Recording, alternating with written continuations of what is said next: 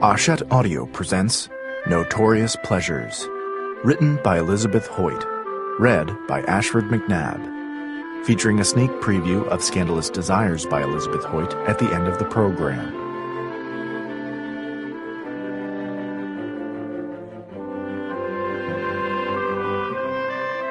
For my agent, Susanna Taylor, who understands the importance of crab legs. Chapter 1.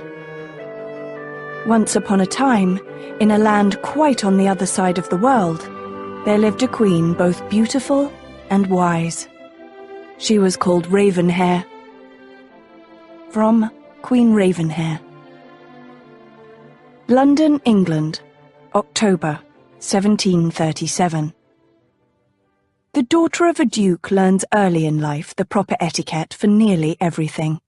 What dish to serve roasted larks in, when to acknowledge a rather risque dowager countess and when to give her the cut direct, what to wear while boating down the Thames, and how to fend off the tipsy advances of an earl with very little income at the picnic afterward. Everything, in fact, Lady Hero Batten reflected wryly, but how to address a gentleman coupling vigorously with a married lady not his own. Ahem, she tried, while gazing fixedly at the moulded plaster pears on the ceiling overhead. The two people on the settee appeared not to hear her. Indeed, the lady gave a series of loud animal squeals from under the skirts of her atrocious puce and brown striped gown, which had been flipped up to cover her face. Hero sighed. They were in a dim little sitting room off the library of Mandeville House, and she was regretting choosing this particular room in which to fix her stocking. Had she picked the blue Oriental room, her stocking would be straight by now, and she'd already be back in the ballroom, far away from this embarrassing predicament. She lowered her eyes cautiously. The gentleman, wearing an anonymous white wig, had discarded his embroidered satin coat and was labouring atop the lady in his shirt sleeves and a brilliant emerald waistcoat. His breeches and small clothes were loosened to facilitate his endeavours, and every now and again a flash of muscled buttock was visible. Sadly, she found the sight mesmerising.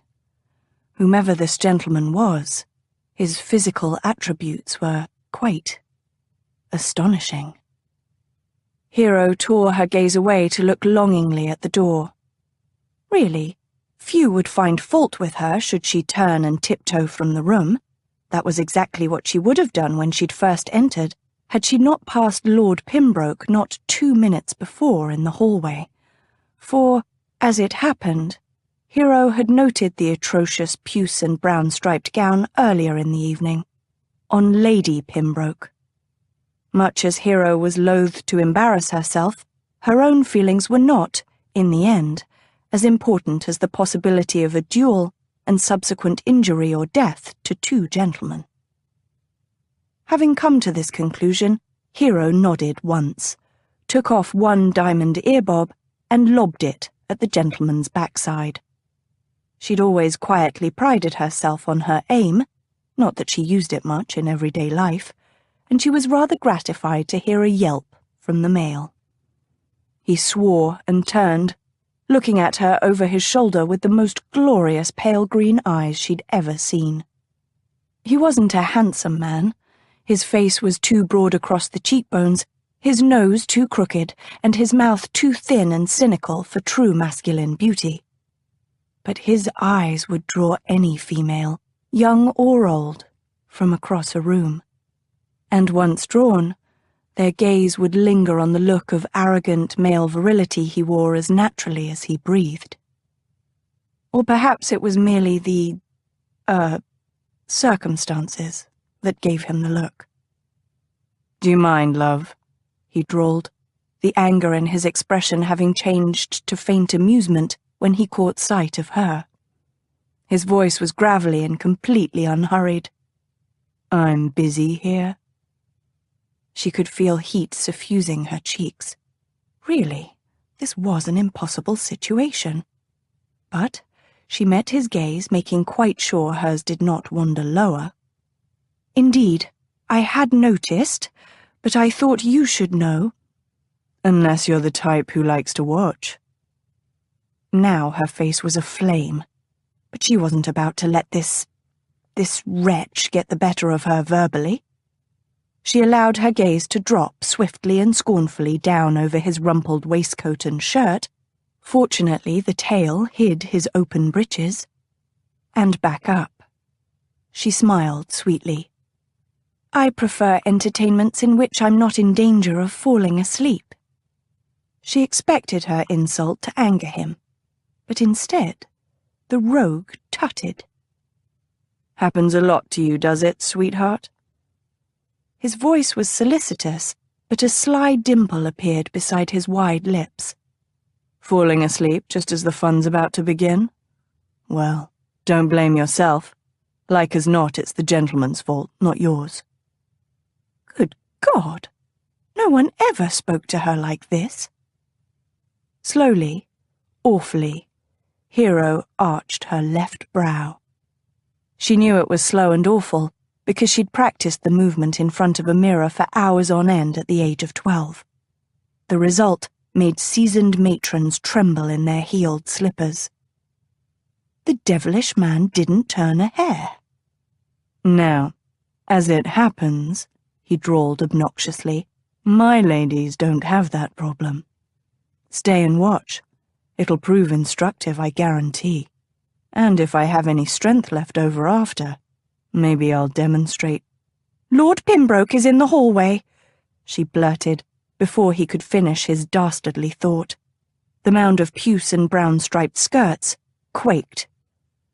Eustace is here? Quite, and heading this way, Hero informed Lady Pembroke, with only a touch of satisfaction. The gentleman exploded into action. He was up and off the lady and throwing down her skirts to hide her pale, soft thighs before Hero could even blink. He caught up his coat, made one swift, appraising glance about the room, and turned to Hero, his voice still unhurried. Lady Pembroke has torn a ribbon or lace or some such thing, and you've kindly consented to help her. But he placed his forefinger against her lips. Warm, large, and quite shockingly inappropriate. At the same time, a male voice called from the hallway. Bella! Lady Pembroke, or Bella, squeaked in fear. There's a good girl, the rogue whispered to Hero. He turned to Lady Pembroke, bussed her on the cheek, and murmured, Steady on, darling, before disappearing under the settee. Hero had only a moment to watch Lady Pembroke's pretty, insipid face go ashen as she realized fully the peril she was in, and then the door to the sitting room crashed open. Bella! Lord Pembroke was big, reddened, and quite obviously intoxicated.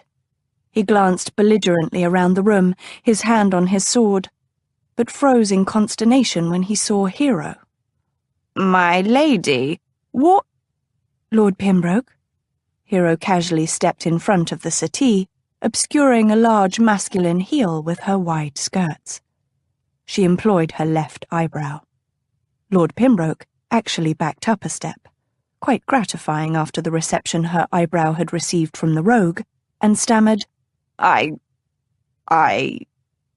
Hero turned to Lady Pembroke, touching lightly the horrid yellow braiding on the elbow of her gown. That's fixed, I think, don't you? Lady Pembroke started. Oh, yes. Thank you, my lady. Not at all, Hero murmured.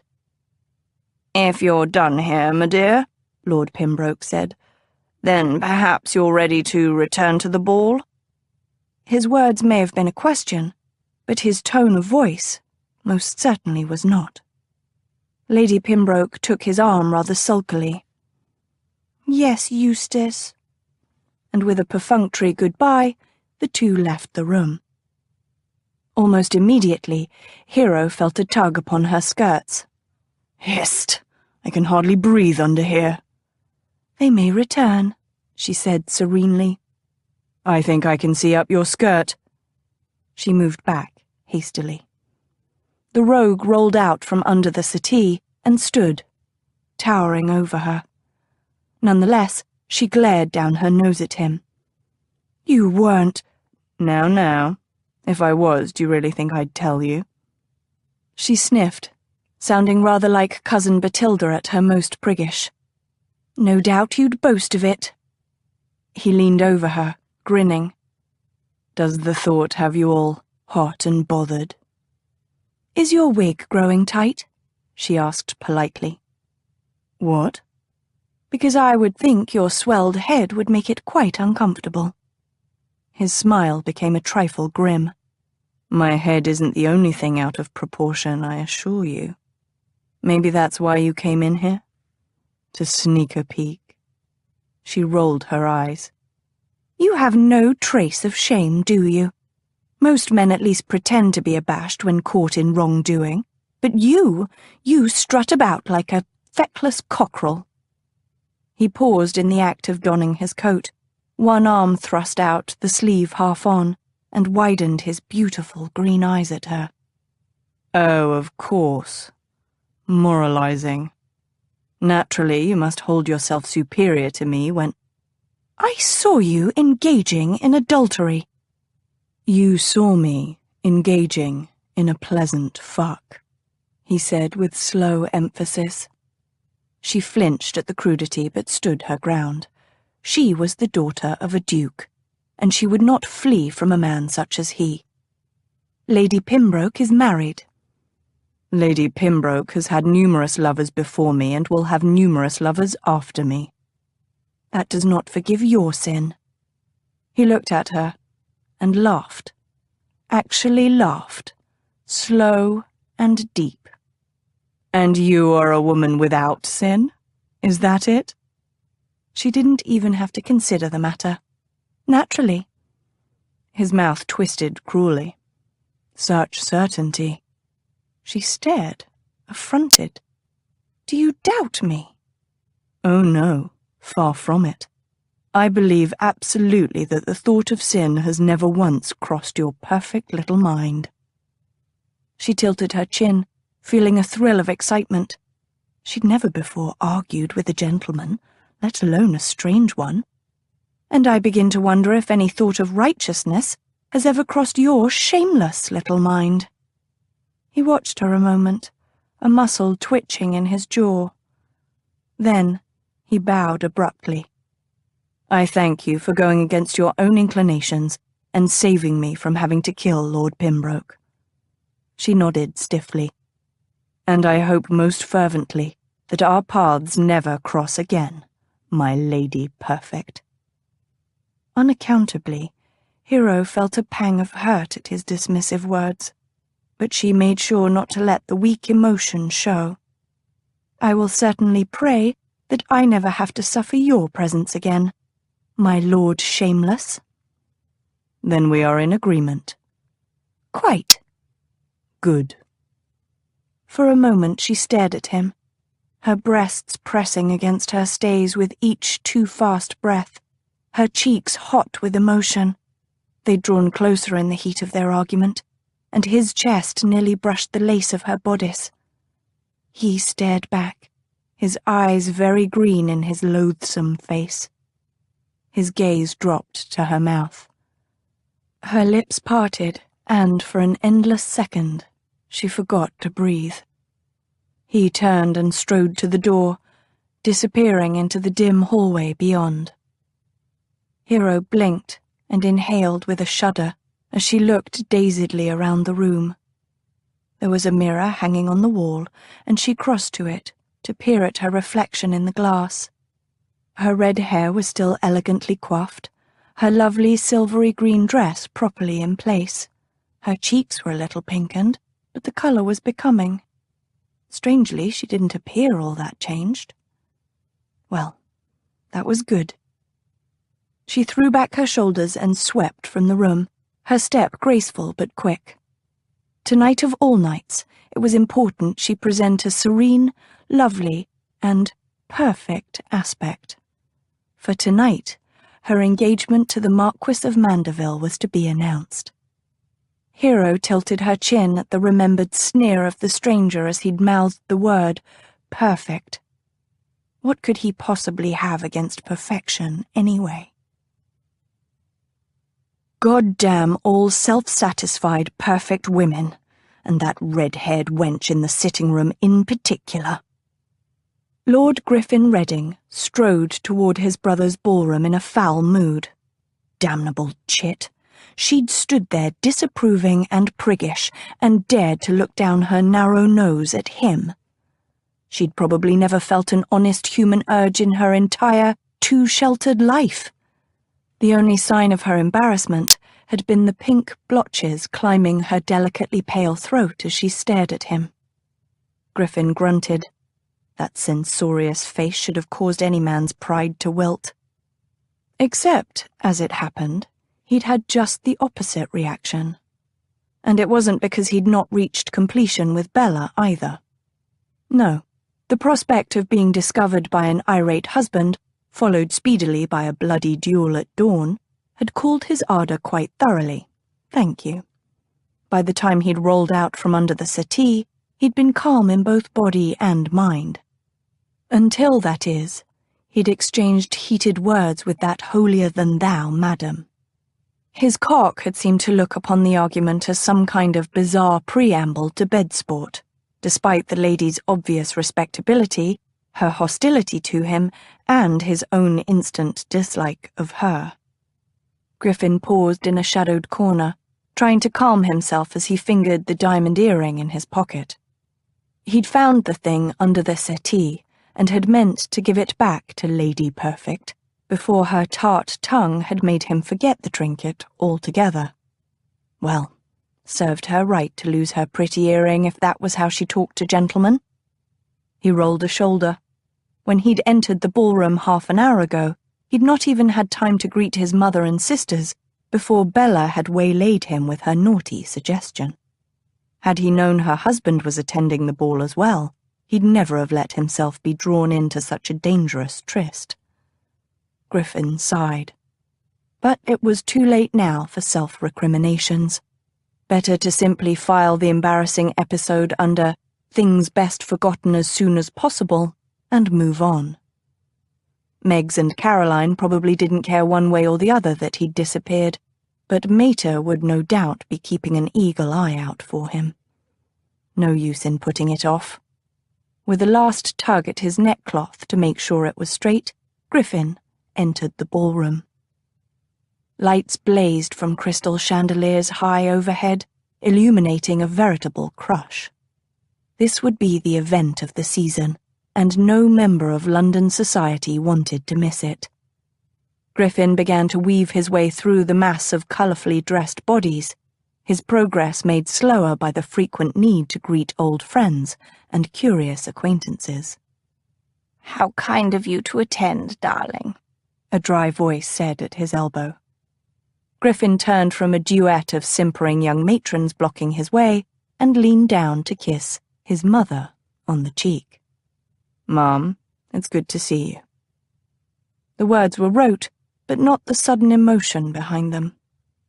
He hadn't been to London in almost a year, and it had been over 8 months since his mother had visited him at the family estate in Lancashire. He tilted his head, studying her. Her fine hair knotted elegantly under a lace cap, might have a few more grey threads, but otherwise her dear face was unchanged. Her brown eyes, bracketed with crinkled laugh lines, were far too intelligent, the soft bowed mouth pursed to hide a fond smile, and the straight eyebrows were faintly arched in a perpetual amusement that matched his own. "You're as brown as a nut," she murmured, reaching up to touch one finger to his cheek. "I suppose you've been out riding the lands?" "Perceptive as always, my dear Mater," he said, offering his arm. She linked her elbow with his. "And how is the harvest?" A point of pain throbbed in his temple. but Griffin answered cheerfully, "Well enough." He felt her worried look. "Truly?" It was a dry summer, so the harvest was smaller than anticipated. A pretty gloss on what in fact had been an abysmal harvest. Their land was not particularly fertile to begin with, something his mother already knew, but there was no point in making her fret. "We'll do well with the grain, never fear." He was deliberately vague about what exactly he'd be doing with the grain. That was his burden to bear for his mother and the rest of the family. His answer seemed to reassure her. "Good. Lord Bollinger is showing interest in Margaret, and she'll need new gowns this season. I don't want to overstretch our funds." "That's not a problem," he replied, even as he swiftly calculated in his head. It would be a near thing, as always, but he should be able to get the monies, providing he suffered no further losses. The pain in his temple intensified. "Buy Megs all the fripperies she wants. The family purse can stand it." The line of worry between her brows eased. "And of course, there's Thomas." He was braced for the subject of his brother, but somehow he wasn't able to prevent the slight stiffening of his muscles. Naturally, Mater sensed it. "I'm so glad you came, Griffin. Now is the time to put that little contretemps behind you two." Griffin snorted. He hardly thought his brother considered the matter a little contretemps. Thomas acted with propriety in all things, and he'd not have argued with Griffin over anything trivial. To have done so would be to let emotion rule him, which for someone as proper as Thomas was anathema. For a moment, Lady Perfect's wide grey eyes came to mind. She, no doubt, would have gotten on famously with his priggishly correct brother. Griffin made an attempt to appear pleased at the prospect of seeing Thomas again. "Of course, it'll be wonderful to talk to Thomas." Mater frowned.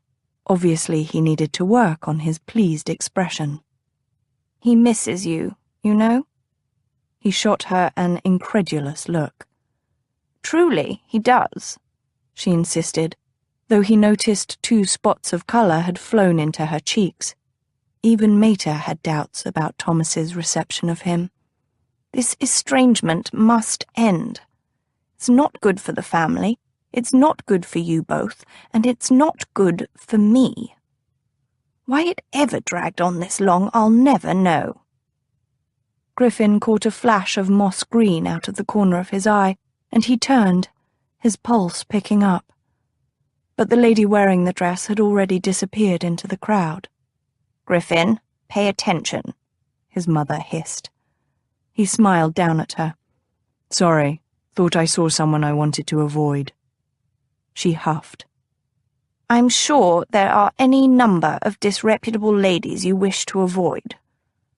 "Actually, this one is rather too reputable," he said easily. His hand had drifted to his coat pocket, and he fingered the little diamond earring. He ought to return it to her, he supposed. "Really?" For a moment he thought his mother might be diverted from her harangue. Then she shook her head. "Don't try to change the subject. It's been 3 years since you and Thomas began this wretched argument, and my nerves are terribly frayed. I don't think I can take one more freezing letter between the 2 of you, or dinner watching my every word for fear I'll raise the wrong topic of conversation." "Pax, Mater," Griffin chuckled, and bent to kiss her outraged cheek. "Thomas and I shall shake hands and make up like good little boys, and you shall dine with the both of us while I'm in London." "Promise?" "On my honour." He held his palm to his chest. "I'm going to be so pleasant and thoroughly nice that Thomas won't be able to stop himself from falling on me with protestations of fraternal love." She said. "Well, I certainly hope so." "Nothing in the world," he assured her blithely, "can possibly stop me."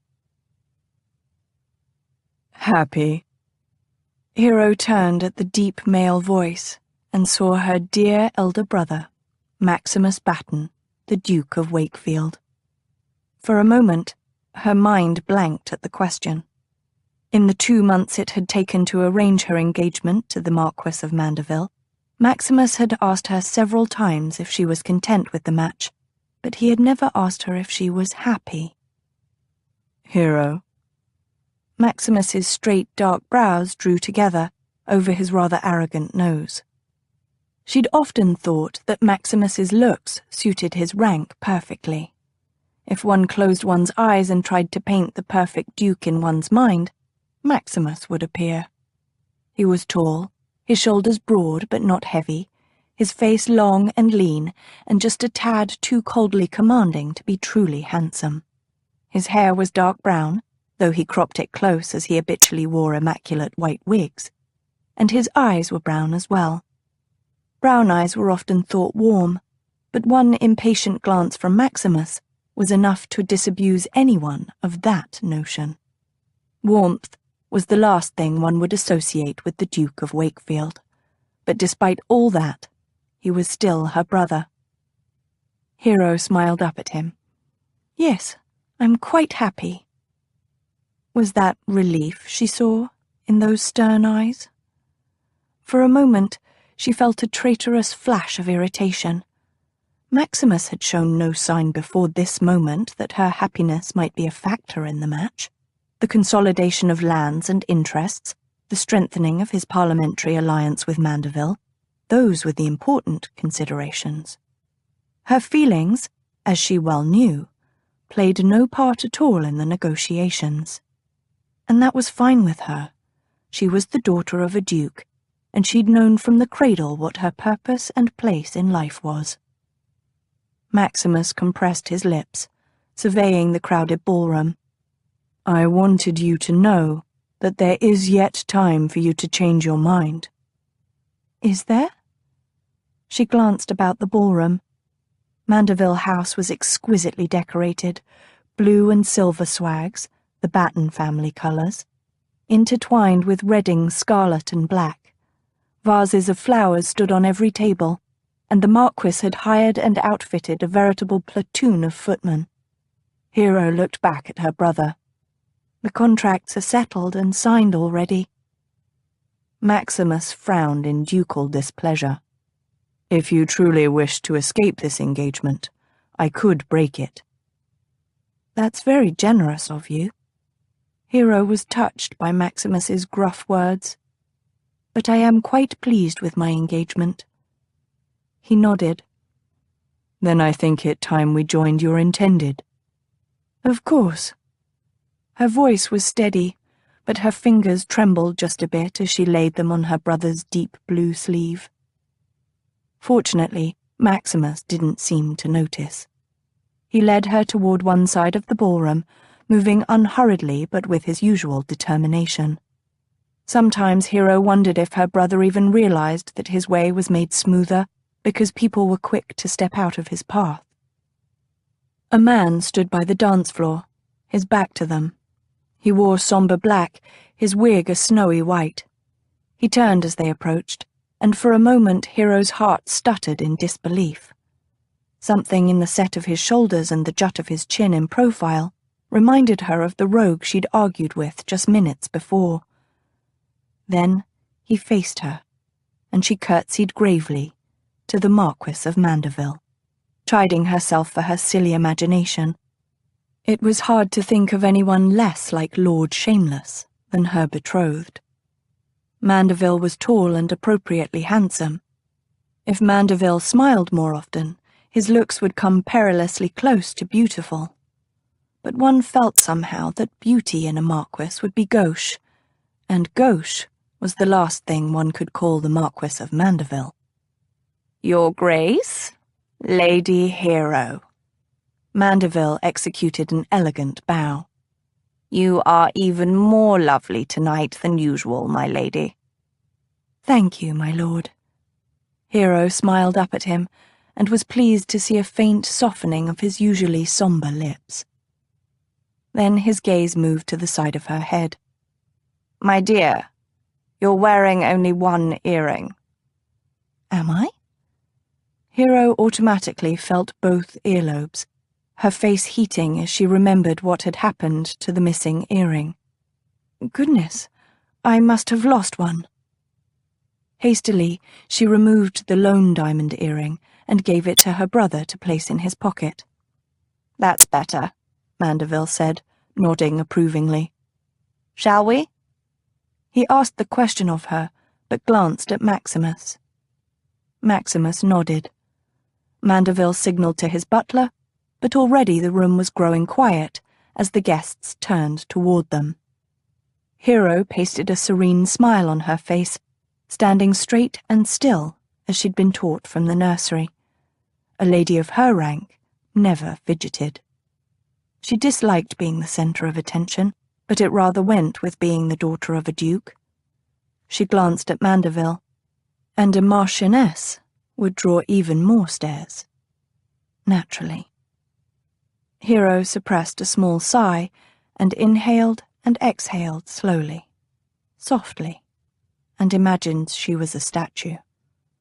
It was an old trick to get through events such as these.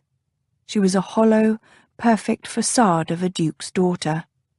Really she, the woman within, didn't have to be here at all. "My friends," Mandeville boomed. He was well known for his oratory in Parliament, his voice rich and deep. Hero rather thought that there was a touch of the theatrical about it as well, but of course she'd never say so to his face. "I welcome you all here tonight for a very important celebration, the engagement of myself to Lady Hero Batten." He turned and took her hand, bending and kissing her knuckles very prettily. Hero smiled and curtsied to him as their guests applauded. They straightened and were immediately surrounded as the guests surged forward to offer their congratulations. Hero was thanking a rather deaf elderly countess when Mandeville called behind her. "Ah, Wakefield, Lady Hero. I'd like to introduce you to someone." She turned and met wickedly amused, light green eyes. Hero could only stare, speechless, as Lord Shameless bowed and took her hand, brushing smooth, warm lips over her skin. Distantly, she heard Mandeville say beside her, "My dear, this is my brother, Lord Griffin Redding."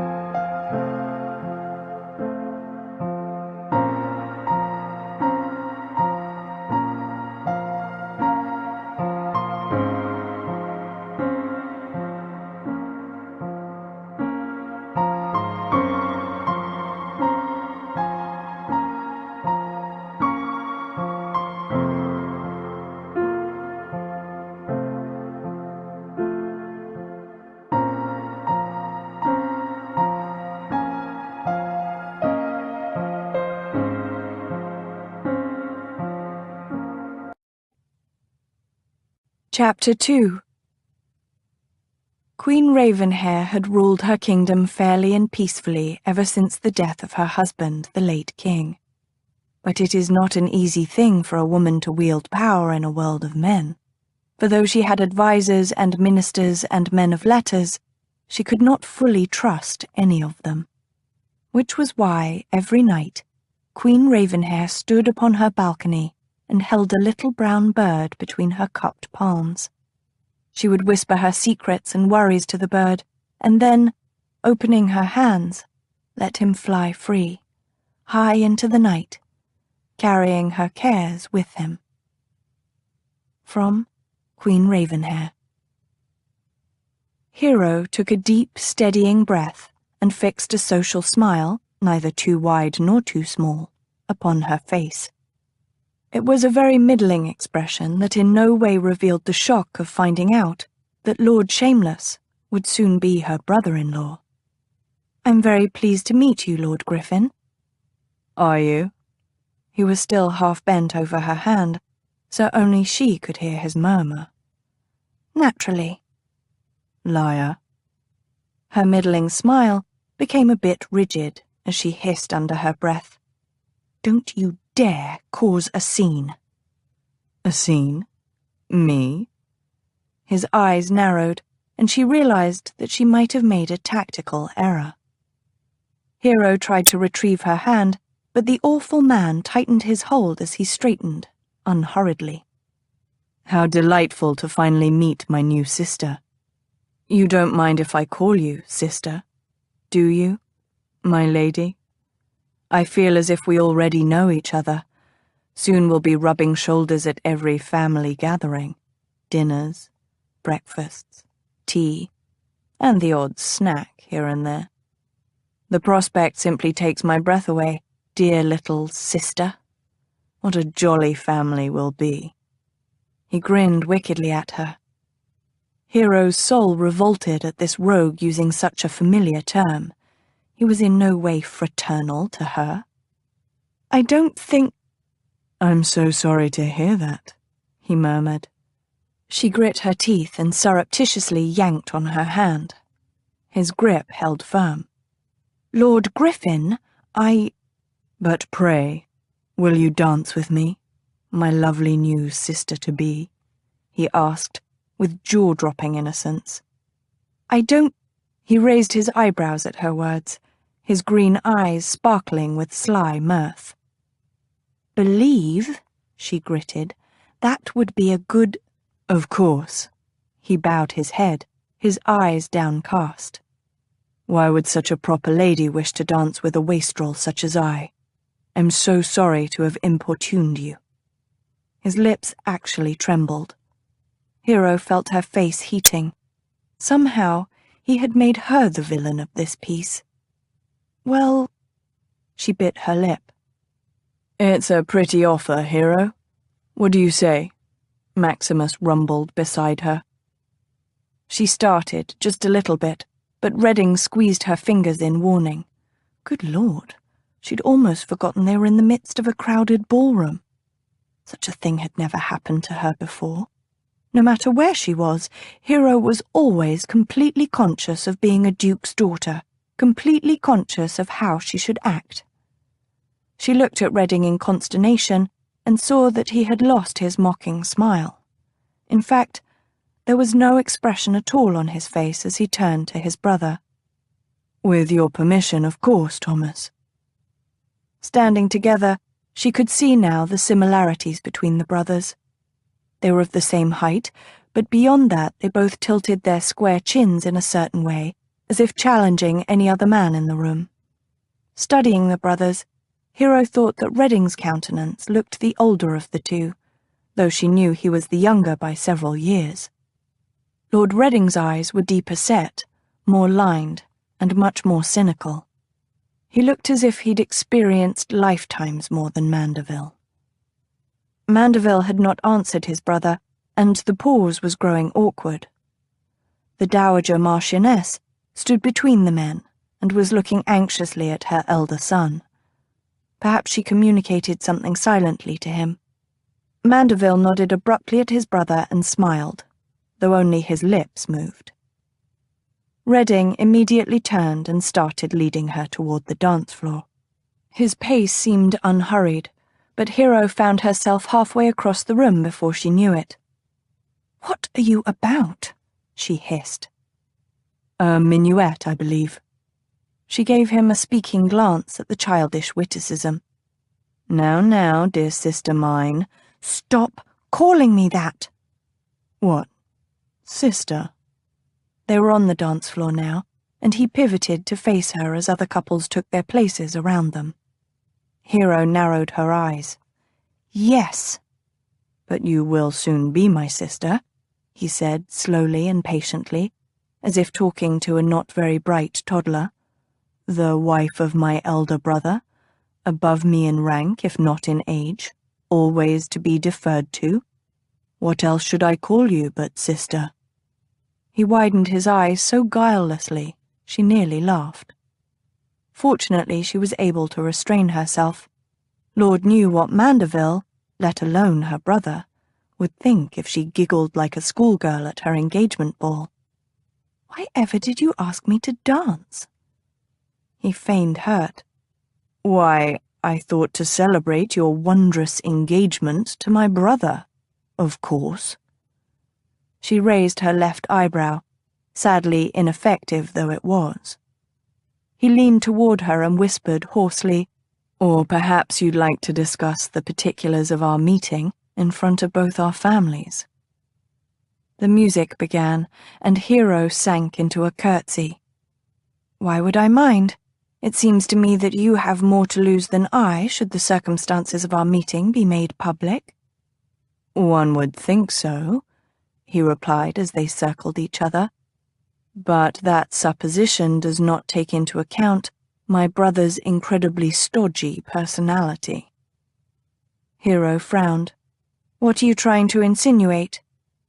"I'm stating," Redding murmured, "that my brother is a narrow-minded ass who, if he had discovered you in that sitting room with Bella and me, would have immediately leaped to several unfortunate and wrong conclusions." The movements of the dance parted them for a moment, and Hero tried to grapple with the notion of a man with a mind so blackened he would think the absolute worst of his own brother. When they again met, she said softly, "Why are you saying these things to me?" He shrugged. "I merely speak the truth." She shook her head. "I think not. I think you strive to alienate my affections from your brother, which is a very wicked thing to attempt indeed." He smiled, though a muscle jerked under his right eye. "Lady Perfect, we meet again." "Stop calling me that," she hissed. "I do not think Mandeville is as ill-willed as you seem to believe." "I hesitate to contradict a lady, of course, but you have no idea what you're talking about." She glared. "You are insulting, sir, both to your brother and to me. I cannot think what your brother has ever done to you to deserve such infamous treatment." He leaned over her, so close she caught the scent of lemons and sandalwood. "Can't you?" She couldn't repress a shiver at the implied threat of his proximity. She wasn't a small woman. In fact, she stood taller than many of her female acquaintances. But Redding was male, and loomed at least a foot over her. He was using that physical fact to intimidate her. Well, she wasn't so easily intimidated. She snorted softly and turned to look him in the eye. No, I can't conceive of a wrong so terrible that you would vilify your brother's character to me." "Perhaps then your imagination is defective," he said, his eyes hooded. "Or perhaps it is you who is defective." "In your eyes I probably am. After all, I do not possess the perfections of my brother. I am not a leading member of Parliament, and I do not have his beauty or his grace, and," he leaned close again, "I do not have his lofty title." For a moment she stared at him in disbelief. Then she laughed softly, under her breath. "Are you so jealous of him that you think I'm marrying your brother only for his title?" She was gratified to see him jerk his head back, a scowl on his face. "I am not jealous." "No?" She interrupted him sweetly. "Then perhaps you're merely a fool. Mandeville is an honourable man, a good man, and yes, a man respected by his peers and by everyone he deals with, as well as my brother's friend and ally. I am proud to be his fiancée." The dance broke them apart, and when they rejoined, he nodded stiffly. "Perhaps you are right. Perhaps I'm merely a fool." She blinked, caught off guard. The rogue she'd thought him would not admit so readily to a human failing. He glanced at her, a corner of his mouth quirking up as if he knew her thoughts. "Will you tell Thomas about our meeting?" No. She didn't even have to think about it. "That's wise. As I've said, my brother would not think the better of you for your involvement." Uncertainty whispered in her mind. As much as Hero didn't want to believe it of Mandeville, her fiancé might just jump to the wrong conclusion. She shook off the thought and looked Redding in the eye. "It's your reputation that I seek to preserve with your brother." He threw back his head and laughed, the sound rich and masculine, drawing stares from the other dancers. "Didn't you know? I don't have a reputation to preserve, my lady perfect. Put away your shield and sword, lay down your shining armor. There is no dragon to slay for me, nothing to protect at all." "No?" she asked, sudden curiosity making her speak without forethought. She'd heard a few whispered rumors about her fiancé's mysterious brother, but they'd been maddeningly vague. "Are you so irredeemable?"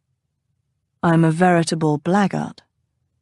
He circled her, pacing slowly to the music, whispering so only she could hear. "A seducer, a rake, the worst sort of profligate. I am notorious for my pleasures.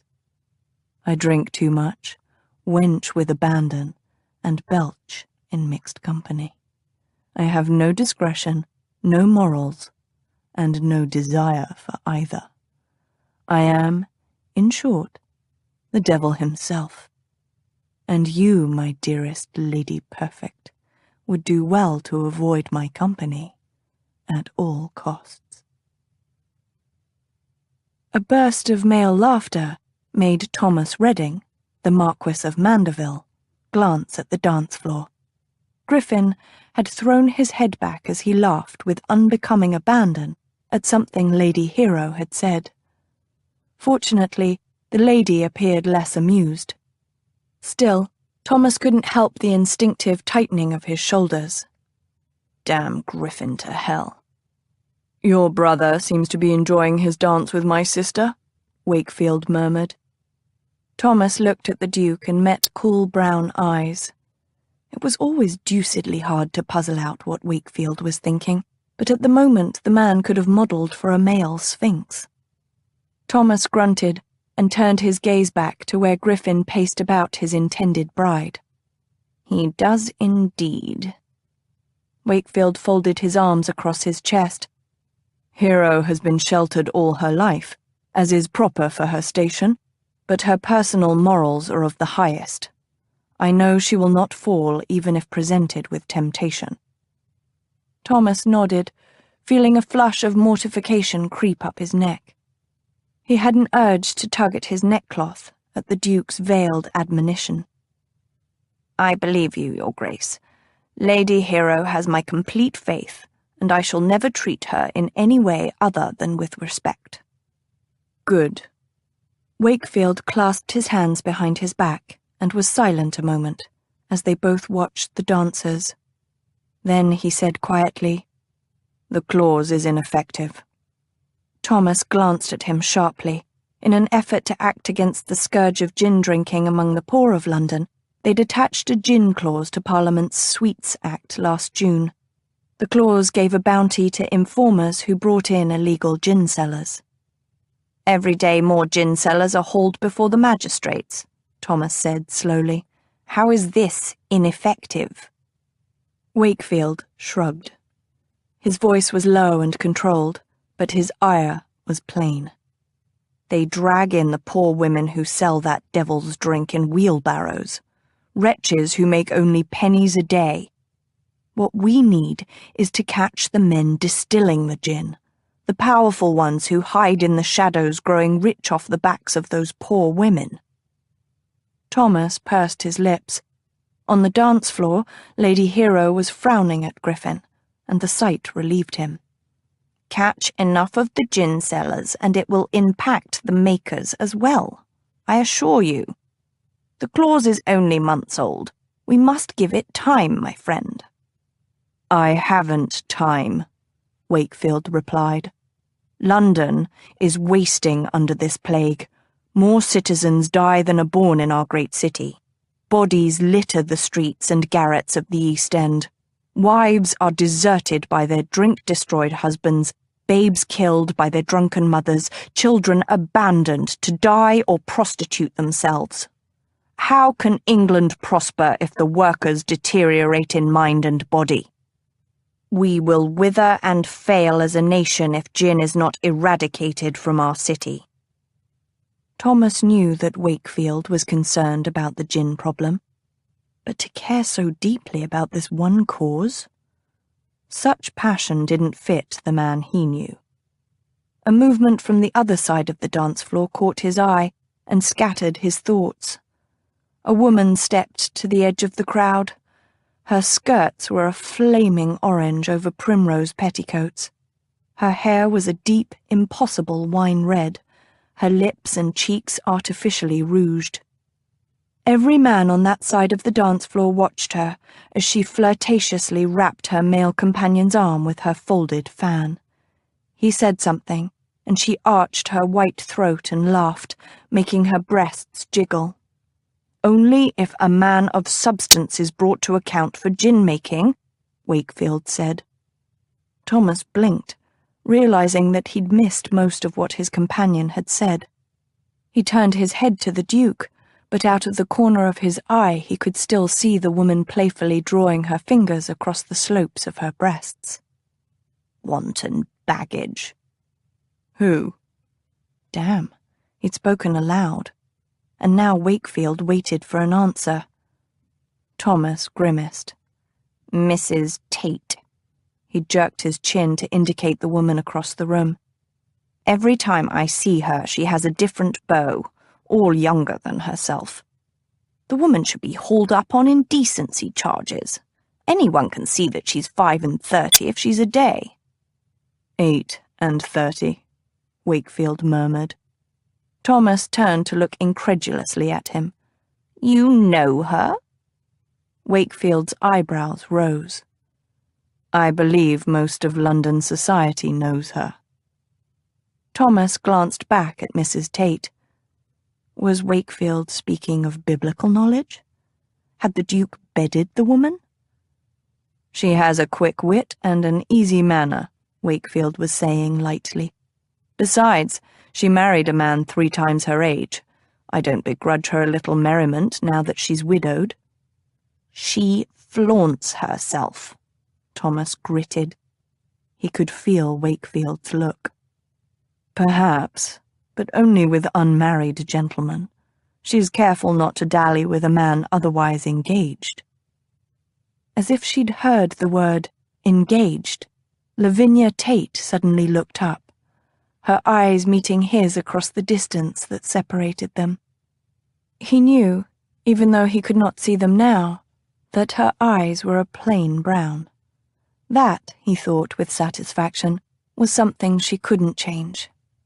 Her eyes were, and always would be, ordinary brown, no matter how much paint she employed. She held his eyes and lifted her chin in a challenge that would bring any red-blooded man to attention. It was a look as old as Eden, as old as Eve daring Adam with a bit of over-ripened fruit. Thomas deliberately looked away from her proud gaze. He'd tasted that fruit once, and though it had been difficult, he'd weaned himself from its heady sweetness. The woman was a jade, plain and simple, and if there was one thing he'd had enough of in this lifetime, it was jades.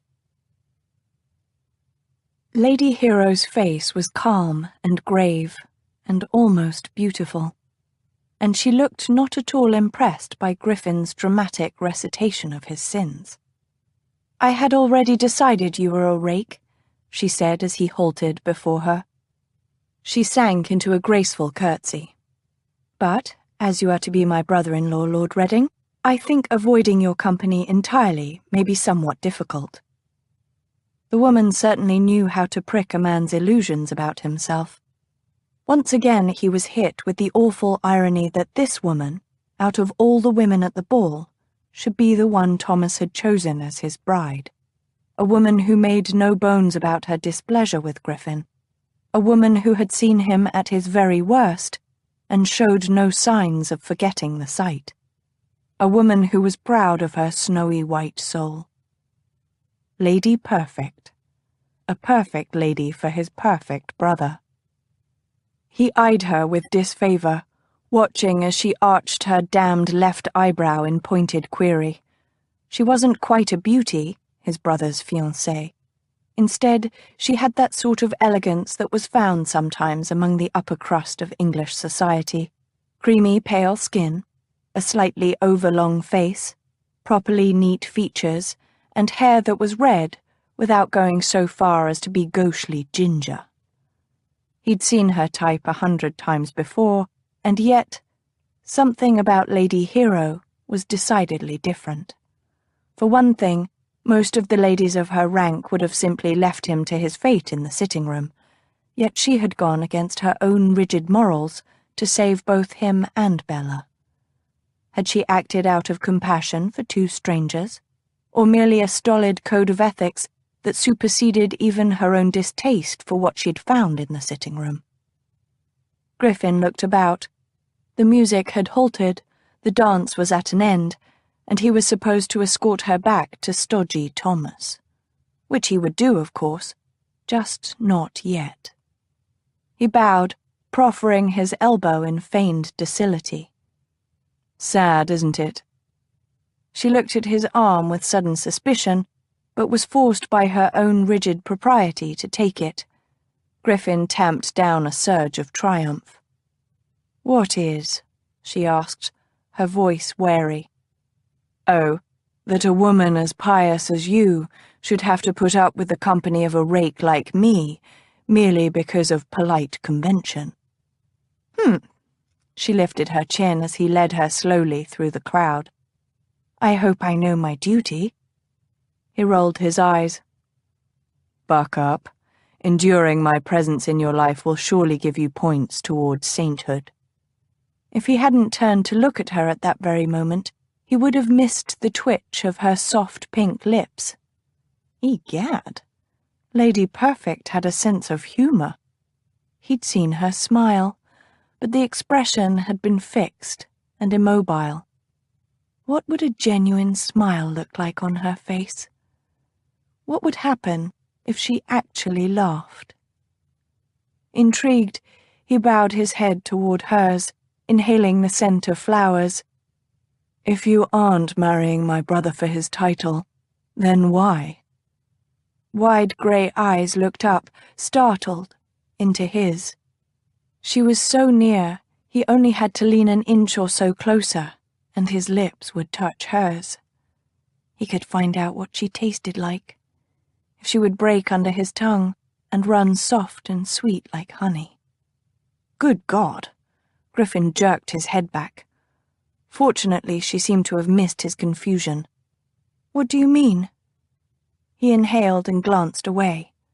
They were nearly across the room now, and moving in the opposite direction from Thomas, though she didn't seem to notice. He was playing with fire, but he'd always found danger terribly tempting. "Why marry Thomas?" "My brother and he are friends. Maximus urged me to make the match." "That's all?" "No, of course not. My brother would not have considered Mandeville for me if the Marquis weren't well regarded, kind, and a man of substance." She rattled off his brother's attributes as if listing the points of a breeding ram. "You don't love him?" he asked with honest curiosity. She knit her brows as if he'd burst into Swedish. "I have no doubt that I will someday have affection for him, naturally." "Naturally," he murmured, feeling again that idiotic triumph. "Rather like a favourite spaniel, perhaps?" She stopped dead, and if she hadn't been restrained by her propriety, he had the feeling she would have set her hands on her hips like an irate fishwife. "Mandeville isn't a spaniel." "A Great Dane, then?" "Lord Griffin!" He tugged her forward, leading her toward the outside edge of the ballroom. It's just that I've always thought it would be nice. What? To be in love with one's wife, or in your case, one's husband. Her face softened for a moment, her grey eyes going a little foggy, her sweet lips parting. Griffin found himself drawn to her fleeting emotion. Was this a glimpse of the true lady hero? Then she was back to being Lady Perfect, her spine erect, her lips firm, her eyes giving nothing away. The change was rather fascinating. What had made her into such a chameleon? How romantic, she drawled in a bored, social voice that set his teeth on edge. To think that love has anything to do with marriage. Why? Because marriage at our rank is a contract between families, as you well know. But can't it be more? You're deliberately being obtuse, she said impatiently. You don't need me to explain society's rules to you. And you're being deliberately thick-headed. My parents had it. What? Love, he said, trying to keep the irritation from his voice. They loved each other. I know it's rare, but it is possible, even if you've never seen it. My parents, too. It was his turn to look confused. What? Her head was bent so that he saw only her mouth, curved down in sadness. My parents. I have memories of a deep affection between them. He remembered suddenly, awfully, that her parents had been killed. It had been a cause célèbre over 15 years before, the Duke and Duchess of Wakefield murdered outside a theatre by common footpads. I'm sorry. She inhaled and glanced up, her face unbearably vulnerable for a moment. Don't be. Hardly anyone mentions them to me. It's as if they'd never existed. I was in the schoolroom when they died, but I have a few fond memories of them before it happened. He nodded, feeling a protective tenderness for this proud, prickly woman. They strolled in silence for a moment, the crowd surging around them, but making no contact. It was as if they were strangely apart. Griffin inclined his head to one or two people as they met, but he kept walking, forestalling conversation. Perhaps you're right, she said after a bit. Marriage with love between the partners is surely the ideal. Then why settle for less? Love may grow between a husband and a wife after marriage. It also may not grow. She shrugged, looking pensive. All marriages are gambles of a sort.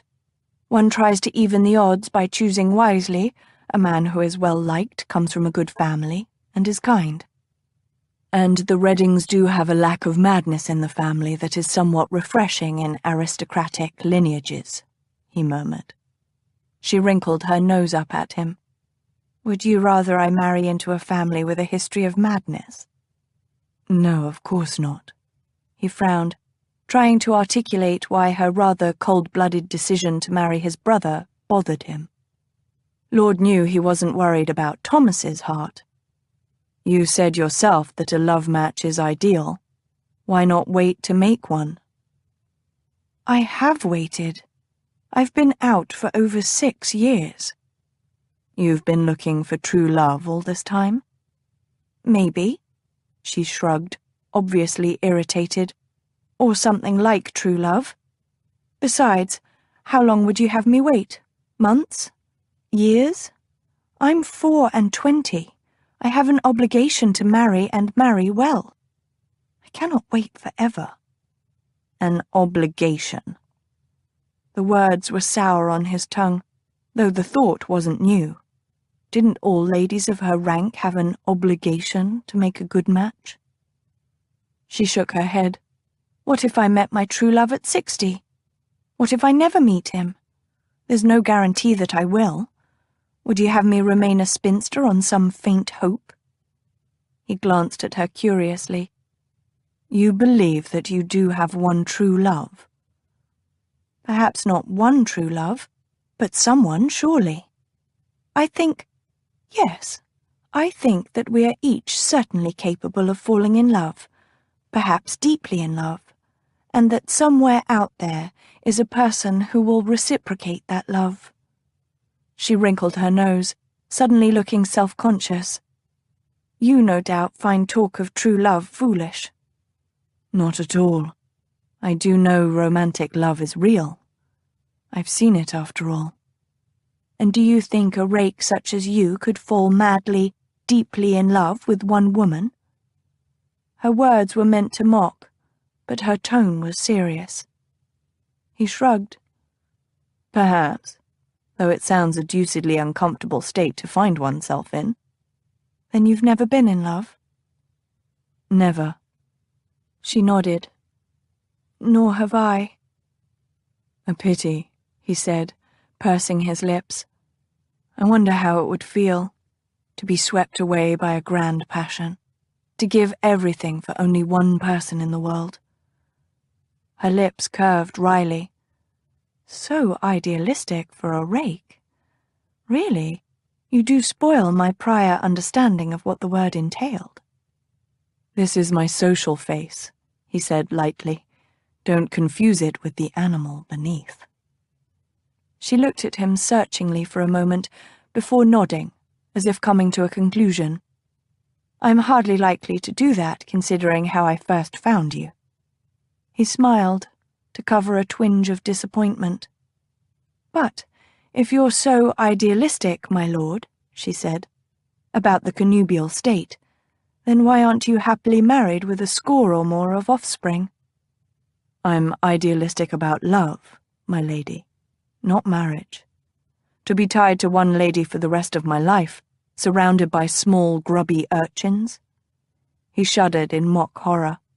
No, I shall gladly cede the matrimonial state and all its attendant duties to my brother. And if you do one day find yourself in love, she asked softly, what then, my lord? Why then, all shall be lost, my lady. A rake's life crumbled to ruins, a splendid specimen of the bachelor state brought low by the bonds of matrimony and a delicate hand. But, he lifted an admonishing finger, that is, as you yourself have pointed out, very, very unlikely. My one true love may be a lady living in farthest China. She might be a crone of 90, or a babe of 2. I may never meet her in this lifetime, and I thank God in advance for that fact. He'd teased a slight smile onto those soft lips, and his heart beat faster at the sight. A smile, a genuine smile from this woman, was like total nudity from another. And what a very odd thought that was. Why, my lord? Because. He bent so close that his breath moved a wayward red curl by her ear. While I may be far from perfect in your eyes, I do assure you that my life is perfect as it is. I enjoy my rakish ways, my freedom, and my ability to, dally with as many ladies as I might want. For me, true love would be a complete and utter catastrophe. Hero stared up into Redding's roguish light green eyes. He'd used a euphemism instead of the crudity he'd employed in the sitting room, but his words were no less shocking because of that. She swallowed, imagining a legion of ladies sprawled across his bed, his well-muscled buttocks thrusting in that mesmerizingly rhythmic movement.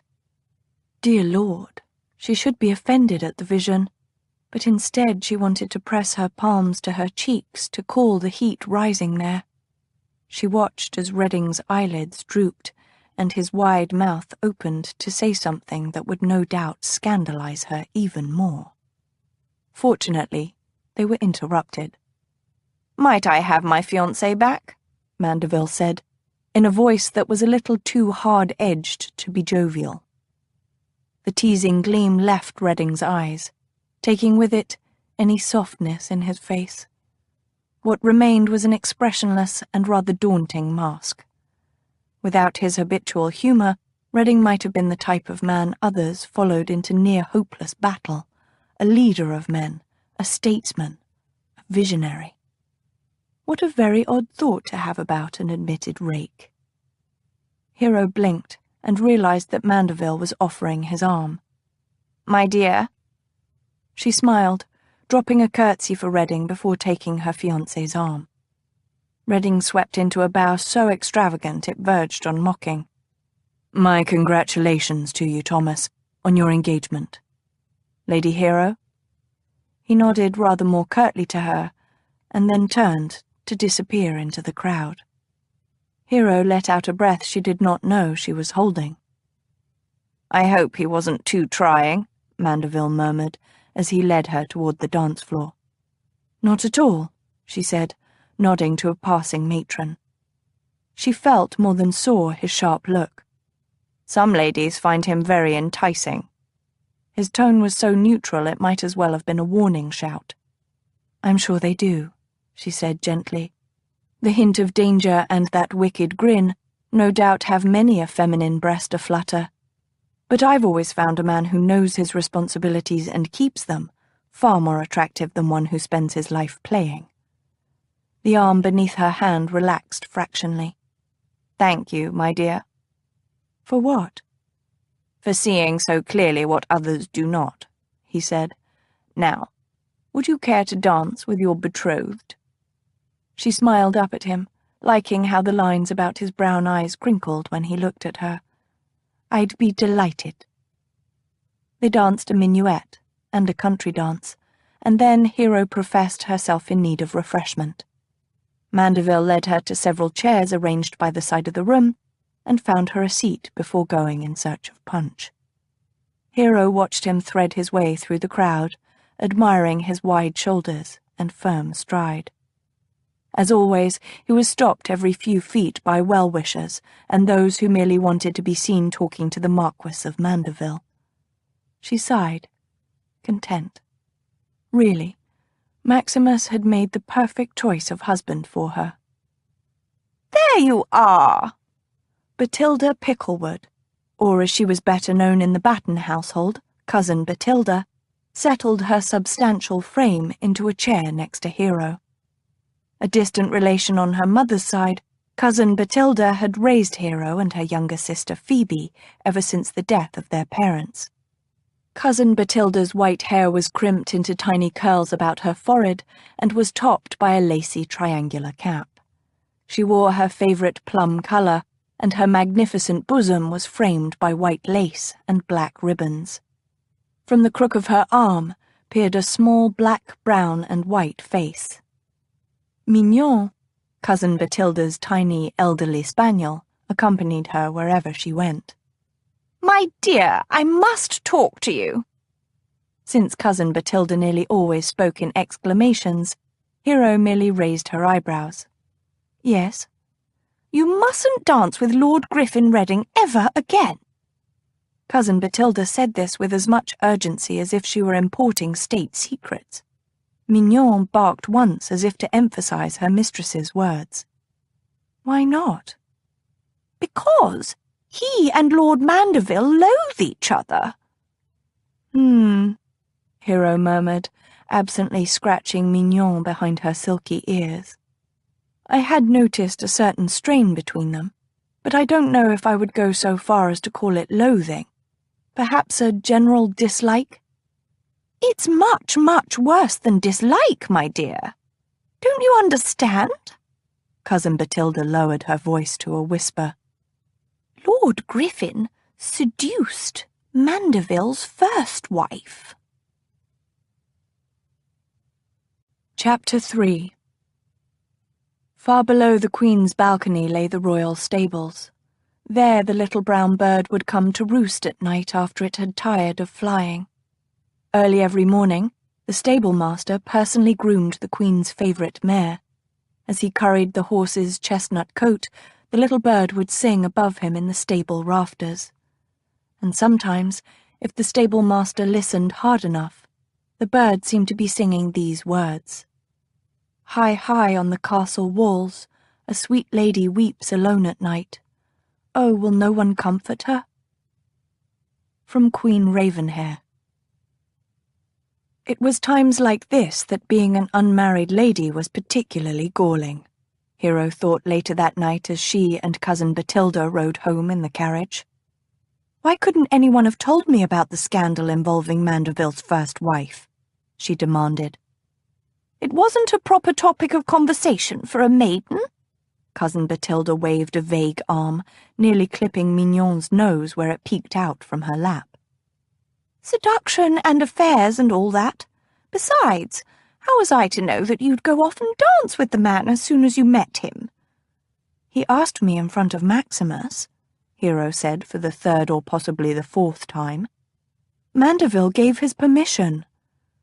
Couldn't very well have done otherwise, could he? Cousin Batilda replied with irritating logic. Well, what's done is done. You'll just have to be more careful in the future. But why?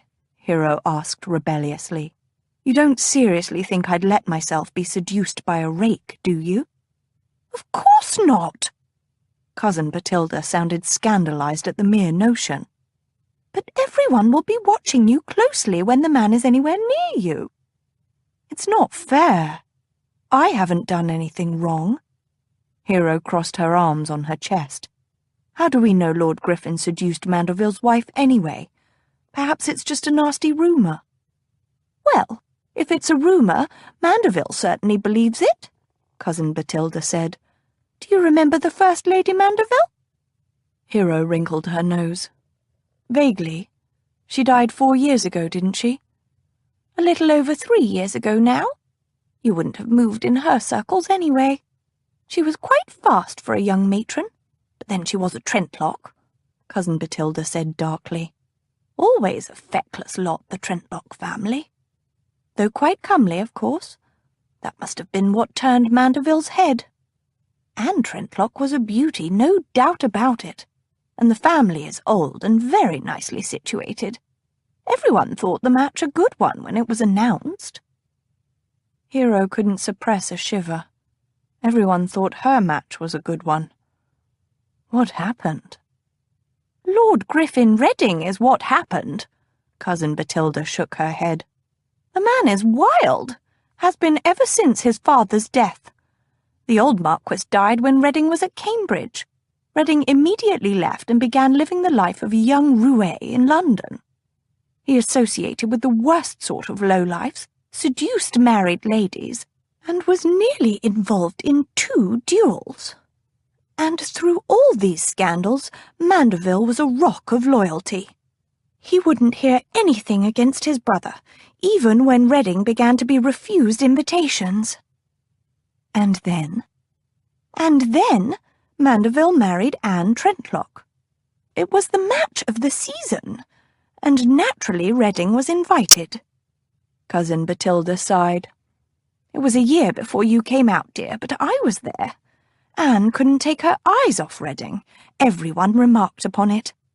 There was speculation that she would have set her cap on winning Redding instead of Mandeville, had it not been for Mandeville's title. Hero frowned. What did Redding do? He acted no differently than usual, but of course he must have taken note of Anne's infatuation. And Mandeville? What could he do? Cousin Batilda shrugged. I suppose he tried to keep them apart, but Redding is his brother. It was inevitable that eventually Redding should find an opportunity to seduce his brother's wife. Inevitable only if he was a complete cad, Hero muttered. This story was depressing her terribly. She'd known Redding was a rake, but to do such a thing to his own brother was simply appalling. Well, yes, but by then we all knew what he was. Mignon whined and batted a paw. Cousin Batilda absently scratched her under the chin. When Anne died in childbirth, the brothers weren't even talking to each other. And there were rumours about the babe. A mercy it did not live, really. What a horrible thing to say, Hero whispered. Perhaps so. Your compassion does you credit. Cousin Batilda pursed plump lips. But we must be practical, I'm afraid. Had the child lived with his father uncertain, it would have been a terrible burden both for Mandeville and for the child himself. I suppose you're right, Hero murmured. She wrinkled her nose. She hated this kind of practicality, though. The kind that would bless the death of an innocent baby. Cousin Batilda leaned forward in the swaying carriage and patted Hero's knee. That's all history now. Just remember to keep well clear of Reading and the past will be forgotten. Hero nodded.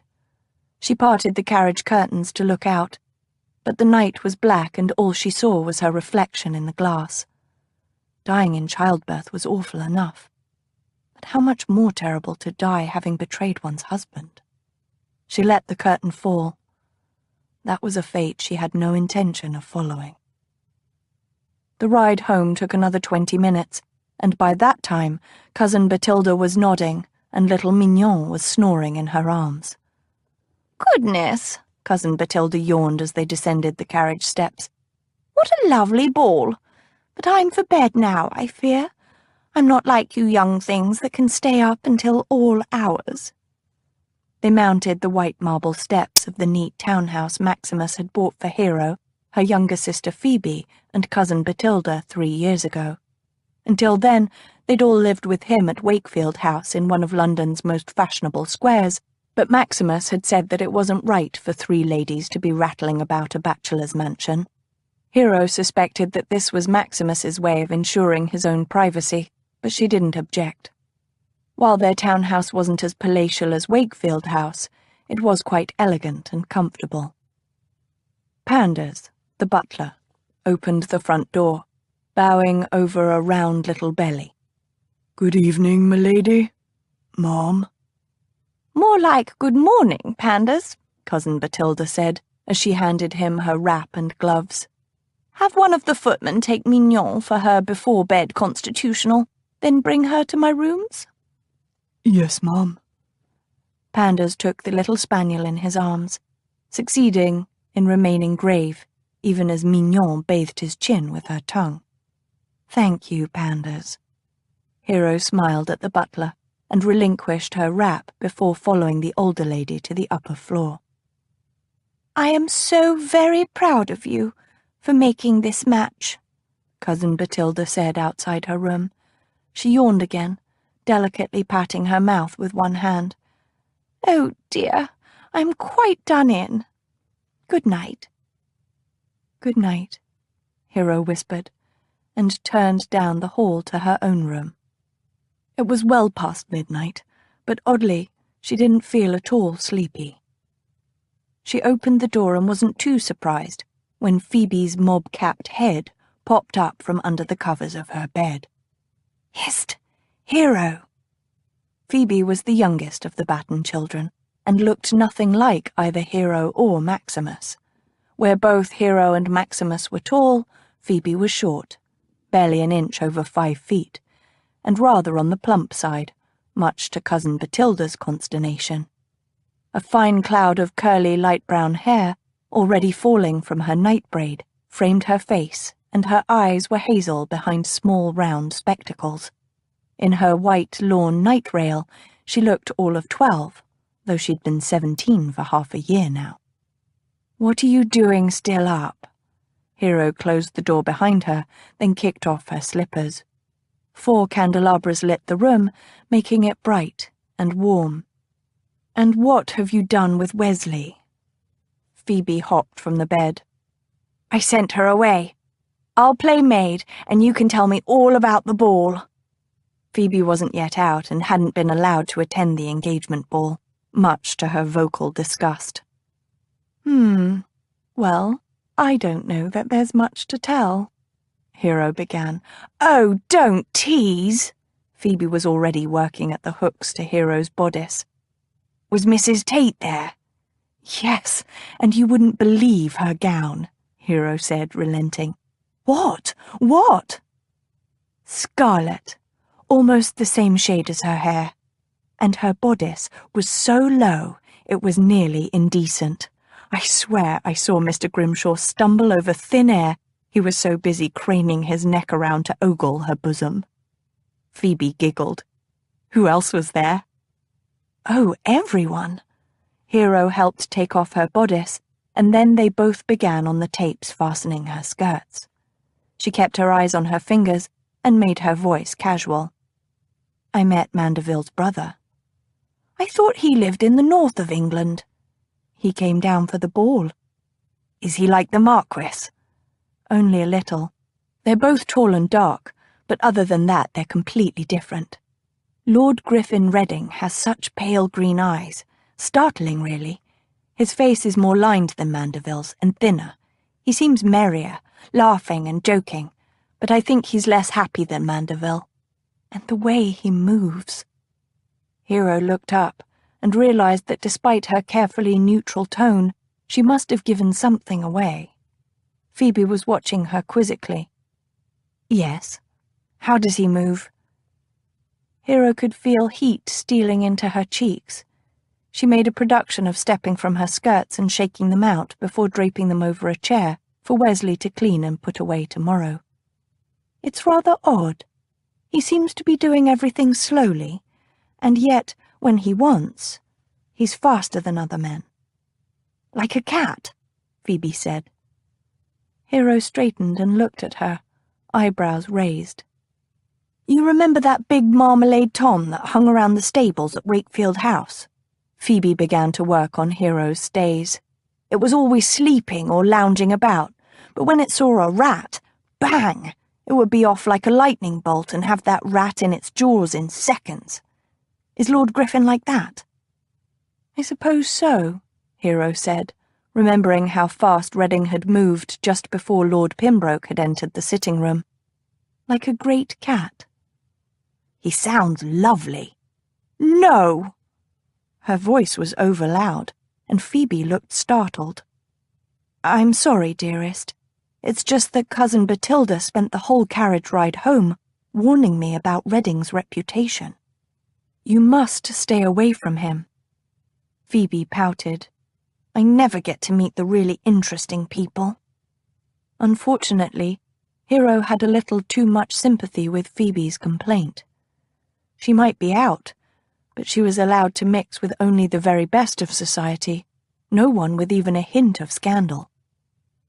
There are plenty of perfectly respectable people who are interesting as well, she said to Phoebe, with more confidence than she actually felt.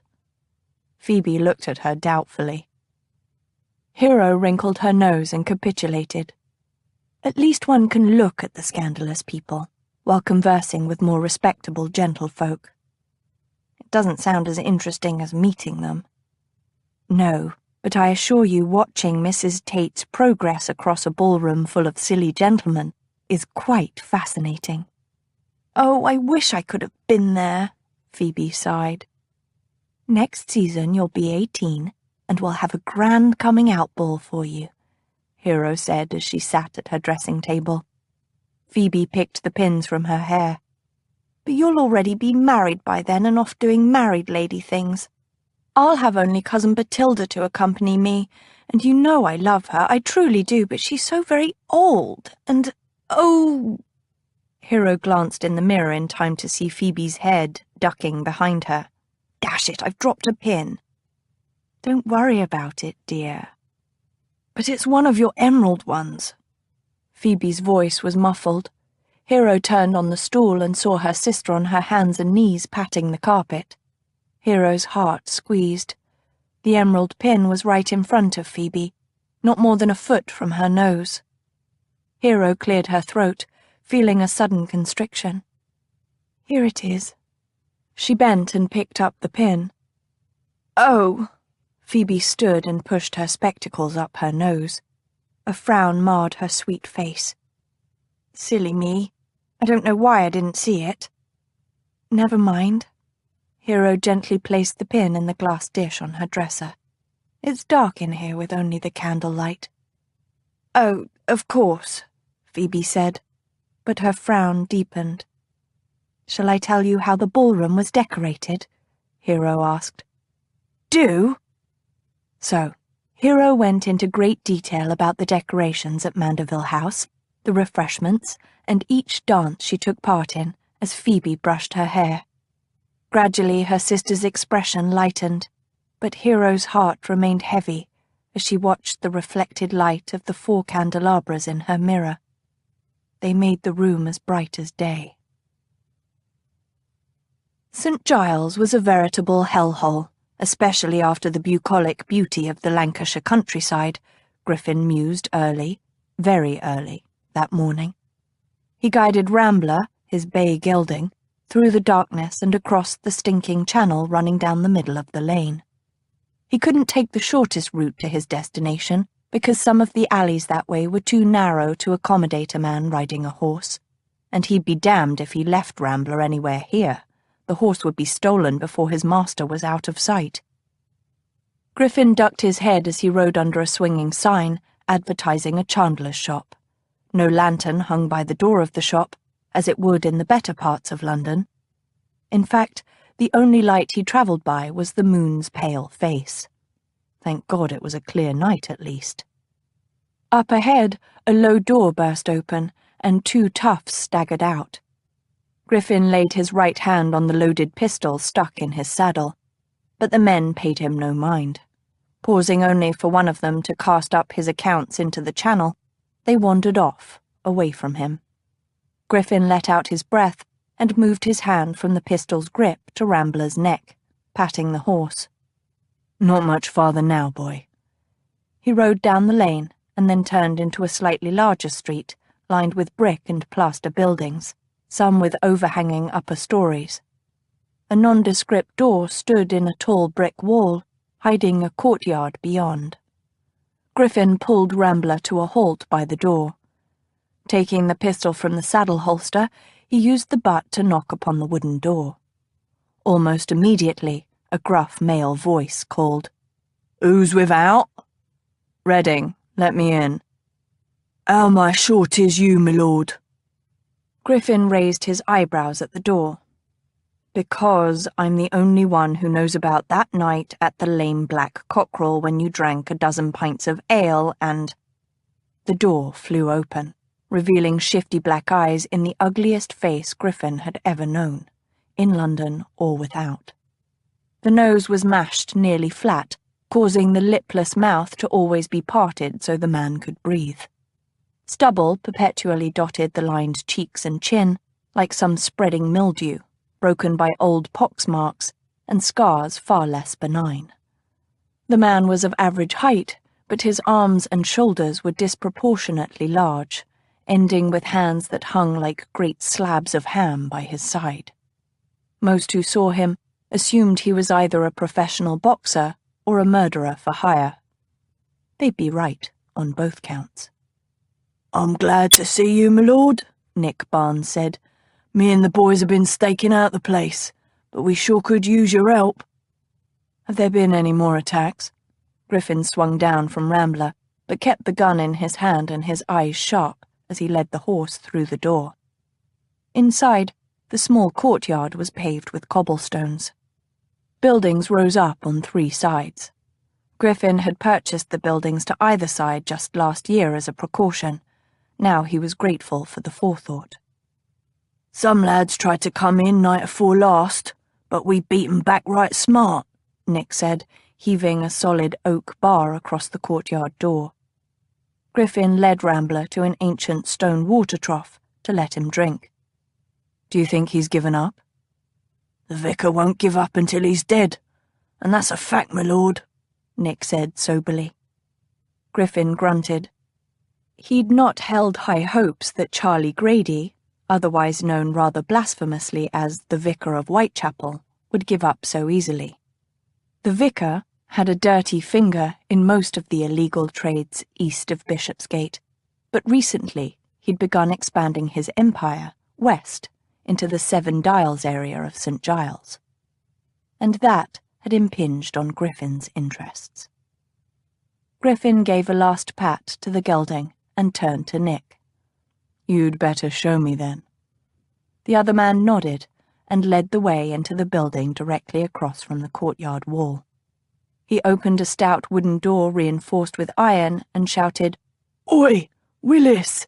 You and Tim come here and guard the courtyard." 2 men lumbered out of the building, touching their hats as they passed Griffin. One held a cudgel, the other a long knife that looked suspiciously like a saber. Nick watched as they took up positions by the courtyard door, then nodded at Griffin. "This way, my lord." The lower floor of the building was one large cavernous room, broken here and there by massive brick pillars holding up the upper floors. 4 large hearths smouldered under great covered copper kettles, nearly as large as a man. Various copper pipes sprouted from the kettles, leading to slightly smaller copper pots, which were in turn connected to oaken barrels. The smells of smoke, fermentation, juniper berries, and turpentine were heavy in the humid air. A dozen more men were in the warehouse, a few tending the fires or the contents of the kettles, but most stood about, hired merely for their muscle. "I've brought in all the other operations," Nick said, gesturing to the copper kettles. "All but the one that the Vickers boys blew up on Abbott Street." Griffin nodded. "You've done well, Nick. One position is more easily guarded than many." Nick spat at the stone floor. "Aye, that it is. But we'll have another problem when the harvest grain comes in." "What's that?" Nick tilted his head in the direction of the courtyard. "The outer door. It's too small to bring in a wagon full of grain. We'll have to toss the bags over the wall, and while we do, the cart, the boys, and the blasted grain will be sitting like pullets awaiting plucking for Sunday supper." Griffin grimaced, not bothering to reply to Nick's succinct analysis of their position. He watched the men stoking the fires beneath the huge copper kettles. Most of their capital was sunk into this operation, and the bloody vicar was set to destroy it all. For the vicar had declared that he would smash all other gin distillers and make himself king of gin in London. As it happened, Griffin was the biggest gin distiller in St. Giles. Silence Hollingbrooke woke to little baby fingers poking at her eyelids. She groaned and opened her eyes. Big brown eyes framed by an extravagance of lashes met her own. Mary Darling, the owner of the eyes and the baby in question, sat up and clapped pudgy hands, crowing her delight in having woken Silence. "Mamoo!" Silence grinned back at her tiny bedmate. It was quite impossible not to, really. "How many times have I told you not to poke at Mamoo's eyes, you little imp?" Mary Darling giggled. A little over a year, she had but 3 words to her vocabulary: Mamoo, an emphatic no, and Sue, for Soot the cat, who was not nearly as fond of Mary Darling as she was of him. Silence glanced at the tiny window to their attic bedroom and sat up in horror. The sun was shining brightly. "Oh no, you should have poked me in the eye earlier. I've overslept again." Hurriedly she did her morning ablutions, feeling a vague sense that she was forgetting something important.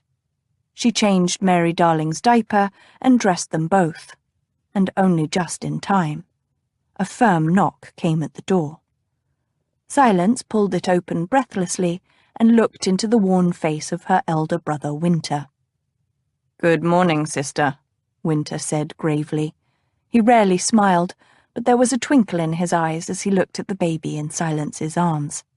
"And to you too, Miss Mary Darling." The baby chortled and made a grab for Winter's plain black hat. "I'm so sorry," Silence said breathlessly as she gently plucked Mary Darling's fingers from Winter's flat hat brim. "I did mean to be down earlier, but, well, I overslept." "Ah," Winter said, and somehow his very lack of condemnation only made Silence feel worse. She'd started working at the Home for Unfortunate Infants and Foundling Children over 6 months ago, but she still felt like she was learning. Running a foundling home that housed 9 and 20 children and infants was no small task, even with the aid of Winter and 3 servants. Her self-doubts were not helped by the fact that her predecessor had been her elder sister, Temperance. Silence loved Temperance dearly, but sometimes she wondered darkly if Temperance had to be such a paragon. In all the years that Silence had visited the home when Temperance had been in charge, she'd found her sister busy, flurried, and sometimes tired beyond bearing, but Temperance had always been in control. Lately, Silence had begun to wonder if she'd ever feel in control of the home, of her life, or of anything else. "Nell has taken the children down for breakfast," Winter said now. Oh, yes," Silence muttered, shifting Mary Darling to her other hip and trying to extricate a ribbon from the baby's mouth. "No, dearest, it really isn't for eating. I'll go help, shall I?" she said to her brother. "That might be a good idea," Winter murmured. "I'll see you at luncheon." Silence bit her lip, remembering how poor Winter had to dine on cold bread and cheese yesterday because she'd forgotten to put the soup on in time. "I'll be sure and have it ready today, really, I will." A corner of Winter's stern mouth kicked up. "Don't worry so. I wasn't chastising you. And besides, I like cheese." He brushed a finger across her cheek. "Now I'm away to work. If I'm not at the school before the boys, Lord only knows what mischief they'd get up to in my absence." Winter turned and clattered down the stairs. She didn't know how he found such energy when he not only helped run the home, but also taught in a day school for boys. Silence sighed and followed more slowly, careful of her footing on the rickety stairs. The home for unfortunate infants and foundling children had once been housed in an aging but sturdy building, but that had been before it had burned at the beginning of the year. Now, thanks to the generosity of the home's patronesses, the elder Lady Care and Lady Hero, a beautiful new home was being built. It would have plenty of rooms, a big kitchen and a garden for the children to take fresh air in. Unfortunately, the new home wasn't yet built. In the interim, Winter, Silence, the home's 3 servants, Soot the cat, and all the home's children, save for 2 infants boarded out with wet nurses, lived in one too small, dilapidated building in St. Giles. Silence could have lived in the room she shared with her husband William, but William was the captain of the merchant ship Finch and was away most of the time at sea. It had seemed silly to live by herself in the rooms in Wapping and then travel every day all the way to the home in St. Giles. And there had been Mary Darling. Silence kissed the little girl's soft cheek as she descended the stairs. Mary Darling had been left on her doorstep nearly 7 months ago. It had been a hard time for Silence. William had been at sea, and their parting had been chilly. Mary Darling had been like the first rays of a bright new day. She'd warmed Silence's life, and Silence had hated to part with her, even for as short a time as a night at the home. Silence heard the voices of the children even before she and Mary Darling reached the main floor. A dark, crooked passage led back to the home's kitchen, a big room with blackened beams in the ceiling. 2 long trestle tables took up the middle of the room, one for the boys, one for the girls. Mary Darling began bouncing at the sight of the other children. "All right, sweetheart." Silence picked up a bowl of porridge and a spoon and slid into a space at the girls' table, with Mary Darling on her lap. "Good morning, everyone." "Good morning, Mrs. Hollingbrooke," the girls and some of the boys chorused. Even Soot glanced up, chin dripping, from his morning saucer of milk by the fire. Merry Evening, the girl sitting next to them, leaned close. "Good morning, Mary Darling." Mary Darling, mouthful of porridge, waved her spoon in greeting, nearly hitting Merry Evening's nose. "Be careful, Merry Evening," Nell Jones said as she draped a big cloth across Silence's lap and front. Nell was a merry-faced blonde woman, the most senior of the servants and a former actress in a travelling theatre. She might be only a bit over 30 years of age, but she knew how to wield an iron hand, and Silence had come to rely on her good sense since taking over the home's management. "Thank you, Nell," Silence said. Eating breakfast with a baby in one's lap could be a very messy task, as she'd found out in the last months. "You're welcome, Mom. And you," Nell bent and mock scowled into the baby's eyes. "Careful with that great big spoon." Mary Darling laughed up into Nell's face, splattering porridge down the front of her chemise. Silence sighed and wiped at the spill, taking a spoonful of porridge herself. Breakfast was almost over, and if she didn't eat now, she'd not have another chance until luncheon. Hurriedly, she ate the thick porridge, taking sips of the hot tea that Nell thrust in front of her. In between her own bites, she fed spoonfuls to Mary Darling, keeping both the hot teacup and the tempting bowl of porridge out of the baby's reach. Mary Darling was old enough to feed herself with her spoon, but the result tended to be incredibly messy. Around them, the children ate cheerfully, aided by Nell and the other maidservant, Alice. The home also employed a manservant, Tommy, who helped with the heavier tasks and ran errands. Nell suddenly clapped her hands. "Time to clean up, children. We have a busy day ahead of us, for we have a very important visitor coming today." Silence nearly choked on her last spoonful of porridge. Oh dear Lord, she'd completely forgotten. Lady Hero was to tour the home today.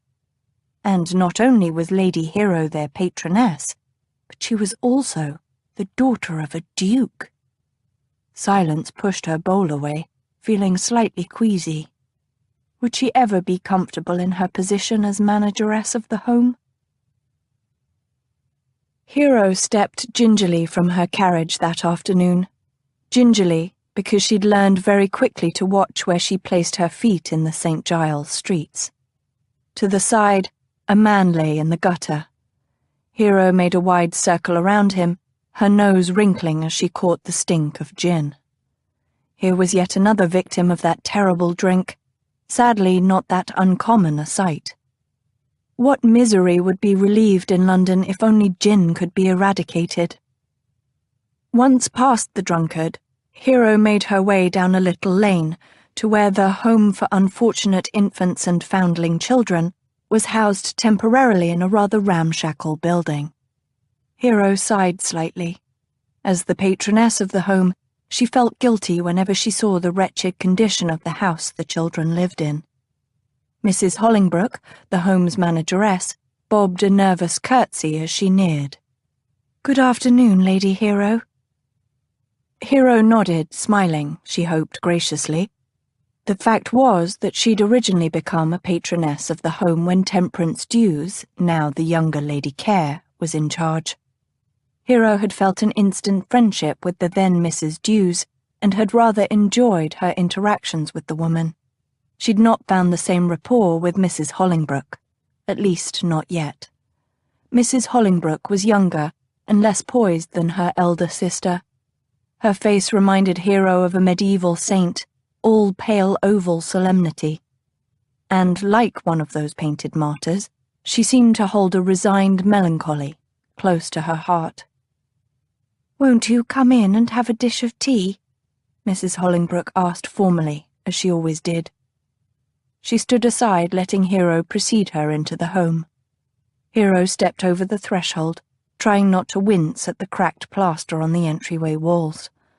A cramped room lay at the back of the house, and Hero entered it, familiar now with the rhythm of her visits to the foundling home. Inside, 4 chairs, a low table, and a desk had been crammed into the small space. Hero took one of the chairs, drawing off her hat as Mrs. Holingbrook flattered about, supervising the tea. Finally, the other woman settled to pour the tea. "No sugar, is that correct, my lady?" Hero smiled. "Yes." "Now, where have I put the spoons?" Mrs. Holingbrook held the full teacup in one hand, the hot liquid sloshing perilously near the rim as she searched the crowded tea tray. "But if you don't take sugar, perhaps you won't need a spoon anyway?" I don't think so. Hero took the cup before Mrs. Hollingbrooke burned herself. Thank you. Mrs. Hollingbrooke smiled uneasily and sipped at her own tea. Hero looked down at her teacup. People were often awkward or shy about her, she knew. Her rank awed them. It was a perpetual problem, how to put others at ease. She inhaled and looked up. I understand the home has new residents. Oh, yes. Mrs. Hollingbrooke straightened and placed her teacup down carefully on the low table. She clasped her hands in her lap, as if about to recite a memorized poem. Since we saw you last month, my lady, we've taken on 2 infants, a boy and a girl, and a little boy of 4 years. The boy, Henry Putman, is... Mrs. Hollingbrooke stopped here because Hero had coughed. I beg your pardon, but I thought all the boys were named Joseph at the home.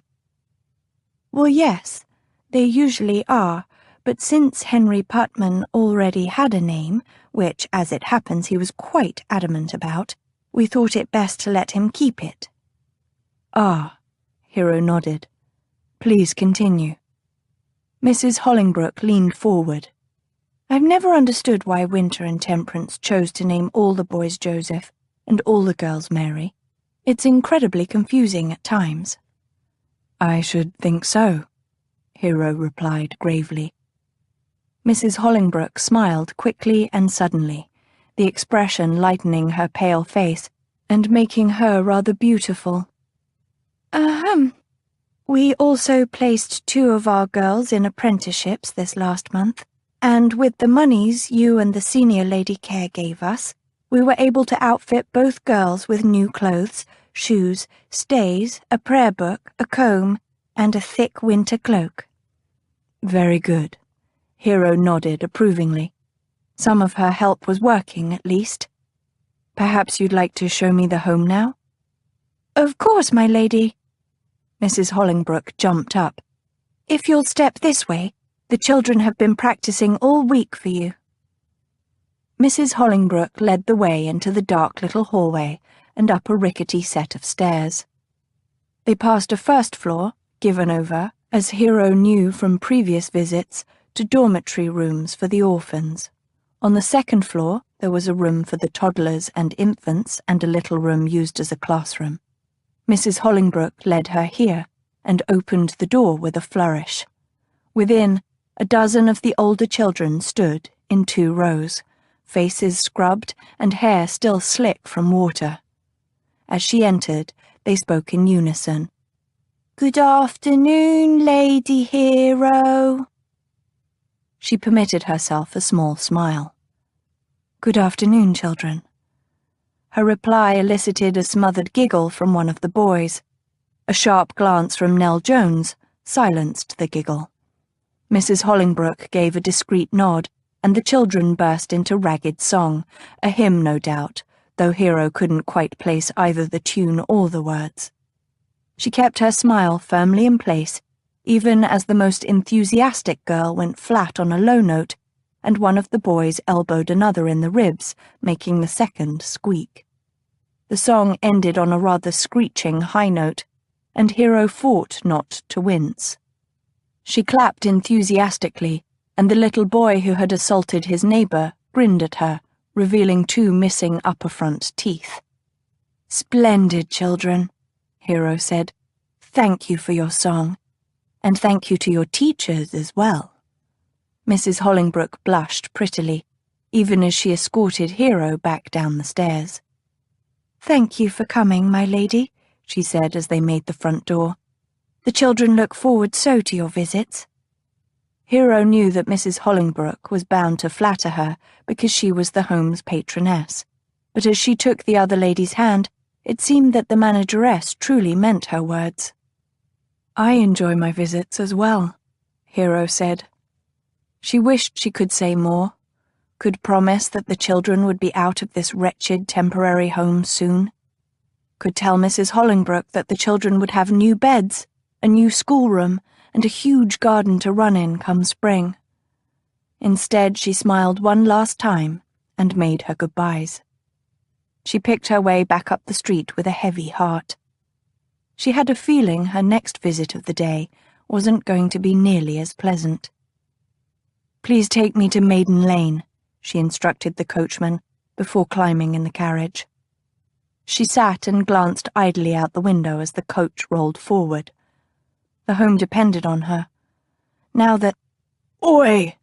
a male voice, a familiar male voice, shouted, very near. The carriage shuddered to a halt. Hero leaned forward. Surely it couldn't be.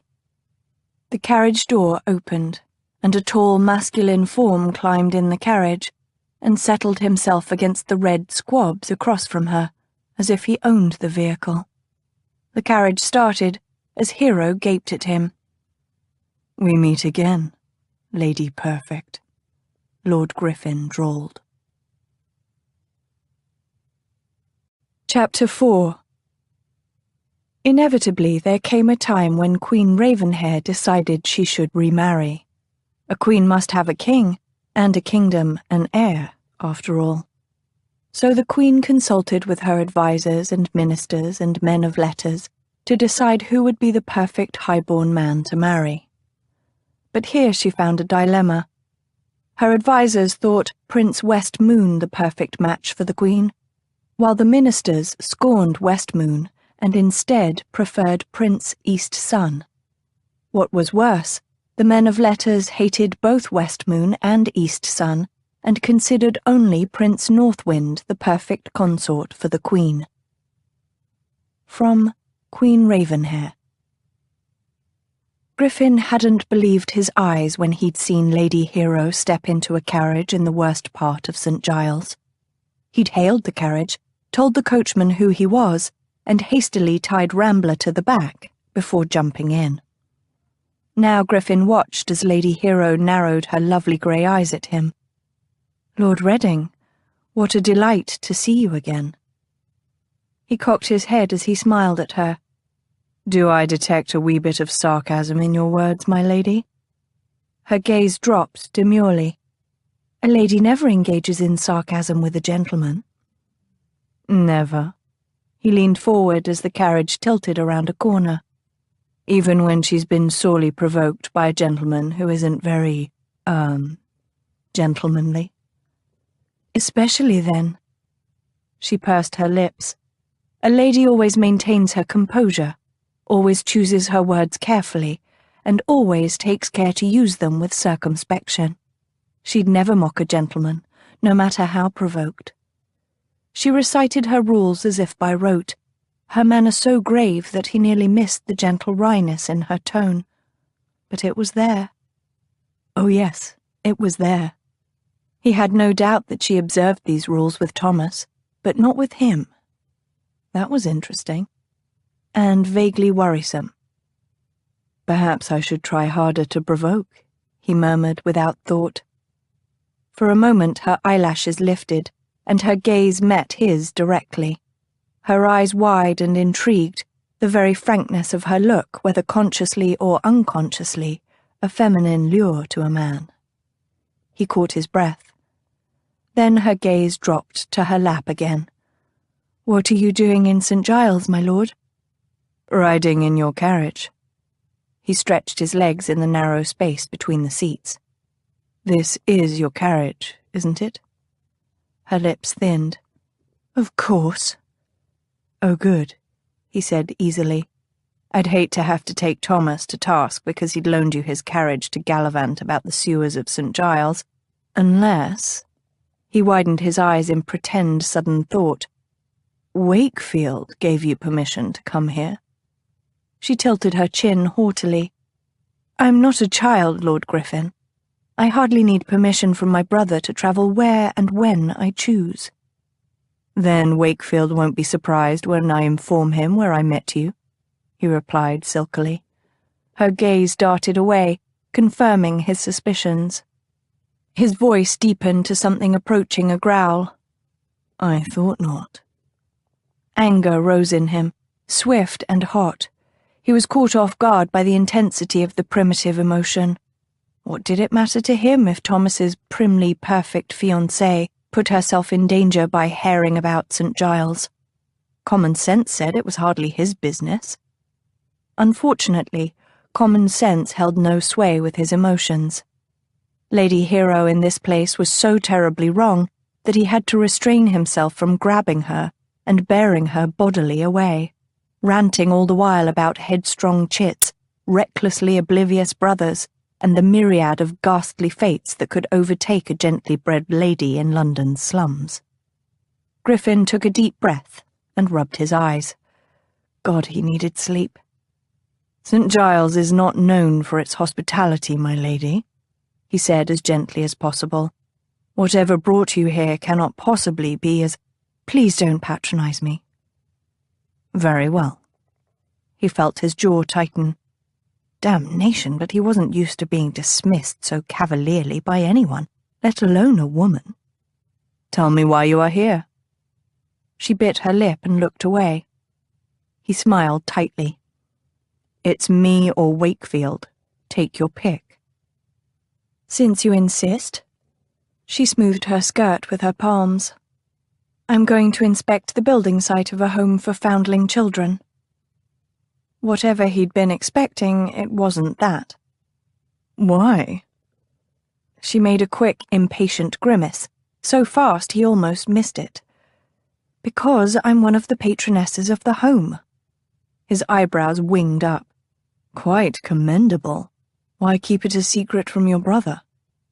"It's not a secret." She caught his skeptical look and amended, "The part about me being a patroness isn't a secret anyway. Maximus is well aware that I've pledged to help the home. The problem is its location. He doesn't want me visiting St. Giles." "I applaud his intelligence," Griffin said dryly. "Then why sneak out?" "Because I'm the patroness." Lady Hero frowned at him like an offended queen, the look only slightly dampened by the freckles scattered across her nose. "It's my duty to make sure the new home is built properly." "All by yourself?" "There is another patroness, Lady Care, but she is out of the country at the moment." She bit her lip. "I would go to Lord Care, her son, or his bride, the younger Lady Care. She is the sister to the manageress of the home and used to run it herself, but they have recently married and have retired to Lord Care's country estate for the next several months." He stared at her incredulously. "So you're overseeing the building of the home all by yourself at the moment?" "Yes." Her chin tilted proudly, but her mouth trembled. He raised his eyebrow at her and waited. "It's not going very well," she said after a second's hesitation. Her voice was a breathless rush, her hands twisted in her lap. "Actually, it's going terribly. The architect we hired appears to be untrustworthy. That's why I'm going to visit the site today, to see what he's accomplished in the last week." "Or what he hasn't accomplished." How odd that her small show of trust should make his chest expand with warmth. She inclined her head. "That too." Griffin shook his head. "You must tell Wakefield about your problem. He or his agent can deal with this for you." She lifted that damned proud chin again. "I am the patroness, not Maximus. The duty is mine. Besides," she added a bit less autocratically, "Maximus would probably forbid me from the position of patroness if I told him of my troubles. He was quite unreasonable when he learnt of my decision to help the home." "Perhaps he doesn't like his money being spent for him." She wrinkled her nose at him. "It's my money, I do assure you, Lord Griffin. An inheritance from my great-aunt quite apart from my dowry. I own it free from any interference from Maximus, or anyone else for that matter. I may do with it as I like, and I like helping the children who live at this home."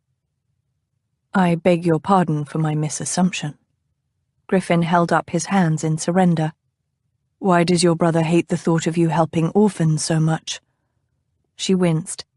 "It's not the orphans he hates. It's where they live. Our parents were killed on the streets of St. Giles. His loathing for this place is quite deep." "Ah." Griffin laid his aching head back against the squabs. I was 8 when it happened, she said softly, though he hadn't inquired. They'd been to see a play and had taken Maximus. He was just 14. Phoebe and I were much too small to go to such adult entertainments, so we stayed at home. He frowned, interested despite himself. What were they doing in St. Giles? There's no theatre here. I don't know. She slowly shook her head. Maximus never told me, if he even knows. I remember waking the next morning to the sound of weeping. Our nanny was quite fond of Mamma. All of the servants were terribly distressed. As were you, no doubt, he said softly. She shrugged one shoulder, the awkward movement unlike her usual graceful gestures. Maximus was in his rooms. He wouldn't talk for days, and there was no one to take charge. I remember that I ate cold porridge in the nursery that morning, while the adults tramped about and talked on the floors below. No one paid me any mind at all. After a bit, the family lawyers arrived, but they were strange and cold. It wasn't until Cousin Batilda came a fortnight later that I felt safe again, as if someone was there to take care of me. She wore a terribly strong, sweet perfume, and her black skirts were stiff and scratchy, but it was all I could do not to cling to her as Phoebe did. She smiled almost apologetically. The thought of her as a little girl, pale, solemn and freckled, worrying that there was no one in the world to look after her, to care about her, was almost too much to bear. He looked out the window and noticed absently that the neighborhood had gotten worse, if that was possible. Will you come here again? Yes. She said the word without hesitation. Naturally, he muttered, and scrubbed his hands across his face. The stubble on his jaw scraped his palms. He probably looked like a beast. Christ, just last week a woman had been attacked and left for dead in St. Giles. Look here, I can't in good conscience let you wander about the streets of St. Giles alone. She stiffened across from him, her lips parting, no doubt in argument. He leaned forward, his elbows on his knees, and met her eyes. I can't, and that's final, no matter your reasons or your arguments. She closed her mouth and tilted her chin away from him, staring out the window. He couldn't help a small grin. She was so regally offended by him. But I'm willing to make you a bargain. Her brows knit suspiciously. What kind of a bargain? I won't tell either Wakefield or Thomas about your jaunts to St. Giles, if you allow me to accompany you. For a moment she simply stared at him. Then she shook her head firmly. I cannot accept. Why not? Because, Lord Griffin, I daren't be seen in your company, she said, as ice formed along his spine. You see, I know you seduced your brother's first wife. Redding threw his head back against the squabs and roared with laughter, his strong brown throat working. The sound was merry, but there was an almost imperceptible edge of danger to his laughter that made Hero instinctively tense. She was suddenly aware that they rode in a small, closed space, and that she didn't know Redding all that well. And what she did know of him wasn't good. She watched him warily as his laughter died. He wiped at his eyes with a sleeve, inhaling deeply. When he looked up again, the rage that lurked in his eyes made her tense further. Listening to gossip, Lady Perfect? She met his savage look with a steady gaze. Do you deny the accusation? Why bother? His mouth made an ugly twist.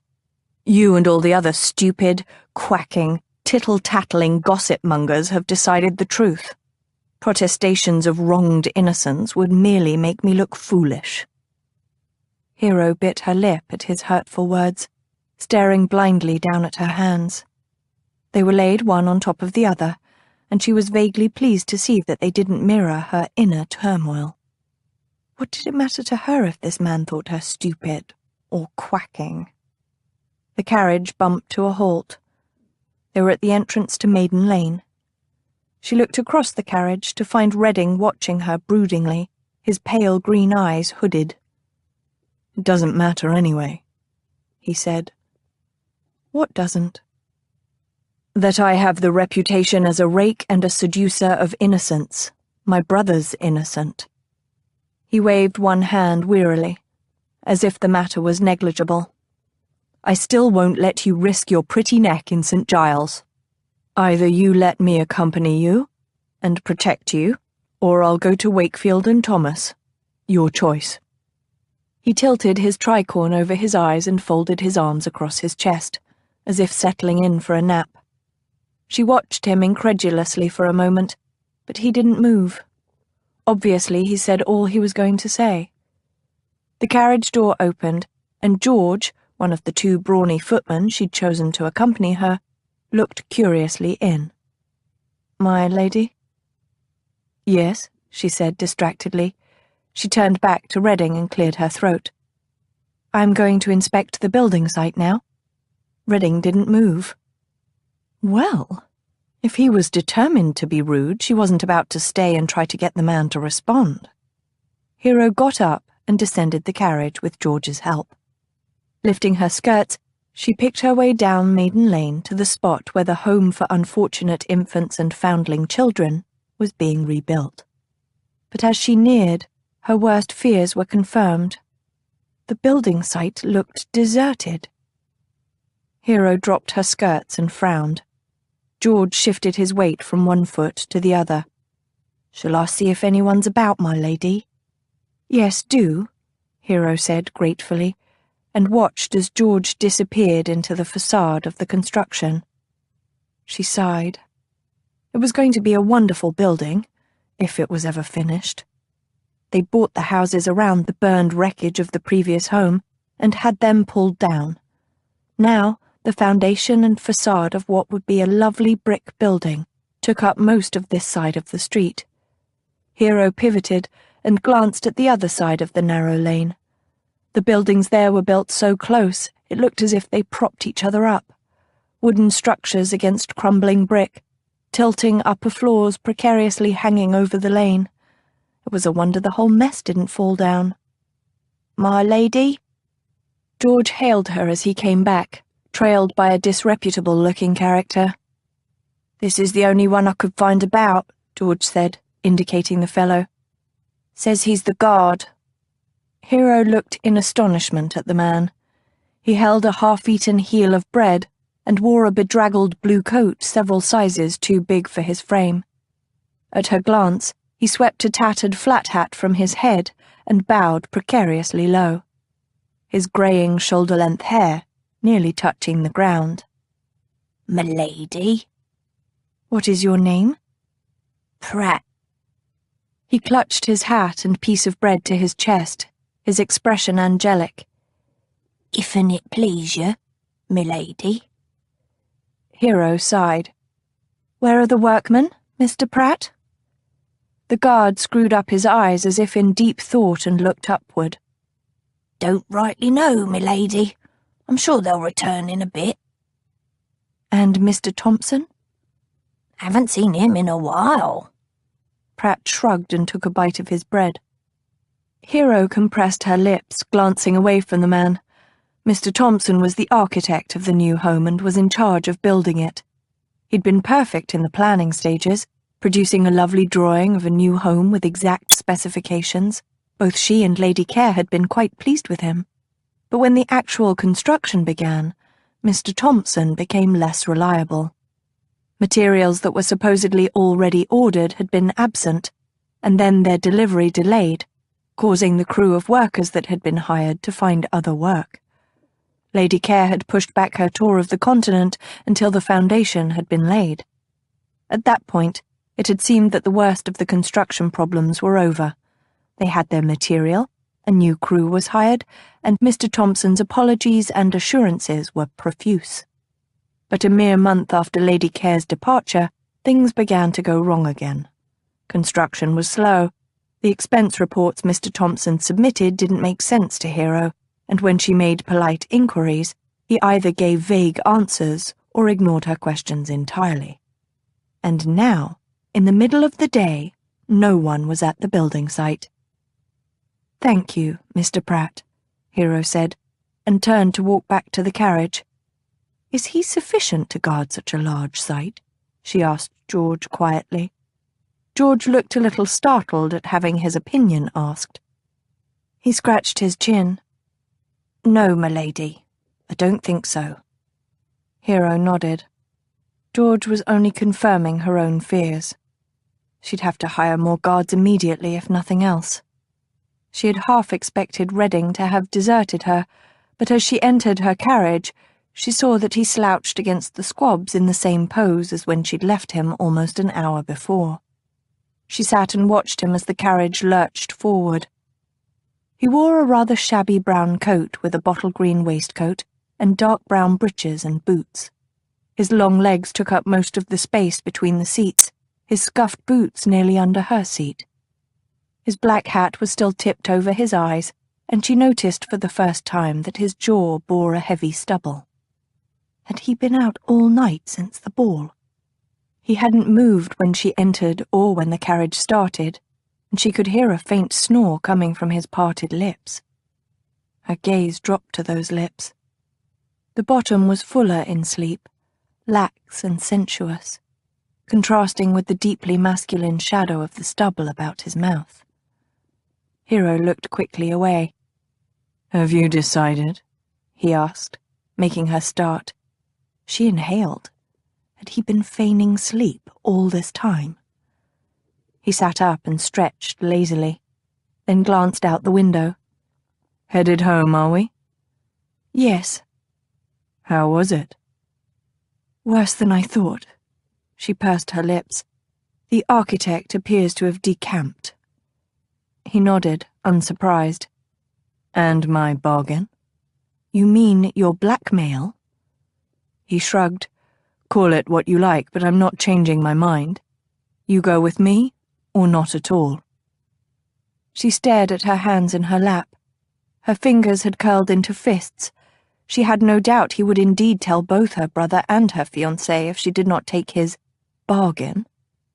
Mandeville would disapprove, but it was Maximus who would put a halt to her seeing the home, and possibly to her being the patroness. She listened and obeyed her brother in all other matters, but not this one. She saw again the sweet faces of the children as they struggled with the hymn they'd practiced for her. Hero glanced up. Redding was watching her as if he knew the thoughts going through her head. She lifted her chin. "Why?" "Why what?"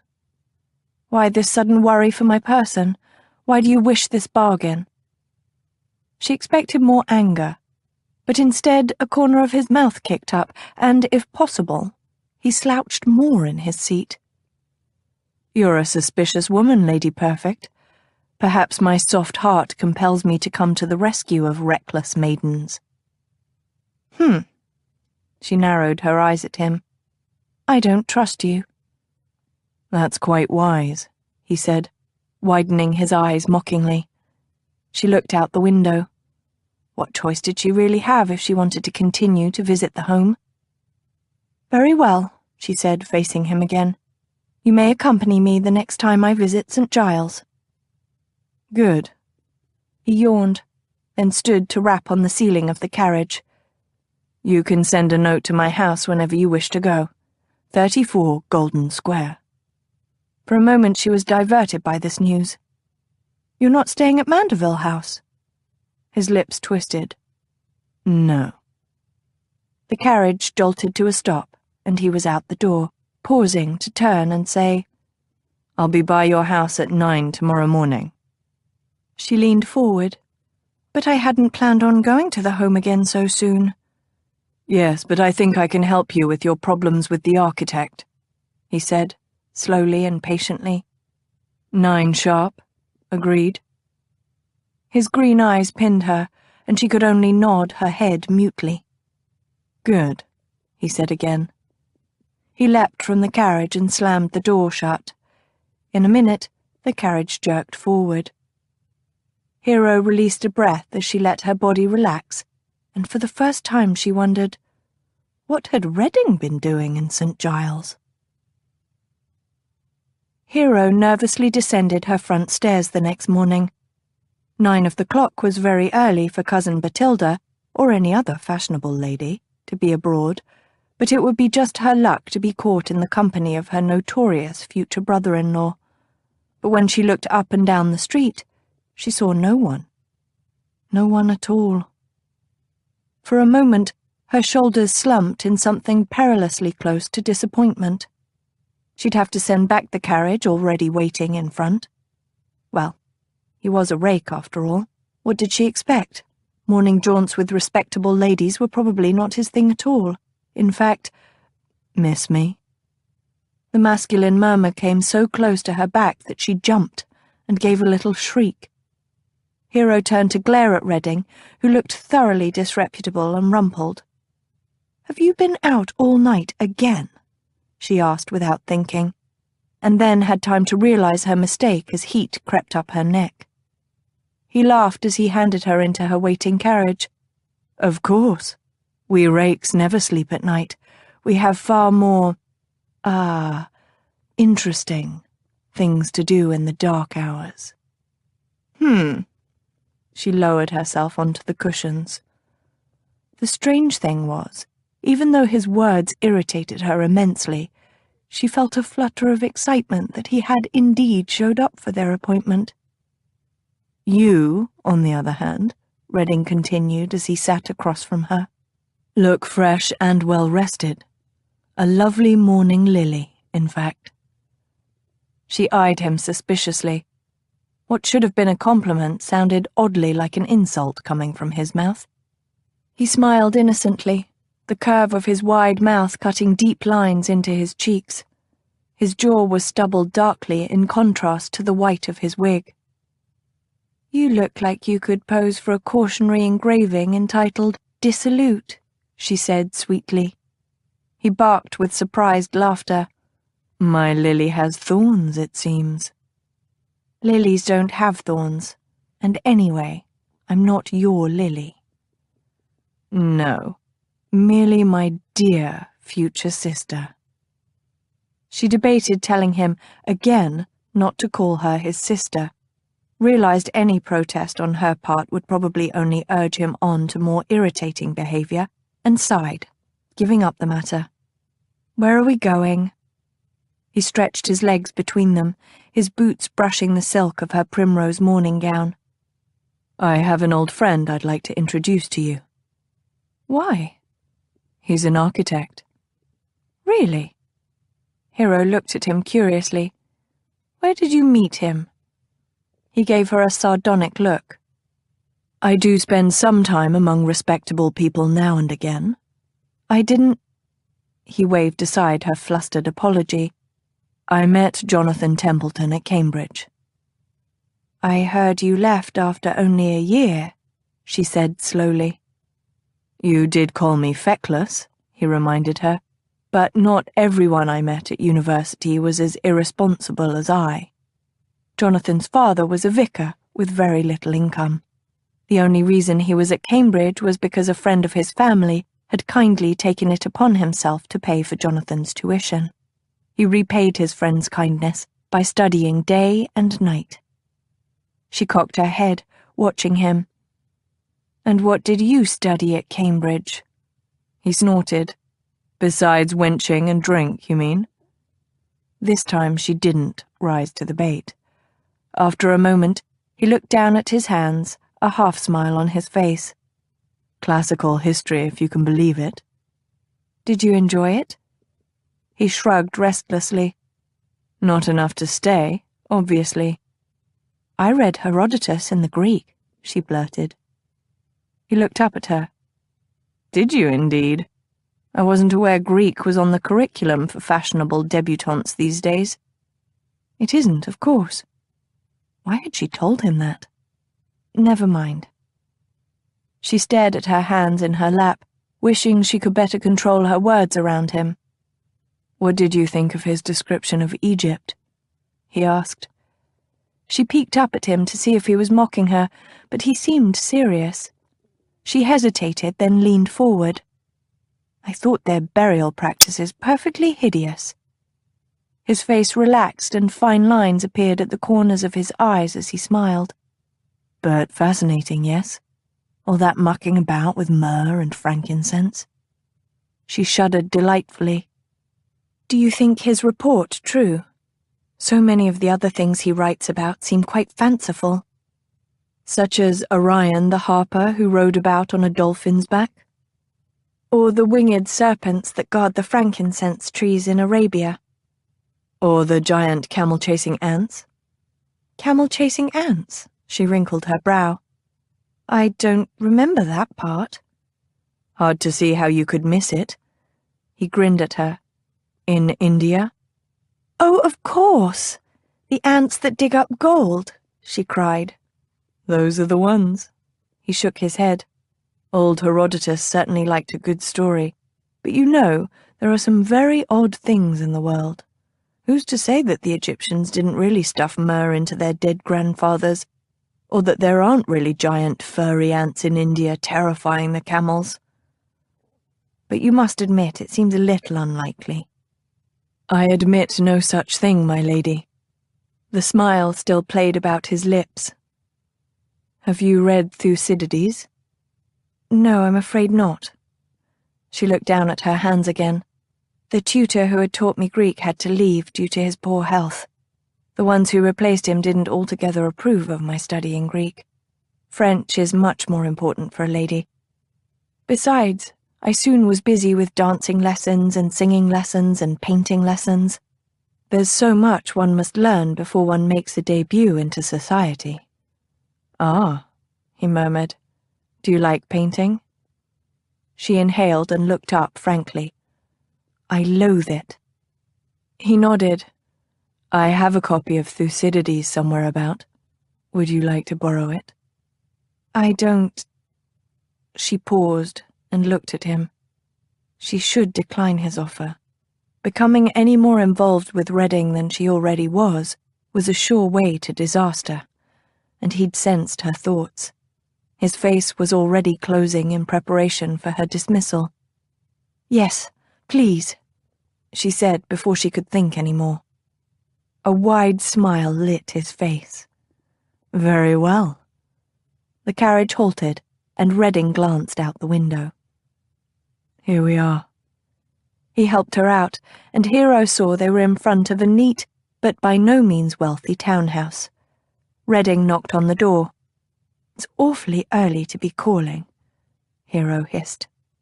Don't worry, he's expecting us. And indeed, the door opened to reveal a young man in a sombre brown wig and round spectacles. My lord, he cried with an infectious grin. It's so good to see you. And you, Jonathan.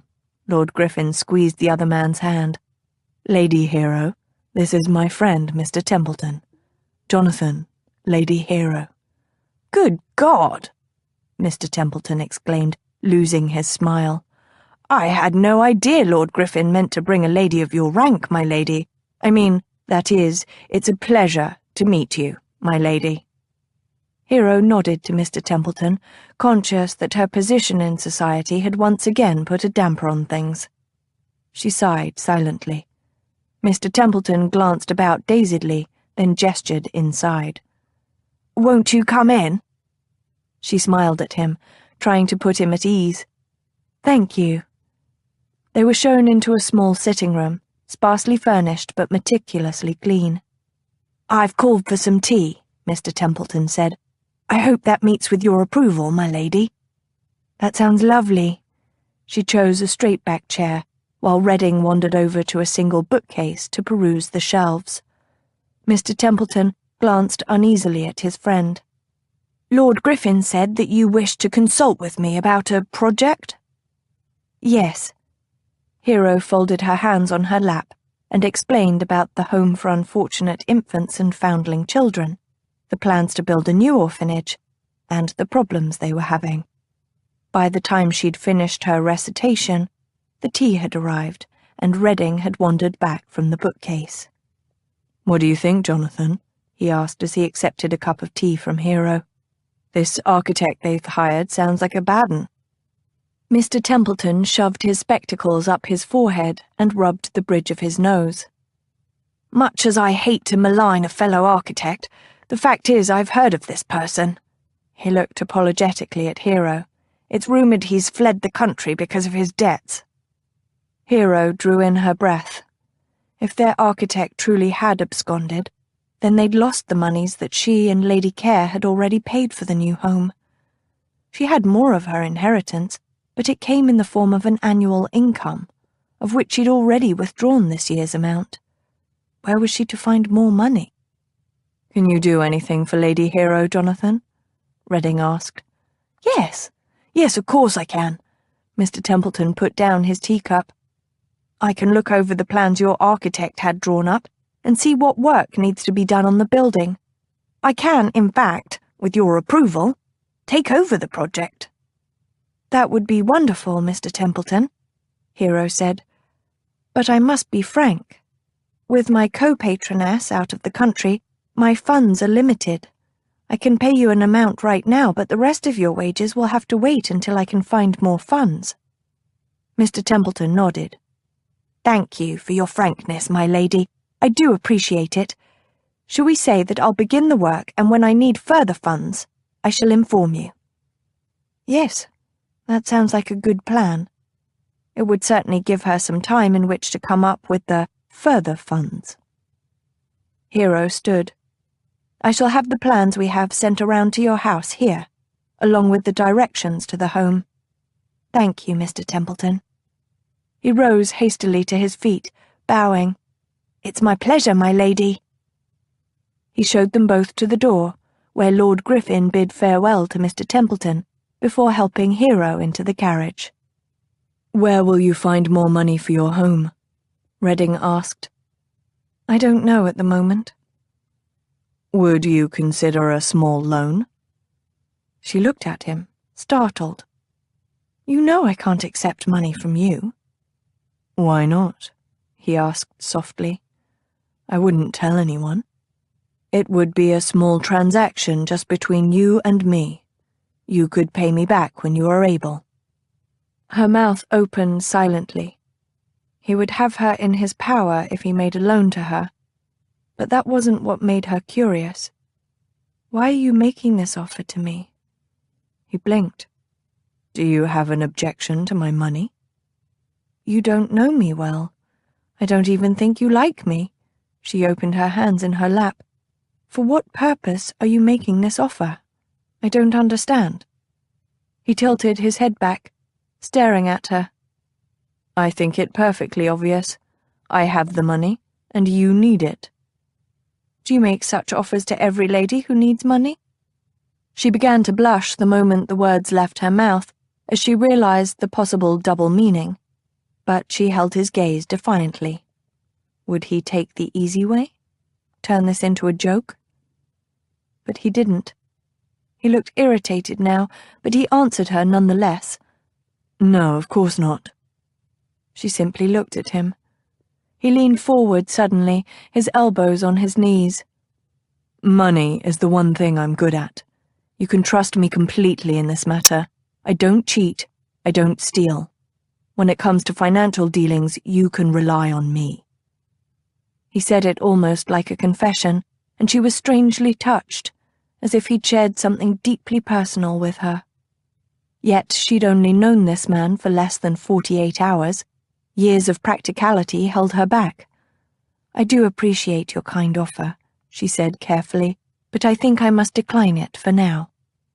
He nodded as if he'd expected her answer, and sat back. "My offer is still open, should you change your mind." She suddenly felt lighter. Even though she'd refused his money, he was on her side. She wasn't working alone anymore. "I haven't thanked you, have I?" He shook his head, a smile playing about his mouth. She inhaled, fighting down her own silly smile. "Well, I do thank you. Mr. Templeton seems like a competent architect, and perhaps more importantly, an honest one. I would never have found him without your introduction." He shrugged. "I'm glad to be of service." "There is one question I have for you, though. Only one? Why were you in St. Giles yesterday morning? If she expected confusion or denials of wrongdoing, that wasn't what she got. Redding grinned and knocked on the ceiling of the carriage to signal the driver to stop. I was in St. Giles on business, he said, as the carriage halted. He opened the door and looked back at her over his shoulder. Wicked, wicked business. He jumped down and tipped his hat to her. Good morning to you, my lady perfect. He slammed the door and the carriage started forward.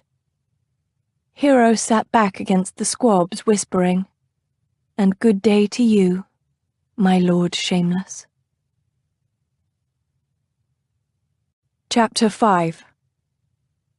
Well, this was quite the problem, as you can imagine, for Queen Ravenhair trusted and distrusted her advisers, ministers, and men of letters all equally. How to choose which of the 3 princes would make the perfect husband? After puzzling on the problem for several days, the Queen mounted her mare and announced to a gathered throng of her subjects that she had come to a decision.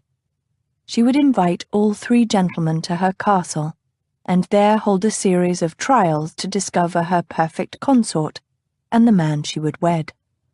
All the court cheered, but the stable-master, standing by the head of the mare, was silent. From Queen Ravenhair. The first thing Griffin noticed as he entered Mandeville House that night was the multitude of candles.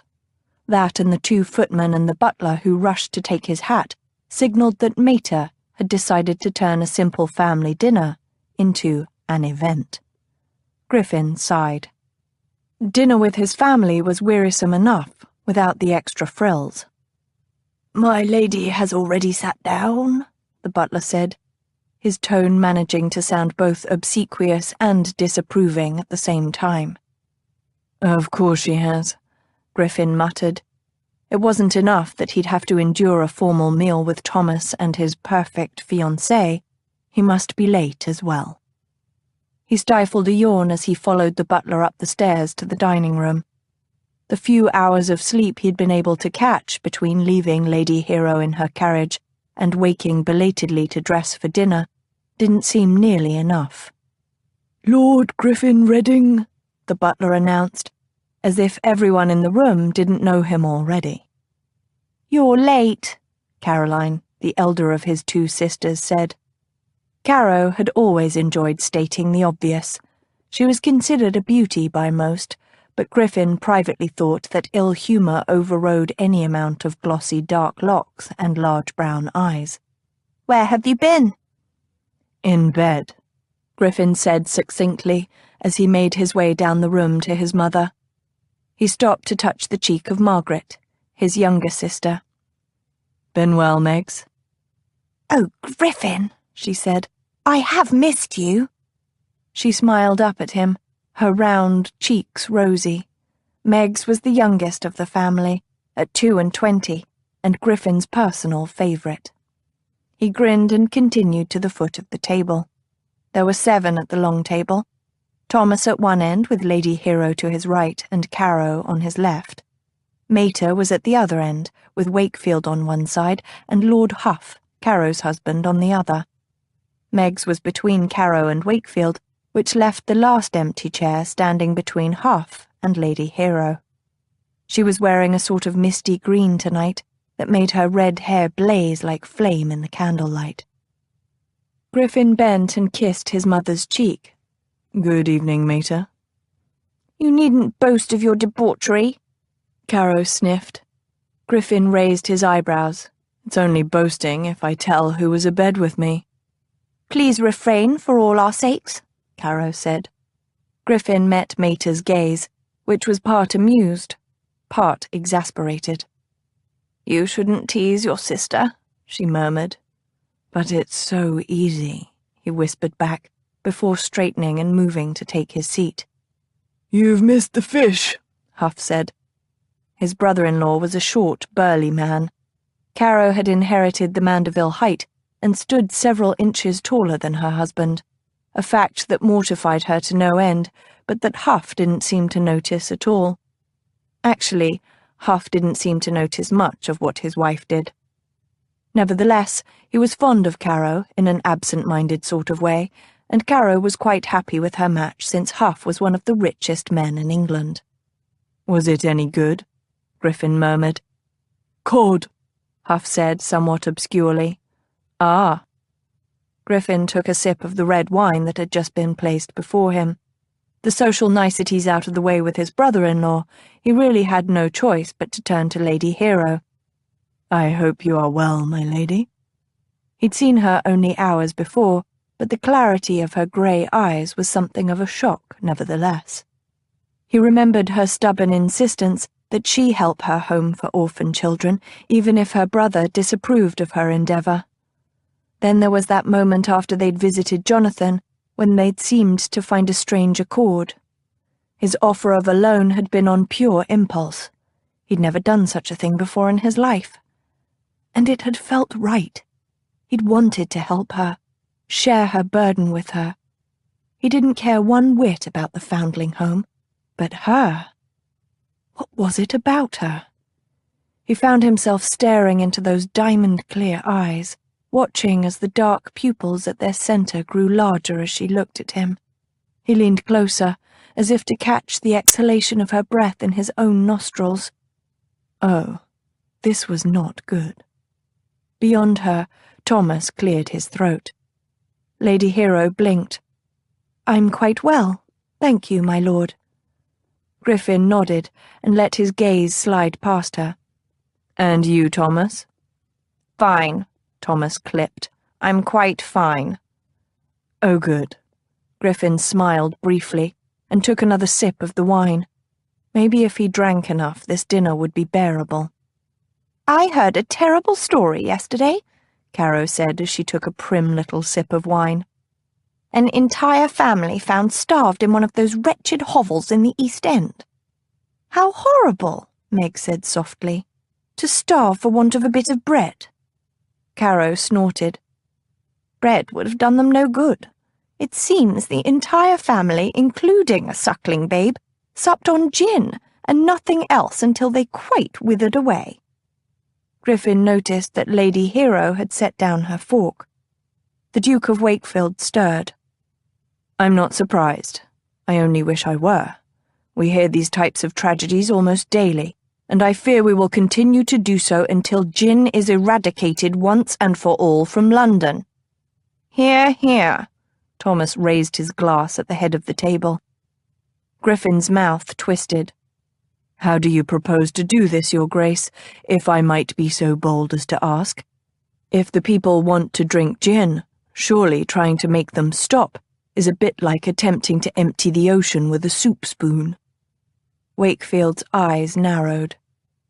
"If we can shut down the distillers of this foul beverage, we will have won half the war. Without a supply, the poor will soon find some other, healthier thing to drink." "If you say so," Griffin murmured as he sipped from his wine-glass. Had the Duke ever worried about his family's money? He thought not. A plate of boiled beef was set before Griffin, just as Meg said from across the table. "Huff was telling us earlier about a ghost that is said to haunt the coffee-house he attends." "Nonsense," Caro muttered. Griffin raised his eyebrow at his normally staid brother-in-law. "A ghost, Huff?" Huff shrugged his shoulders, sawing vigorously at the beef on the plate before him. "Ghost or spirit, said to bang a drum incessantly at night, at Crackering's coffee house. Have it on good authority." "Inside the coffee house?" Lady Hero murmured. "But is anyone there after dark?" "Must be," Huff said. "Otherwise who would have heard him?"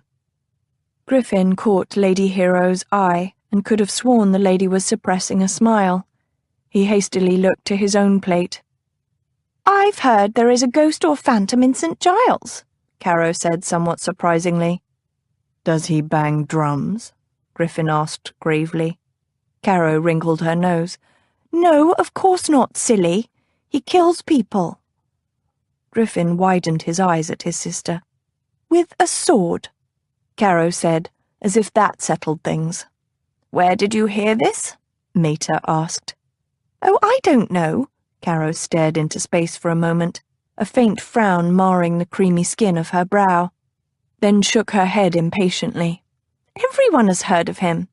I haven't, Meg said. Nor have I, Griffin said. I wonder if Caro is making it up.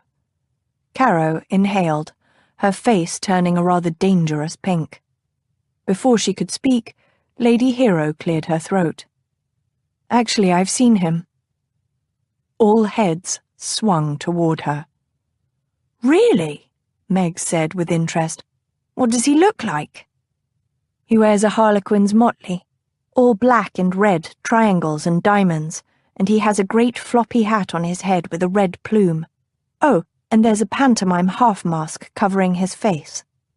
Lady Hero looked around the table and nodded. He's called the Ghost of St. Giles, but I don't think he's a ghost at all. He seemed corporal enough to me. There was a small silence as everyone contemplated her words.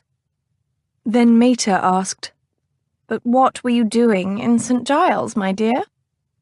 Griffin set his wineglass down, trying to think of an excuse for Lady Hero to have been wandering about St. Giles. But the lady did not share his anxiety.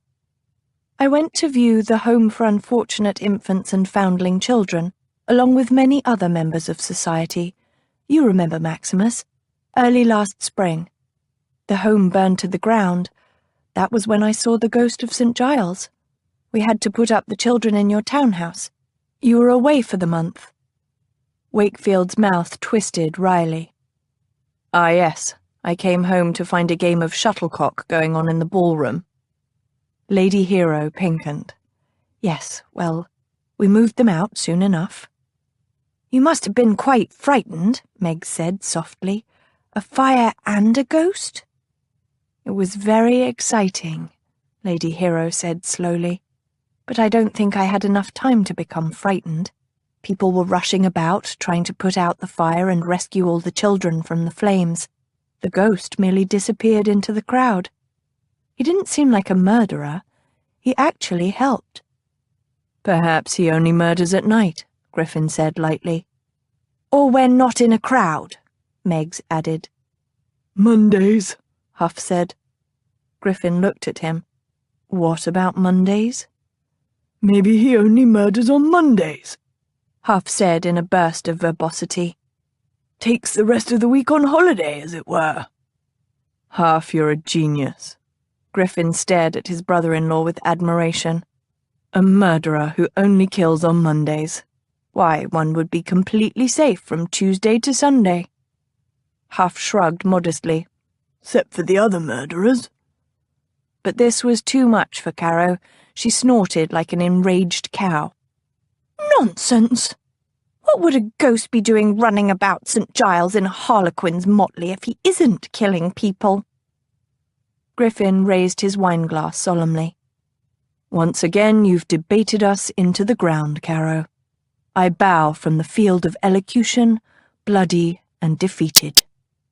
Hero made a small squeaking sound beside him, as if stifling a laugh. Griffin, Mater warned. In any case, I hope the ghost confines himself to St. Giles, Meggs remarked. I shouldn't like to run into him tomorrow night. What's tomorrow night? Griffin asked absently. A new dish had been placed before him that seemed to contain jelly, with unidentified bits floating in it. We're off to Hart's Folly, Meggs said. Caro and Huff, Lady Hero and Thomas, Lord Bollinger and me, and Lady Phoebe and His Grace. Wakefield stirred at the other end of the table. I do apologize, but I found I have a prior appointment tomorrow night. I shan't be able to attend. Oh, truly, Maximus? Lady Hero's voice was softly disappointed. Who shall escort Phoebe, then? You know she's been looking forward to this outing. The Duke frowned, looking nonplussed. No doubt he was rarely chastised. Does she need an escort? Griffin asked. I mean, with all of you there? A look passed between Lady Hero and Wakefield, so fast that Griffin almost thought he'd imagined it. "Well, perhaps she needn't come," Lady Hero murmured. "Oh, but Griffin can escort her," Meggs piped up. "Can't you, Griffin?" Griffin blinked. Naturally, we wouldn't want to put you out." Lady Hero was staring fixedly at the plate before her. Her expression was serene, but somehow he knew there was distress in her gaze. Thomas was watching him, his face remote. "Griffin?" Mater said, and for the life of him, he didn't know if she said his name in encouragement or in warning. And in any case it hardly mattered. Once again, he gave in to temptation. "I'd be delighted to accompany you all to Heart's Folly." His face itched. Charlie Grady propped one elbow on the plank table he sat at and scratched absently, feeling the bumps and ridges under his fingertips. Freddie, one of his best men, fidgeted in front of him. Freddie was a big bear of a man, all but bald, with a nasty scar running through his lower lip. He'd killed 4 men in the last month alone, yet he couldn't quite bring himself to look Charlie in the face. Instead, his gaze dropped to the floor, drifted to the ceiling, and just grazed Charlie's left ear.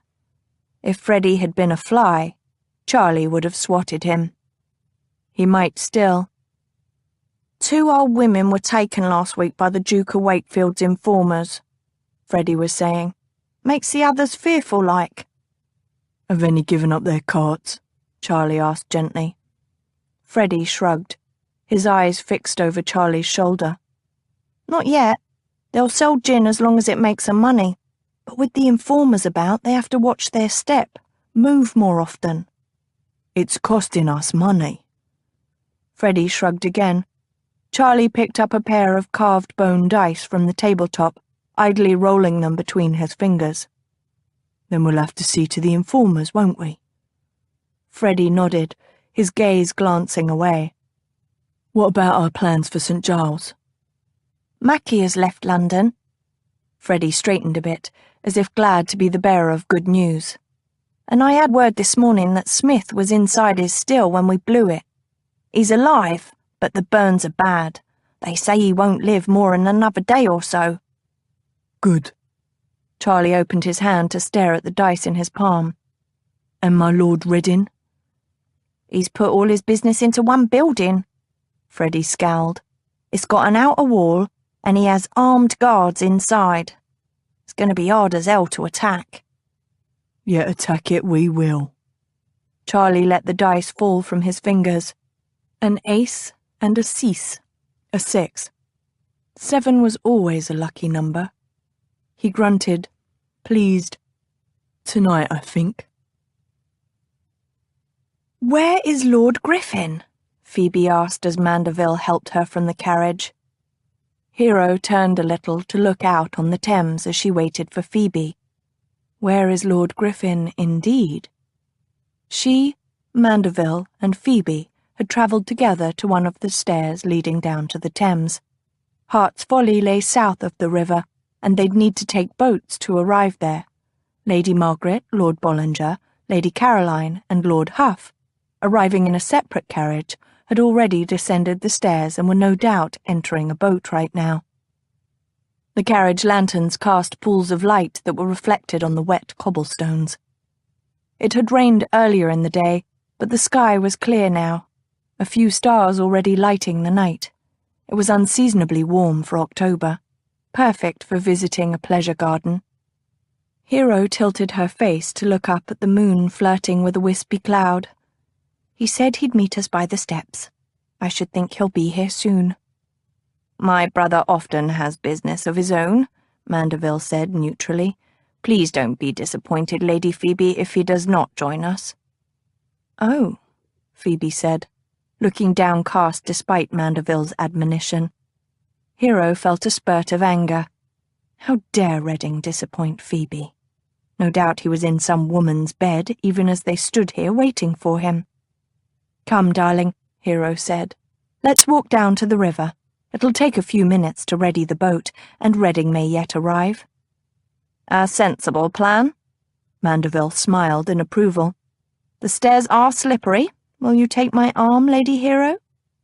He proffered his arm, but she backed up a step, frowning. "Please take Phoebe. I'll follow behind." He looked at her quizzically. "As you wish." He offered his elbow to Phoebe, and she took it, shooting Hero a smile. Hero breathed a sigh of relief. Mandeville gestured to a footman with a lantern to precede them, and they started down. Hero lifted her skirts to peer at the steps underneath as she began her own descent.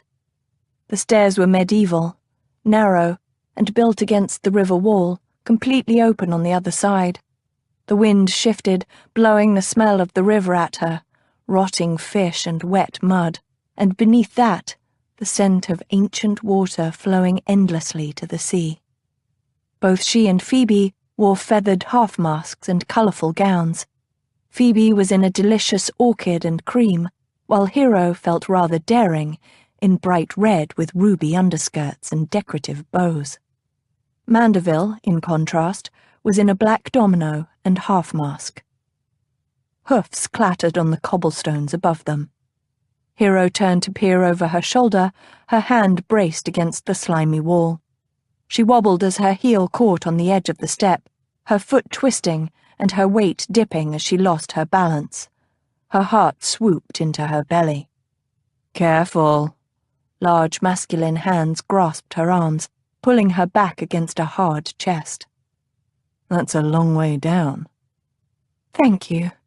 Hero's pulse still fluttered in her throat. "I'm fine now." "You're sure?" Redding's voice was deep and somehow intimate in the still night air. He hadn't loosened his hold on her. Below them, Mandeville and Phoebe had halted on the small platform where the stairs turned. Mandeville looked up. "Coming?" His face was shadowed in the dark, but Hero caught an edge to his voice. She pulled, and Redding let her arms slide from his grasp. "Yes, we'll be there soon." Mandeville nodded, turning and continuing down the stairs. "You're late," Hero murmured, as she carefully stepped down. "Why must everyone tell me that?" "Because you seem to be continually late?" "Don't you think I'm aware of the time and my tardiness?" "No," she said clearly and distinctly, as if speaking to a slow child. "Because if you knew the time, you wouldn't be continually late." Behind her, Redding exhaled a laugh. "Touché, my lady perfect." "Don't call me that." "Why not?" His breath seemed to stir the small hairs at the nape of her neck. "Are you not perfection itself?" She repressed a shiver. "Whether I am or not, I'm certainly not yours." "Pity," he whispered. They were at the turning in the stairs, and she stopped, suddenly. "What did you say?" "Pretty." He raised innocent eyebrows at her. "You and your sister are very pretty tonight." She stared at him, and for the life of her didn't know what to think. His pale green eyes were shadowed behind a black half-mask and domino, and what she could see of his expression was relaxed, but his hand was fisted by his side. Suddenly she was out of breath, the sensation of falling making her sway. "Careful," he whispered tenderly. Her eyes dropped to his lips, wide and sensuous, framed by the black of the mask covering his upper face, and she wondered wildly what he tasted like. "Do hurry, Griffin," Lady Carrow called from the bottom of the stairs. Hero turned jerkily, glad the dark hid her face from those below. She descended the remainder of the stairs, very conscious all the while of the large male shadowing her. "Glad you could join us, Griffin," Mandeville drawled when they reached the bottom. The rest of the party was gathered by the stone dock, where 2 low boats were drawn up. Lady Caroline wore a sapphire dress and half-mask that complemented Lord Huff's deep blue domino. Lady Margaret wore yellow with pink embroidery and bows. Her escort, Lord Bollinger, a slight young man, was in a black domino. "Phoebe, this is Lord Griffin Redding," Hero said rather breathlessly. "Lord Griffin, my sister, Lady Phoebe." "I'm so sorry to keep you waiting," Redding said as he bowed gallantly over Phoebe's hand. "Please forgive me." "Not at all," Phoebe darted a nervous glance at Hero. "There's nothing to forgive. You've arrived just in time." "Then let us proceed," Mandeville said. "Huff, would you like to take my sisters and Lord Bollinger in that boat? And we'll take this one?" Lord Huff nodded once. Good plan. "My dear," Mandeville held out his hand to Hero. She took his hand and stepped gingerly into the barge. Lanterns were affixed to tall posts at either end of the boat, and the long benches were covered in soft cushions. "Comfortable?" Mandeville asked her. "Yes, thank you." Hero smiled at him. He really was quite solicitous of her welfare. "Watch your step," Redding said, as he helped Phoebe inside. "Wouldn't want you to have to swim the river." Phoebe giggled as she sat next to Hero. "Oh, this is wonderful. The river is like a fairy kingdom at night." Hero looked over the water. Lights lit it here and there coming from boats like theirs, the lanterns reflected in the water. The oars squeaked and splashed as the two wherrymen laboured at the stern, and the sound of distant laughter, high and light, floated over the water. Despite the strong river stink, it was rather magical. "Will there be fireworks, do you think?" Phoebe asked. "Guaranteed," Redding said. He and Mandeville sat across from them. Their black dominoes made them nearly look alike in the dim light, but where Mandeville sat upright, his hands braced on his knees, Redding sprawled, legs spread wide apart, arms crossed on his chest. Hero hastily looked away from him, though there was no way to ignore him in such a small space. She thought of that breathless moment on the stairs when her eyes had locked with his, of the fact that only yesterday he'd helped her with the home and discussed Herodotus with her, and the day before that she'd agreed to let him accompany her every time she went into St. Giles.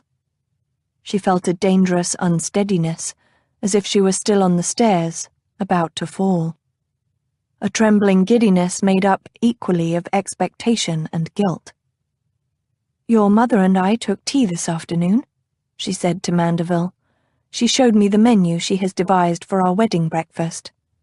"Indeed," he smiled indulgently, as Redding glanced away at the water. "I hope it met with your approval." For some reason she looked at Redding. As if he felt her gaze, he turned back to watch her. He widened his eyes mockingly at her. Hero inhaled, hoping the night hid her blush. Yes, she's planned a lovely celebration of our nuptials." Redding rolled his eyes. "Good," Mandeville said. "I'm so glad that you and Mother have become friends." "It would be hard not to," Hero smiled with genuine warmth. "Your mother is lovely." Redding's lips curled in amusement at that, and he looked away. "We're nearly there," Phoebe said. All this time she'd been peering out over the water. "That's the dock, isn't it?" She glanced at Hero for confirmation. Hero was aware that Redding's attention was caught. He was staring at them curiously. "Yes, dear," she said, catching Phoebe's hand. "That looks like the dock." But dock hardly did the landing area justice. A platform over the river was ablaze with lights strung on poles. As they neared, Hero could see footmen in fantastic livery helping the rest of their party from their boat. Each footman wore a purple and yellow costume, but each was different. One man was in a striped coat with checkered stockings. Another wore a saffron-coloured wig and a purple coat with yellow ribbons, and yet another had a bright yellow coat over a purple spotted waistcoat. They were all whimsical variations on a theme. Their boat pulled into the dock, and a fellow in a lavender-powdered wig bent to help her from the boat. Welcome to Heart's Folly, my lady. Thank you, Hero said, as the rest of her party disembarked. Phoebe came to stand beside her. Did you see the primrose in his wig? Hero turned and saw that, indeed, the footman wore a bright flower over his ear. I do hope that's not a catching fashion, Redding murmured. He caught Phoebe's eyes. I'd look rather foolish with tulips about my ears. Phoebe smothered a giggle with one hand. You'd look a right arse, was Huff's pronouncement. Thank you, Huff, for your opinion, Redding said gravely. Huff snorted. Mandeville cleared his throat. Shall we? He offered his arm to Hero, and she took it as they entered a wooded path. The trees about them were hung with fantastical fairy lights. Hero peered closer and saw that each was a blown glass globe, no bigger than her palm, encasing a light. Music drifted through the decoratively trimmed trees and hedges, growing louder as they advanced. The path suddenly opened, and they emerged from the trees into a wondrous theatre. A paved area spread out before them, as if sprung from the forest floor. Behind that were artfully decaying ruins. If one looked closely, one could just see the orchestra playing between crumbling pillars. On either side, luxurious boxes rose, 4 levels high, some open, some curtained to give the occupants privacy. A pretty maidservant, her hair intertwined with lavender and primrose ribbons, led them behind the boxes and up a carpeted stairs to a high box right on the stage. I say, this is cracking, Lord Bollinger exclaimed. He was a quiet young man who seemed slightly overawed by Mandeville's rank. Lady Margaret squeezed her escort's arm. It's simply wonderful, Thomas. Mandeville grinned, suddenly looking boyish. Glad you're pleased, Meg. Hero smiled up at him as he held a chair for her. Thank you for arranging this evening. It's my pleasure. He bowed, but as he rose, his eyes went over Hero's shoulder, and he seemed to stiffen. The curtains parted at the back of their box, and a troop of servants entered with supper. Mandeville settled into the chair next to Hero as thinly sliced ham, wine, cheese, and prettily iced cakes were laid before them. A toast, Huff mumbled, raising his glass, to the beautiful ladies present tonight. Oh, Huff, Lady Caroline said, but she was blushing as she drank. Hero smiled and sipped her own wine, but she couldn't help glancing over her shoulder as the others bantered. In the box opposite sat a lady with striking deep wine-red hair. 3 young and handsome gentlemen surrounded her, but the woman's eyes were fixed on their box. Hero followed her gaze. Mrs. Tate was watching Mandeville. Griffin's eyes narrowed as he saw Lady Hero note the red-headed woman across the way. What the hell was Thomas up to? Had he arranged an assignation with a mistress with his fiancée present? Lady Hero casually turned back to the table, her gaze sliding by his. She made no sign, but somehow he could tell. She was upset. Damn Thomas. Thankfully, the entertainment began at that moment with a troop of brightly clad girls dancing onto the stage. Griffin watched broodingly, fondling the diamond earring in his waistcoat pocket.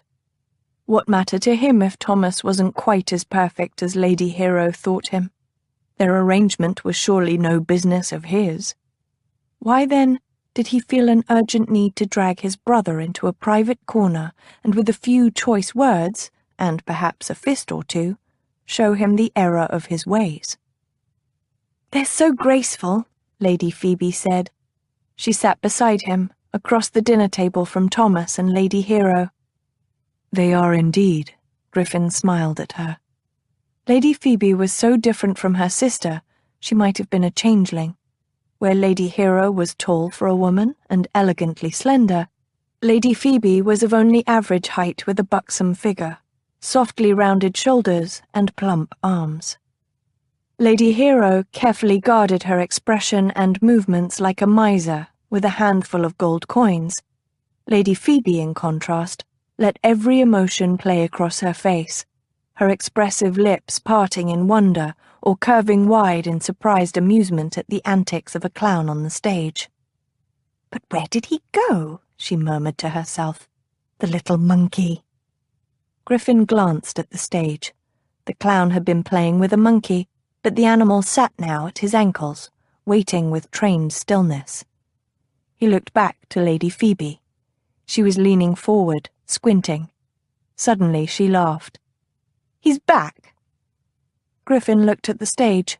The clown was making the monkey perform backflips through a hoop. Griffin lifted his wine to his lips, frowning thoughtfully. The dancers and the clown were followed by a play, Love for Love, which was admirably acted, though Griffin hardly noticed. He was too busy watching Lady Hero from out of the corner of his eye. As the actors were bowing, Thomas stood. "Shall we stroll the gardens?" The suggestion was obvious, and Thomas never glanced at the box opposite. Still, Griffin was unsurprised when the red-haired lady stood as well. Grimly, he offered his arm to Lady Phoebe. The pleasure gardens were cunningly laid out. Tall hedges trimmed into fantastic beasts lined the walkways, obscuring narrower paths leading off it, as well as nooks and grottos tailor-made for sophisticated amusements. As he guided Lady Phoebe, Griffin wondered cynically how many of the other ladies they passed were there professionally. "Oh, look!" Lady Phoebe tugged at his arm, as one of the many set pieces came into sight. "How is it done?" Before them was a pretty outcropping of rock, decorated with a falls, but the falls in this case was of multicoloured lights. "How clever!" Meggs murmured. "I can't tell how it's devised. Perhaps one of the gentlemen can educate us?" "Haven't a clue," Bollinger admitted immediately with honest good humour. Meggs laughed. "Huff?" "Must be mechanical," Huff said. "Well, of course it's mechanical," Caro said, "but how does it work?" Thomas frowned. "A pulley system of some sort, I'd wager." For a moment they all gazed, transfixed, at the moving lights as they seemed to flow over the barren rock. Griffin stirred. "I think we're overlooking the most obvious explanation." "Which is, my lord?" Lady Hero raised her left eyebrow. "Fairies," he replied gravely. "Oh, for goodness sake!" grumped Caro, and immediately dragged her husband off, despite Huff's protests. "Fairies," Lady Hero repeated. Her lips definitely twitched. "Fairies." Griffin stuck his free hand between the buttons of his waistcoat and struck a learned pose, head tilted back, brow furrowed solemnly, foot thrust forward. "In my opinion, which, by the way, is considered an authority on rainbow light falls, each individual light in this falls is, in actuality, a fairy running quickly over the rocks." Meggs was grinning, Lady Phoebe was giggling, but Lady Hero nodded as if his nonsense was perfectly possible. "But if they are fairies, as you say, why exactly should they run down instead of up?" "My dearest lady," Griffin replied with sad pity, "do you not know that falls only run down and not up?" Her mouth had widened, her delicate pink lips trembling with laughter, and his heart suddenly sang. Just like that, with no preliminaries or warning, without reason or goal. He was happy, and looking into her clear grey eyes, he had an idea she was happy as well. How odd that such a thing, such a moment, should compound and redouble until the very fact that she was glad made him the most joyful man in the world. For just a moment in time. Then Thomas, who, if anything, should have been suspicious of their banter, said rather absent-mindedly, "Shall we try this path, my dear?" And he pulled her away. "Come on," Lady Phoebe urged, and they and Meggs and Bollinger chose another path. Griffin strolled along, listening with only one ear to their banter and exclamations. He must have interjected enough comments to maintain a normal front, for no one stared at him oddly or pulled him aside to ask just what the devil he thought he was doing, flirting with his soon-to-be sister-in-law. But he knew. Oh yes, he knew. He was in over his head and sinking, fast. He might be irritated by Lady Hero's calm acceptance of her own perfection, of her condemnation of him without even a trial, even of her fondness for Thomas. But that didn't change his own body's inclinations. He was attracted to the lady, and what was worse, the lady was attracted to him. This was exactly what he had vowed to never let happen. He couldn't let it go further. He must make a firm pledge to stay away from the lady. Yet, here, tonight, he couldn't stop himself from peering down alleys and grottos, searching for a glimpse of scarlet and ruby skirts, a gingery head, the elegant turn of a neck. Where had Thomas taken her? Damnation! Were they embracing, even now? They'd almost made a complete circumference of the gardens when the first pop exploded overhead. "The fireworks!" Lady Phoebe pointed. A glowing red star shot into the night and burst above them, sending green and blue sparks showering down. Their group had stopped in a small clearing, and a crowd of the other guests began gathering about them. Caro and Huff soon joined them. Griffin glanced around, but could see neither Lady Hero nor Thomas. "I say, is that a turtle?" Huff asked beside him. "No," came Caro's exasperated tones. "It's a spider." "Looks like a turtle to me," Huff said, unperturbed by his mate's correction. A flash of scarlet caught Griffin's eye. He turned and saw Lady Hero disappear down a path. Good God, was she alone? Surely she knew better than to wander a dark path at night by herself. He excused himself from the small group, making sure Lady Phoebe was with Meggs and Caro and their escorts, then strode rapidly to where he'd seen Lady Hero. The popping and cracking continued overhead, and suddenly the path ahead of him was lit in bright orange. There, at the far end, stood Lady Hero looking around. She turned as he advanced on her. "Thomas?" He took her arm, too ridiculously angry to correct her. Where the hell was his brother? He pulled, but she dug in her heels, just as blue and yellow lights burst overhead. "Why the hurry, my lord?" She tilted her face up to his, her eyes mocking behind the feathered half-mask she wore. "Don't you think this romantic?" Suddenly the explosions were in his head. Griffin stared into those innocently seductive eyes and realized very simply that he couldn't stand it any longer. He kissed her. Chapter 6. What a spectacle there was when the three dignitaries arrived in the kingdom. Prince Westmoon came in a carriage made of gold and diamonds and drawn by 12 snow-white horses. Prince East Sun rode in a palanquin encrusted with rubies and emeralds and hung draperies made of silk, and Prince Northwind arrived in a great gilded ship with sails of crimson and gold. All three men were haughty, commanding, and handsome beyond belief. But only the little brown bird and the stable-master knew that the Queen retired to her bed that night with a heavy heart. From Queen Ravenhair. It was stupid and irrational, but Thomas found he couldn't stop himself from searching out Lavinia Tate. Not even the difficulty of finding her in the near dark in a maze of paths and side paths deterred him. 3 men? Had she become a sybarite? A woman controlled entirely by her physical desires?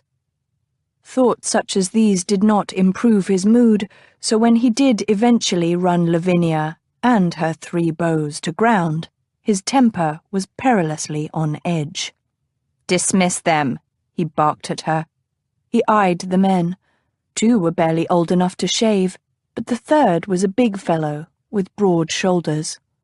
Thomas flexed his hands. In his current mood, he was of a mind to take on all 3. "My lord," Lavinia drawled. She was wearing another flame-coloured dress that should have clashed horribly with her outlandishly red hair, but somehow didn't. In fact, the amount of creamy bosom the décolletage displayed was enough to make a man drool. Thomas scowled. "Tell them to leave, Lavinia." She arched an eyebrow at the use of her given name, and for a moment Thomas thought he really would have to choose between retreat and fisticuffs. Then she whispered something to the big fellow, and with a last nasty look, all 3 turned heel and left. "Now then," she folded her arms across her chest, as if bracing herself for an unpleasant confrontation with a bill collector. "What is it, Thomas?" 3, Lavinia." His hands clenched by his side. "And all merely boys." She threw back her head and laughed. "As it happens, my lord, 2 of those boys are my nephews, and I doubt Samuel would like you calling him a boy." So, the big man was her lover. Thomas wanted to drive his fist into something. "He's younger than you." "As are you," she replied softly.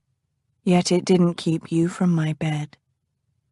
For a moment, he merely stared at her hungrily, remembering her bed and what they'd done there. Then she looked away. "What do you want?" "What do I want?" He advanced toward her, confused by his own need to be near her. "You're the one following me." "Following you?" He didn't know what reaction he'd expected from his accusation, perhaps protestations or even tears. But it wasn't this. This looked perilously close to pity, her eyebrows drawing together, her lush mouth turning down. "Thomas, I am not following you." "Explain, then, how you happen to be here on the very night I attend with my fiancé." She shrugged, actually shrugged, at his angry words. "Coincidence, I suppose." "And you're Samuel?" He was close enough to touch her now, but he daren't. "Deny, if you will, that you brought him here in a pathetic effort to make me jealous." He sneered his words, but she looked at him wonderingly. "Are you jealous, Thomas? I can't think why, since you're the one who broke it off when you decided to marry Lady Hero." He looked away from her too perceptive face. "I never said we had to quit, only that we wait a decent amount of time after the wedding, a year at most.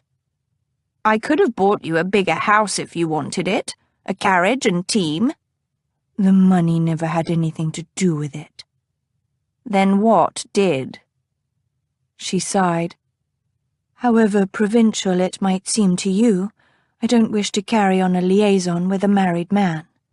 It's rather sordid, don't you think? Besides, I've seen your Lady Hero and she seems a nice girl. I shouldn't like to hurt her." He grit his teeth, feeling the beginnings of a headache. "Are you saying you care more for my fiancé than me?" She stared back, that wretched look of pity in her eyes again. "Are you saying you don't?" "What do you want of me?" he demanded. "I cannot marry you, you know that, Lavinia. Even if we were a suitable match, even if you weren't past the age of childbearing, I simply cannot marry one such as you." How chivalrous of you to point out my advanced age to me. Yet again, she drawled. But, as it happens, there is no need for such drama. I know we cannot marry, and I refuse to conduct a liaison with you when you are otherwise promised. There really isn't anything more to say. He felt something very close to desperation. I thought you cared for me. Overhead the fireworks began exploding. I did. I do. She sighed and let her head fall back, watching the fiery trails. But my feelings for you really have nothing to do with this discussion. Anne broke your trust long before I came along. I'm not sure you'd trust any woman again, let alone one with a past like mine. You've made that abundantly plain. Really, it's a wonder you were able to propose to even a virgin like Lady Hero. An awful, oily blackness invaded his chest at her words, because she was right, damn her. He'd never bring himself to truly trust her. As you've already stated, the thing is impossible. She glanced over her shoulder. They'll be waiting for me. We decided on ices while the fireworks played. He looked at her mutely, unable to find the words that would make this right, the words that would make her stay. She smiled rather wearily. Goodbye, Thomas. I hope you have a happy marriage. And he could do nothing but watch her walk away from him. Hero had wanted to know how Redding tasted, and now she knew. He was wine, and man, and need. Pure, hot need. Coursing through her blood like quicksilver, lighting her bones on fire, making her muscles quake until she literally trembled in his arms. He didn't kiss her like she was the daughter of a duke, reverent and slow. No, he kissed her like a woman. His lips were hard, demanding things from her, not waiting to see if she had the experience to keep up. His tongue pushed against her lips, insisting on entrance. She opened her mouth eagerly. He swarmed in without hesitation, taking as if she was his by right. Griffin, she murmured, her hands clutching at his black domino, unsure of what to do. He pulled her close, so close she felt the muscles of his legs through her skirts. His fingers were in her hair, skimming over her throat, brushing lightly at the tops of her breasts. She should push him away. What she wanted instead was to take his hand and press those long fingers into her bodice, to guide him until he stroked the puckered tips of her naked breasts. She thought she might very well expire from sheer ecstasy if he touched her there.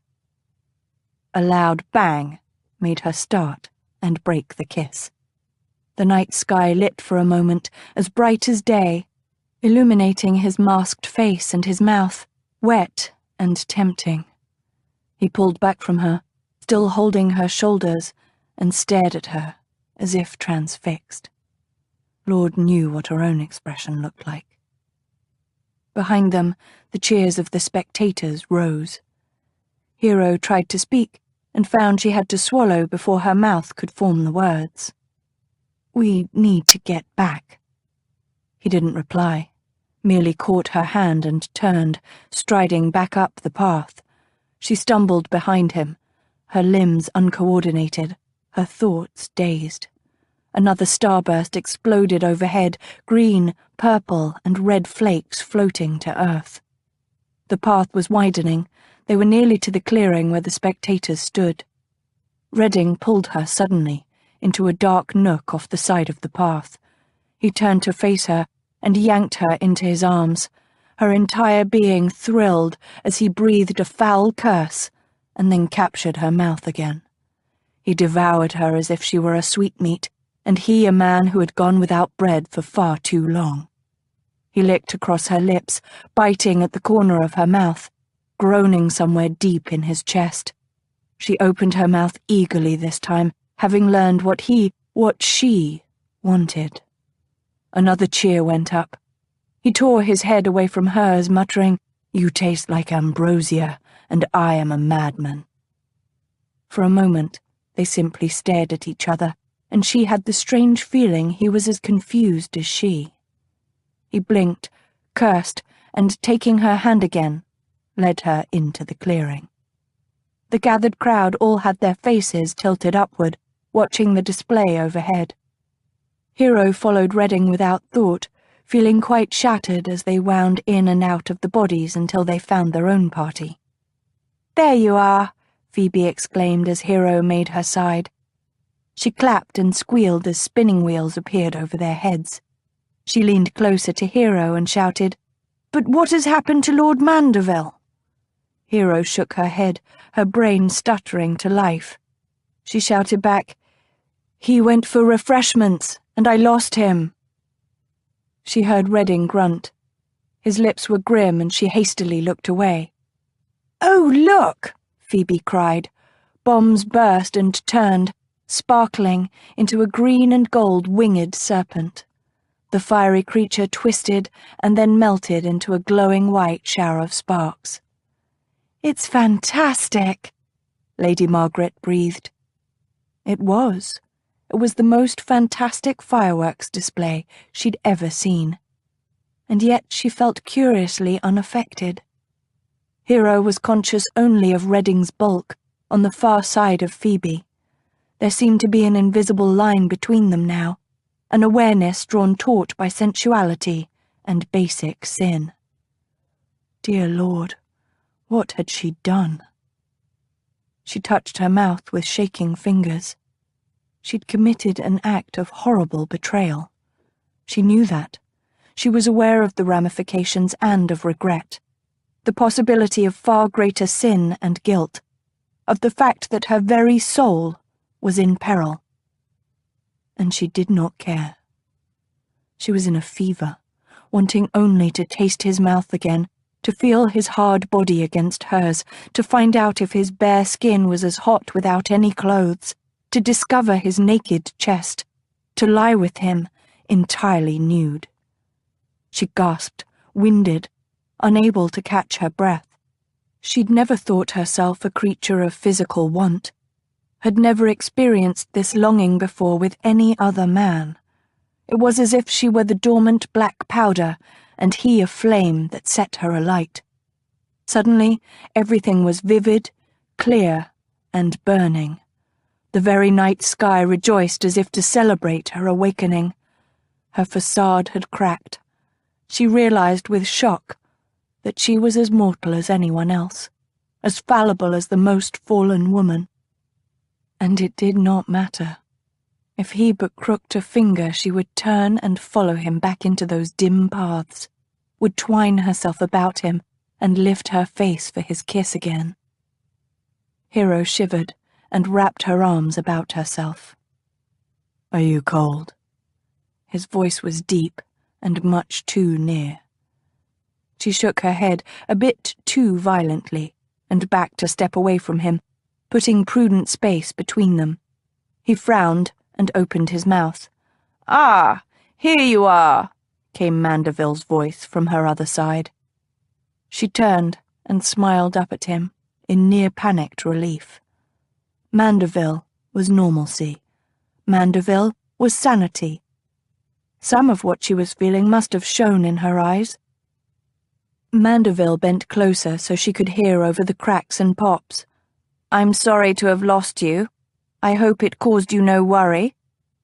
She shook her head, still smiling like a fool, unable to speak. "What were you thinking?" Redding growled close, and at first she thought he accused her. Then she looked up and saw the murderous expression he shot at Mandeville. "It's not safe for a lady alone here." Mandeville's head reared back. "How dare you?" Redding made a grimace of disgust, turned on his heel, and strode to the edge of the clearing. Mandeville looked uncertainly at Hero. "I'm sorry." Dear God, she could not take an apology from him now. Hero laid a hand on his sleeve. "Please don't worry yourself." "But I should," Mandeville said slowly. "My brother is right. I should never have lost you in the maze of paths. It was not well done of me.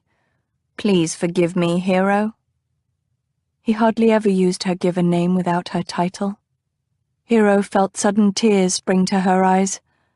This man was so good, so right. She was a fool to let bright, sparkling physical lust endanger her happiness with him. She squeezed the arm under her hand. "It's done now, and no true harm came of it. Please, let's talk of it no more." He seemed to search her face for a moment, even as purple and red lights showered above. "Very well," he said at last. "It seems I am to marry a very wise lady indeed." Her lips trembled as she gazed up at him, knowing she did not deserve his praise. This was the man she'd chosen to marry. The decision was made, the contracts drawn up and signed. This would be a good marriage, one of respect and common goals attained between the two of them. And yet, she could not help but turn her head slightly and glance at Redding. He stood apart, his face upturned to the sky as sparkling flames reflected in his eyes. "Get up, my lord, she's doing a runner!" Griffin groaned, rolling from his stomach to his back and flinging a shielding arm over his eyes. "Go away." "Can't do that, my lord," the cheerful voice of Deedle, his valet-cum-secretary-cum-jack-of-all-trades, replied. "You told me to wake you if she went out, and keep at it no matter how much you might complain until you stood up by yourself, and here I am, awaking you." Griffin sighed and cracked an eyelid. The sight that met his gaze was not a pretty one. Deedle was only a bit past 25 by his own reckoning, but he'd lost both upper front teeth in that time. It didn't seem to bother him, though, judging by the wide smile that split his face. He wore a wig, one that Griffin had cast off, badly in need of curling and powdering. His muddy brown eyes were tiny and spaced too near, peering down a great angular nose that took up so much of his face that his small mouth and smaller chin seemed to have given up completely and retreated down his neck in defeat. Deedle grinned at Griffin's open eye and stuck his tongue through the gap in his teeth, a rather unfortunate habit of his. "Like some coffee, my lord?" "God, yes." Griffin squinted at the window. True, the sun seemed to be high in the sky, but they'd been out until well past midnight last night. He remembered that sweet kiss he'd shared with Lady Hero, and how she wouldn't look him in the eye afterward. He winced. "Are you sure she's moving?" "The lad I got on watch came running to tell me not 10 minutes ago," Deedle replied. "The lady must like the mornings, eh?" But not keeping her promises. He sat up, the sheets falling away from his nude chest, and scratched his chin as he contemplated the fair Lady Hero. She was attempting to avoid him. Had his kiss frightened her that much? "You're certain she's headed to St. Giles?" "She's got that big footman, and she's taking the carriage. Bit early for morning social calls." Deedle squinted and shrugged. "Stands to reason that's where she's headed, don't it?" Griffin sighed. Yes, it did stand to reason.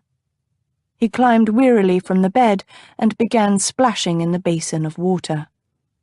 "Have we heard from Nick Barnes?" Deedle laid out the razor, strop, and towels. "No." "Damn," Griffin frowned. Nick usually sent word first thing in the morning.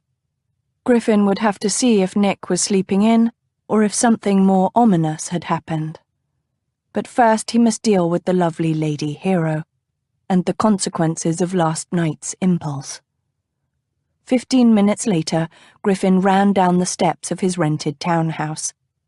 It wasn't in the most fashionable part of the West End of London, but he'd long ago decided that lodgings separate from Thomas were essential for familial accord.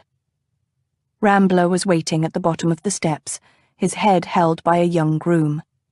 Griffin patted the gelding's glossy neck before swinging into the saddle and throwing the boy a shilling. The day was sunny, and Rambler made good time, weaving through the London traffic. Griffin found Lady Hero's carriage not 20 minutes later, stalled behind a herd of pigs.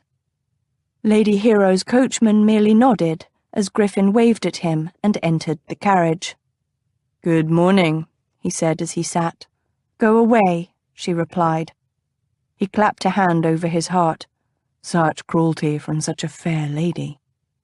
She wouldn't even look at him. She stared fixedly out the window, her profile remote and reserved. Only the faint spots of pink on her cheekbones gave lie to her serenity. "You shouldn't be here?" "Well, yes." He stretched his legs and crossed them at the ankle, grappling with a wholly foreign surge of guilt. Outside, a chorus of squealing rose alarmingly. "I should be abed, still dreaming, but it's not my fault you decided to rise early and sneak off to St. Giles without me." She pursed her lips irritably. "This isn't wise." He noted that she didn't deny her destination. "Have you told your brother or Thomas about your jaunts to St. Giles?" "No, but—" "Then I'm coming with you." She closed her eyes as if pained. "You know we can't do this." Had he hurt her so much? He cleared his throat, feeling uncharacteristically diffident. "About last night." She held up her palm, her face averted. "Don't." He opened his mouth, but she was as still as a graven image. She seemed to have retreated somewhere deep inside herself. Damnation! His mouth snapped shut. He turned to look out the window as the carriage began rolling forward. He'd well and truly mucked this up. If he had it to do over, he'd— What? He sure as hell wouldn't take back that kiss. Griffin sighed and laid his head against the squabs. That kiss had been quite spectacular. He remembered her mouth, soft and yielding, her breasts pressed against his chest, and the hard beat of his own heart. He'd been aroused, naturally, but oddly, the part that stuck in his mind wasn't the eroticism of their embrace, but the sweetness. It had felt right, as wrong as that was. And as truly foolish as it was to have kissed his brother's fiancée, he'd do it all over again if Lady Hero gave even the slightest sign of acquiescence. Griffin cracked an eyelid and snorted under his breath. The lady was showing no such signs this morning. She sat ramrod straight in her seat, surely an uncomfortable pose as the carriage swayed, and her face was still averted. She gave every indication of loathing him. Well, that was for the best, wasn't it? Griffin sighed. "Why have you decided to go back to St. Giles so soon?" "Mr. Templeton has agreed to meet me at the site of the new home," she said. He raised his brows, waiting for more explanation, but it wasn't forthcoming. Fine. Two could play at that game. He tilted his hat over his eyes and settled back to regain some of the sleep he'd lost this morning. The carriage, shuddering to a stop, woke Griffin some time later. He watched lazily as Lady Hero got up and left the carriage without a word to him. His lips twitched. That certainly put him in his place. He could stay in the carriage and await her return, but curiosity got the better of him. Griffin followed her out of the carriage, looking around. They were in St. Giles, not far from his still, actually. The carriage was stopped at the end of a narrow lane, too wide to pass through. Griffin saw Lady Hero walking determinedly down the lane with her footman, George. Griffin jogged to catch up. By the time he made her side, she was already in conversation with Jonathan. The architect was all in black, a huge roll of papers under one arm. He turned to greet Griffin, but Lady Hero continued talking. "As you can see, now we're worried that the children will have to stay in their wretched temporary home for the winter. Can you give us any hope, Mr. Templeton?" She drew breath, and Griffin took advantage of the pause by sticking his hand out to his friend. "Good morning, Jonathan. How are you today?" "Quite well, my lord, quite well indeed," the architect replied, beaming. He glanced at Lady Hero and blinked at her gimlet stare. Now then, as to the progress of the foundling home, my lady, as you can see, the former architect barely laid the foundations. I've had a chance to inspect the site, and I'm afraid I've discovered several distressing points." Lady Hero frowned. "Yes?" Jonathan nodded, pushing his spectacles up onto his forehead. "Most of the foundation is sound, but in places it is already settled and will need to be dug up, shored, and rebuilt. Further, the papers you sent me indicated that special stone, wood, etc. were bought and stored here. I'm afraid I cannot find them." "Stolen?" Griffin asked. "Yes, my lord, or perhaps never truly bought in the first place." Jonathan looked troubled. "In any case, the materials will have to be purchased before further construction is done." Griffin glanced at Lady Hero and saw that she was biting her lip. I will have to see about obtaining the monies necessary to purchase material. Last time it took weeks for the stone to be shipped." "Ah," Mr. Templeton rocked back on his heels. "Here, I think I have good news, then. I know of a supplier of fine granite who has some already sitting in his warehouse here in London. I have no doubt that he has enough to meet our needs. It isn't the Italian marble that the original plans called for, but the granite stone is pretty enough, cheaper too. I believe I can persuade him to extend you the credit on the stone." Lady Hero seemed to relax. "Wonderful, Mr. Templeton. I shall rely upon you to arrange for the granite to be bought and moved here. Now, perhaps you can show me the problems you spoke of?" Griffin sat on the stone foundation of Lady Hero's home and waited for her to complete her tour with Jonathan. He tilted his head back, feeling the sun on his face. He'd have to take her home after this and then return again to St. Giles to consult with Nick about what to do with the vicar. Griffin rubbed the back of his neck wearily. He couldn't remain indefinitely in London, guarding the still. Perhaps the vicar could be bought off somehow, except that Griffin balked at giving the man money. The only other means of eliminating the crime lord was assassination. Griffin chuckled in disgust. He hadn't sunk quite that low, yet. "My lord?" He glanced up to see a footman trotting toward him. Griffin straightened. "What is it?" "There's a lad at the carriage asking after you. Said to tell you that Nick sent him." Lady Hero had returned with Jonathan by this time. She looked at Griffin for the first time that day. "What is it?" "A matter of business." He glanced at Jonathan. "Are you done here?" "Yes, but—" "Then let's go." He took her arm and walked rapidly toward the carriage. He hated to take her along, but he couldn't very well let her wander alone in St. Giles. Damnation. She arched her brow at him, but kept pace with his stride. The youth waiting beside the carriage was one of Nick's crew. He doffed his hat at the sight of Lady Hero, his eyes widening. He'd probably never seen an aristocratic lady in his life. "What is it?" Griffin demanded. The lad jumped, tearing his gaze from Lady Hero. "Nick wants to talk to you, my lord. Quick-like, if you can." Griffin nodded. "Hop on the back of the carriage." He gave the coachman directions and then helped Lady Hero in before pounding on the roof. She watched him as he threw himself on the squabs. "How did your messenger find you?" "I sent word where I'd be," he said absently. Thankfully, she didn't ask any more questions. The carriage was already pulling up in front of the distillery's wall. "Stay here," he ordered her before leaping from the carriage.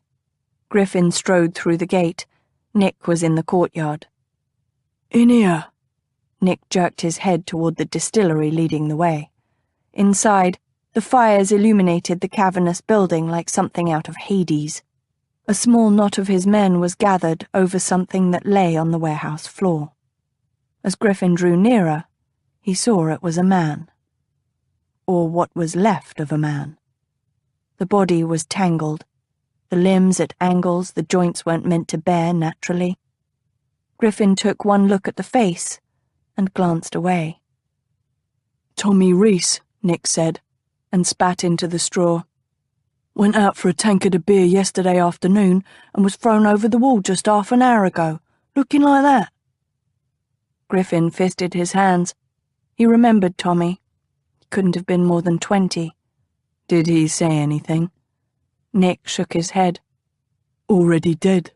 He glanced sharply at the silent men and gestured Griffin to the side. "Tortured, I'm thinking, my lord." "No doubt," Griffin grimaced. "Was Reese party to any particular secret of our business?" "Nah, just started." "Then the vicar did this as a warning?" "And to scare the men." Nick lowered his voice. "Already 2 have run off. Couldn't stop 'em, though I told the buggers right enough they'd be safer in here." "Fuck." Griffin rolled his head on his shoulders to stretch his neck, then swiveled to the men. "Well, this is first shot.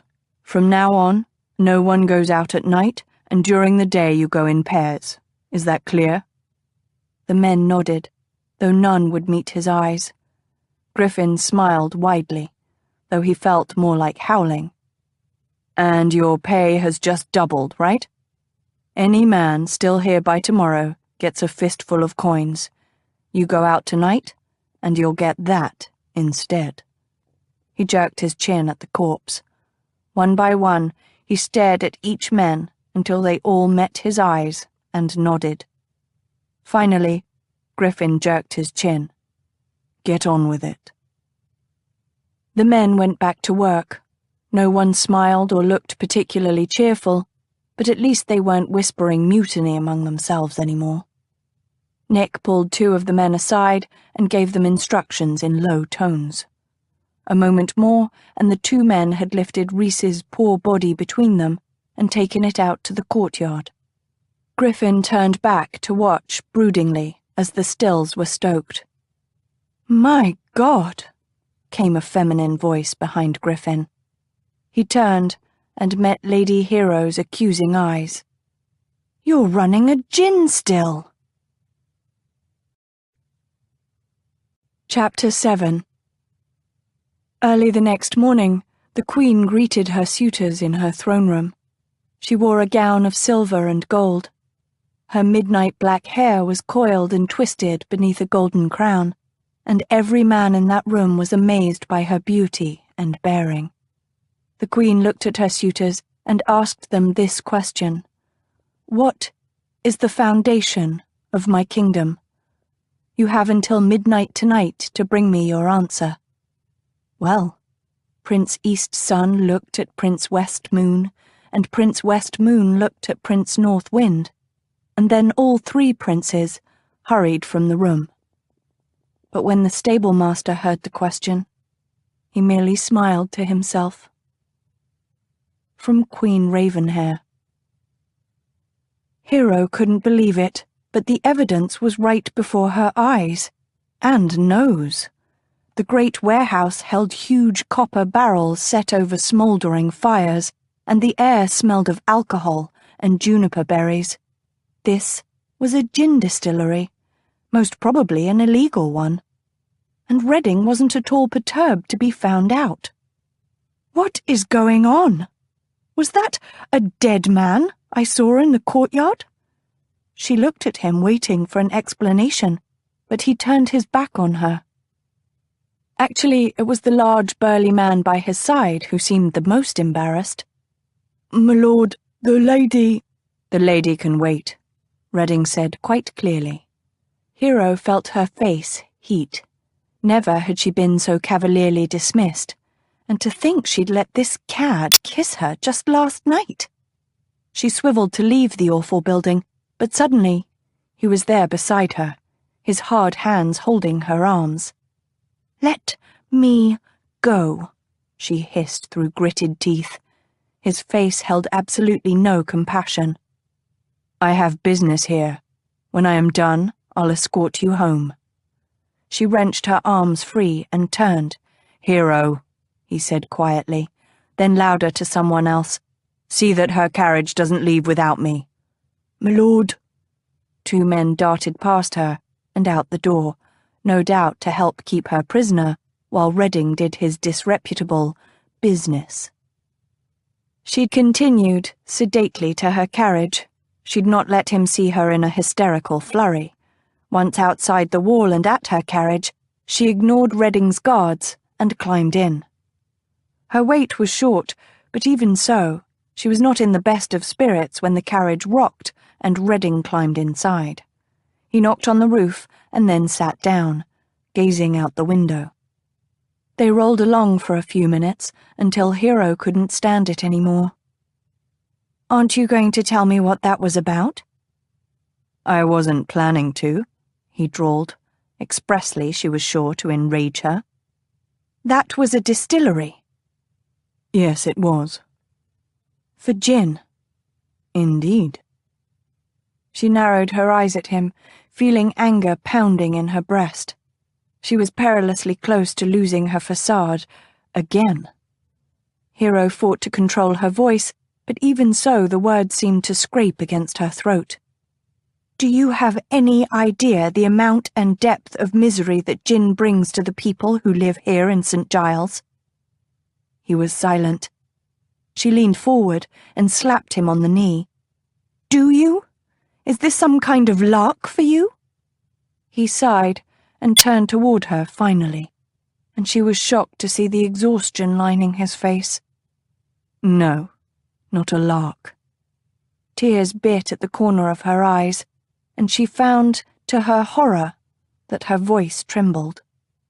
"Haven't you seen the babies starving while their mothers drink gin? Haven't you stumbled over the bodies of broken men, mere skeletons from drink? My God, haven't you wept at the corruption that drink brings?" He closed his eyes. "I have." She bit her lip, struggled to control her emotions, to control herself. Redding wasn't stupid. There must be some reason for his madness. "Explain it to me. Why? Why would you dabble in such a filthy trade?" "That filthy trade saved the Mandeville fortunes, my lady perfect." She shook her head sharply. "I don't understand. I've never heard that the Mandeville fortune needed saving." His mouth twisted wryly. "Thank you. That means I did my job well." "Explain?" "You know my father died some 10 years ago?" "Yes." She remembered the conversation she'd had with Cousin Batilda on her engagement night. "You immediately left Cambridge to go carouse about the town." His smile was genuine this time. "Yes, well, that tale was more palatable than the truth." "Which was?" "Our pockets were to let." "Yes," he nodded at her incredulous expression. "My father had managed to lose the family fortune with a series of investments that were ill-advised at best. I had no idea of the family's finances. As I was the second son, Father and Thomas considered it none of my business. So when Mater told me at the funeral the straits we were in, you could have knocked me down with a feather." "And you left school to manage the family's finances?" Hero asked skeptically. He spread his hands and inclined his head. "But why you? Wasn't it Thomas's job to find a financial manager?" "One," he ticked off his point on a long finger, "we couldn't afford a financial manager. And 2, Thomas's head for money is about the same as our dear late father's. He spent the last of what we had in the week after Father died." "And money is the one thing you're good at," Hero said slowly. "That's what you told me when you offered me a loan. When it comes to financial dealings, you can be relied on." Did he think that was the only thing he could be relied upon to do correctly? Griffin nodded. "Thank God my mother caught wind of what Thomas was doing. She had a small inheritance of her own that she'd kept hidden from Father. We lived for the first year or so on that bit of pin money until my distillery started bringing in money." That reminder snapped her attention back to her original concern. "But gin distilling? Why that of all things?" He leaned forward, resting his elbows on his knees. You have to understand. I came home from university to my mother near prostrate with grief and worry, half the family furnishings sold to pay my father's debts, bill collectors calling at all hours, and Thomas nattering on about how fine a new carriage with gilt trim would be. It was autumn, and all I had was a rotten harvest of grain, mostly spoiled with damp. I could have sold it to a broker who would have then sold it again to a gin distiller, but I thought, wait a minute, why lose most of the profit? I bought a second-hand still and paid the old rascal I'd bought it from extra to show me how to use it. He sat back on the carriage seat and shrugged. 2 years later, we were able to afford Caro's season. And Mandeville? She asked quietly. Does he know what you do to support your family? Never fear, he said with deep and devastating cynicism. Your fiancé's hands are clean of all this. Thomas worries about far nobler things than where the money comes from to clothe him. His interests lie with Parliament and such, not bill collectors. But, her brows knit as she tried to figure it out, he must have some idea of where the money comes from. Hasn't he ever asked? No, Redding shrugged. Perhaps he does wonder, but if so, he's never said a word about it to me. And you've never tried to discuss it with him? No. Troubled, she stared at her hands. What Redding did to make money was reprehensible. But what of a man who enjoyed wealth without once asking how it was made? Wasn't Mandeville in some ways just as much to be condemned as Redding? Perhaps more so. He had all the benefits without suffering any of the soul-shredding consequences of dealing in gin. There was a name for such a man, she knew. Coward, a tiny voice whispered deep in her heart. She pushed the thought aside and looked at Redding. If my brother finds out what you do, he'll not hesitate to have you brought before a magistrate. Maximus cannot be reasoned with when it comes to the subject of gin. Even at the risk of embroiling his dear younger sister in scandal? He arched an eyebrow. I think not. She shook her head, turning to gaze out the window. They'd left St. Giles behind and were rolling through a much nicer area. You don't know him. He's obsessed with gin and the effects it has on the poor of London. He has been ever since our parents' murders. He believes that gin is to blame for their deaths. I don't know that he would stay his hand, even if you're soon to be my brother-in-law. He shrugged. That's a chance I have to take. She pursed her lips. What were you discussing with that man at the distillery? He sighed. I have a competitor, though that word is a bit refined for what he is, who is bent on driving me out of business. She glanced at him, alarmed. What kind of competitor? The kind who likes to smash stills and throw the mangled body of one of my men over the courtyard wall, he said. It's the reason I came to London. Well, that and your engagement to Thomas. Dear God. She shook her head. How could he joke about becoming mixed up with such criminals? Then that man was... His name was Reese, and his only sin appears to have been going out for a drink yesterday. She shuddered. That poor man. You needn't worry, he said. As I've said, Thomas isn't involved. She looked at him incredulously. Did he really think her so shallow? I can understand that you were desperate to right your family's finances, Hero said slowly. But they are no longer in peril, are they? My brother would have found out if there were financial concerns when he had my marriage contract drawn up. Your brother is a shrewd man, Redding said. I've no doubt but that you are correct. The Mandeville fortune is safe now. He didn't find anything amiss. If that is the case, then why continue to distill gin? You don't understand, he began. You're patronizing me again, she snapped. He looked at her, his pale green eyes suddenly hard. I have my family to consider, my lady perfect. Caro has made a fine match, but Meg's is still unwed. If she is to find a suitable match, she needs to dress the part, as I'm sure you understand. I cannot give up the still until she is safely wed, until I am financially stable. We need the money from the still to finance her season." She closed her eyes and spoke from her heart. "We have had our differences, my Lord Shameless. There have been times in the last several days when I have thought I disliked you quite intensely." He snorted, but she continued. She needed to make her point before she lost her courage. "But I think we have also learned something about each other.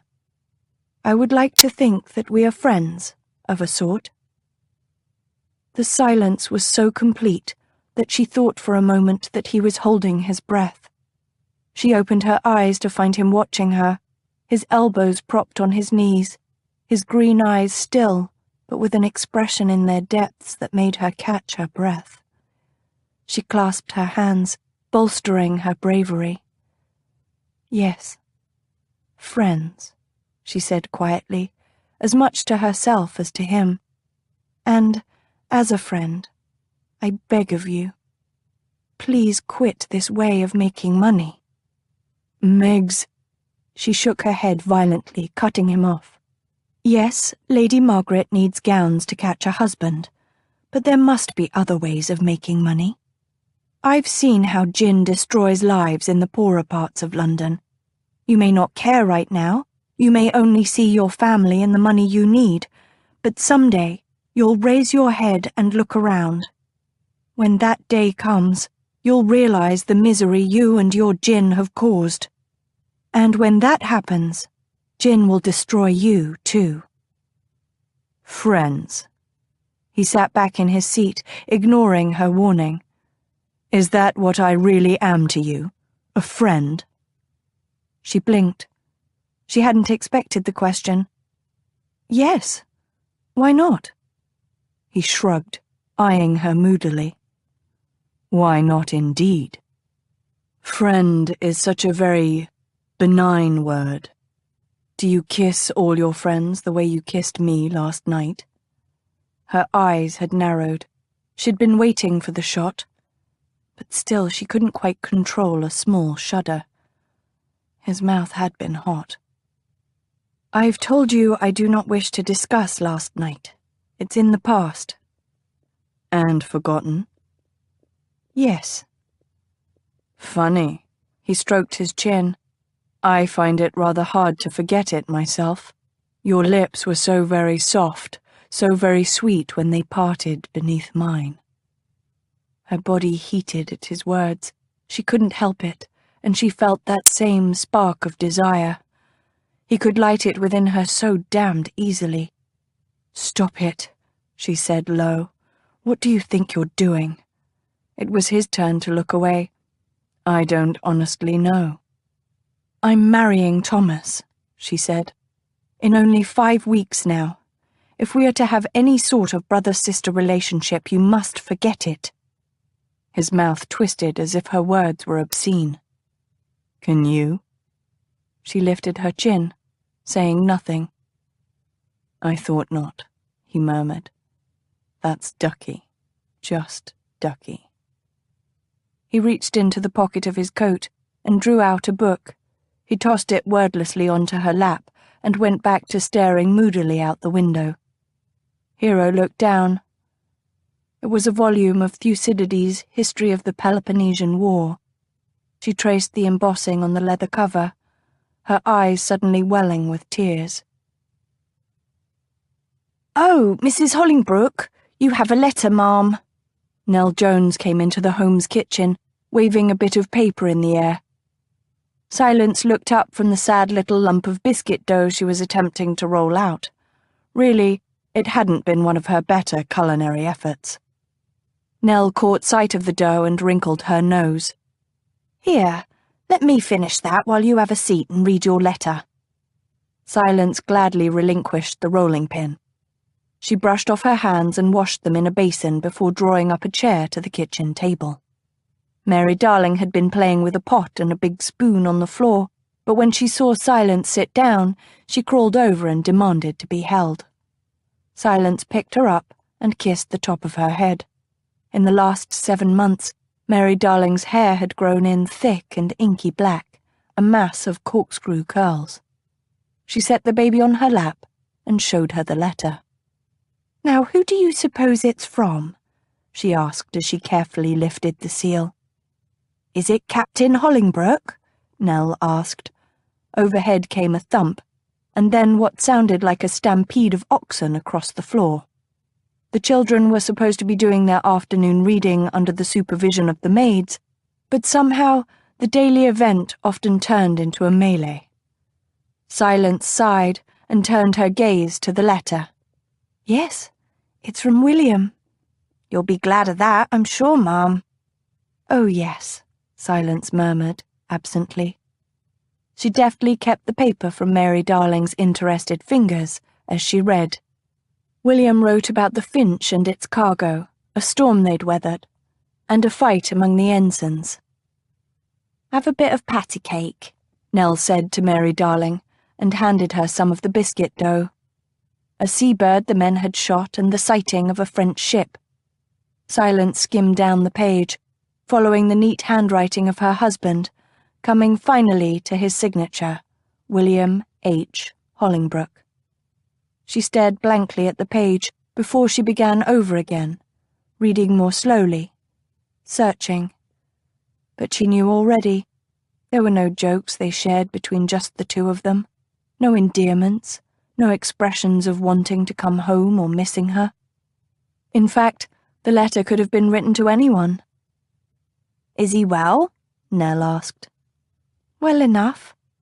Silence glanced up and noticed that Mary Darling was carefully breaking off bits of the biscuit dough and placing them in her mouth to chew with a thoughtful expression. "No, sweetheart, 'tisn't good not cooked." Nell smiled at the baby. "She thinks it is." "Won't it make her sick?" Silence asked worriedly. Nell shrugged. "It's mostly flour and water." "Still?" Silence began to unwrap the baby's fingers from the sticky dough. Mary Darling naturally didn't think this a good idea and voiced her protests loudly. Someone knocked on the front door. "Shall I see who it is?" Nell asked over the baby's cries. "I'll get it," Silence said. She scooped up the baby and swung her around. "Who do you suppose it is? The king or queen?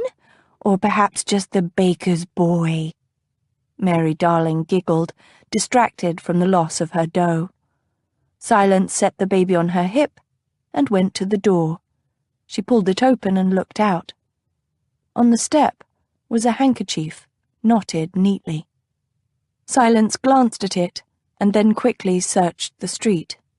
A woman was washing her step across the way, 2 men walked side by side trundling wheelbarrows, and several lads argued over a small terrier dog. No one seemed to be paying her any mind. Silence bent and picked up the handkerchief. The knot was loose and came easily undone, even using only one hand. Inside the handkerchief was a handful of raspberries, perfectly ripe, perfectly unblemished. "Gah!" Mary Darling cried, and grabbed 2, stuffing them into her mouth. A small scrap of paper was revealed now, and Silence plucked it out from under the berries. One word was written on it. "Darling." Silence glanced back at the street as Mary Darling snagged 3 more berries. It was the oddest thing. No one looked in her direction, yet she felt as if watching eyes were upon her. She shivered and reached for the door, beginning to shut it. A shout came from up the street, and 4 men trotted around the corner. Between them, they held a ragged, elderly woman who struggled in their grasp. "Let me go, you buggers," she shrieked. "I haven't done it, I tells ya." "Dear God," Nell said quietly from behind Silence. Silence looked at the maidservant and back to the street. People were peering out of windows and doors, coming to see what the commotion was about. "Stand back," one of the men cried. He waved a thick cudgel over his head. A stream of filthy wastewater poured from one of the houses, narrowly missing the group. The 4 men trotted faster. "Informers," Nell spat. "Poor woman. They'll have her up before the magistrates for selling gin and collect a nice reward in return." "What will happen to her?" Silence abhorred what drinking gin did to the people in St. Giles, but at the same time she knew that most who sold it were simply trying to make enough money to feed and house themselves.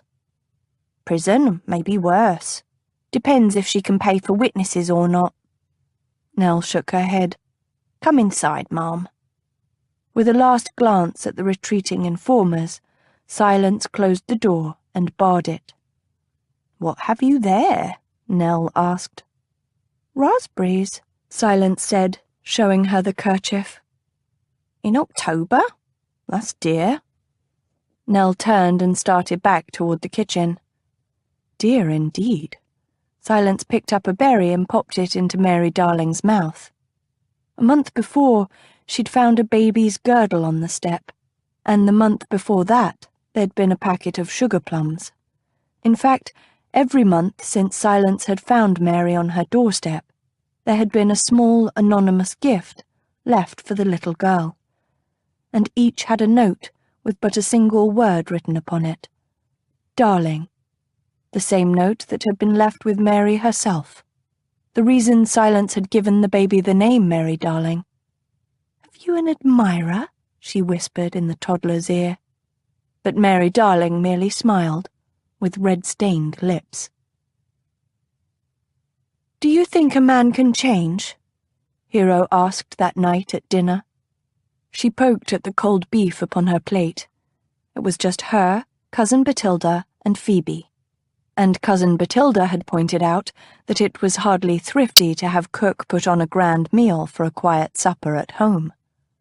Still, Hero did dislike cold beef. "No," Cousin Batilda said promptly. Rarely did she ever not have a decided opinion. "What kind of change do you mean?" Phoebe asked. The candlelight sparkled on her spectacles as she tilted her head in interest. She wore a bright yellow gown tonight, and it made her seem to shine in the little family dining room. The table was a nice, intimate size, and the fireplace, ornamented with white and blue tile, was just big enough to make the room warm and cozy.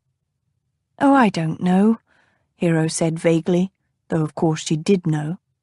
"Say, for instance, a gentleman has a decided fondness for gambling at cards. Do you think he could ever be persuaded to quit?" "No," Cousin Batilda reiterated. She slipped her right hand beneath the table while staring fixedly straight ahead. There was a small scuffle under the table. Neither Hero nor Phoebe made any sign that they had noticed the transaction. "I think it might depend upon the gentleman," Phoebe said thoughtfully, "and perhaps on the nature of the persuasion."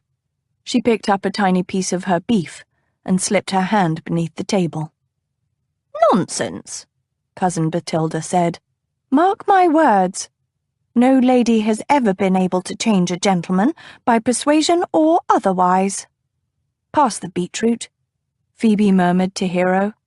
"How do you know, Cousin Batilda?" "It's common feminine wisdom," that lady said. "Take Lady Pepperman." "Who?" Hero asked. She helped herself to the beetroot, even though that was cold as well, before passing it to her sister. "Before your time," Cousin Batilda said. "Now listen. Lord Pepperman was a well-known gambler, and a very unlucky one at that. Once gambled away his clothes, if you can credit it, and had to walk home in nothing but his small clothes and wig." Phoebe snorted and hastily covered her mouth with her napkin, but Cousin Batilda was in full sail and didn't notice. "Lady Pepperman was at her wit's end, so she decided she would teach her husband not to gamble." "Indeed?" Hero asked with interest. She chose a bit of beef and held it under the table. A small, warm, soft nose nuzzled her hand, and then the beef was gone. How did she manage that? Pandas the butler and both footmen were too well trained to show anything but boredom on their faces, but all three men were leaning closer to Cousin Bathilda. She told him he could gamble as much as he wanted, but only in his small clothes, Cousin Bathilda said. Everyone in the room, including the servants, gaped at Cousin Bathilda. Then Phoebe closed her mouth and asked diffidently, "Did that work?" "Of course not," Cousin Bathilda said. "Haven't you been listening to a word I've said? Lord Pepperman continued to gamble, except now he was clad only in his small clothes. Went on for a year or more before he lost nearly everything and tried to blow his brains out." Hero choked. "Tried? Succeeded only in clipping off the top of his ear," Cousin Bathilda pronounced. "Man was a horrible shot. Can't think why Lady Pepperman married him in the first place." Hero murmured as she digested this cautionary tale. Truly she couldn't think how she could apply it to Lord Reading. There was a small silence broken only by the discreet scrape of silverware on plates. "I saw Lady Beckenhall today," Cousin Bathilda said at last, "at a quite dreadful tea given by Mrs. Headington. All that was provided for refreshments were some very dry little cakes. I am positive that they were stale, at the very least 2 days old, and Lady Beckenhall quite agreed with me." Lady Beckenhall could hardly do otherwise, Hero thought wryly. "She informed me that Lady Care is thinking of extending her stay on the continent through the winter," Bathilda went on. Hero looked up. "Oh no, really?" "Is that a problem?" "Well, it rather might be," Hero said. "Why?" Phoebe asked. "It's the work on the new home," Hero sighed. "I've had to hire another architect because the first one embezzled the funds we'd given him." "My dear!" Cousin Bathilda looked horrified. "Yes, we'll need more money, quite a bit more money, I'm afraid," Hero said, "and Lady Care staying away even longer won't help matters." "What about her son?" Phoebe asked. "Won't Lord Care and his new wife be returning to town soon?" Bathilda snorted. "I wouldn't be surprised if he stayed away until spring. He married a brewer's daughter, after all. He'll need his mother's help in getting invitations." "I don't think Temperance or Lord Care are particularly interested in society events," Hero began. Bathilda drew in her breath sharply. "But you are right," Hero added hastily. "They may stay away from town for even longer now." "What shall you do?" Phoebe asked. Hero shook her head and was silent a moment as the footman cleared the supper plates and brought in a pudding for dessert. She waited until they were each served, then said solemnly, "I shall have to raise the funds myself somehow." "You can have some of mine," Phoebe said promptly. "Mother and Father left me a fair amount, or so Maximus says." "But you can't touch it until you're of a majority," Hero said gently. "Thank you anyway, dear." Phoebe scrunched her face for a moment. "I'd wager there are other ladies who would like to help the home." "Do you?" Hero dabbed at her pudding without really tasting it. "Yes," Phoebe was beginning to look excited. "You could form a syndicate." "Like a gentleman's business syndicate?" Cousin Bathilda frowned. "Quite," Phoebe said. "Except it would be only ladies, because if you let a gentleman in, he'll want to run things, and it's to give money, not make it. You could call it the Ladies' Syndicate for the benefit of the Home for Unfortunate Infants and Foundling Children." "That's a wonderful idea, darling," Hero said, smiling. Phoebe's enthusiasm was hard to resist. "But what ladies would I approach to give away their money?" "You might try Lady Beckenhall for one," Cousin Bathilda said unexpectedly. "I know for a fact that her late husband left her extremely well off." "Yes, but will she want to simply give away her wealth?" Hero shook her head. She didn't know Lady Beckenhall all that well, but the lady had always struck her as more interested in fashion and the latest gossip than charity. "I'll help you make a list," Phoebe said, "entitled Potentially Charitable Ladies of Means." "That will certainly help," Hero laughed. Phoebe ate some of her pudding with evident appreciation. I say, why did you ask earlier about changing gentlemen? Oh, I don't know, Hero replied. Lord Mandeville seems perfect the way he is, her younger sister commented. Does he gamble? Not to my knowledge, Hero said. Well, if he did, I can't think he'd allow you to confine him to his small clothes like Lord Pepperman, Phoebe said. The younger footman choked, earning himself a severe glance from Pandas. Suddenly, an image of Lord Griffin in his small clothes popped into Hero's head, making her go hot all over. She took a guilty sip of wine. No, indeed, Cousin Batilda said, apparently oblivious to the currents around her. I'm afraid you'll have to accept Lord Mandeville the way he is, my dear. Fortunately for you, he's quite perfect as he is. Hero nodded, her mind on Lord Reading, which was why she nearly jumped at Cousin Batilda's next words. Now, Lord Griffin, the older lady said, is an entirely different kettle of fish. I wouldn't be at all surprised if he gambled excessively. Why? Phoebe asked. Why what? Why do you suspect Lord Griffin of such awful things? He was quite lovely to me last night. Cousin Batilda smiled and shook her head in a manner that Hero had found quite maddening at Phoebe's age. Those tales aren't for ears as innocent as yours, my dear. Phoebe rolled her eyes.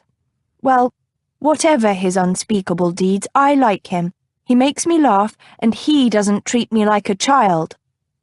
Naturally, this bit of rebellion set Cousin Batilda off on a lecture about decorum and the dangers of judging gentlemen solely upon their ability to make one laugh. Hero looked down at her cold pudding. She could sympathize with Phoebe. She too liked Reading. He was, at base, no matter what Cousin Batilda said, a good man. And because he was a good man, she needed to show him why what he was doing was wrong. Not just for the people who were damaged by drinking gin, but for Reading himself. If he continued distilling gin, at some point he would cease to be a good man. And that was something Hero was quite sure she couldn't bear. Chapter 8. That night, the suitors assembled in the throne room and presented their answers to the Queen. The first was Prince Westmoon. He bowed and set a single, flawless diamond before her. Wealth is the foundation of your kingdom, Your Majesty. Next, Prince Eastsun strode forward. He nodded to the Queen and laid a pretty little golden dagger at her feet, all encrusted with gems. Arms are the foundation of your kingdom, Your Majesty. Finally, Prince Northwind presented a velvet bag with 25 perfect pearls and said, Trade, Your Majesty, is the foundation of your kingdom. From Queen Ravenhair. Griffin cursed the vicar of Whitechapel as he rode home the next morning. After a sleepless night at the distillery, spent constantly tense, listening for the least sign of intruders, Griffin had nothing to show for it but an aching head. There'd been no sign of the vicar, or his men.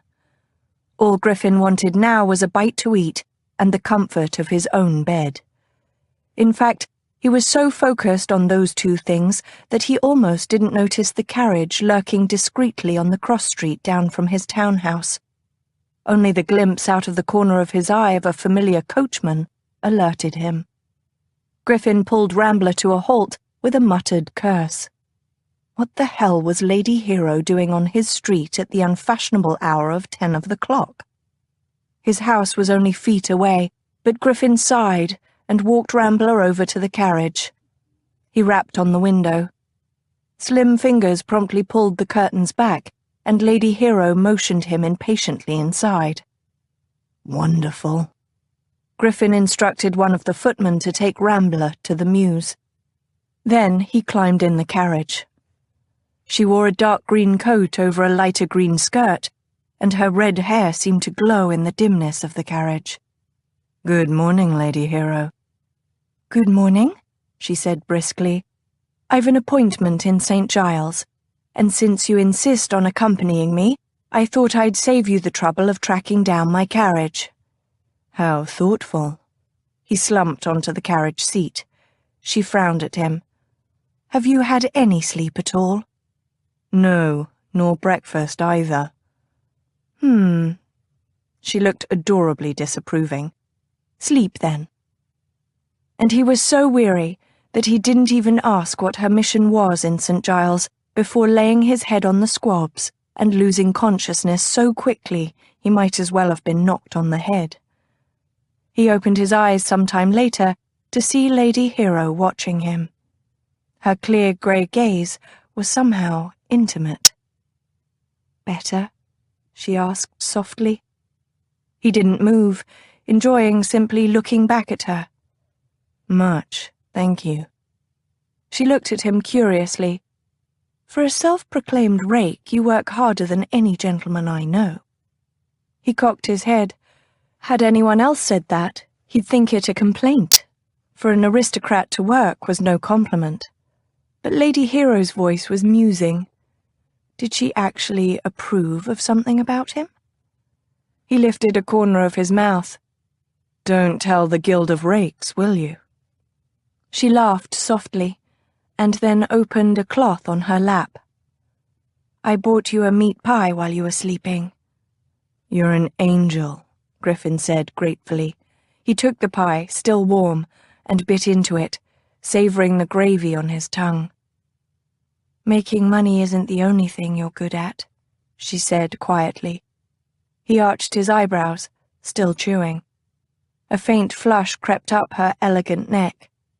"You make people laugh." He swallowed. "So do fools." She shook her head, gently admonishing. "You jest, but the ability to laugh is a wonderful thing. Phoebe had a lovely time the other night, largely because of you." "I didn't do anything extraordinary." He shook his head and took another bite.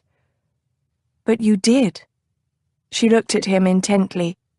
"Phoebe is special and very dear to my heart. I can't tell you how grateful I am that you made her laugh that night. Thank you." His eyes narrowed as he remembered how Phoebe had lost sight of the little monkey on stage. "What did—" The carriage shuddered to a halt, distracting him before he could finish the thought. "Have you decided to inspect the construction again?" "No." She looked down at her hands. "We've stopped at the temporary foundling home. I wanted to show you something." "Indeed." She wasn't meeting his eyes, so he probably wasn't going to like whatever she had in store for him. Still, he ate the last of the pastry and brushed off his hands. "After you." Perhaps his smile had a bit too much teeth. She glanced at him rather nervously before descending the carriage. Outside, the day was grey, and a chill wind blew. Griffin offered his arm. "Shall we?" She laid her hand on his sleeve, and he was aware of her touch, light though it was. It was pleasant to be able to guide her down the lane leading to the temporary home, to act the proper gentleman to her lady. They stopped at the door to the home, and he stepped forward and knocked. There was no sound from within. He cocked an eyebrow at her. "Do they expect you today?" She cleared her throat, a fine pale pink blush climbing her throat. "I didn't tell them I was coming." He didn't have time to reply to this news before the door was pulled open. A young girl stood before them, an enormous apron pinned to her bodice. "Good morning, Mary Whitson," Lady Hero said. "Is Mrs. Hollingbrooke about?" The girl curtsied. "Yes, m'lady. Please come in." Griffin stepped over the sill and noticed immediately the bare boards of the hallway. They were warped. The girl led them into a small sitting room. "I'll fetch Mrs. Hollingbrooke from the kitchen," Mary Whitson said, and hurried away. Lady Hero didn't sit, and neither did Griffin. He circled the tiny room before halting in front of the fireplace. He tapped his fingers against the mantel and watched as crumbs of plaster fell to the hearth. Footsteps sounded in the hall, and then the door was pushed open. The young woman who stood there was very pretty, but flustered. Pale brown hair with streaks of light red and blonde was bundled untidily under a cap. Tendrils stuck to her flushed cheeks. A smudge of flour dotted her chin. "Lady Hero, we weren't expecting you," she said in a breathless rush as she curtsied. "No matter, Mrs. Hollingbrooke." Hero smiled calmly, which seemed to set the other woman's nerves slightly at ease. "I've brought a friend, Lord Griffin Redding. He's heard me speak of the home and became quite interested. I was wondering if you could show him some of the children." Mrs. Hollingbrooke's face brightened. "How do you do, my lord?" She bobbed a wobbly curtsy, rising eagerly. "I'll be very happy to introduce you to some of our charges." Griffin smiled and bowed. "Thank you." He waited until the lady had turned her back to lead them from the room before shooting Lady Hero a skeptical look. "What are you up to, Lady Perfect?" he murmured in her ear as he placed a hand against the small of her back. She glanced at him nervously as he ushered her from the room. They followed Mrs. Hollingbrooke back through the house. The kitchen they entered was cave-like. Griffin had to duck his head so as not to knock himself out on the lintel. 6 little girls were crowded around a long wooden table, in the process of rolling out pastry of some kind. As one, they looked up and saw him, then froze like young fawns surprised in a woodland glade. "Children," Mrs. Hollingbrooke said, "we have a special visitor. This is Lord Griffin Redding, a friend of Lady Hero. Please show his lordship your best manners." Best manners must have been a code word. The girls each curtsied with varying degrees of grace. Griffin nodded gravely and murmured, "How d'you do?" A small ginger-headed child smothered a giggle. Mrs. Hollingbrooke chose to disregard this breach of decorum. She laid her hand on the eldest girl. "This is Mary Whitson, who I believe you already met at the door." Mary Whitson bobbed a curtsy. Lady Hero cleared her throat. "How long has Mary Whitson lived at the home, Mrs. Hollingbrooke?" "Nearly 10 years, my lady," Mary Whitson answered for herself. "And how did you come to the home?" Mary looked quickly at Mrs. Hollingbrooke. There was a slight line between that lady's eyes. "Mary was brought to us by a—" She darted a look at the girls. "A person of ill repute. She was just 3 at the time." "And her mother?" Lady Hero asked softly. "We don't know anything about her parents," Mrs. Hollingbrooke said slowly. "But judging by the person who brought her here, it was thought that her mother was a poor unfortunate who walked the streets." Her mother had been a prostitute. Griffin looked at the girl, wondering how she felt to have such intimate matters of her history discussed in front of her. The girl met his gaze, her expression stony. Griffin nodded at her and said gently, "Thank you, Mary Whitson." Mrs. Hollingbrooke moved to the next small girl in line. "This is Mary Little. She has been with us since she was an infant left on our doorstep." Mary Little bobbed a curtsy. "Are you the one that's to marry Lady Hero?" Lady Hero gasped softly beside him. Griffin didn't dare glance at her. "No, it's my brother who is to wed Lady Hero." "Oh," said the child. Mrs. Hollingbrooke cleared her throat. "And this," she laid a hand on the 3rd girl in line, "is Mary Compassion. She came to us at the age of 2 along with her brother, Joseph Compassion. Their parents died within a sennight of each other from cold and ill nutrition." "And drink," Lady Hero murmured. Griffin stared at her impassively. She lifted her chin, stubbornly staring back. "Well, yes." Mrs. Hollingbrooke looked between him and Lady Hero, a puzzled frown on her face. "Most of the deaths in St. Giles, the ones that are not from old age, that is, are helped along in one way or another by drink." How many die from old age in St. Giles? Lady Hero asked. Few, Mrs. Hollingbrooke replied softly. Very, very few. Griffin fisted his hands, trying to keep his voice level. And these other young ladies? Oh, Mrs. Hollingbrooke glanced distractedly at her charges. This is Mary Evening. She has been with us since infancy. She was found on a nearby church step. Next to her is Mary Red Ribbon, who was brought to us by a local tavern owner. Mrs. Hollingbrooke glanced quickly at Lady Hero. I'm afraid Mary Red Ribbon was left at the tavern by her mother, who did not return. Griffin forced a smile to his lips as the little girls dipped in curtsy. Damn it. He wanted to shout that it wasn't his fault if people chose to drink gin. He'd made no woman prostitute herself or abandon her babe in a tavern.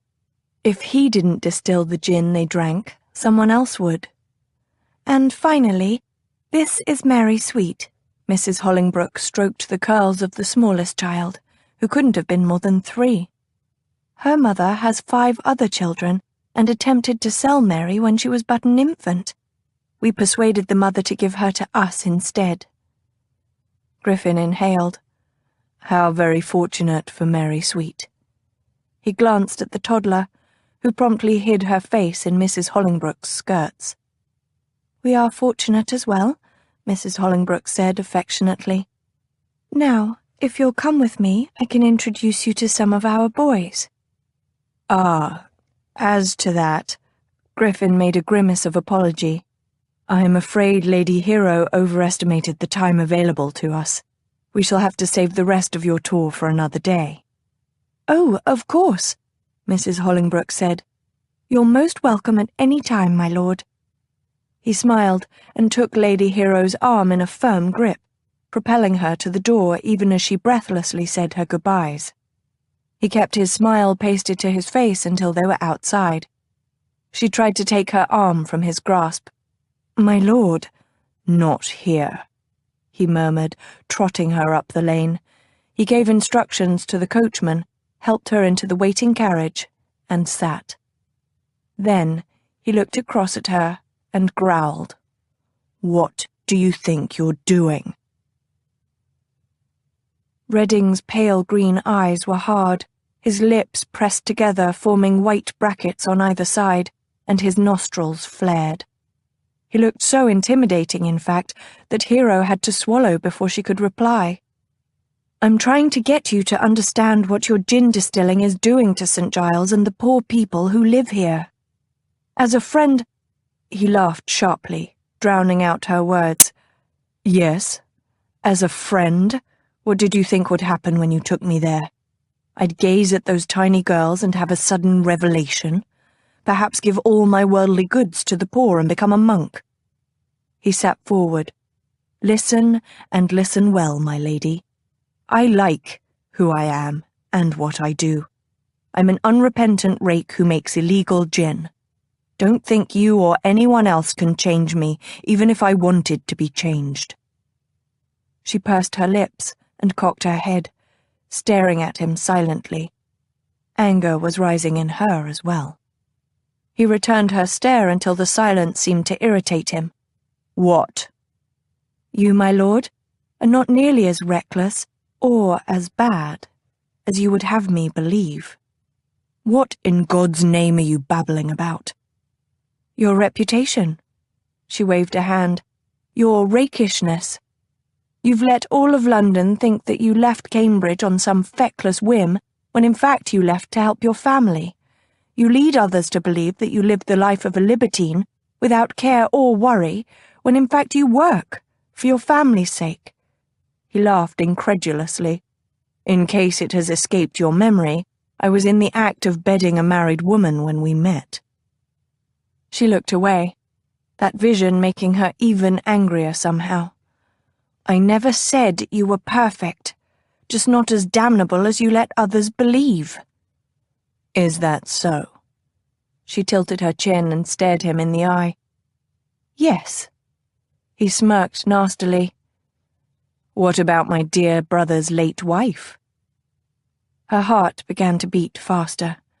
The carriage was so confining, and his temper was a nearly visible haze of red between them. "What about her?" "The whole world knows I seduced her under my poor brother's nose, and had she not died in childbirth along with the babe, no doubt I would have fathered his future heir." "Did you?" she asked softly. "Did I what?" "Did you do all those things the world and your own brother think you did?" For a moment he stared at her, wild and grief-stricken, and she held her breath, waiting for his answer. Then he slowly shook his head. "No. God, no." She leaned forward. "Then why let everyone believe such an atrocious lie? Why pretend to be worse than you are?" "I'm not," he began, but she wasn't done questioning him yet. "Why?" she demanded fiercely. "Why continue in this dreadful gin business? You are better than this, Redding." "What god gave you the right to sit in judgment over me?" he asked, low and awful. "Oh, but I forget. You consider yourself more virtuous than the rest of us mere mortals. You are Lady Perfect, arbitrator of other people's sins, an incorruptible maiden colder than graveyard granite in January." She gasped, unable to speak for a moment. Did he really see her thus? As a chilly, self-righteous virgin? "How dare you?" she whispered, and couldn't help the tears that flooded her eyes. "Damn you!" Her vision was blurred, so she didn't see his movement, but she was suddenly across the carriage, half sprawled on his lap. "I dare," he muttered, "because I'm selfish and black-hearted and vain. I dare because you are what you are and I am what I am. I dare because I cannot otherwise. I've lived too long without bread or wine, crawling desperate in a lonely, barren desert, and you, my darling Lady Perfect, are manna, sent directly from heaven above." His lips were on hers, urgent and hot. Oh, Lord, she had not known how much she missed his kisses. His mouth tasted of need too long suppressed, but where he might have been rough with her, he was instead gentle. Very gentle. His lips pressed against hers, his tongue licking at the corners of her mouth. "Let me," he pleaded, even as she opened her lips. He canted his face, pulling her closer, his tongue sliding into her mouth. His beard scratched against the soft skin of her chin, but she didn't care. She suckled his tongue, drawing on it as if it were the sweetest thing she'd ever tasted. "Let me," he murmured again, and she felt his broad hand on the bare skin just below her neck. He stroked her as if gentling a kitten, softly, expertly, his hand drifting lower. All her awareness was centered on that hand, on his fingers drawing nearer to the tip of her breast. Her breasts felt tight and heavy in anticipation, and she waited with bated breath for him to touch her. He bit suddenly at her lower lip, distracting her, and then, oh heavens! His finger slid beneath her bodice. She gasped, feeling his hot skin as he stroked over her hardened nipple. He spread his hand, trapping the tip between his first and second fingers. When he squeezed, she felt the sudden jolt between her thighs. "Shh," he murmured, quieting the moan she'd made. "Let me." She looked and saw that he'd pulled her bodice down, exposing one nipple above her stays. He muttered something, working at the laces of her bodice, and then both breasts were exposed. For a moment, he merely stared down at her, her soft skin framed by his big, tanned hands, his long fingers playing with her nipples possessively. "Sweet, so sweet," he murmured. "Let me taste them." He looked at her, and his gaze was feverish, his green eyes gleaming like a demon. That was why she agreed. It must be why, because she could only nod at him. And then his mouth was where no man had ever touched her. His tongue stroked across one naked nipple, wet and faintly rough at the same time. She had no idea she was so sensitive there. He took her flesh into his mouth, tenderly, reverently, and she jumped. He pulled strongly, the sensation so exquisitely sweet it verged on painful. She looked down dazedly, watching his white wig against her breast. This was too intimate an act to be done in a carriage fully clothed. She wanted a private part of him, too, if only a little bit. She pushed aside his wig, pulling it off his head and throwing it to the seat. He never stopped his ministrations, only moved to the other nipple. Under the wig, his hair was dark and thick, shorn short almost like fur. She ran her hands over his scalp, flexing her fingers, feeling his hair, warm and surprisingly soft. She closed her eyes in bliss. He was pinching her first nipple between his thumb and finger as he suckled on her other breast. A fire was building at her center, hot and uncontrollable. "Touch me," he whispered against her breast. I am," she answered. She opened her eyes and saw him rub his cheek against her cherry-red nipple. She swallowed at the erotic sight, at the sweetly rough sensation of his unshaven cheek on her sensitive flesh.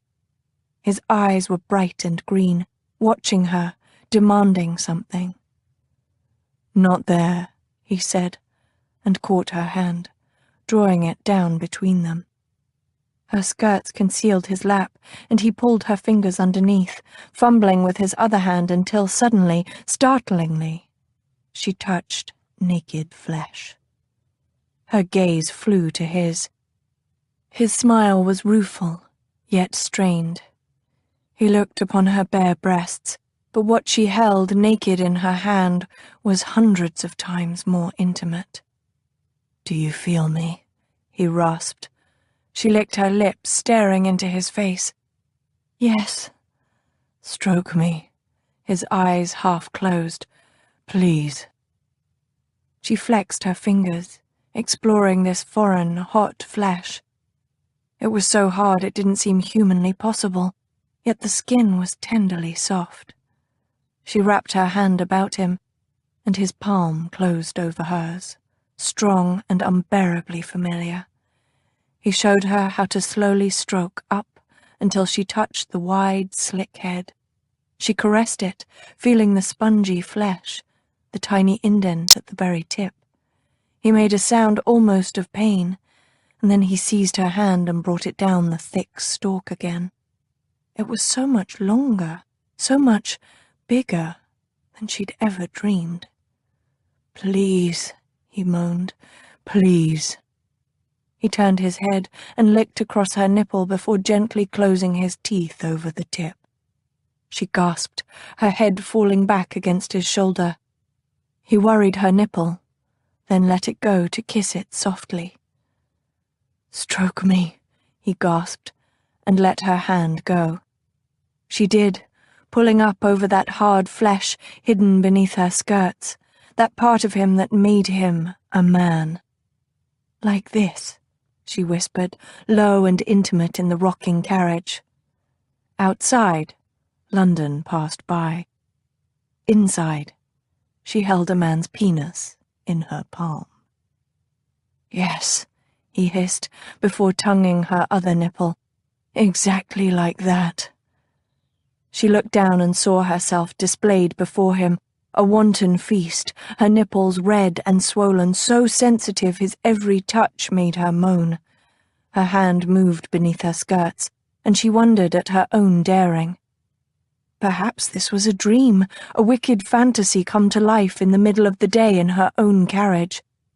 She stroked a man's bare cock, Redding's bare cock, to bring him carnal pleasure. She watched his face, shining with sweat, the intent look he bent upon her nipples, and the breaths that made his great chest expand and contract. It occurred to her that she might never share a moment as intimate as this again with another human being.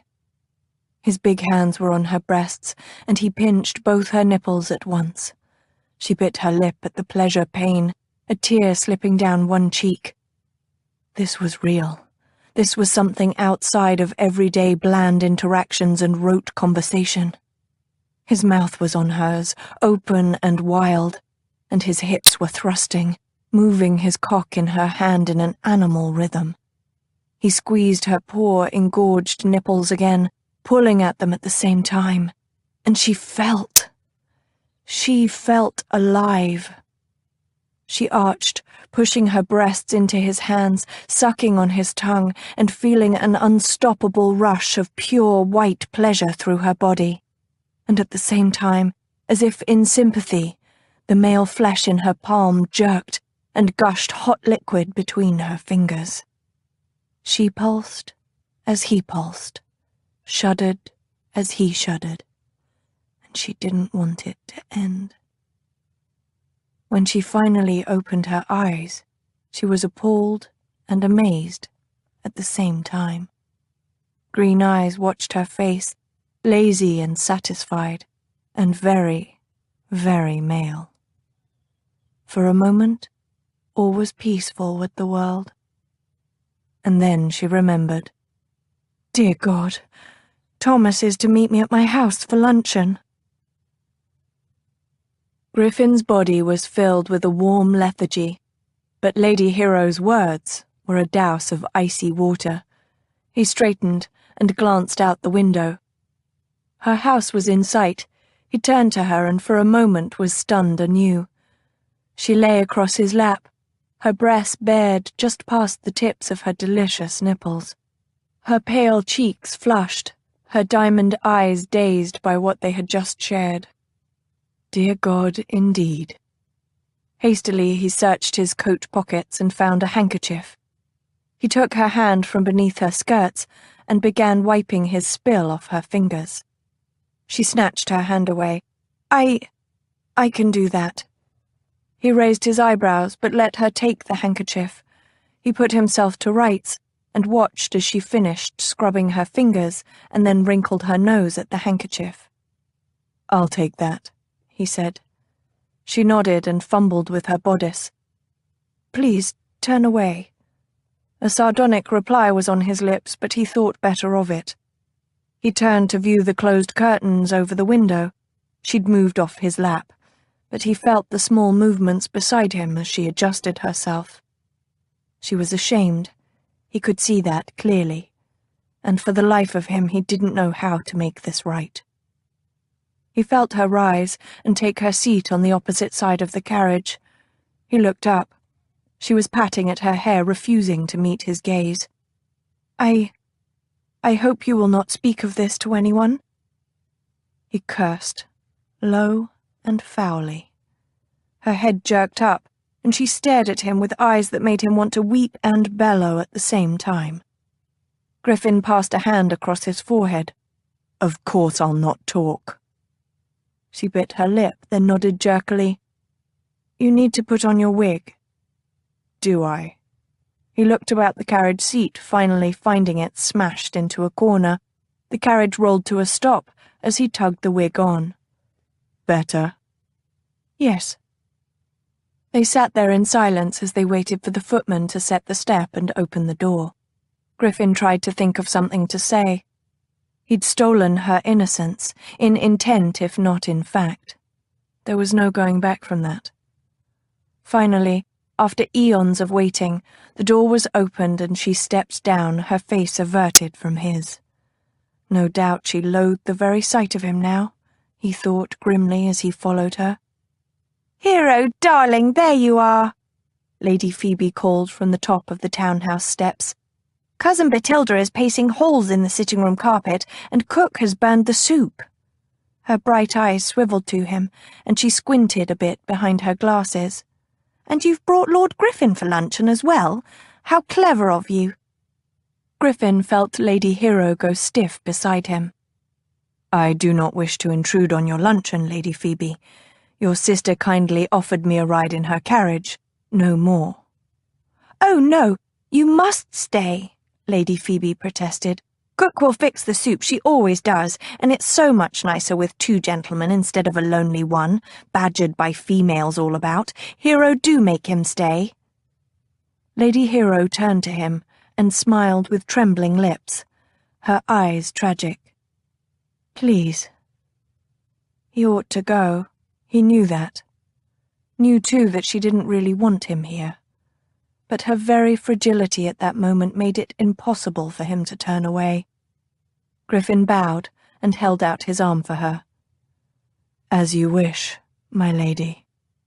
She laid her hand on his sleeve, and he remembered with something of a jolt that those same fingers had wrapped around his cock not 5 minutes ago.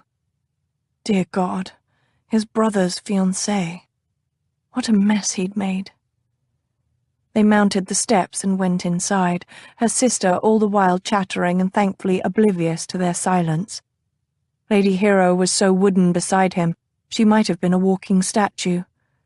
He had an urge to cover the fingers on his sleeve to see if they were warm with life. Did she hate him now? Wish that they'd never done what they'd done in the carriage? He knew he should be regretting those moments, but he simply couldn't. Her delicate breasts had been too sweet, the sound she had made when he'd taken her ripe nipple between his lips too beautiful.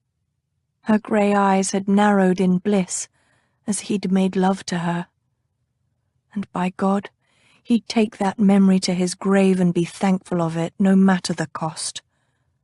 A footman took her wrap, and Lady Hero glanced at Griffin, then away again swiftly. I just need to freshen up. Phoebe will show you to the luncheon room." Griffin bowed, watching moodily as she retreated up the stairs. He turned to Lady Phoebe, offering his elbow. "I'm at your mercy." She grinned, taking his arm. "It's just us for luncheon. Myself, Hero, your brother, and Cousin Batilda. Have you met my Cousin Batilda yet?" "I haven't had the honour." She nodded. "Don't let Mignon bother you. She growls at everyone." And with those cryptic words, she led him up the stairs and into a light feminine room, all yellows and whites with dauntingly fragile furniture. Thomas was standing at the far end with a rather stout matron. He looked up at their entrance, seeming less than pleased to see his brother. "Look who Hero brought home," Lady Phoebe said as they neared. "Griffin?" Thomas murmured in greeting. "Thomas." Griffin turned to the older lady and eyed the small black, white and brown spaniel she held in her arms. It was growling at him, low and continually, rather like a bumblebee. "This is Lord Griffin Redding, Cousin Batilda," Lady Phoebe murmured. "My lord, this is my cousin, Miss Batilda Picklewood."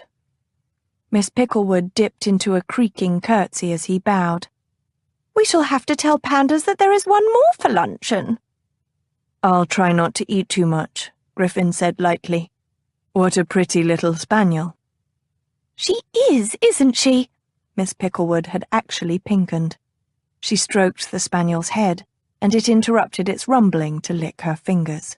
"Would you like to pet her?" "Ah." Griffin examined the dog warily. It hadn't started growling again, but then its protuberant brown eyes didn't look particularly friendly either. Beside him, Lady Phoebe's eyes were positively dancing behind her spectacles. "Don't be frightened. If she bites, we'll send for a doctor, I assure you." "Bloodthirsty baggage," Griffin muttered under his breath, before extending a hand toward the dog's nose. If he were going to be bitten, he might as well get it over with. "Mademoiselle Mignon?" The spaniel sniffed daintily, and then opened her mouth in a doggy grin as he gingerly fondled her ears. "I don't understand it," Miss Picklewood said. "She usually hates gentlemen." Griffin's outraged gaze flew to Lady Phoebe's own, and she covered her mouth to stifle a giggle. The girl shrugged. "She's never actually bitten a gentleman before, just threatened to." "She came close with me," Thomas remarked dryly. "You must have rubbed your fingers in bacon, Griffin." "Perhaps she just has very good taste," Griffin said as he scratched Mignon's chin. In any case, she certainly seems fond of you, Miss Picklewood muttered. She nodded as the butler made some sort of signal. I think we're ready to go in. Perhaps you can see what's taking your sister so long, Phoebe? Lady Phoebe slipped from the room, and Thomas made a social remark, but Griffin wasn't paying attention. He absently stroked the little spaniel, and wondered if he was the reason Hero was reluctant to come to luncheon. Damn, damn, damn. He'd made the worst mistake of his life. Here she is. He looked up at the sound of Lady Phoebe's voice. Hero was standing beside her, composed though colour still flew high in her cheeks.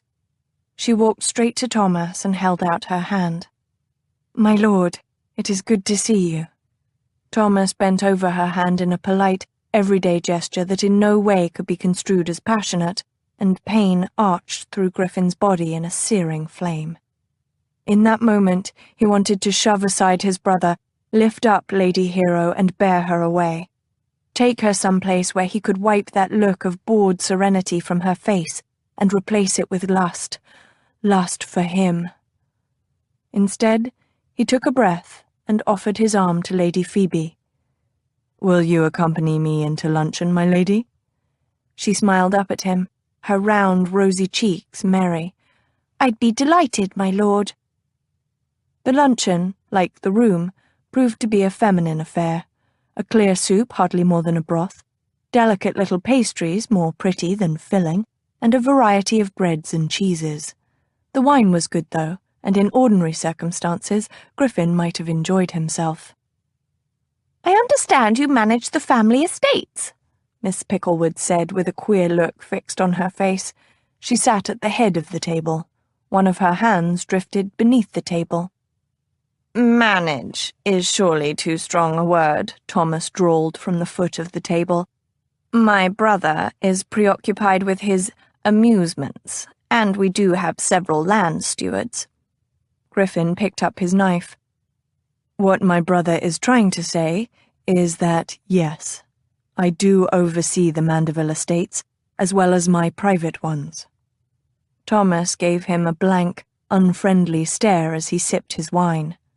To Thomas's right, Lady Hero straightened as her hand disappeared beneath the table. Are your lands in Lancashire as well, Lord Griffin? Yes, Griffin toyed with his knife. A result of prudent marriages by my ancestors. But that's so far from London, Lady Phoebe exclaimed. Surely you must get lonely in the country. She bit her lip and stared straight ahead as her hand, too, suddenly darted underneath the table. Thomas, seemingly oblivious to all this, snorted, My brother can find excitement no matter where he is, and he has his trips to London should he find a need to debauch himself. Griffin narrowed his eyes, staring at Thomas, feeling the blackness boil at the back of his eyeballs. He smiled and dropped the knife. It clattered onto his plate. The ladies started. Thomas merely raised his eyebrows.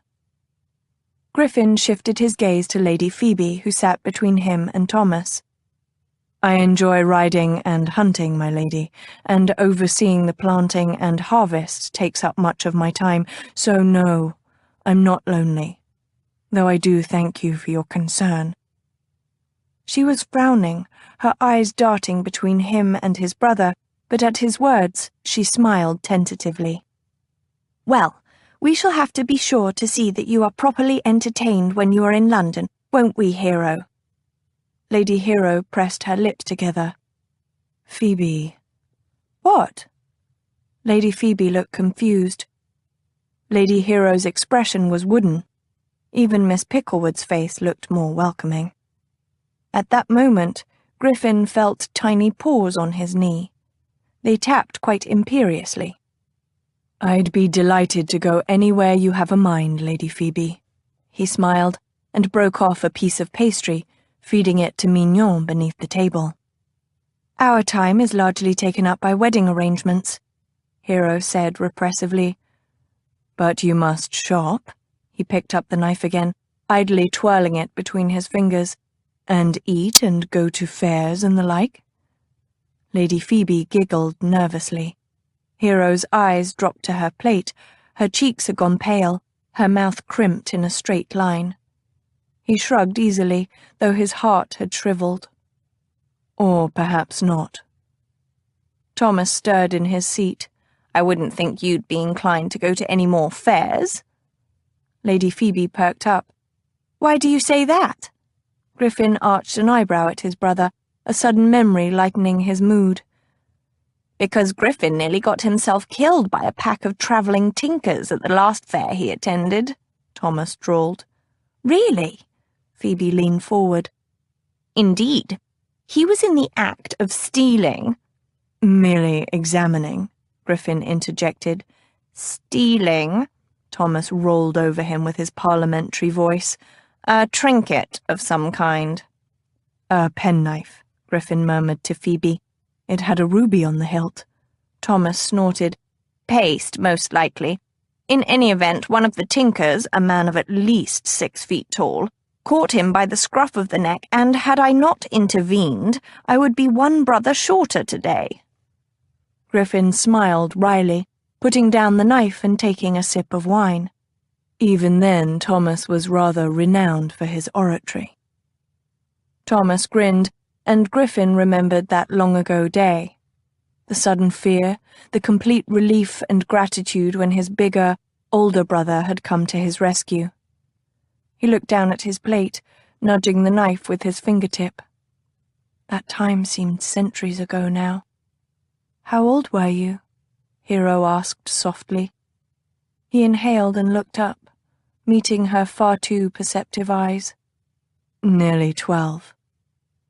She nodded, and the conversation moved on to a piece of gossip Miss Picklewood had heard. But Griffin was silent, contemplating that past when he and Thomas had been so close, and the present, when they were so very far apart. Chapter 9. Queen Ravenhair looked at the offerings of her 3 suitors and nodded regally.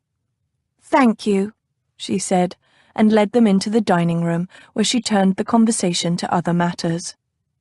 But that night, as Queen Ravenhair stood upon her balcony, the little brown bird flew to the railing.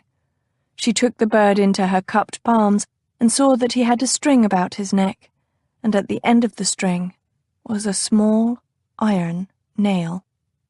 And then she smiled, for her people used nails to build their houses, and that, her people and their homes, was the foundation of her kingdom. From Queen Ravenhair. Hero stared at herself in her dressing-room mirror the next afternoon and wondered what sort of woman let her fiancé's brother make love to her. The woman in the mirror looked the same as she remembered. Widely set grey eyes, neatly coiffed red hair, steady, serene gaze. Everything in place, in fact. But somehow, she was different than the person she'd thought herself just a week before. That woman, that hero, would never have sinned, would have scoffed at the mere suggestion that she might. And yet, she had. Hero lightly touched a curl at her temple. "It's quite lovely, my dear," Lady Mandeville's voice broke into her thoughts. Hero glanced down at herself.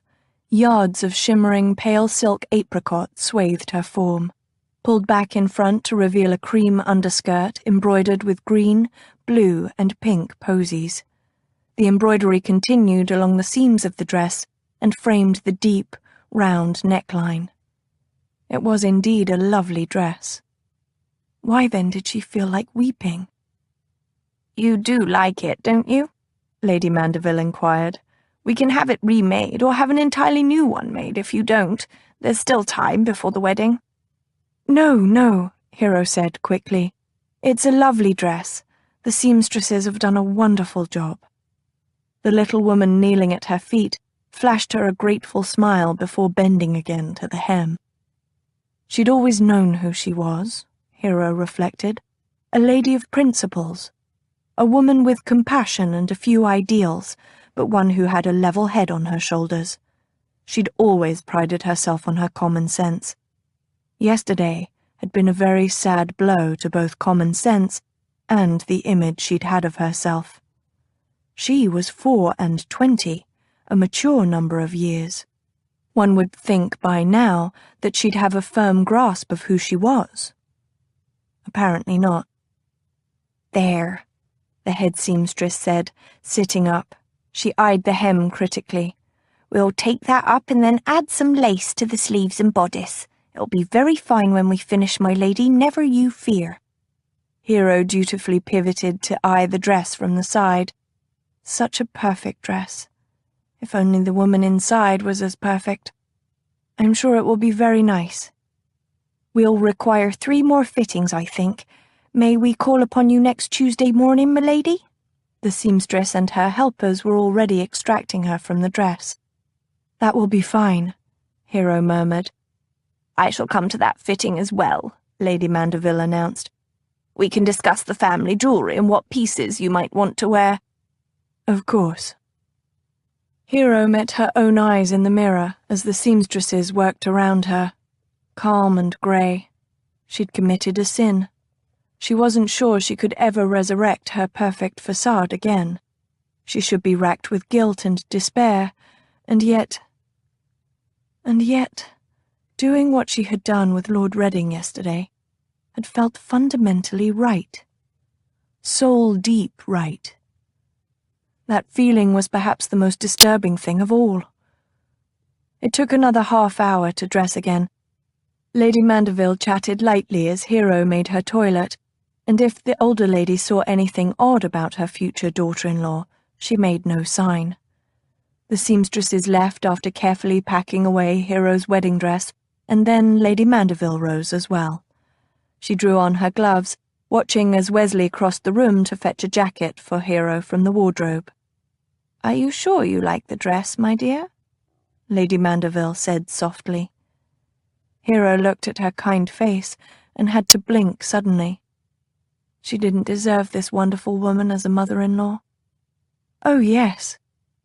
It's just—" Lady Mandeville touched Hero's shoulder lightly with one finger. "You seem rather melancholy this afternoon." Hero smiled, pulling the crumbling shards of her facade about her. "Bridal nerves, I expect." Lady Mandeville looked uncertain, but in the end she nodded. "Of course. But if you would like to talk to me about anything at all, well, I do hope we'll have that sort of a relationship." "I hope so too," Hero said in a rush, how she longed to confess all her doubts and worries, but Lady Mandeville would no longer look at her quite so kindly if she knew how Hero had deceived her son. "Thank you." Lady Mandeville gave one last tug to her gloves. "Good, my dear. I'm glad. Now, don't keep Thomas waiting too long. I know he expects to take you driving this afternoon." So saying, the lady bid her farewell and left.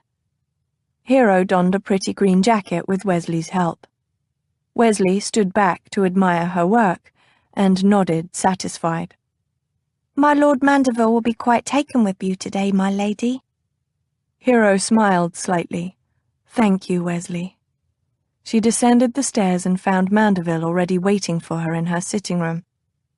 "My dear," he said as she entered, "your beauty puts the sun to shame." She curtsied. "Thank you, my lord." "And how are the wedding plans progressing?" he asked as he guided her from the sitting room and down the front steps. "I hear the dress is nearly finished." "Yes, only a few more fittings." Hero glanced at Mandeville curiously.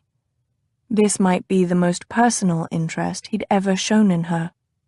"Your mother told you before she left?" He nodded, and he helped her into his open carriage. "My mother loves a wedding. You should have seen the flurry she was in when Caroline was married. I think her only disappointment now is that a son does not require a trousseau." Hero glanced at her hands folded in her lap and hid a smile at the thought of Mandeville being outfitted in new stockings and chemises. "I quite like your mother. She's been a great help with the wedding plans." "I'm happy to hear it." He concentrated on the ribbons for a moment, guiding his lovely matched bays into the crowded London street. Hero tilted her face up surreptitiously. The sun was out today, a welcome last stand of autumn. The London traffic ebbed and flowed around the carriage in a giant stream. A heavy miller's cart trudged along ahead of them, and sedan chairmen deftly wove in and out of slower pedestrians, their passengers jogging along in upright boxes.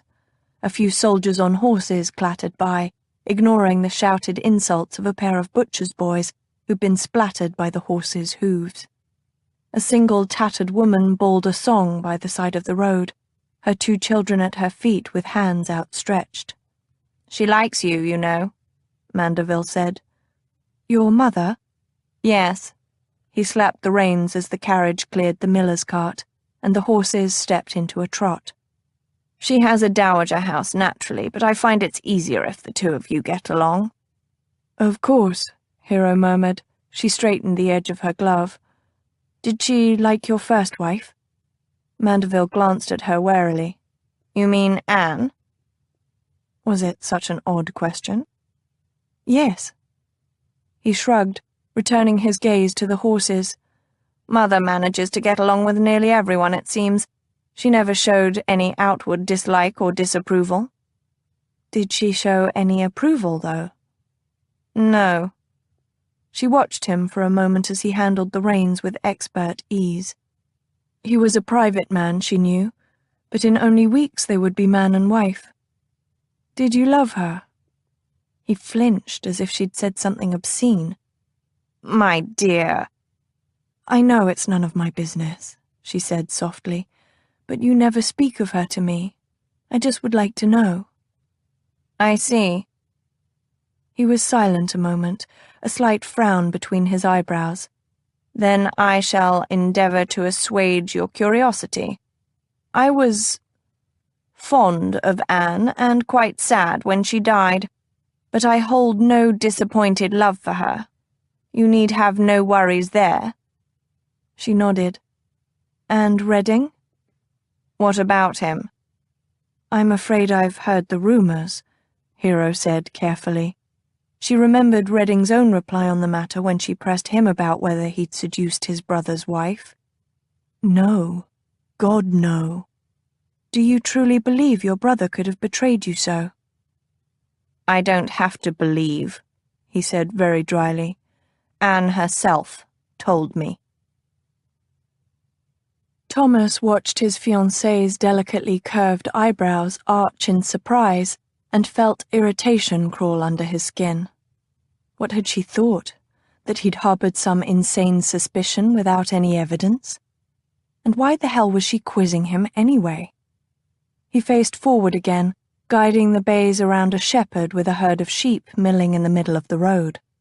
They were nearing Hyde Park, and he longed for the open air, wished he could give the bays their heads and let them run wildly down the lane. Hardly a fitting activity for a marquess. "I'm sorry," Lady Hero murmured beside him, quietly contrite. Well, even the most perfect of women became emotional once in a while. They could hardly help it, made the way they were. Anne had been a mercurial creature. Lavinia was passionate but more controlled. In comparison to them, Hero was a model of restraint, really. He sighed. "It was a long time ago in any case. I cannot ever forgive Griffin, but I can certainly try and lay the matter aside and go on. As I've said, you needn't worry about what happened in my marriage to Anne. It's in the past." For a moment, he tried to remember what Anne had looked like that terrible night. She'd been hysterical, weeping as she tried to push her poor dead babe from her body. At one time, he thought the sights and sounds of that night would be engraved in his nightmares for the rest of his life. But now, all he could remember was the still grey body of the baby, its features curiously flattened, and the thought that all of the blood and hysteria hadn't mattered anyway. The child had been a girl. A tiny, dead girl. "I see," Lady Hero said beside him. Thank God the gates of the park were within sight. He hated thoughts like these, useless and dispiriting, ones that challenged his authority and his place in the universe. A marquis should not have to hear the dying confession of infidelity from his wife, should not have to see the dead body of his baby girl. "We won't discuss this again," he said, "now that you've had your questions answered." She didn't say anything, but then she didn't have to. Naturally, she would acquiesce to his wishes. It occurred to him that Lavinia would have kept arguing the point.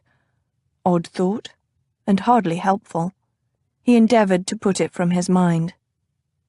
The park was crowded today, the fine weather drawing out all walks of society. He guided the bays into the slowly moving line of carriages and horses revolving about one end of Hyde Park. "I saw Wakefield yesterday," he commented. "Did you?" Her voice seemed a little cool, but then she was probably distracted by the passing parade. "Indeed. He tells me that there is a possibility that he soon will have a titled gin distiller in his grasp." She stiffened beside him. Many women found political talk dreary, but he thought her more tolerant than most. After all, she was sister to one of the foremost parliamentarians of the day, and of course she knew of his own political ambitions. "Do you know who?" she asked, calming his sudden worry. "He hasn't said, most likely keeping the matter under his hat until he's certain. Your brother is a dark horse. Ah, there's Fergus." Thomas nodded to Lord Fergus, sitting with his rather plain-faced wife. Behind him sat their 2 daughters, also, alas, plain-faced. "He's in the naval department," he murmured sotto voce as he pulled the bays alongside the Fergus carriage. And then he was proud, for Lady Hero graciously nodded at the introduction of the ladies and then complimented Lady Fergus on her bonnet, prompting the lady's sallow complexion to turn pink. The 2 girls leaned slightly forward, and all 4 were soon in animated discussion. "A good match, Mandeville," Fergus rumbled after they'd discussed the latest Lord's scandal. "You're a lucky man." "Indeed, indeed," Thomas murmured. His recent ridiculous doubts fled. Lady Hero was above all a calm and demure creature, not given to the type of awful drama Anne often acted out. Fergus nattered on for another 10 minutes. The man was prone to be didactic. And then they made their farewells. Thomas took up the reins again. "I hope you didn't find talking to Lady Fergus and her daughters too boring." "Not at all," Lady Hero replied. "They were quite nice. Besides, I know how important these kinds of little meetings are for you and your career, Mandeville. I want to do everything I can to aid you." He smiled. "I keep forgetting that your perception rivals your beauty, my lady. I am indeed a lucky man." "You flatter me." "Don't all ladies wish to be flattered?" She didn't answer, and he glanced her way. Lady Hero's face was in profile, and she looked fixedly to the side. He followed her gaze and felt as if he'd been struck in the belly. Lavinia Tate was 2 carriages over, laughing up into the face of that Samuel fellow who'd escorted her to Heart's Folly. She wore a quilted jacket the colour of spring poppies, and the sunlight glinted off her damnably bright red hair. If any man in Hyde Park hadn't noticed her yet, it was because he was dead. Or a fool. "Who is she to you?" Lady Hero asked quietly. "No one," Thomas said through stiff lips. "Yet you stare at her as if she's someone very important indeed." "What?" He tore his eyes from the sight of Lavinia and looked at his fiancée, her face too pale, her hair merely a tasteful, natural shade of light copper. She was a watercolour next to Lavinia's vivid oil. "She's someone I once knew." "You no longer know her?" Lady Hero tilted her head in gentle inquiry. Lavinia's laugh floated on the autumn breeze. Thomas wanted suddenly to shout at Lady Hero, to make that gentle expression fall from her face, to shake her until she quit her questions and her perceptive looks, and then he wanted to jump from the carriage and plant a facer in that stupid young buck with Lavinia. But he did none of that, of course. Gentlemen of his rank never acted in such a way. Instead, he merely urged the horses on, waiting interminably to pass Lavinia's carriage. "She's in my past," he said through cold lips. "I met her when I was rather down, I'm afraid."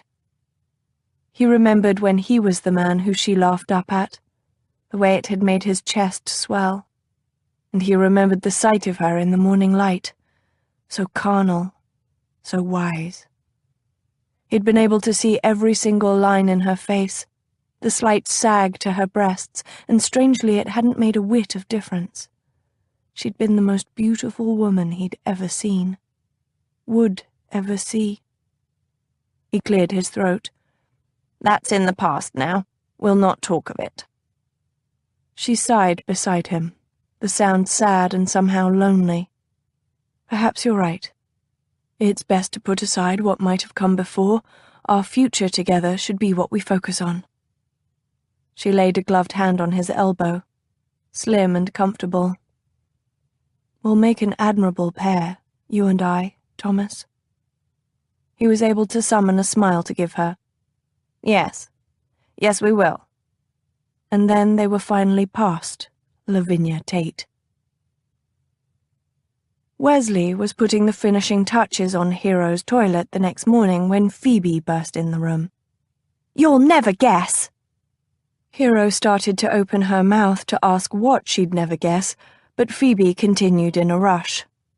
"Lord Griffin and Lady Margaret have called and asked to take us shopping." For a split second, Hero's heart leaped at the thought of him, but then her practical side asserted itself.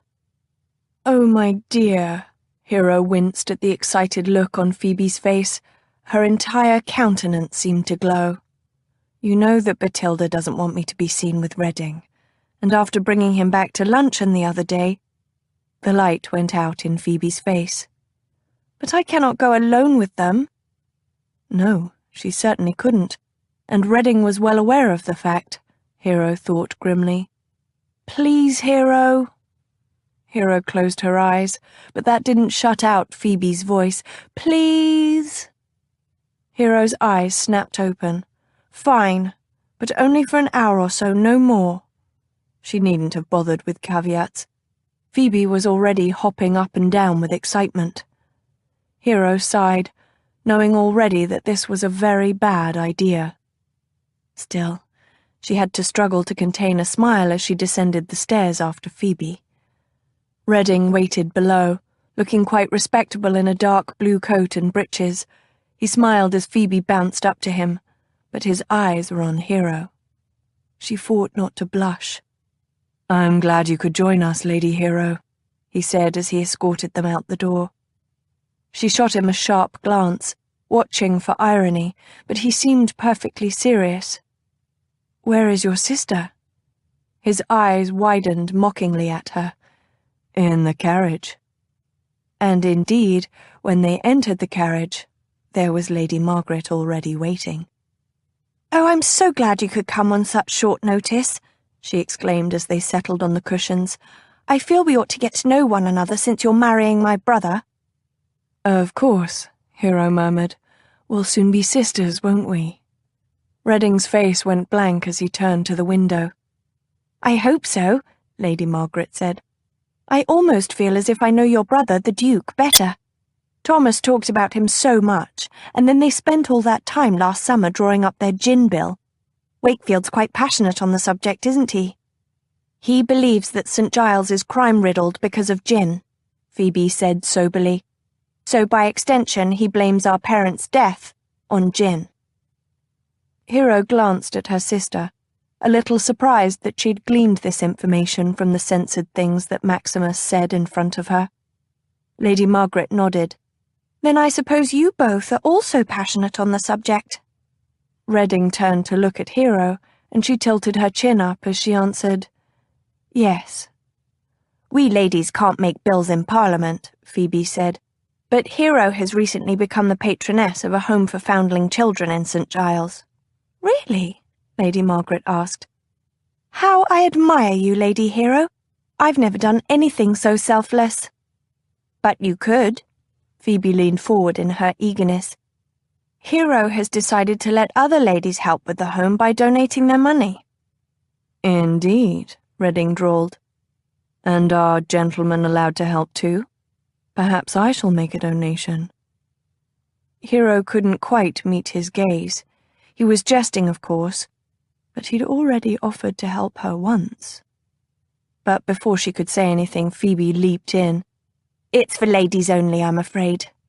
Such discrimination, Redding murmured. Gentlemen always want to run things, Hero shot back. Redding's mouth quirked in amusement. That's very true, Lady Margaret said. I think it's quite smart of you to limit your, syndicate, Phoebe supplied. It's to be called the Ladies' Syndicate for the benefit of the Home for Unfortunate Infants and Foundling Children. Splendid, Lady Margaret enthused. I think that a ladies-only syndicate is quite a wonderful idea. May I join? Naturally, Hero replied as Redding rolled his eyes. Except, Lady Margaret looked suddenly abashed, I've only a bit of pin money to donate. Perhaps it won't be enough to join? We have no lower limit, Hero said firmly, even as she realized that her syndicate might have to be larger than she'd first envisioned. Any lady of means who is sincere in her wish to help the orphan children of St. Giles is welcome to join. Oh, lovely! Redding smiled and shook his head.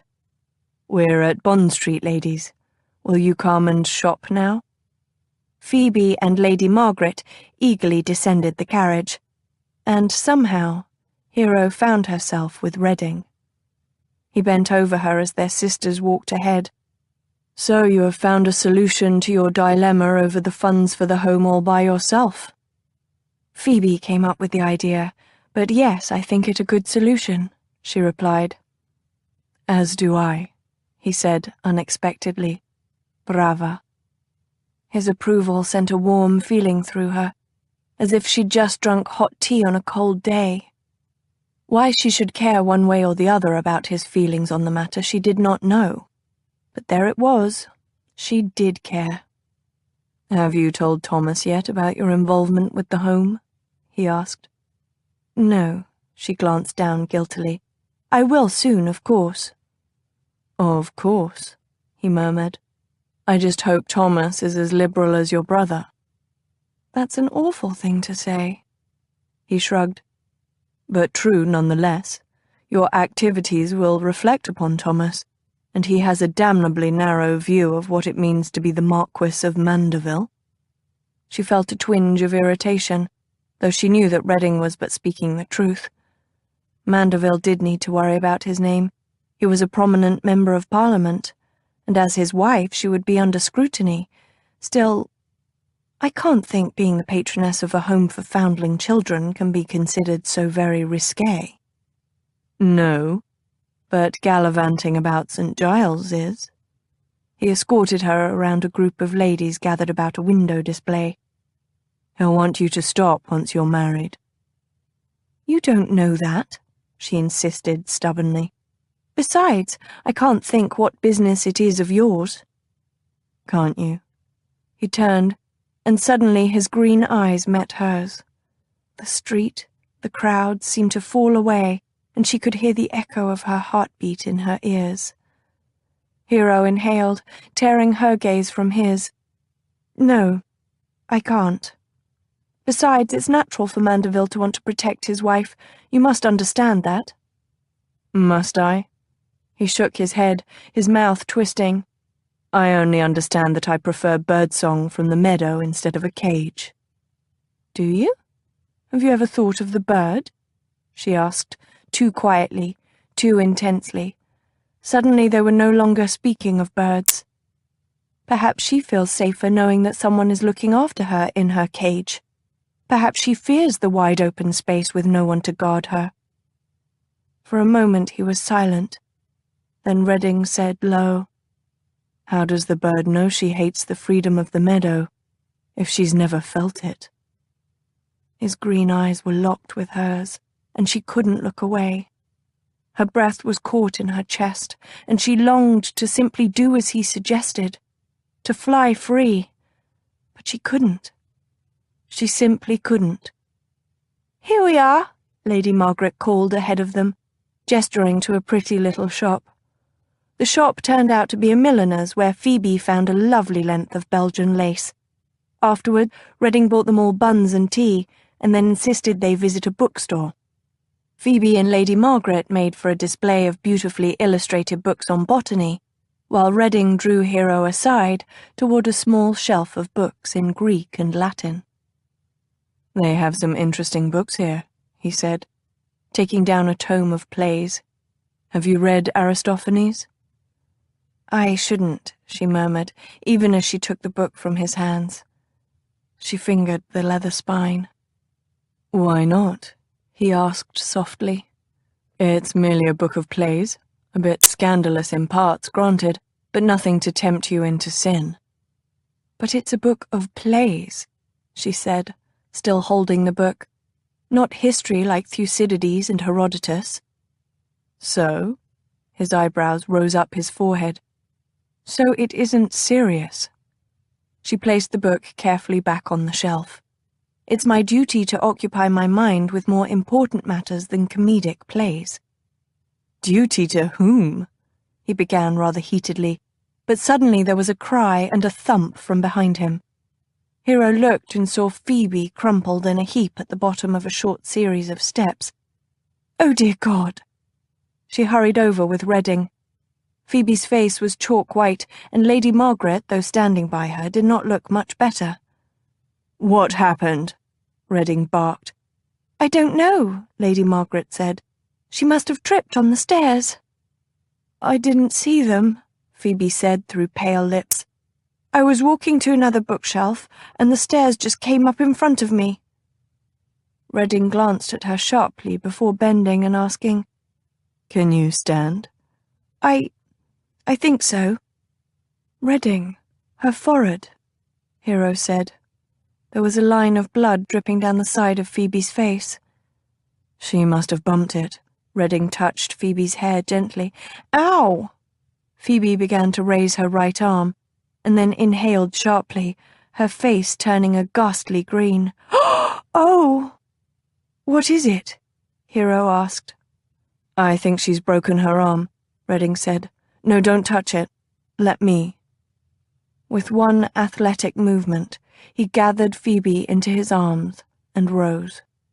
"I'll carry her back to the carriage, and once we've got her home we'll send for a doctor."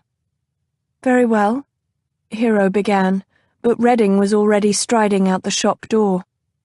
She and Lady Margaret trotted to keep up, and they were soon at the carriage. The ride home was an awful journey, each bump causing Phoebe pain. Redding sat beside her, trying to brace her against the worst jostling, his mouth white-rimmed. As soon as they were at the house, Bathilda came out and began efficiently ordering maids and footmen about. Phoebe was carried into the house, and Hero was about to follow her when a restraining hand was laid upon her arm. She turned and looked up into Redding's angry face. "Why doesn't she have better spectacles? It's obvious she can't see with the one she has. She didn't see the steps. You need to consult an expert." Hero closed her eyes, waiting for self-righteous anger to meet his, but all she felt was a deep, despairing sorrow. "Hero?" he asked, squeezing her arm. "We have consulted the experts," Hero said wearily. "Some from as far away as Prussia. Ever since a year ago when we realized her eyesight was poor, she's been prodded and poked and any number of cures tried upon her." He frowned. "And?" She blinked back tears, trying to smile and failing miserably. "And none of them has worked. Phoebe is going blind." It was past midnight by the time Griffin entered St. Giles that night, and those who were easy prey were already scurrying to ground. He'd not seen hide nor hair of the vicar's men in the night since Reese's body had been thrown over the wall. Maybe the man had lost interest in this part of London. Maybe the talk that the vicar was going to attack again was simply rumours. Maybe the man was dead. Maybe, but Griffin wasn't counting on it. He rode with his eyes alert, one hand on the loaded gun in his saddle. The vicar had been known to demonstrate patience when he was after something he wanted, and it appeared he wanted Griffin still, very much. A shadow moved to his right, slipping from a doorway, and Griffin pulled one of the pistols from the saddle. He turned, raising the pistol, and then he blinked at what he saw. A man in some sort of close-fitting costume, wearing a short cape and an extravagantly plumed hat. The apparition bowed slightly, flourishing his hat, and then leapt and swarmed straight up a house wall, disappearing onto the roof. Good God!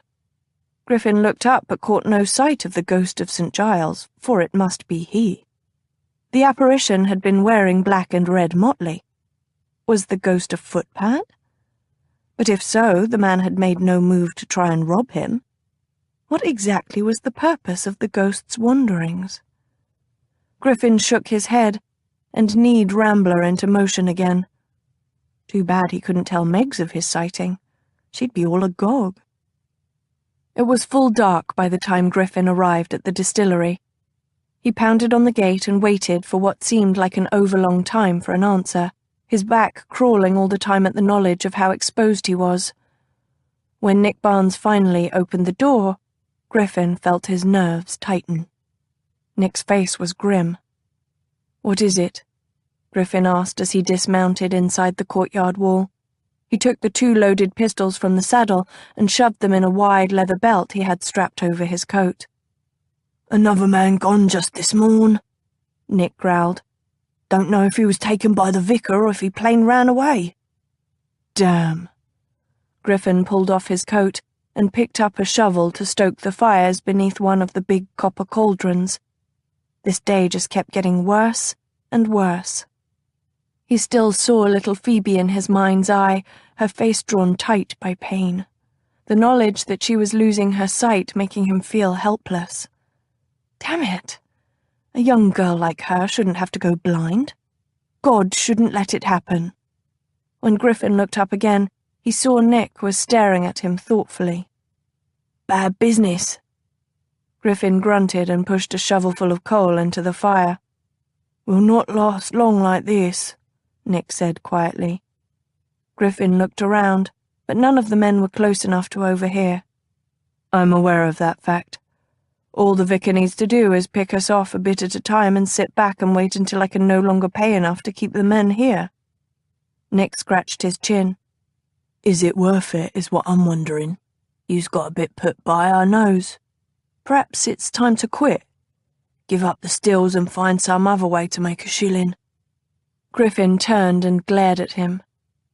Nick shrugged imperturbably. "Then maybe we should do something a bit more active-like." Jesus. Griffin bent and shoveled more coal. He knew what Nick was getting at. An attack of their own. This had started as a simple business, never respectable, of course, but a business nevertheless. When had it descended into warfare? Maybe it was time to give up this illicit means of making money, but what else did he have? Land that his farmers labored to get a stingy crop from. How else could he turn his grain to money? Nick watched him shovel coal silently for a moment. "I seen that lady what came with you the other day," Nick said chattily after a bit. Griffin straightened and propped an elbow on his shovel, raising an eyebrow. Nick didn't chat. Nick pursed his lips, not a pleasant sight. "Seemed a mite put out, she did. Something you said, maybe, my lord?" "She doesn't approve of gin distilling," Griffin said flatly. "Ah," Nick rocked back on his heels. "Not a proper occupation for toffs, I'm thinking." "That's right." Griffin winced and rubbed the nape of his neck. "No, that's not entirely correct. She champions a foundling home in St. Giles. She thinks gin is the reason there's so many orphans. It's the root of every evil in London, as far as she's concerned." "The home for unfortunate infants and foundling children?" Griffin glanced at him, surprised. "You know of it?" Hard not to, living in these parts. Nick tipped back his head to stare at the shadowed ceiling of the warehouse. A good place is what I hear.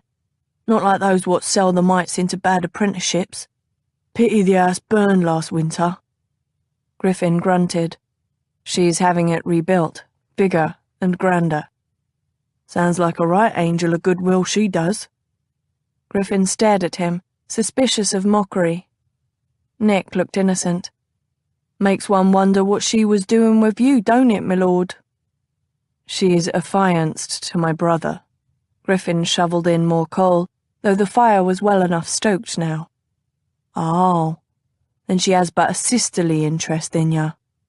Nick, Griffin growled in warning. But Nick was never the type to be cowed.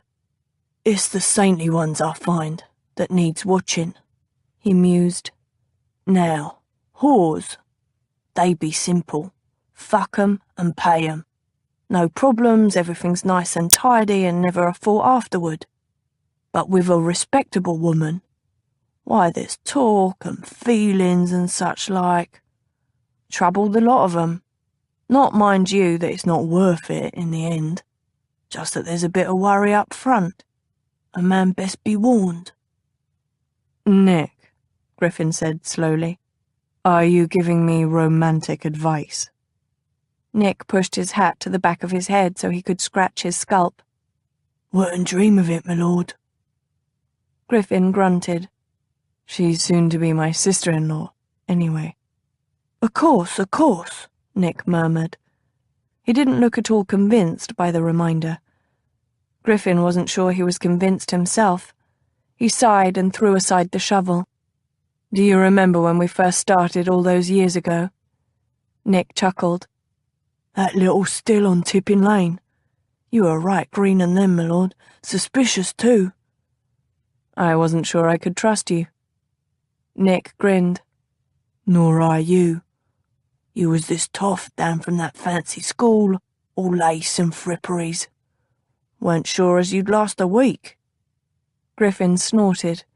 He'd met Nick in a seedy Seven Dials tavern, not the place one usually found business partners, but something about the glaring former boxer had struck him as essentially honest. Nick had been the one to introduce him to the man he'd bought his first still from. The thing had been rickety in the extreme. Remember when we thought the still would blow? He asked. Nick spat into the straw. Which time? I'm thinking of more than one. Griffin grinned and looked around the warehouse. It was a far cry from that small single still on Tipping Lane. It had taken years to build his business to this point, to be where he didn't have to lie awake at night worrying over money flow and harvests, to where he could tell his mother to plan for Meg's next season and be fairly sure they'd actually be able to afford it. He only needed a little more time to get entirely financially stable. We worked hard to get here, didn't we? He said. That we did. Damned if I'll let the vicar take it from me now. Amen to that. Nick dug a short clay pipe from his waistcoat. He took a moment to light it with a straw stuck in the still fire. Then he said, Have you ever thought of doing something else? Griffin looked at him in surprise. No. I suppose I've never had time to think of finding other business. Have you? No. Nick scratched the back of his head. Well, not rightly. Me father was a weaver, but I never learned the craft. Seemed a tedious task when I were young, and now I'm too old a dog for learning new tricks. Weaving, Griffin thought of the Mandeville lands in Lancashire. They'd always been too rocky for growing grain. Many of their neighbours had put in sheep for wool and meat. Mam and me sisters spun the thread for Pa, Nick said. I did too when I were a lad. Griffin smiled at the thought of Nick spinning thread with his great ham-like hands. A shout came from behind them. Griffin whirled, snatching a pistol from his belt. Smoke was pouring out from one of the big chimneys that climbed the outer walls. The men were milling, coughing from the rolling black smoke. Nick swore foully. They've stopped the chimney from without. "Put out the fire," Griffin shouted. "I'll guard the walls." He gestured to the men, slapping his hands on the backs of those turned away, and ran to the warehouse entrance. Griffin slammed himself against the wall next to the door and shoved it open a crack with one foot. The guards outside were wrestling with attackers next to the walls.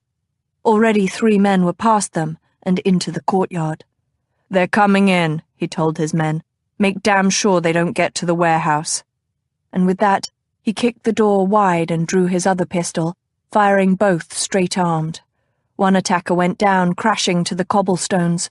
More shots exploded from his men's guns, and the second man went down.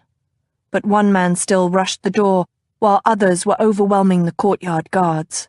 In a corner of the courtyard, Rambler squealed and reared in terror. "Get them!" Griffin shouted, his words sounding muffled to his own ears. His men flew past him to the walls. He threw down one pistol and drew his sword to meet an attacker. The man was short but burly, and he held a huge cutlass in his hand. The attacker swung, and Griffin dodged.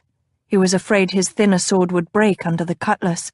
He slid closer while the man was still turned aside from the force of his own blow and stabbed him under the arm, through the armpit. The man didn't even flinch. He struck at Griffin with his other hand, a blow Griffin was just able to duck, taking it on his shoulder instead of his face, his hand still on the sword stuck in the man's body. The man raised his cutlass again, but then staggered. He crumpled all at once, like a marionette whose strings had been cut.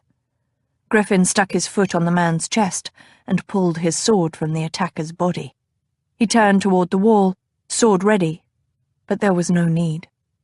4 bodies lay on the cobblestones, and a man, one of his own, was sitting with his back against the wall, moaning. All the other attackers had retreated. The skirmish was over, at least for now. "Get him inside," Griffin gestured at the moaning man. "You others stay and guard the courtyard from further attack." He left 8 men guarding the walls and turned back to the warehouse. Rambler still snorted and shook where he was tethered in a corner. Griffin went to him and placed a hand on the gelding's sweaty neck. "It's all right, lad. All right now." The horse rolled his eyes at him. Griffin spoke quietly to him for a few more minutes, then filled a nosebag from the saddle with a handful of oats. He left Rambler contentedly munching and strode to the warehouse. Smoke still slipped from the doorway, drifting into the night, but it was thinner now. He picked up the pistol he'd thrown down and ducked inside. It was dim, the smoke swirling about the ceiling. Griffin squinted against stinging ash. Nick loomed out of the dark like Satan himself, his face blackened. "We got it out, sure enough, but we can't work the still on that hearth now." Griffin nodded. "We need guards on the roof." Nick cocked an eyebrow, looking positively evil. "And how will we get men for that duty?" "Pay them triple," Griffin said grimly. "At some point, you'll be paying more than you're making," Nick warned. "I'm well aware of that fact." Nick nodded and turned to look back at the wreckage of the blocked chimney. "Could have been worse." "How so?" "They tried to block another of the chimneys, but the wad fell through, merely making a smoking mess on the fire." He looked back at Griffin. "We got it out well enough." Griffin sat on a barrel wearily and began reloading his pistols from a sack of powder and balls. "This time."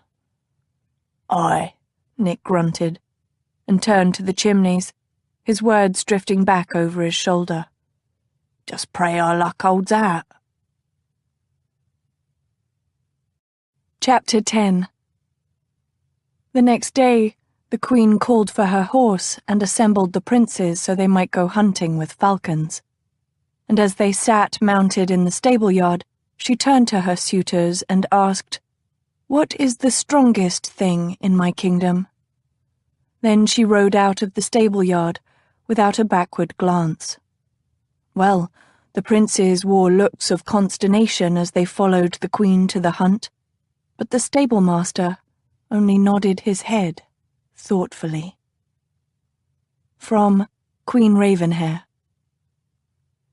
It was mid-morning by the time Griffin arrived home from St. Giles. He wearily dismounted Rambler outside his townhouse and gave the reins to a stable lad. "See he's rubbed down well and given some oats," he instructed the boy. With a last pat for Rambler, he climbed the front steps of his townhouse and let himself in. He kept only a small staff at his London residence, since he did no entertaining here. A cook, a few maids, a bootblack boy, and Deedle were quite sufficient for his needs. The price for such laxity, however, was that there was often no one to meet him at his own door. Griffin threw his hat at a hall table and didn't bother to pick it up when it fell to the floor. He began climbing the stairs. God, he ached like an old man. Another night awake was added to the fight and the ride to and from St. Giles. Now all he wanted was a hot bath and bed, not necessarily in that order. But Deedle knew well his master's ways. The manservant poked his head out of Griffin's room as soon as he heard his steps in the upper hall. "I've got the water boiling, my lord. We'll have a bath ready in 2 ticks. "Bless you, man," Griffin said. He sat upon his bed and began drawing off his boots as the maids hurried in with steaming kettles. 20 minutes later, Griffin winced and then sighed as he lowered himself into a tub of hot water. Deedle fussed about for a moment, putting clothes away. Then he picked up Griffin's muddy boots. "I'll take these down to the boy, shall I?" Griffin, eyes closed, waved a hand. The door shut behind the valet. He'd already soaked the smoke from his head and body, but the rising steam was wonderful. Griffin lay there, soaking, and let his mind drift. He'd left orders for Nick to find more men, if there were some to be had at any price. The vicar wasn't just targeting Griffin stills. Overnight there'd been news of 2 different fires destroying other gin makers. At least one man was dead in the flames. Could he keep his business going? Griffin snorted softly. Lady Hero would certainly be happy if he went under. One less gin maker among hundreds, if not thousands, in St. Giles. But then, maybe she was right to disapprove of his business. The thought of her disapproval brought other thoughts of her as well. He remembered the little line that knit itself between her delicately arched brows when she lectured him, the way her pale rose lips softened when she listened to his response, and how her lashes had drifted closed when he'd kissed her neck. Griffin groaned, and his hand drifted along his thigh to his cock, already half erect. He brought up images of those sweet little breasts, the red nipples large in contrast and somehow unbearably erotic. They'd been drawn hard and tight for him, and he imagined biting gently down on them. He could almost hear the moan she'd make at his touch. He grasped his cock in his hand, pulling up, feeling his own hardness, the exquisite sensitivity at the tip. He'd draw the laces from her stays, bare her fully for his own enjoyment, and under her skirts, there lay that sweet, warm, wet. Downstairs someone began pounding on his front door. Griffin groaned. Surely there was someone to answer it. He didn't have many servants, but he did have enough to answer a bloody door. Or perhaps the caller would give up. But the knocking continued.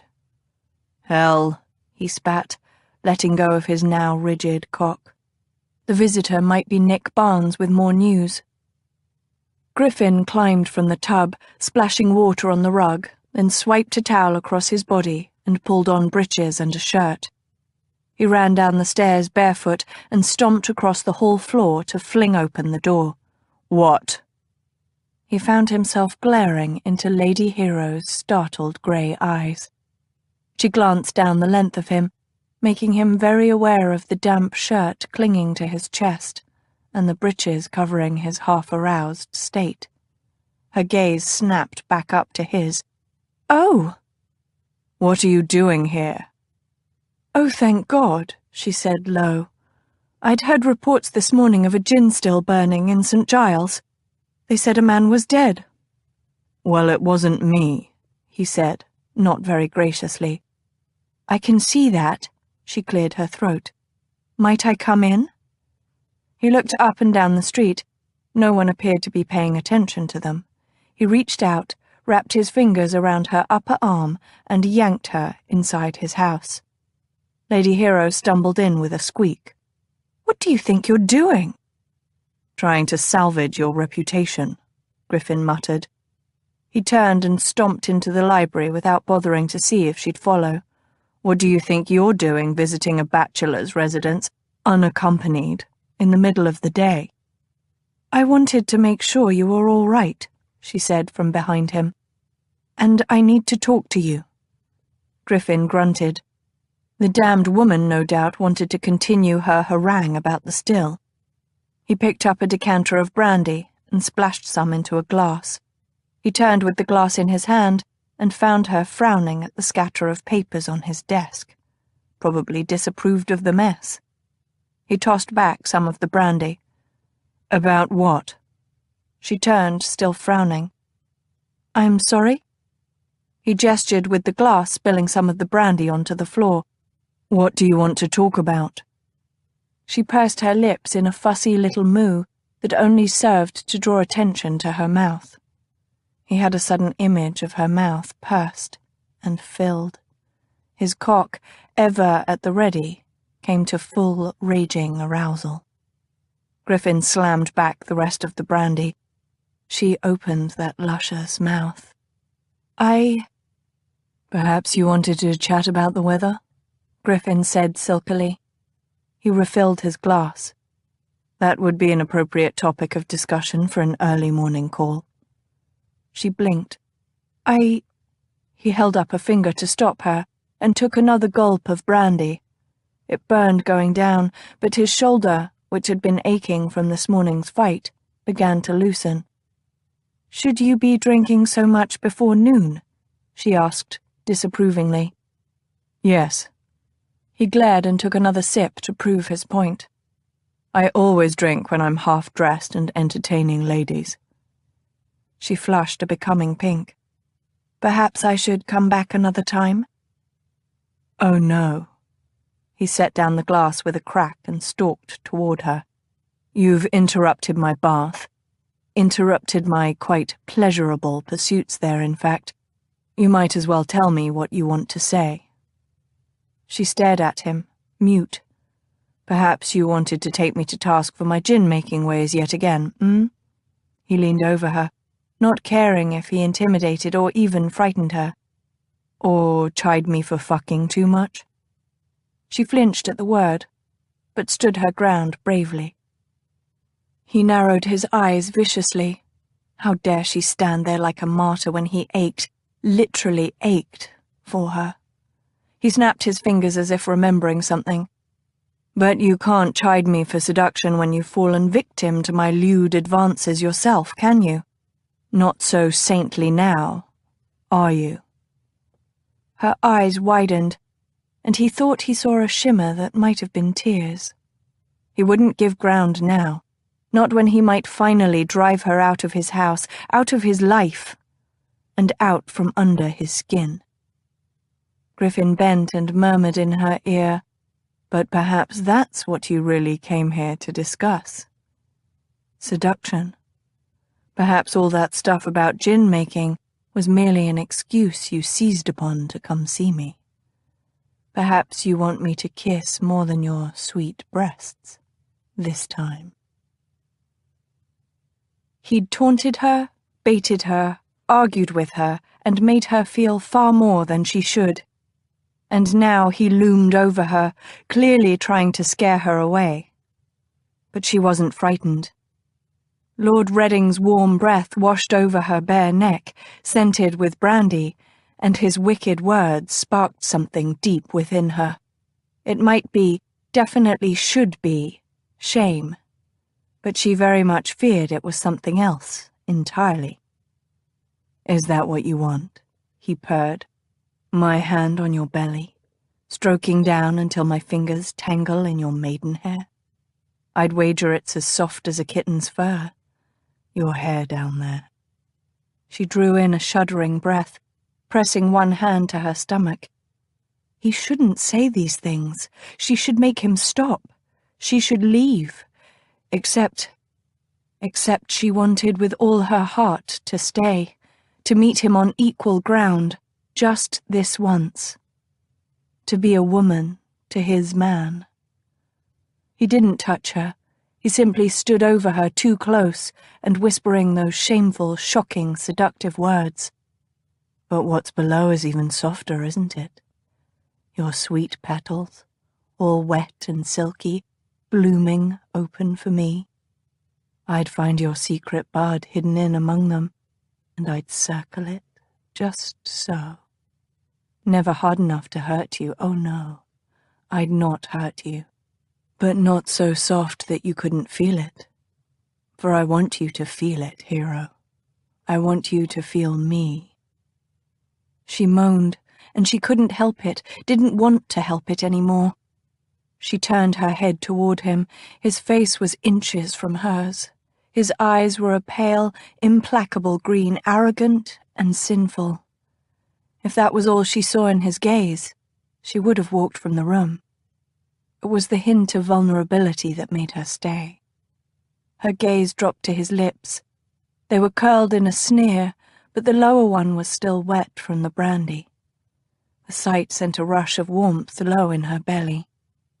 Griffin. He groaned and muttered something vile under his breath.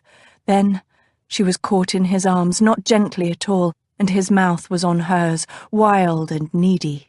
Hero, he muttered as his lips feasted on hers. Hero. He'd seemed to have let slip some essential control. His movements were jerky and ungraceful, starkly primitive in their intent. He knocked her hat to the floor. His mouth bit along her jaw and down her neck as he grappled with her wrap, tearing it from her arms. He swore and lifted his head, staring down as he got her bodice off and began rapidly unlacing her stays. She should be horrified, frightened and appalled, but instead his savagery seemed to feed some need within herself. Her hands were helping his. She was stripping the clothing from her limbs as fast as he. The room was hot, her breath was coming in gasps, and the scent of brandy and need filled her nostrils, making her feel faint. Her skirt suddenly dropped, and then she stood in only her chemise, stockings, and shoes. He blinked, his eyelids dropping to half-mast as his movements suddenly stilled. For an awful moment, she feared he might come to his senses and stop. Instead, he slowly moved his hand to the chemise's edge at her shoulder. He fingered the fine material gently, his gaze locking with hers. Then, his green eyes holding hers, he twisted his fingers in the fabric and pulled sharply downward. A seam ripped, something gave way, and he tore the fragile fabric from her body. She gasped, shocked, standing there nude before him. She'd never revealed herself to a man. She was aware of her nipples, pointed and red in the chill air of the room, and the knobbiness of her knees, except, dear Lord, he wasn't looking at her knees. Her chest heaved and his eyes rose to her breasts. His mouth twisted in a smile. Before she'd even completed the thought, his hands flashed out to shackle her wrists. No. He shook his head slowly, his gaze never leaving her body. Let me look. Let me feast. She shuddered. Her whole body was hot, prickling with sensation, as if his eyes physically touched her. This was almost torture, standing nude before him, letting him look at her without even her hands to cover herself with. He chuckled low and dark, and then, still holding her wrists, he swooped down and covered her right breast with his mouth. She jumped, and her head fell back helplessly. His mouth was hot, sucking hard on her flesh. She wanted to feel more. She needed more, and her hips of their own accord jerked toward him. Oh, Not yet, he whispered over her wet, sensitive nipple. Not nearly yet. I've been thinking of this for a long time. What? She wondered wildly. What could he possibly have been thinking about? He sank to his knees before her, and she lifted her heavy head, blinking down curiously at him. What was he? He let go of her wrists to place his hands on her thighs and force her legs farther apart. Her dazed mind stuttered to life. He was too close to her center. He could see and, more importantly, smell everything. He lifted one of her legs, her foot still shod in an elegant heeled slipper, and draped it over his shoulder, which placed him squarely underneath her. "No," she said frantically.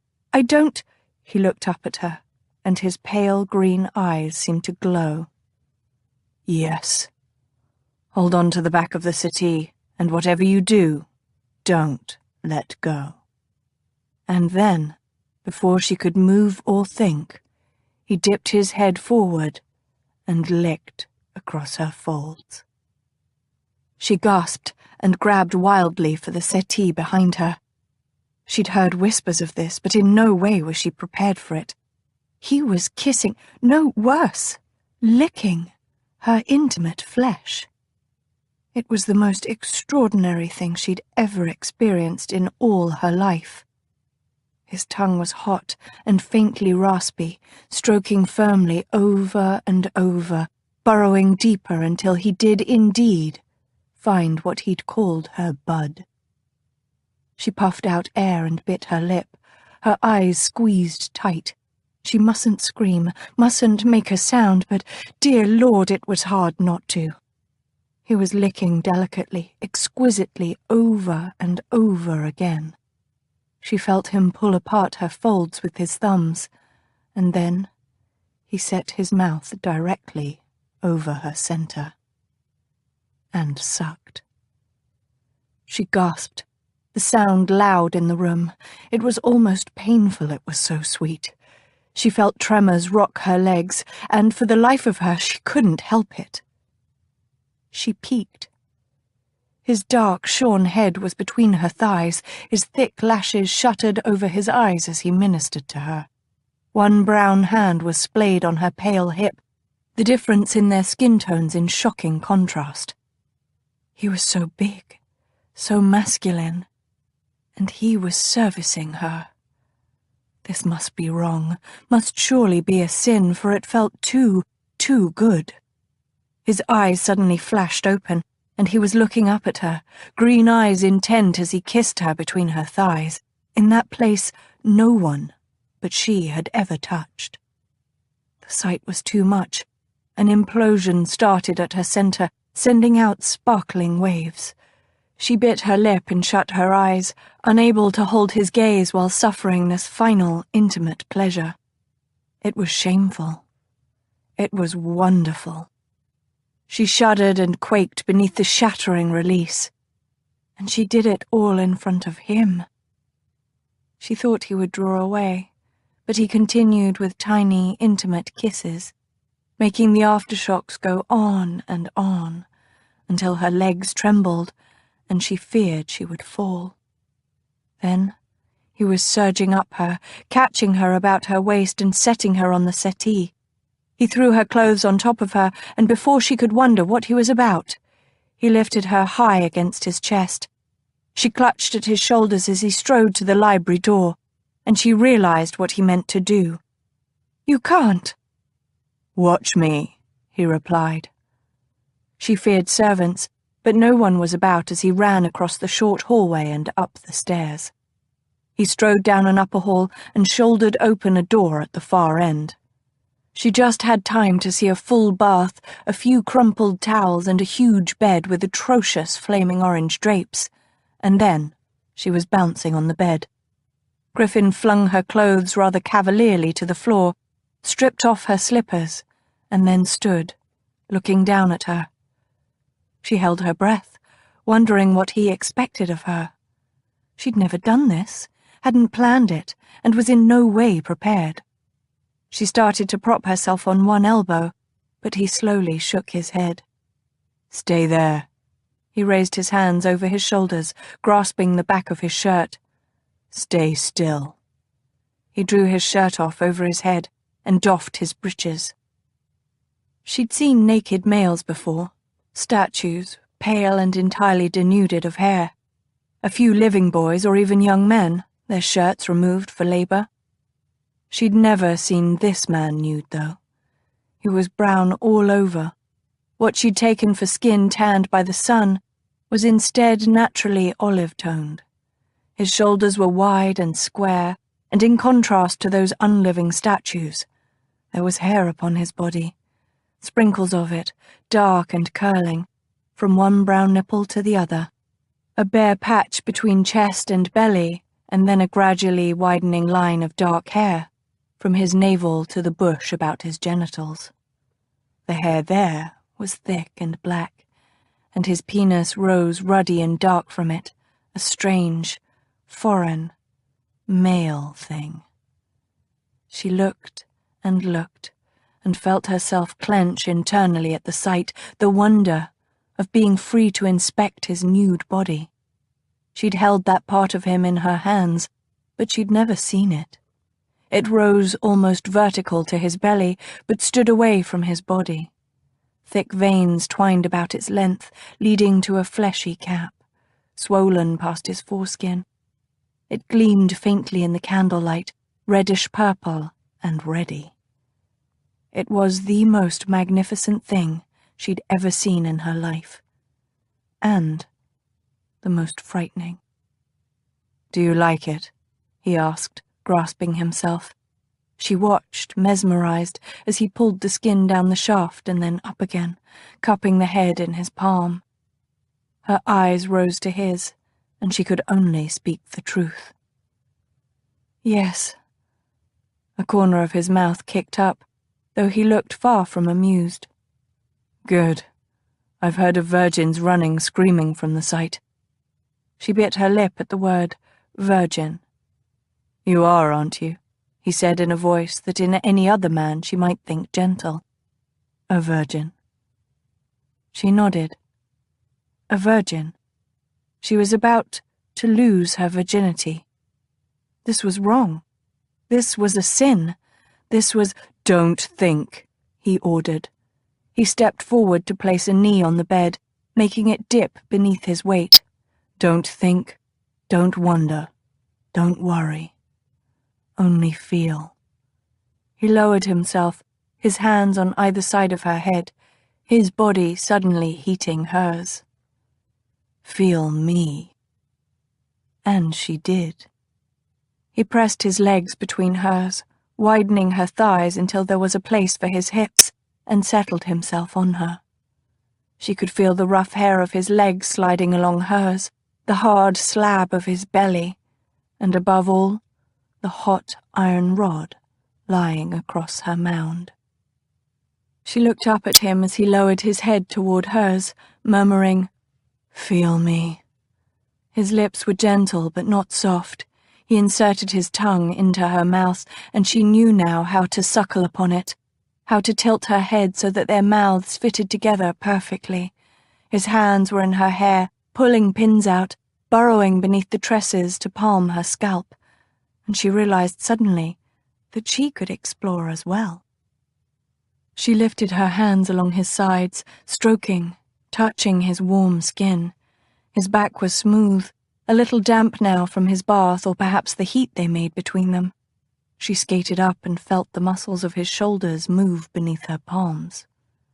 This was so intimate, so quietly special. To touch a man's naked back, to feel him as he made love to her. He muttered something and lifted away from her, breaking their kiss. He rocked to the side a bit and reached between them. She felt his fingers sliding through her maidenhair.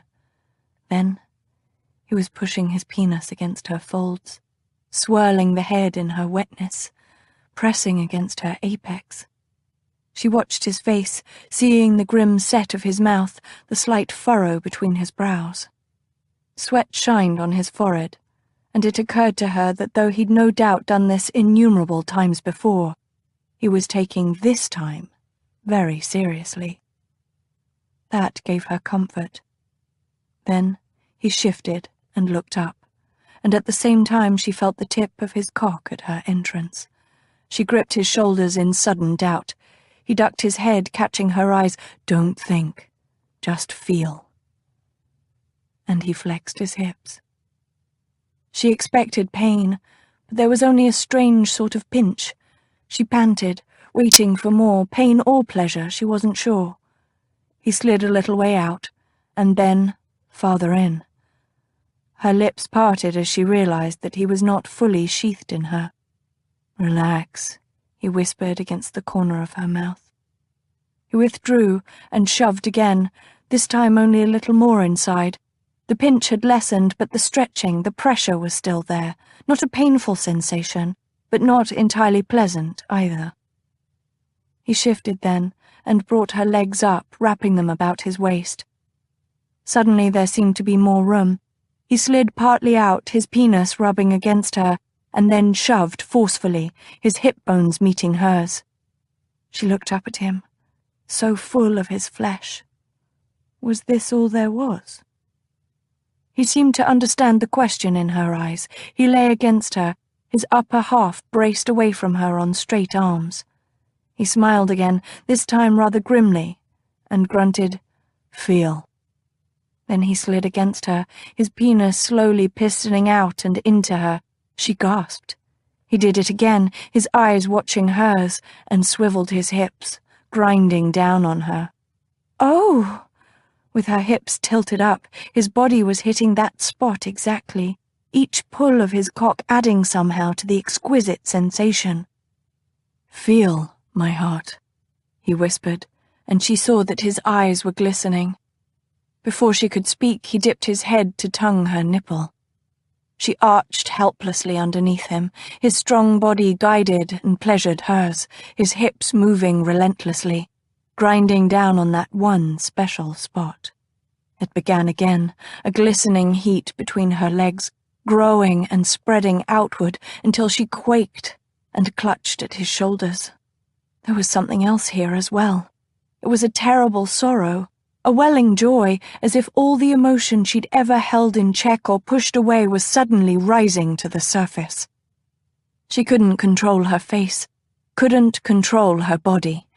She was coming apart, and she'd never be able to pin herself back together again. Griffin was making love to her, and she knew in that moment that this was a once-in-a-lifetime experience. Here, and only here, would she ever be truly free. She held him close, terrified he would somehow stop and leave her behind. But he didn't. He gently bit down on her nipple and rocked against her faster and faster, sweat gleaming on his neck and on his chest until she shattered under him. She opened her mouth in a silent scream, and he filled it with his tongue and lips, shuddering into her, continuing his ride until he suddenly left her. She felt the splash of warm liquid on her belly and opened her eyes. He was above her, his cock in his hand, his face relaxing from the sexual tension of before. It was over. She was no longer a virgin. Charlie watched as the dice fell from his fingers, a deuce and a tray. 5 could be lucky or not, it just depended on the play. "The attack failed, then?" He knew without looking up that Freddie shifted his weight from one foot to the other. "Aye. 3 men killed outright and another 2 injured and lying in bed." Charlie grunted, scooping up the dice. He rolled them between his fingers, the familiar clink of the bones soothing to his ears. "And we're still dealing with the Duke's damned informers?" Freddie didn't answer that, probably because there was no need. "But you say Reddin was seen with the Duke's sister?" Charlie asked thoughtfully. "Twice in St. Giles," Freddie replied. Charlie nodded, feeling the skin on his cheeks pull as he smiled. The Duke. The Duke." It always comes back to the Duke, doesn't it? The Duke and Reddin, our dear friend.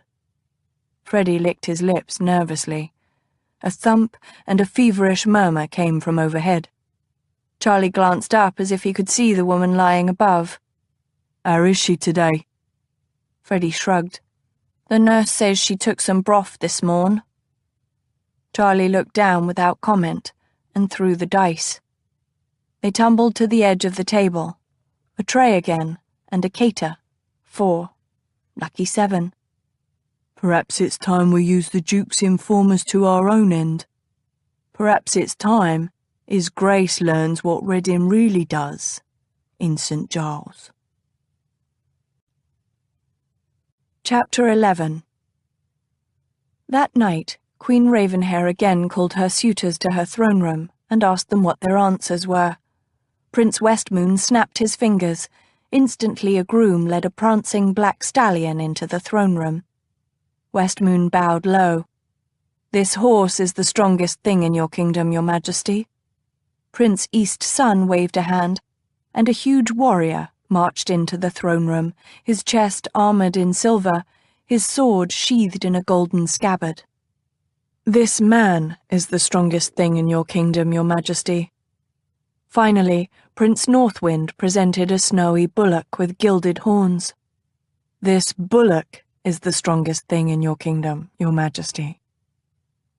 From Queen Ravenhair. Griffin slumped to the bedsheets, his body slaked. He lay there on his back, an arm over his eyes, his mind entirely blank, and all his muscles in a state of total relaxation. He might as well have been poleaxed, which apparently could not be said of Hero. When the bed shook, he realized that his lover might not be in a similar state of enervated shock. Griffin cracked one eyelid and watched, bemused, as Lady Hero jumped from the bed and ducked below the side. She straightened a minute later, trying to struggle into the remains of her chemise. He yawned. "I know you're new to this, sweeting, but the usual thing is to lie about for a bit. Perhaps do the thing over again, God and my cock willing. No need to go herring off." As soon as the words left his lips, his brain, finally, belatedly, roused itself, and he knew, absolutely and fatally, that it was the exact wrong thing to say. She gave up on the chemise and bent to pick up her stays. Her face was half averted, but he could see even in profile when her lips thinned. "I must go." He couldn't think very well. Something more than the ordinary had happened here. But he knew he didn't want her to go. Griffin scrubbed his hand over his head, trying to find some measure of wakefulness. "Hero." She ducked down again. He propped himself up and peered over the side of the bed. She knelt, rummaging through her pile of clothes. Her head, even down bent, did not look welcoming. He sighed. "Stay a little while and I'll call for some tea." She stood again, pulling on her petticoats. "I can't be seen here." He was tempted to ask why she'd bothered to come in the first place then, but prudence, not usually a virtue of his, stilled his lips. He knew he should talk to her, but he couldn't think of the words that would persuade her to stay. His head felt thick, filled with dirty lint and smoke left over from the night awake in the warehouse. He wasn't prepared for this, damn it. She had on her stays now and was clumsily lacing them. No doubt she usually had the aid of a maid. He felt a strange kind of tender pang at the sight. He rolled to sit on the edge of the bed, his legs spread, and pulled a corner of the sheets over his lap. "Let me help you." She stumbled back and half turned away. I can manage." "Are you weeping?" he asked in horror. "No." But she was. Dear God, she was crying. He didn't know what to do, how to make this right. "Marry me." She stilled and turned, her eyelashes spiked with tears. What? Had he just said that? but he looked her in the eye and repeated the words, "Marry me." It was as if something clicked into place, a missing piece he hadn't even known he lacked, and he knew, suddenly and completely, that marrying Hero was the right thing to do. He didn't want anyone to ever hurt her. He wanted to be a shield for her. For the first time since he'd come back to London, he felt as if he knew what his purpose was. He felt right. Unfortunately, she didn't seem to feel the same way. She shook her head, stifling a sob, and bent to pick up her dress. His pride was pricked. He stood, the sheet falling away. "What say you?" "Don't be silly," she muttered as she fought her way into the dress. His head reared back as if she'd struck him. "You find an offer of marriage from me silly?" "Yes." She had the dress over her head and started lacing up the front. "You only ask because you've bedded me." He set his hands on his hips as anger rose in his chest. His head throbbed. He hadn't enough sleep in days, and he tried to keep his voice even. "I've taken your virginity, my lady. Pardon me if I think that a good reason to take you to wife as well." "Oh, dear Lord!" She turned to face him. Her eyes skipped over his nude body, and then she held her gaze firmly above his waist. "Have you not listened to a word I've said these last days?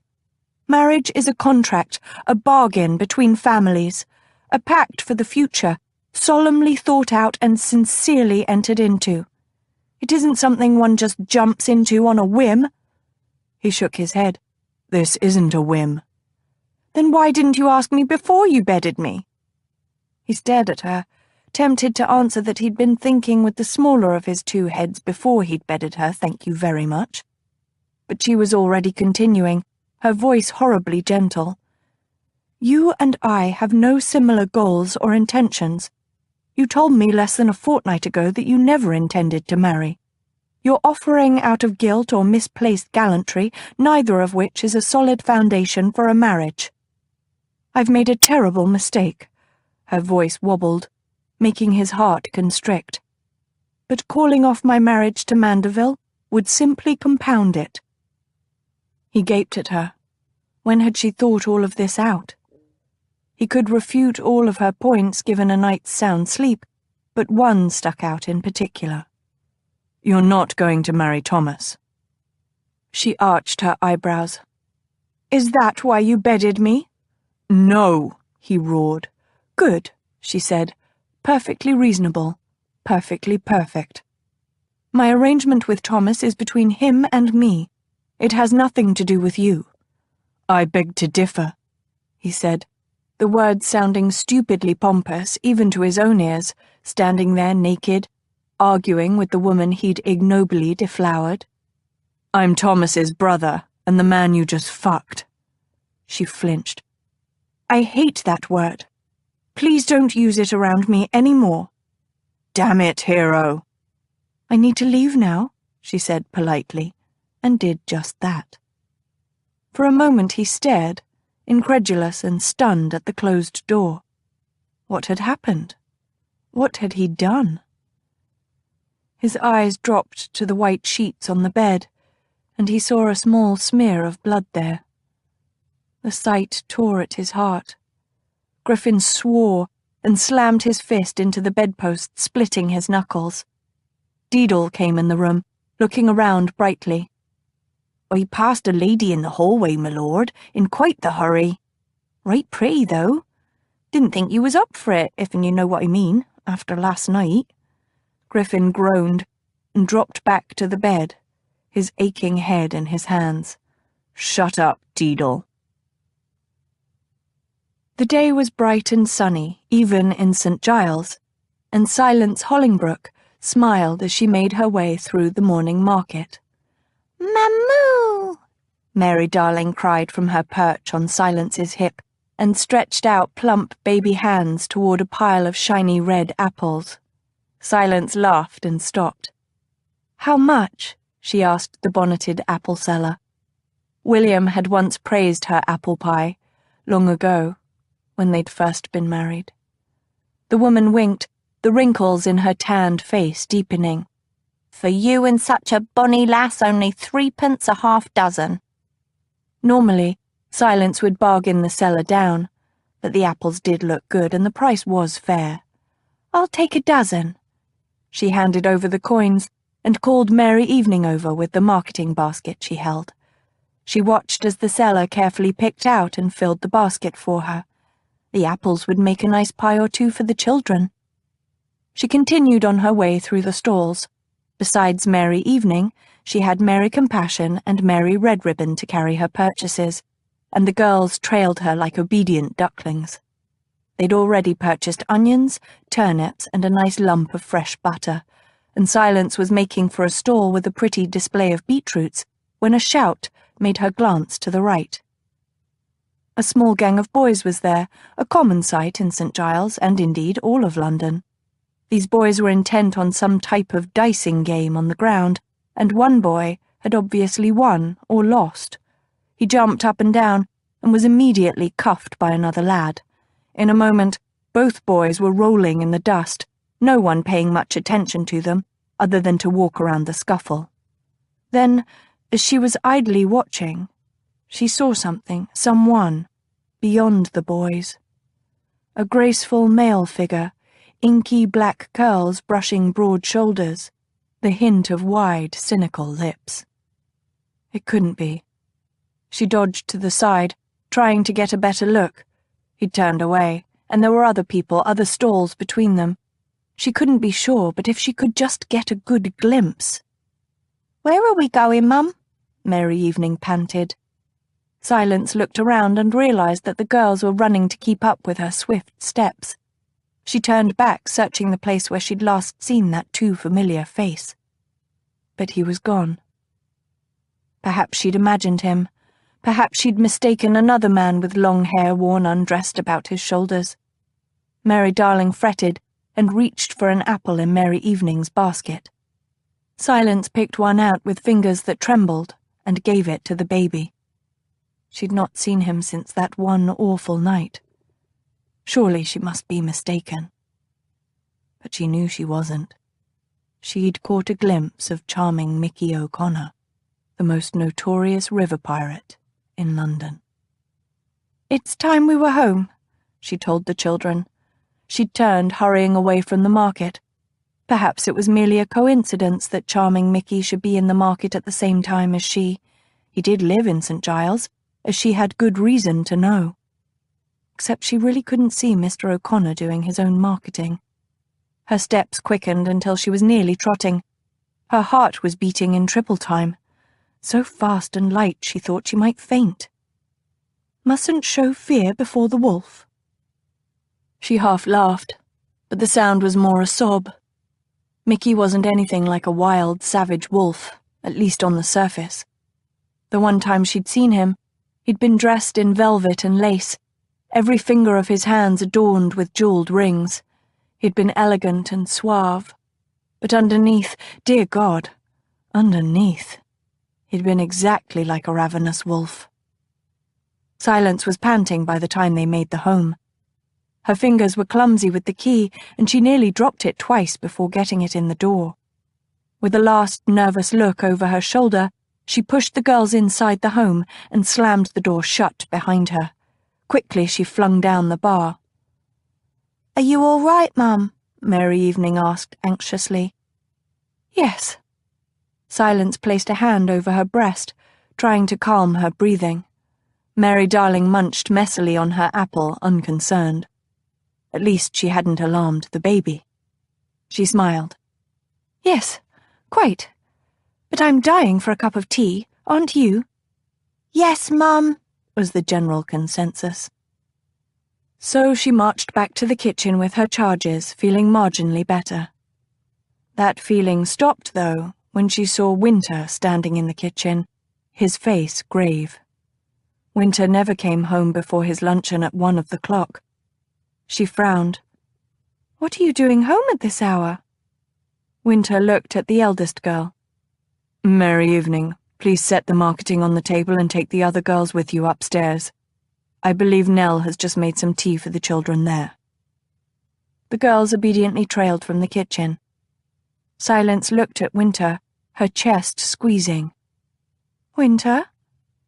He glanced distractedly at Mary Darling, still in her arms. "Perhaps we should send the baby upstairs as well." "No." Silence swallowed, laying a cheek against Mary Darling's soft black curls. "Let her stay with me." Winter nodded. "Will you sit?" She lowered herself to one of the kitchen benches. "What is it? Tell me." "We've received word from the owners of William's ship," he said gently. Her head started to spin, Winter's words becoming indistinct. Still, when he continued, she heard him. "William's ship has been lost at sea. There were no survivors. I'm afraid William is dead."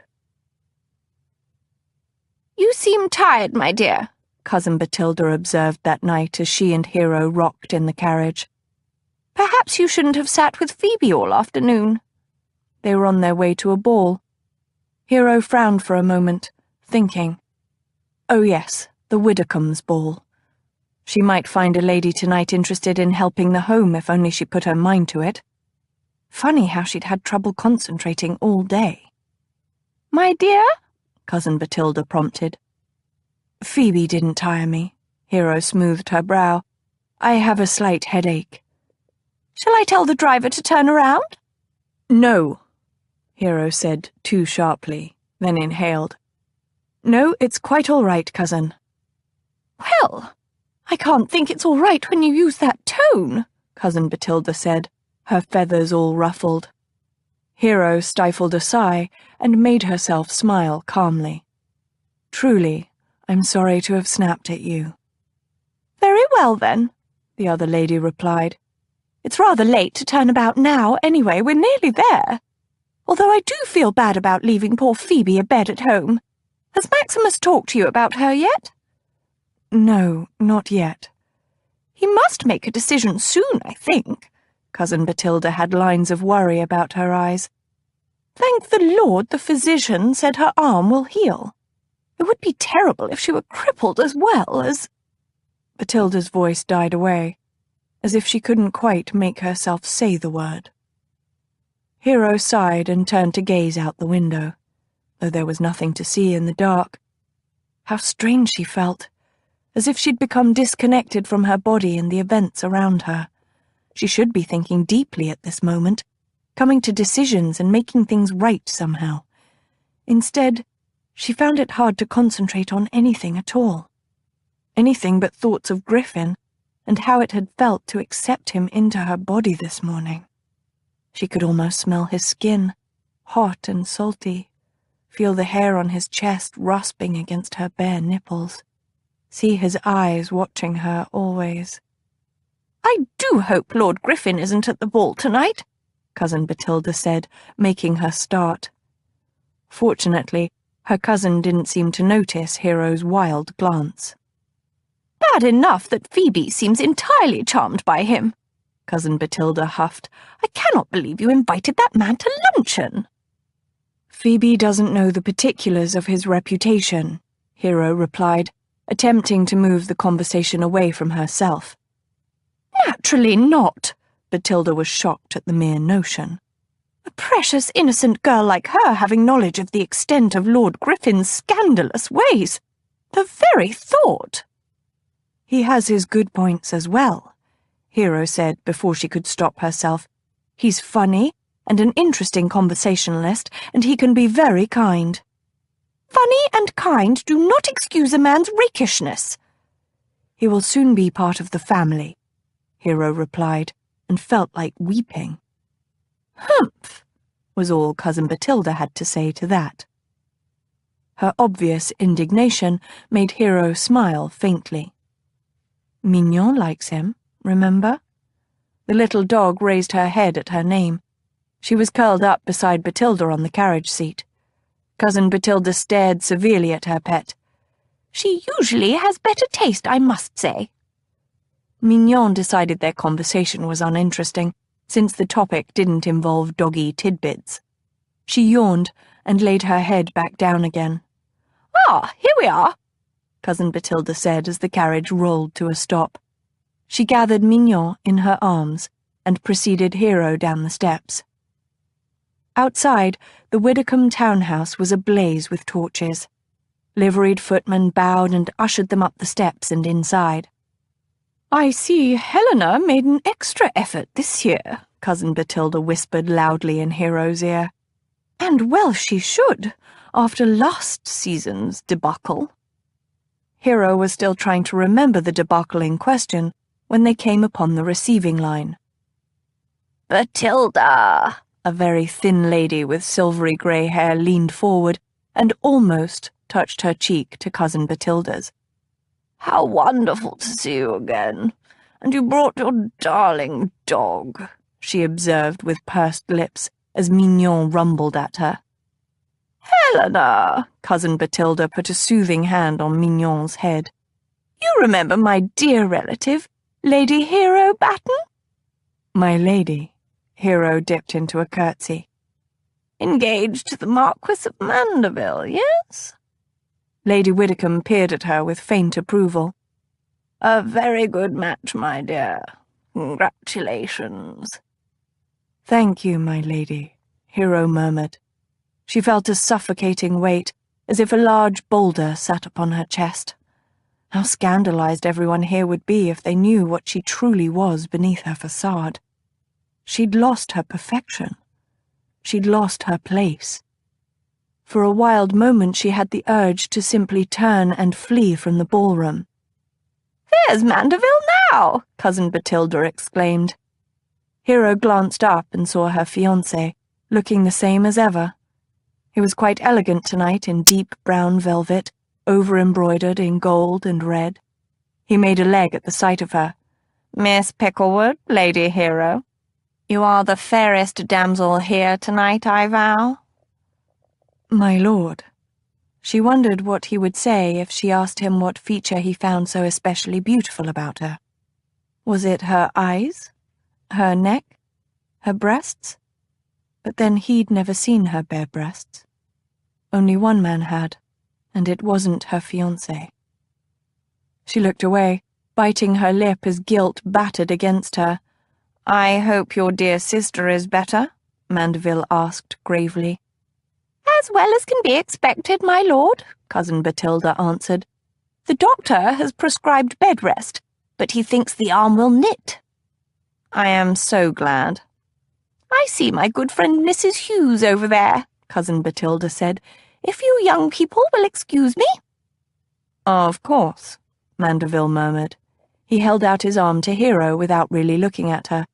"Shall we stroll?" "Please," she answered sedately, calming the hysterical voices in her head. She laid her hand on his sleeve as he led her into the crowd. The room was too hot, it seemed.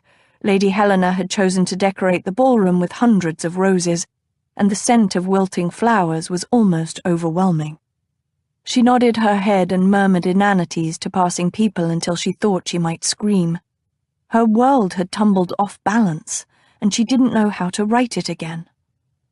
And then, suddenly, Griffin stood in front of them, dressed elegantly in blue and gold, his wig snowy white. His arm was crooked as he idly fondled something in his hand. His green eyes flicked from her face to her hand laid on Mandeville's sleeve, then rose slowly to his brother's face. Hero tried to swallow, but her throat was dry. Surely he wouldn't say anything, do anything, here. Griffin bowed stiffly. "Good evening, Thomas, Lady Hero." She nodded, unable to speak. "Griffin," she heard Mandeville say beside her. "I didn't know you were invited tonight." "It's amazing the places where I'm welcome." She lifted her eyes at his cynical tone. His green eyes clashed with hers, his expression grim. She caught her breath. "What have you got there?" Mandeville asked. Griffin raised his eyebrows and opened his hand. Hero inhaled silently. Her diamond earbob lay on his palm, the one she'd thrown at him in the sitting room at her engagement ball. He smiled thinly. A trinket I found upon the floor. Do you think it becomes me?" He held the earring to his ear as Hero widened her eyes in warning. Surely Mandeville would recognize it as hers. "Or perhaps it's better suited to a lady," Griffin drawled. He reached out, and Hero felt the heat of his fingers as he dangled the earring near her ear. Mandeville frowned, looking confused. "Don't be an ass." "No." Griffin's smile had disappeared as he looked at her. "Well, maybe I'll make it a keepsake." He pushed the earring into his waistcoat pocket. Hero stared at him, her chest aching as if she'd been weeping. She'd lost him, she suddenly realized. They could never again be friends now. Griffin looked at Mandeville. "With your permission, I'd like to offer your fiancé a dance." "Certainly," Mandeville replied. And just like that, she was handed from one man to the other, rather like a prize pony at a country fair. Hero waited until they'd strolled some distance from Mandeville. "I don't want to talk to you." "I know," Griffin replied low. "You seem to only want to do, other things with me." "Hush!" she hissed desperately. In any other man, the look he gave her might be mistaken for hurt. "I'm not going to disgrace you here in front of everyone. Never fear." She didn't know how to reply to that, and while she was contemplating it, he led her swiftly through a pair of French doors and outside. She looked around the lovely paved balcony with wide steps that led into a shadowed garden and turned to him accusingly. "You told Mandeville we were to dance." He shrugged unconcerned. "Well, tell him you felt overwarm. You certainly appear overwarm." She lifted a hand to her flushed cheek. "That's not a very gentlemanly thing to say." He laughed shortly and without humor. "Nothing I say ever pleases you, my lady perfect. Have you noticed? Only the things I do please you." She looked away, but he placed a thumb under her jaw and turned her head back so that she had no choice but to look him in the face. "You were pleased this morning, were you not?" Hero wanted to lie, but in the end she could not, so she simply stayed mute.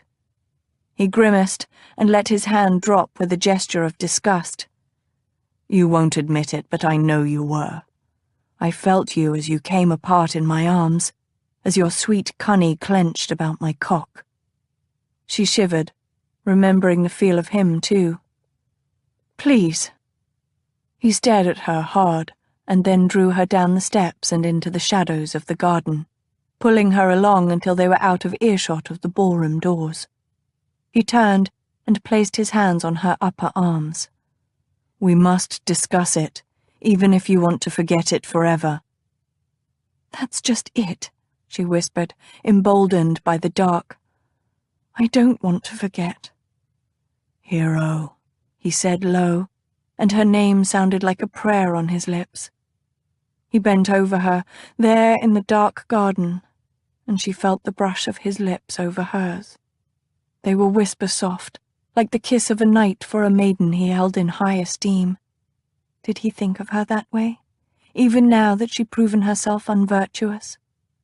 She drew back and tried to search his face, but it was in shadow. He might as well have been a stranger. She made to step back, but he caught her hand, holding her against himself. "Will you marry me?" She shook her head, tilting her face to look at the stars, still and empty, and so very far away. "How can I?" "How can you not?" he retorted, his voice deep. "I've pierced your maidenhead." She closed her eyes. "Hero." His hands rose to grip her shoulders hard. "You must marry me." "Do you love me?" she asked. His head jerked back. "What?" "Do you love me, Lord Griffin?" "I have feelings for you." She felt her heart tear a little. "Feelings are not the same as love." "You don't love Thomas?" She shook her head. "No, that wasn't our pact together."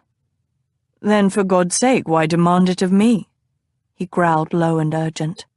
If I'm good enough to bed, surely I'm good enough to wed. She merely shook her head again. Panic was rising in her chest, a suffocating sense that she could never undo her wrong, that she'd never recover the place that she'd always had in society and her family. "Do you love me?" he demanded. "No!" The denial burst from her lips without thought or preparation. The mere notion of falling in love with this man made fear surge in her breast. "Then why come to me? Why let me make love to you?" "I don't know." She inhaled to steady her voice. I came this morning to see if you were all right, to talk to you about the home, about your gin making. I had no notion of doing what we did." But was that the truth? A small voice asked deep inside her. Her heart had been beating hard when she'd knocked on his door. She'd been excited, her hands trembling in anticipation.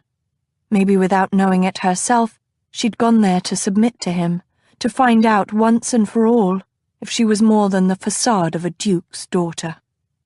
He shook his head, clearly confused. "At least answer my question. Why not marry me?" She shook her head frantically. I can't think.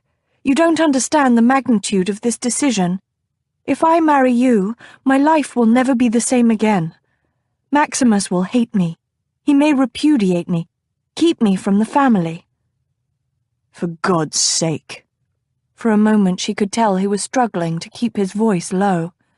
Then he said urgently, "I may be a rake, but my reputation isn't that sordid.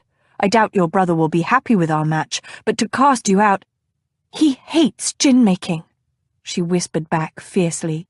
"You are a gin distiller. How long before he finds that out?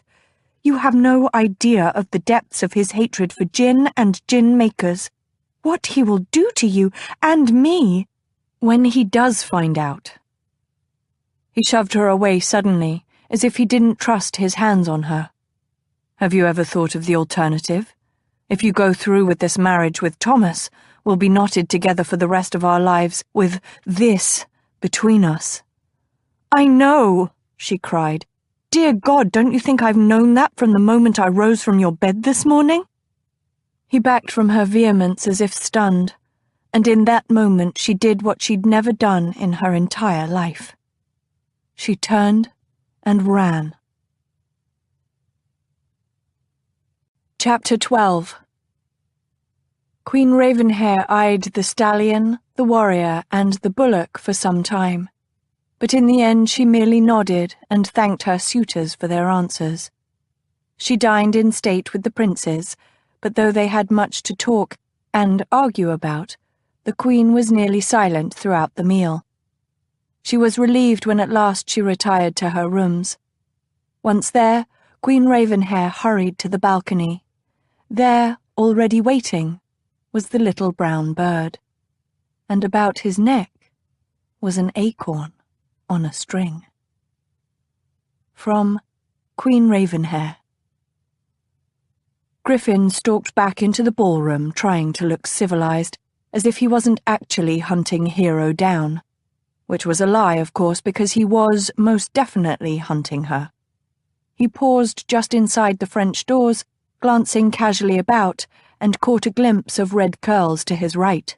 He smiled at a passing matron who looked alarmed, and began strolling in that direction. He'd always loved women. Ever since that first sweet tavern owner's daughter, Belle, or Betty, or perhaps Bessie.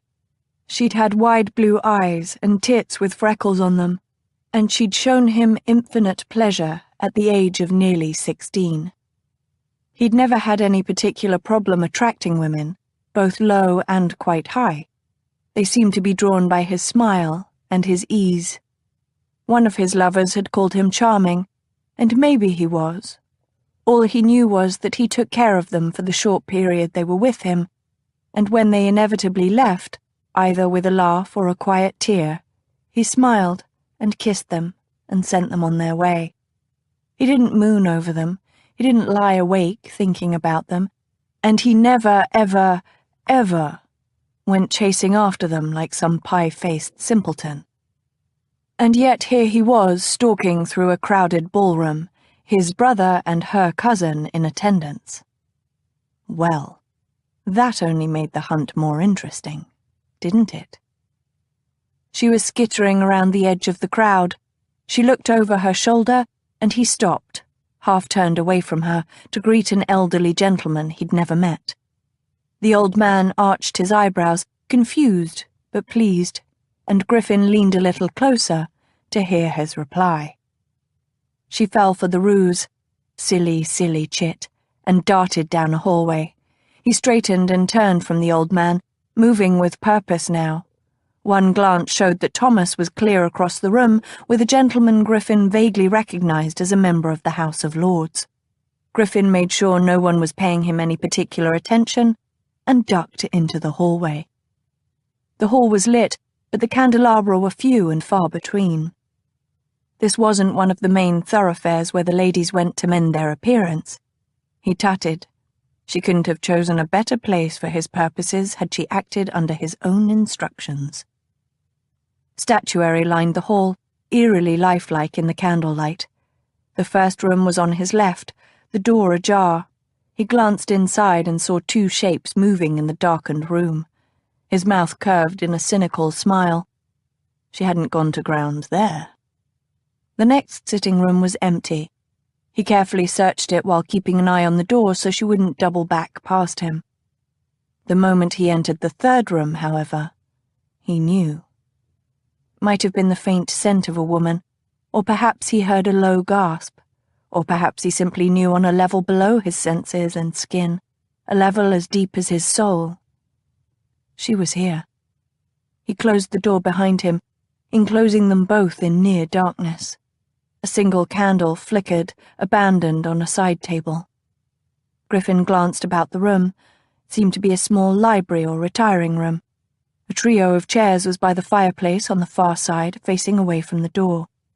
Two settees were nearer to him, at right angles around a low table in the center of the room. One of the settees had its back to him, but the trio of chairs was the more obvious choice. He smiled slightly, feeling his pulse spike, and walked slowly toward the fireplace. She waited until he was bent over the nearest chair. There was a scuffling and a sudden flurry, but he was watching. Griffin whirled and made it to the door before she did. Hero halted, panting, inches from his chest. He cocked his head, smiling not at all nicely. "Going somewhere, my lady perfect?" "Let me out," she demanded. Any other woman would have pleaded. He took a step toward her, forcing her to step back or let him run into her. "No." She flung back her head, regal and palely beautiful. The diamonds in her red hair glittered. "I've told you I won't marry you." "So you have," he agreed pleasantly, "but I'm not looking for marriage at the moment." Her lips parted, and he saw the delicate skin on her throat flutter under her heartbeat. He'd bedded her only this morning. She'd been an innocent. She'd still be sore. They were in a public gathering, for Christ's sake. None of it mattered. He was ragingly hard for her. "Come here," he whispered. "Griffin." He half closed his eyes at her murmur. "You say my name like a lover, so soft, so sweet. I want to lick the word from your lips, sip the exhaled breath from your mouth. I want to possess you utterly, right now, right here." She darted then, a heart flushed from cover, and tried to leap around him. He caught her by her waist and flung her up against the closed door. Then he bent his head and looked her in her brilliant diamond-grey eyes. "What will it be, madam?" Hero looked into those demonic green eyes and knew stark despair mixed with freedom. She couldn't resist him. Why, she wasn't sure. Any other man she would have walked away from. But not Griffin. Never Griffin. She let her own worst impulses fly free. She raised her hands, framed his lean cheeks, and pulled his head down to hers. Oh yes, she needed this. She needed him. His mouth was warm and luscious, and she feasted on it like a starved child. She hadn't even known that she'd missed the taste of his lips, the taste of liberty. He groaned and fumbled with her skirts, pulling, yanking them up. She felt a draught of cool air on her bare thighs, and then his big hot palms were on her bottom. He squeezed and fondled her, all the while kissing her passionately, his tongue in her mouth. His fingers dipped into the crevice of her buttocks and stroked down until they met her wetness from behind. He tore his mouth from hers, panting, "Put your arms around my shoulders." She complied, with no idea what he might have in mind. Then he was lifting her bodily, supporting her whole weight in just his arms. She hung gracelessly for a moment until she instinctively wrapped her legs about his waist. "Good girl," he breathed. His hand was between them, fumbling awkwardly, and she bit her lip against a wholly inappropriate fit of the giggles. They were both completely dressed. He even still wore his white wig. How could he possibly think? And then she felt the naked heat of his cock. She gasped, staring into his eyes, only inches from her own. "Shh," he hissed quietly. "You must make no noise." He made a movement, and that broad head slid through her slick folds. She bit her lip. He braced one hand on the door and lowered his head to whisper against her lips, "Now," and his cock breached her. There was a tiny pinch, a stretching. She watched him swallow, his strong throat working. His mouth pulled in a slight grimace. There were white lines at the corners of his lips. He pushed again. She opened her mouth in a silent gasp as he invaded her another couple of inches. The door thumped against her back. Hero squeaked in alarm. Griffin slipped his palm over her mouth and leaned hard into the door. She looked at him, her eyes wide. He shook his head. "I say, the door won't open," came a slurred male voice from outside. A feminine giggle was the reply. The door thumped again, which had the effect of driving Hero's hips hard against Griffin. His cock slid exquisitely against her, seating him fully, his pelvis brushing hers. "Shall I try again?" the male voice asked. Griffin leaned his full weight on her and the door, his legs braced, his head beside hers. His forehead against the wood of the door. She was spread wide, helplessly open and impaled upon his strong flesh, waiting to see if they'd be discovered. The door gave another shudder, actually opening a crack. Griffin lunged into her hard and slammed the door back shut. Hero closed her eyes. Close, so close to ecstasy. "Damn me. We'll find another room, shall we?" the man without said. Footsteps tromped away. He didn't move, holding her up, still impaled, still arched against him. They breathed together, their chests moving as one. Slowly, so very slowly, his hand drifted down from the door. He brushed over the tops of her breasts, lightly, almost casually. She waited, her hand on his neck, feeling the animal heat of him. He burrowed beneath her skirts and traced leisurely up her thigh, toward her center, toward that point where he was joined with her. She turned her head and took his earlobe between her teeth. He circled, delicately, almost too lightly, his fingers trailing through her folds stretched wide. He reached the apex of her sex and spread his hand, pressing down quite explicitly on her clitoris. And she jerked, hard and hot, falling from a great height, the wind whistling past her ears, glorious in her descent. He arched away from her and pulled his cock part way out, then slammed it back into her, rough and fast and relentless.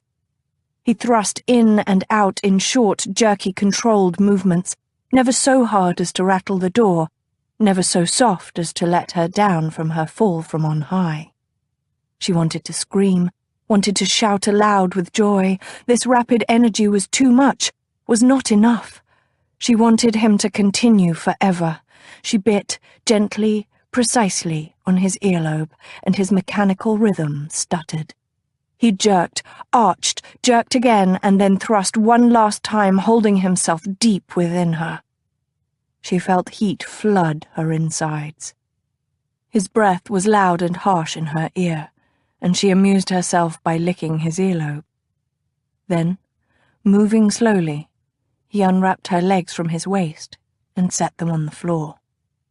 She leaned against the door, catching her breath, watching with half-closed eyes as he took out a handkerchief and cleaned himself. How had she become so wanton in the span of less than a day? He glanced up and saw her watching him. Deliberately, he held out the handkerchief. "My lady."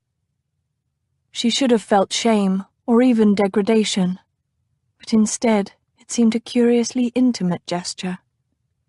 She took his handkerchief and, reaching under her skirts, wiped his semen from her thighs. She let her skirts fall and stood holding the soiled cloth, unsure what to do with it. He finished buttoning his breeches and took the cloth from her fingers, folding it and slipping it into his coat pocket. He twitched at her skirts, straightening them carefully as she stood there, as complacent as a child. Griffin caught her eye, reaching gravely to push a lock of hair behind her ear. "There," he whispered almost sadly. "Your toilet is done, my lady perfect. No one will ever know how I've despoiled you. You are as lovely as ever." She swallowed and leaned her head back against the door. "You've never called me lovely before." "Haven't I?" he asked lightly.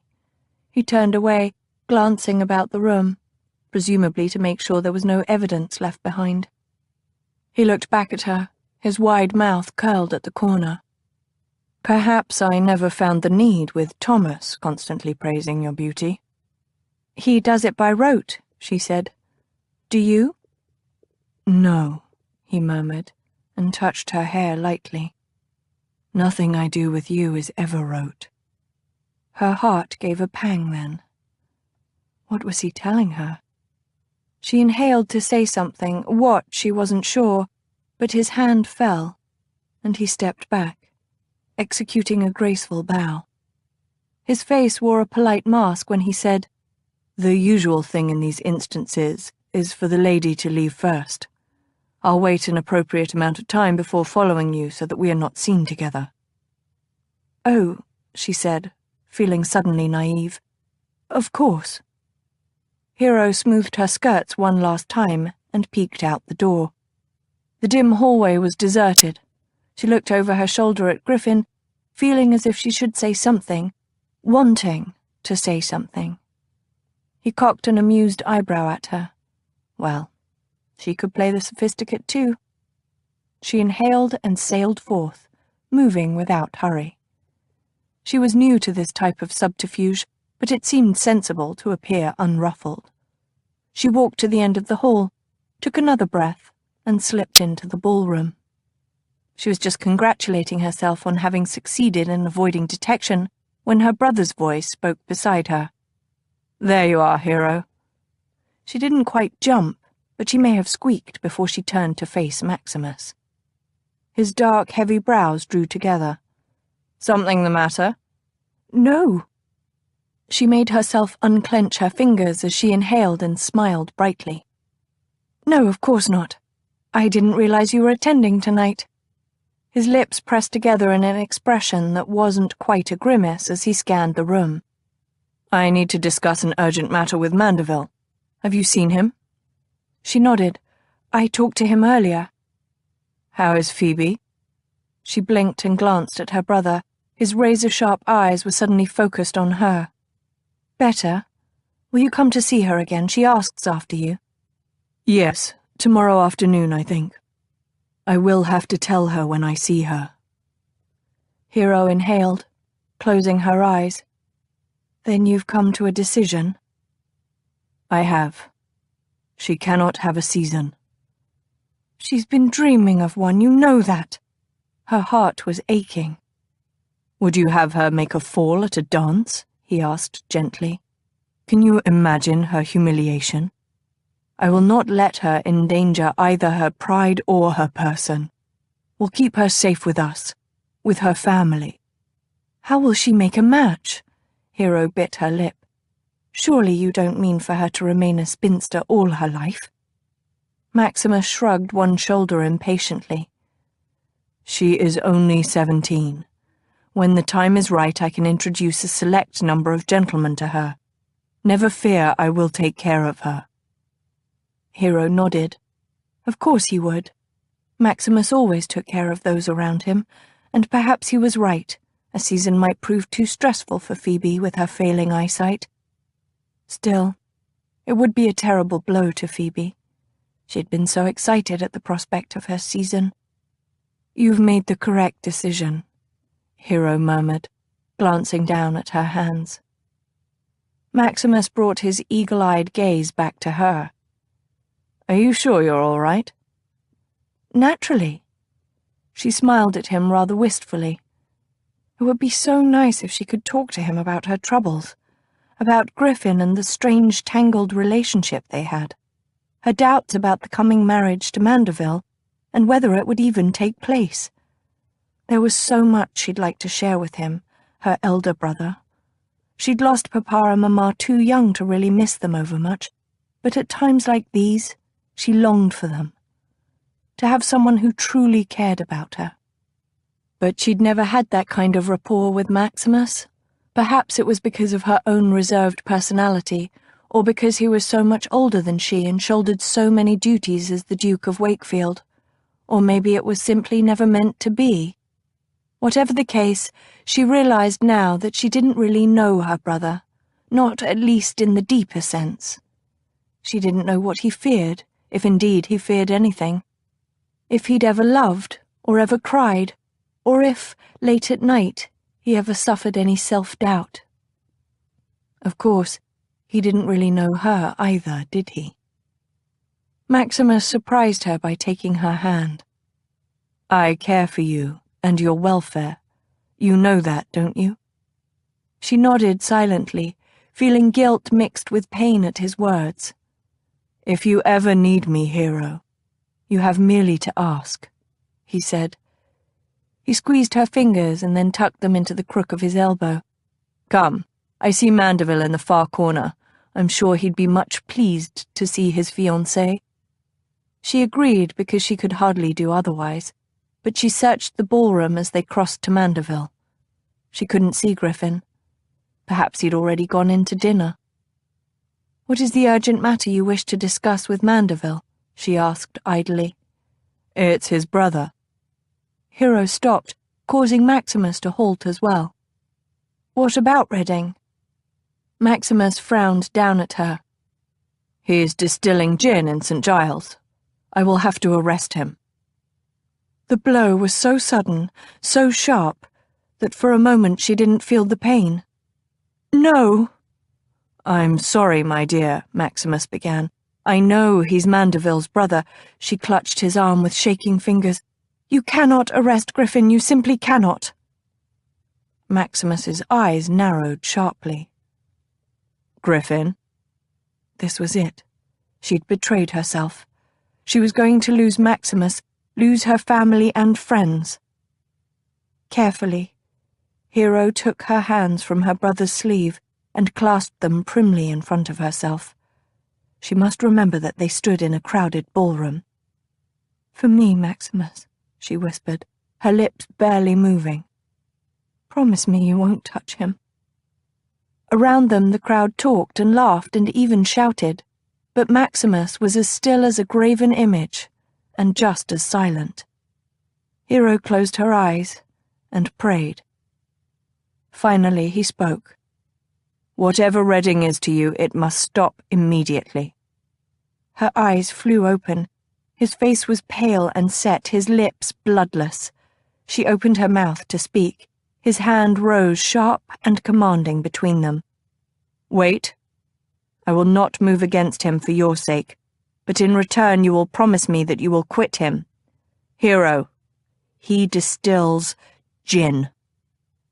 The word was spat from his lips. She bowed her head, her heart beating fast in relief. "Your word, sister." She nodded mutely. Maximus took a deep breath, and she realized suddenly that his entire body was tense and trembling, like a racehorse held back from the starting gate. "We will not speak of this again," he murmured, and then he took her arm. They walked sedately to Mandeville's side as Hero fought to catch her breath. Mandeville's first words didn't help.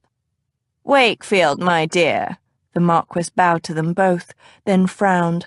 "I shall have to take my brother to task, my lady. He seems to have abandoned you to your own devices." "It's of no matter," she replied. "I'm sure there was someone he wanted to talk to." The gentleman made noises of vague assent, and then Maximus drew Mandeville into a discussion of a bill he wanted passed in Parliament. Hero listened long enough to make sure the bill had nothing to do with gin, and then she fixed a pleasant, interested expression on her face and let her mind wander. She opened her fan and, behind its painted scene, scanned the ballroom. Griffin wore blue and gold tonight, and for a moment she thought she saw his broad shoulders leading a lady in the minuet. Then the man turned, and she saw it wasn't him. She had to warn him somehow, but she must not be seen in his company. Perhaps she could send word to his house tomorrow. Maximus bowed and made some parting comment, but Hero was hardly aware, so caught up was she in searching for Griffin. "I must beg your pardon for both my brother and I," Mandeville said. She glanced up to find him regarding her seriously. "I am just as much at fault for neglecting you as my brother," Mandeville said. "I fear I have not played the attentive fiancée very well these last several days." "Oh, my lord," she said with a pang. "I am perfectly happy with your attention." He frowned. "You're kind as you always are, my lady, but I've been remiss." He hesitated a moment, then said, "I admire the Duke very much. He is, I think, one of the great leaders of our nation. It may seem that I forget at times that it is you I have pledged to wed, not he." She felt her lips tremble on a smile at the thought of Mandeville and her brother at an altar, wedding each other, but she suppressed it. She knew it would hurt Mandeville's feelings if she found his words amusing. He meant them from his heart. She laid her palm on his sleeve. "He admires you as well, my lord, and I assure you, I am not jealous of the time you spend with my brother. I know you both have grave matters of the nation to decide. Indeed, I am glad that our government is in such capable hands." Mandeville gave her one of his rare, unpracticed smiles, his face becoming boyishly handsome, and she was reminded why she'd consented to become this man's wife in the first place. He bowed. "Come, my dear, let us discover what awaits us in the dining room." And she accompanied him, her heart more confused than ever. Griffin had had perhaps more than his fair share of intimate encounters at balls and other social events, ladies who were excited by the hazards and the possibility of being discovered. For others, it was simply easier to meet at a ball than to risk the danger of him climbing in her window at night. Such sophisticated seductions were urgent at the time, but easily forgotten afterward. The various fumblings in anonymous dark rooms became, after a parade of similar encounters, merely ordinary. Once Griffin stepped out of whatever dark room he'd chosen for the evening, he rarely thought about the lady involved. But as she'd proven already on numerous occasions, Hero was different. The moment he'd stepped back in the ballroom, his entire attention was on her. Was she having second thoughts? Perhaps realizing this moment how very sordid a rendezvous in the midst of a crowded social event was. Damn it! He should never have followed her down that hall. Hero wasn't like the cynical matrons he usually seduced. She was idealistic, proud, sure of her own infallibility. And he had been the one to prove how very human she was. The thought did not shine a flattering light on him. Worse, this maidenish nervousness was enough to make a rake think hard about reform. he snorted, startling a plump matron nearby. Perhaps it was time to settle down and spend his evenings with a warm cup of milk by the fire. His musings were still dark when he caught sight of Meg's, lovely in a yellow frock with black and red embroidery, but looking a bit like a wilted buttercup. "Oh, Griffin," she sighed when she saw him. He raised his eyebrows. "Oh, Megs." She plucked limply at her skirts. "Do you think I'm the sort of lady a gentleman would like to kiss?" "Not if I'm about, I hope," Griffin growled. She rolled her eyes. "I cannot remain a virgin forever, Griffin. I hope someday to have children without it being a divine miracle. That is," her brief show of spirit suddenly flew away again, "if any man ever shows enough passion to take me to wife." Griffin straightened, his eyes narrowing. "What has that ass Bollinger done?" "It's rather more what he hasn't done," Megs moaned. "He's refused to take me into the garden." "And a good thing, too," Griffin said with vast disapproval. Good God, anything could happen in a garden at a ball, and he should know. "No, really, Griffin," Meg said soberly. "I know you have all those big brother feelings to overcome, but try for a moment. How can I contemplate marriage to a man who looks appalled at the mere notion of kissing me?" "How do you know he was even thinking of kissing you?" Griffin pointed out. "Perhaps he was worried about the cold, or, good God, Megs, your reputation. He may—" "Because I asked him," she interrupted. "To kiss me," she confirmed. "And he looked like I'd asked him to lick an octopus, a live octopus." Griffin wondered if he could punch a man for not kissing his sister. "Oh," he said, which was an entirely inadequate response. But oddly, Meg seemed content with it. "Yes. You see the problem? If he's not even tempted, if he's even disgusted by the thought, well, what hope can there be for a satisfactory union?" "I don't know." Griffin shook his head, trying for something better. "You know people of our rank don't marry for love, Meggie. That's just the way it is." The thought depressed him unaccountably. "Don't you think I know that?" she said. "I'm well aware that I'm expected to make a good marriage in which, if I'm lucky, my husband won't have half a dozen mistresses and give me the pox." "Megs," Griffin protested, truly shocked. When had his little sister become so jaded? She waved away his male outrage.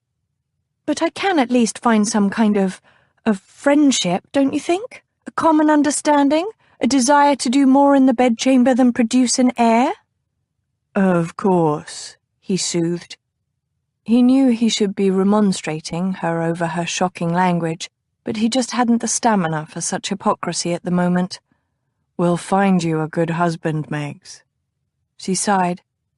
"It is possible, isn't it? Caro jogs along comfortably enough with Huff, and Thomas seems content with Lady Hero." Griffin stiffened at Hero's name, but Megs didn't seem to notice. She wrinkled her nose. "He isn't exactly demonstrative with her, but she's a pleasant sort. I quite like her, really, and she understands that he must be pompous sometimes." Griffin unwillingly snorted a laugh. "It's just that—" Megs tilted her head back, staring at the shimmering chandeliers overhead for a moment. "Well, if Lady Hero suddenly died, tragically, you know, like in a terrible horse-riding accident or from a lightning strike, I think Thomas would be sad, but he wouldn't be prostrate." She looked at him a little wistfully. "He wouldn't want to die himself. I just think it would be nice to be married to a man who would truly mourn my loss if I died. Does that make sense?" "Yes," he said as he caught sight of Hero across the room, ethereal and lovely and entirely out of his reach. If she died, he suddenly knew that he wouldn't much care if he lived or died. Yes, it makes all the sense in the world. Chapter 13. The Queen smiled in delight when she saw the acorn about the little brown bird's neck. An acorn grows into an oak, the strongest tree in the forest. and the forests of her kingdom were filled with mighty oaks. Truly then, the acorn was the strongest thing in her kingdom. Queen Ravenhair carefully plucked the acorn from the little bird's neck. She cupped the bird in her palms and whispered her secrets to him before letting him fly.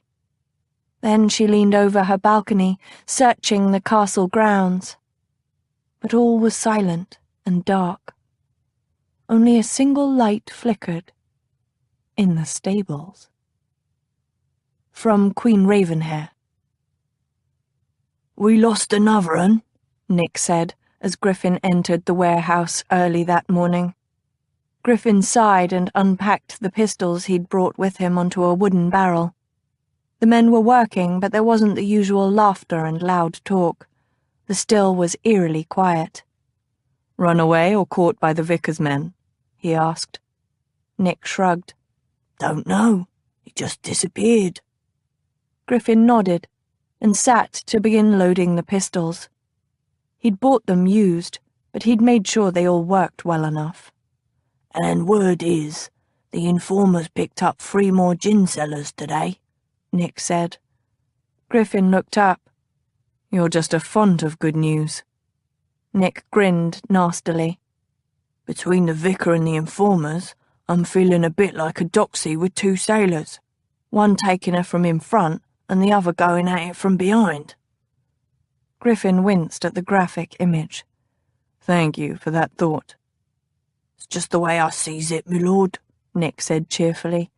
"Nah, if we could just get the informers and the vicar to pay us for the favour, why, we'd be rolling in gold." Griffin laughed reluctantly. "That's not likely to happen any time soon." "No, it isn't." Nick scratched his chin contemplatively for a moment. "How's that lady what you brought here the other day?" "I asked her to marry me." "Why, felicitations, my lord." "And she turned me down." Nick shrugged.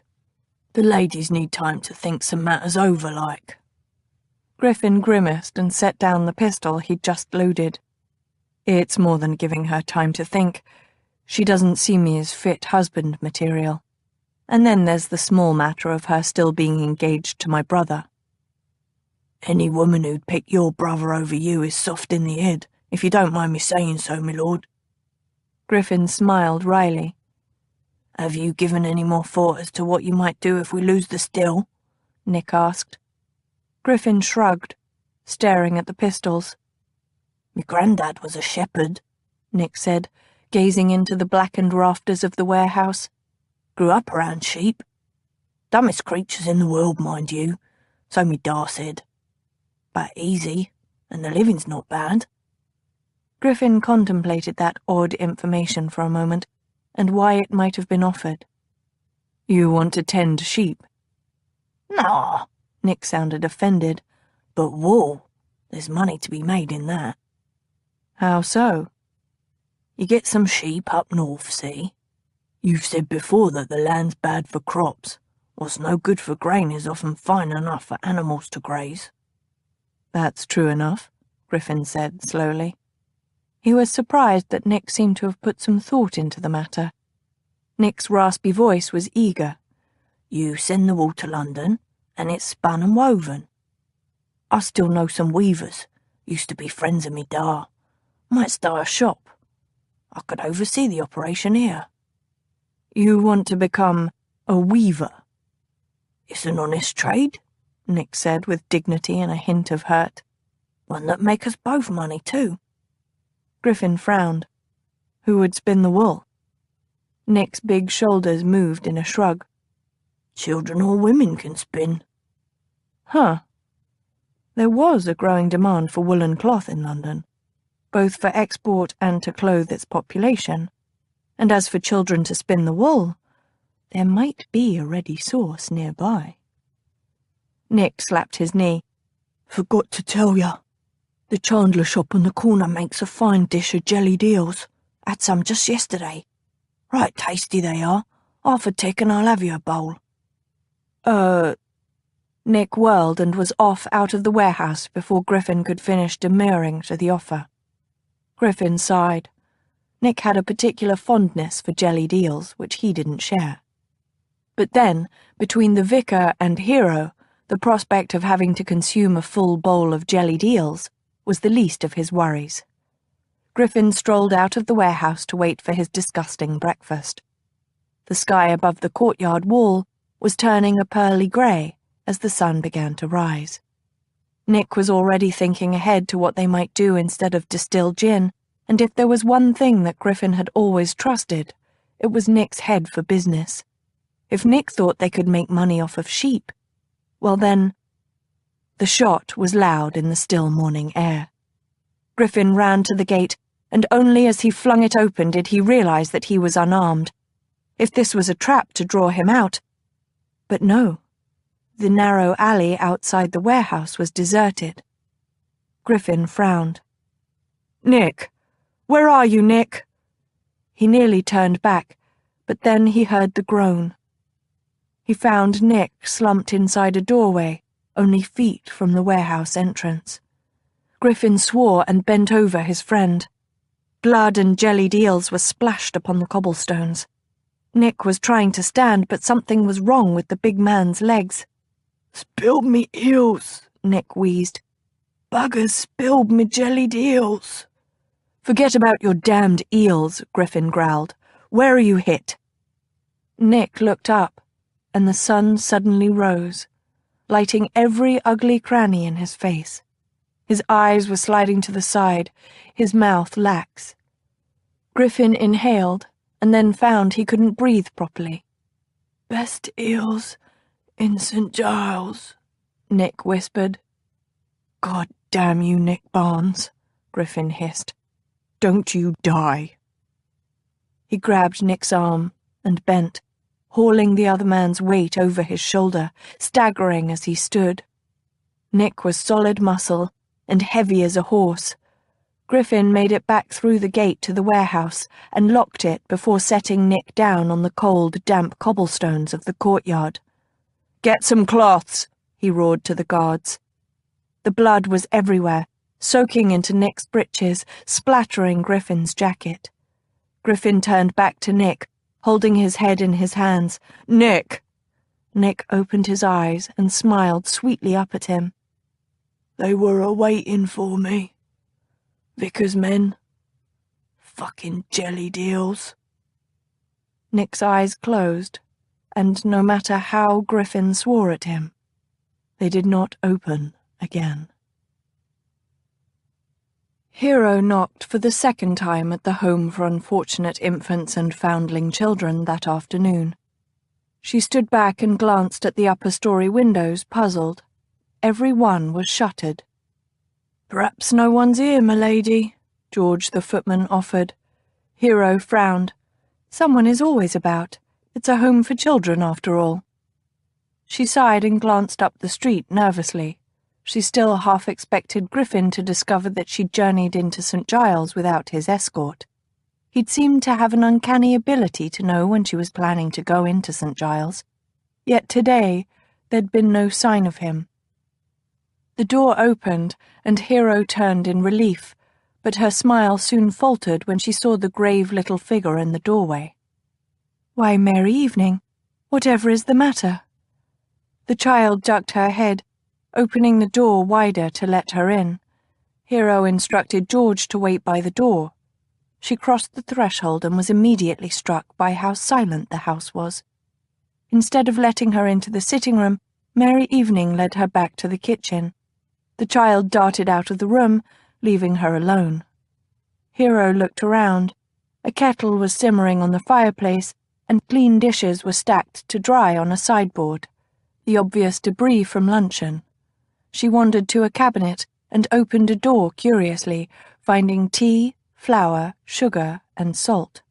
Footsteps sounded in the hall. Silence Hollingbrooke entered. For a moment, Hero couldn't figure out the difference in the woman's appearance. Then she realized that instead of her usual brown or grey costume, Mrs. Hollingbrooke was clad entirely in flat black. There could be only one reason. "I am so sorry to keep you waiting," Mrs. Hollingbrooke said distractedly. I don't know why Mary Evening put you in the kitchen." "You're in mourning," Hero said. "Yes," Mrs. Hollingbrooke smoothed a hand down her black skirts. "Mr. Hollingbrooke, my husband, I mean." She inhaled on a broken gasp. "Sit down." Hero hurried over, pulling out one of the kitchen benches. "No, I'm sorry, I— "Sit," Hero repeated, pushing gently on Mrs. Hollingbrooke's shoulder. "Please." Mrs. Hollingbrooke sank onto the bench, her expression dazed. "When did you find out?" Hero went back to the cabinet and took down the tin of tea leaves. A brown pottery teapot was drying with the other dishes. She righted it and began spooning in tea leaves. "Yesterday, Yes, it was only yesterday," Mrs. Hollingbrooke murmured wonderingly. "It seems so long ago." Hero went to the hearth and, catching up a cloth, picked up the kettle and poured boiling water into the teapot. Fragrant steam rolled up from the teapot before she replaced the lid. She'd come to inform Mrs. Hollingbrooke about the new architect and the further delays in building the new home, but that information would obviously have to wait. This was more important. She brought the full teapot to the table. "He was lost at sea?" "Yes." Mrs. Hollingbrooke fingered her skirt. "His ship went down, 150 men aboard, and all lost at sea." "I'm so sorry." Hero fetched 2 cups from the sideboard. "It is sad, isn't it?" the other woman said. "At sea. I keep remembering those lines from The Tempest. 'Full fathom 5 your father lies. Of his bones a coral made. Those were pearls that were his eyes.'" Her voice trailed away as she stared fixedly at the table. Hero poured some tea and put a heaping spoonful of sugar into the cup before placing it in front of Mrs. Hollingbrooke. "How long does it take, do you think?" Mrs. Hollingbrooke murmured. "What?" Hero asked. The other woman glanced up, her eyes looking bruised. "For a corpse to turn into something else in the sea. I've always found it somewhat comforting that we all turn to dirt in the end, when we're buried in the ground at least. Dirt can be a very good thing after all. It nourishes the flowers, makes the grass grow that sheep and cattle feed upon. A cemetery can be a very peaceful place, I think. But the sea, it's so very cold and lonely. So lonely." Hero swallowed, looking at her tea. Did Captain Hollingbrooke like sailing? "Oh, yes." Mrs. Hollingbrooke seemed surprised. "He talked about it even when he was home on land. He'd always wanted to be a sailor, ever since he was a little boy." "Then perhaps he never saw the sea quite like you and I would," Hero said tentatively. "I mean, I don't presume to know what his mind was like, but wouldn't it make sense that he might have a different opinion of the sea? That he might even like it?" Mrs. Hollingbrooke blinked. "Maybe. Maybe so." She reached forward and took the hot tea in both hands, raising it to take a tentative sip. Hero drank from her own cup. Although the tea wasn't as fine as the type she was used to, it was strong and hot, and at the moment seemed just the thing. "I'm sorry," Mrs. Hollingbrooke said vaguely. What did you come for today?" Hero thought of the news she'd wanted to share about the new architect for the home. "Nothing important." "Oh," Mrs. Hollingbrooke knit her brows, seemingly deep in thought. "It's just—" "What?" Hero asked gently. "I shouldn't tell you these things," Mrs. Hollingbrooke murmured distractedly. "It's not your concern." "I think," Hero said, "that I would like it to be my concern, if that would be all right with you." "Yes," Mrs. Hollingbrooke said. "That would be all right with me." She took a breath and said in a rush, "It's just that when he left, when William sailed last, we were not in the concord of mind that we usually were."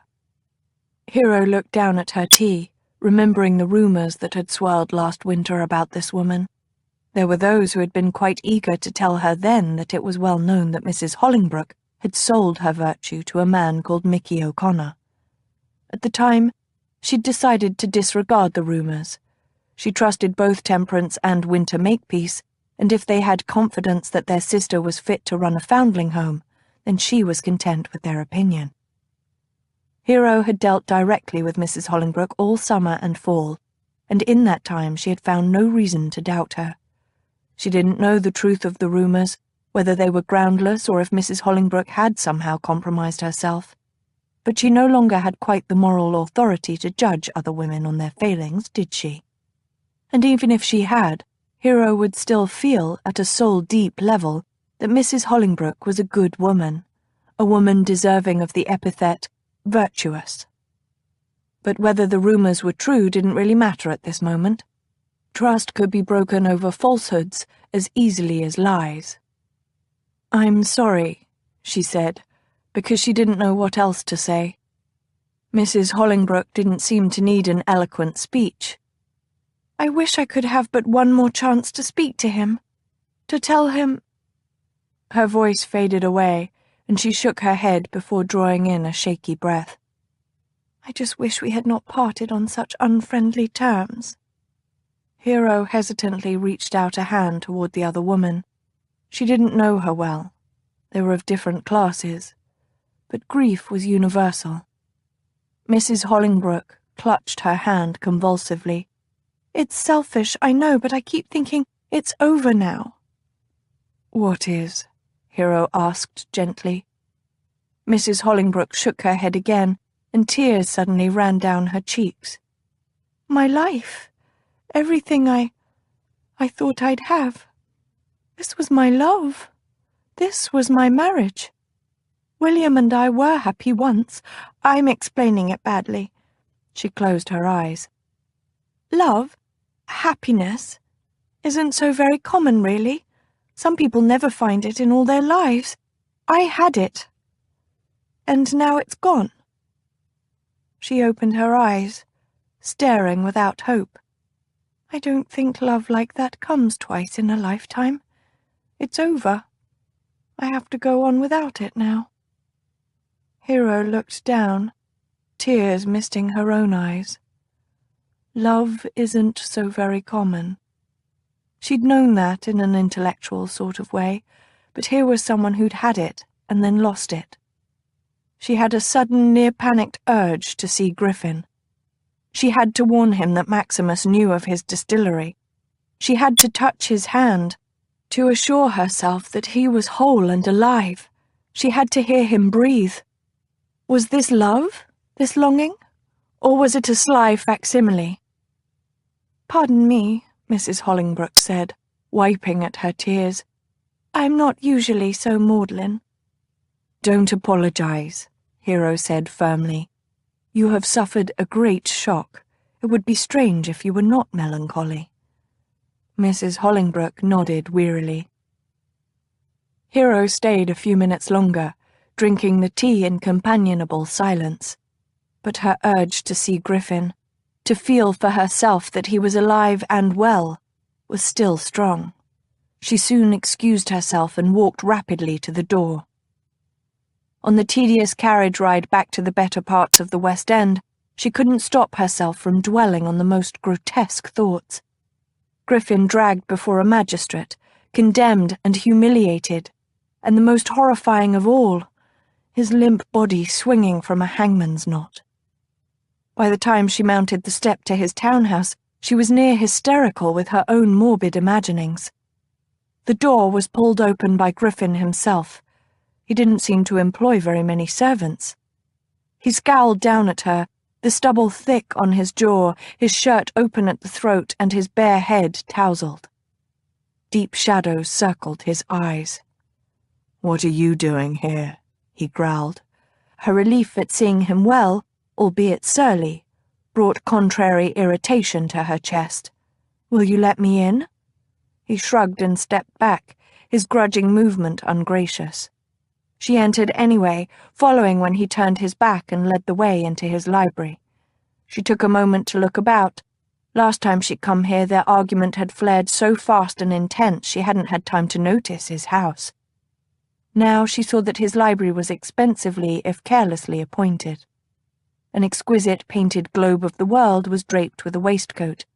Several small paintings of saints, delicate and fine and looking very old, hung on the wall, but 2 were crooked and all were dusty. The bookshelves were filled to overflowing, the books crammed against each other in whatever way they'd fit. In just a glance, she saw a large book of maps, a history of Rome, a naturalist's study, Greek poetry, and a recent edition of Gulliver's Travels. "Have you come to critique my reading taste, my lady?" Griffin poured himself a brandy. "You know I have not." She turned and looked at him.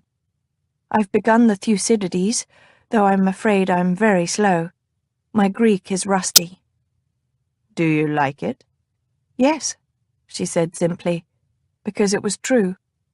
The work necessary to understand the Greek script made her feel all the more accomplished when she did finish a paragraph.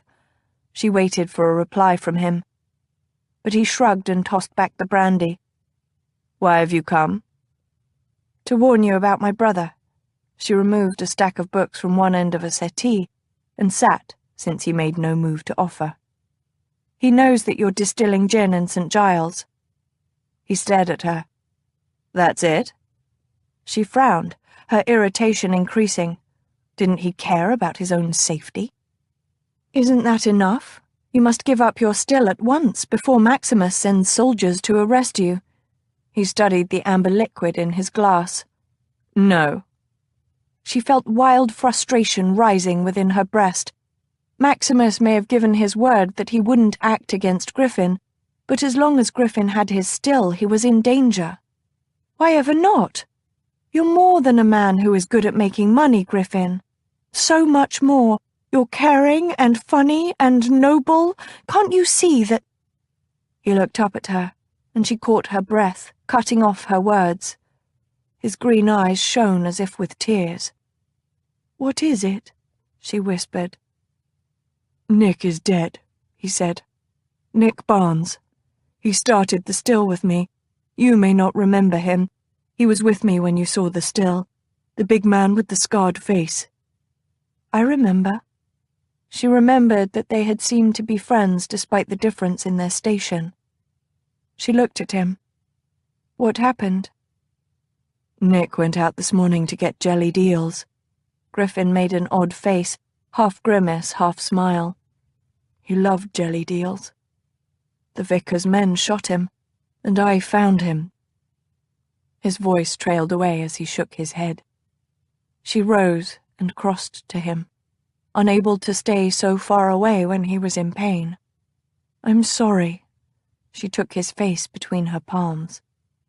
"I'm so sorry." "I can't leave it now," he rasped, his pale green eyes intense. "Don't you see? They murdered Nick.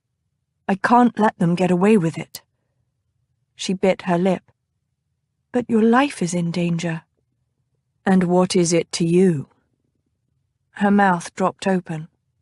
"What?" He let his glass fall to the carpet where it rolled under the settee. His hands grasped her shoulders. "What do you care if my life is endangered? Am I a friend you share a bed with? A brother-in-law you'll invite to your wedding? What, hero? What am I to you?" She stared at him, trying to find the words. She cared for him, that much was true. But beyond that she couldn't tell him. She hadn't the words to describe her feelings. She simply didn't know. He seemed to understand her dilemma. Frustration warred with despair in his eyes. "Damn you," he hissed, and kissed her. Her lips were soft and yielding, but that didn't assuage Griffin's anger. He wanted to imprint himself upon her, to make her acknowledge that he was more than simply a friend or a potential brother-in-law, to ensure she never forgot him.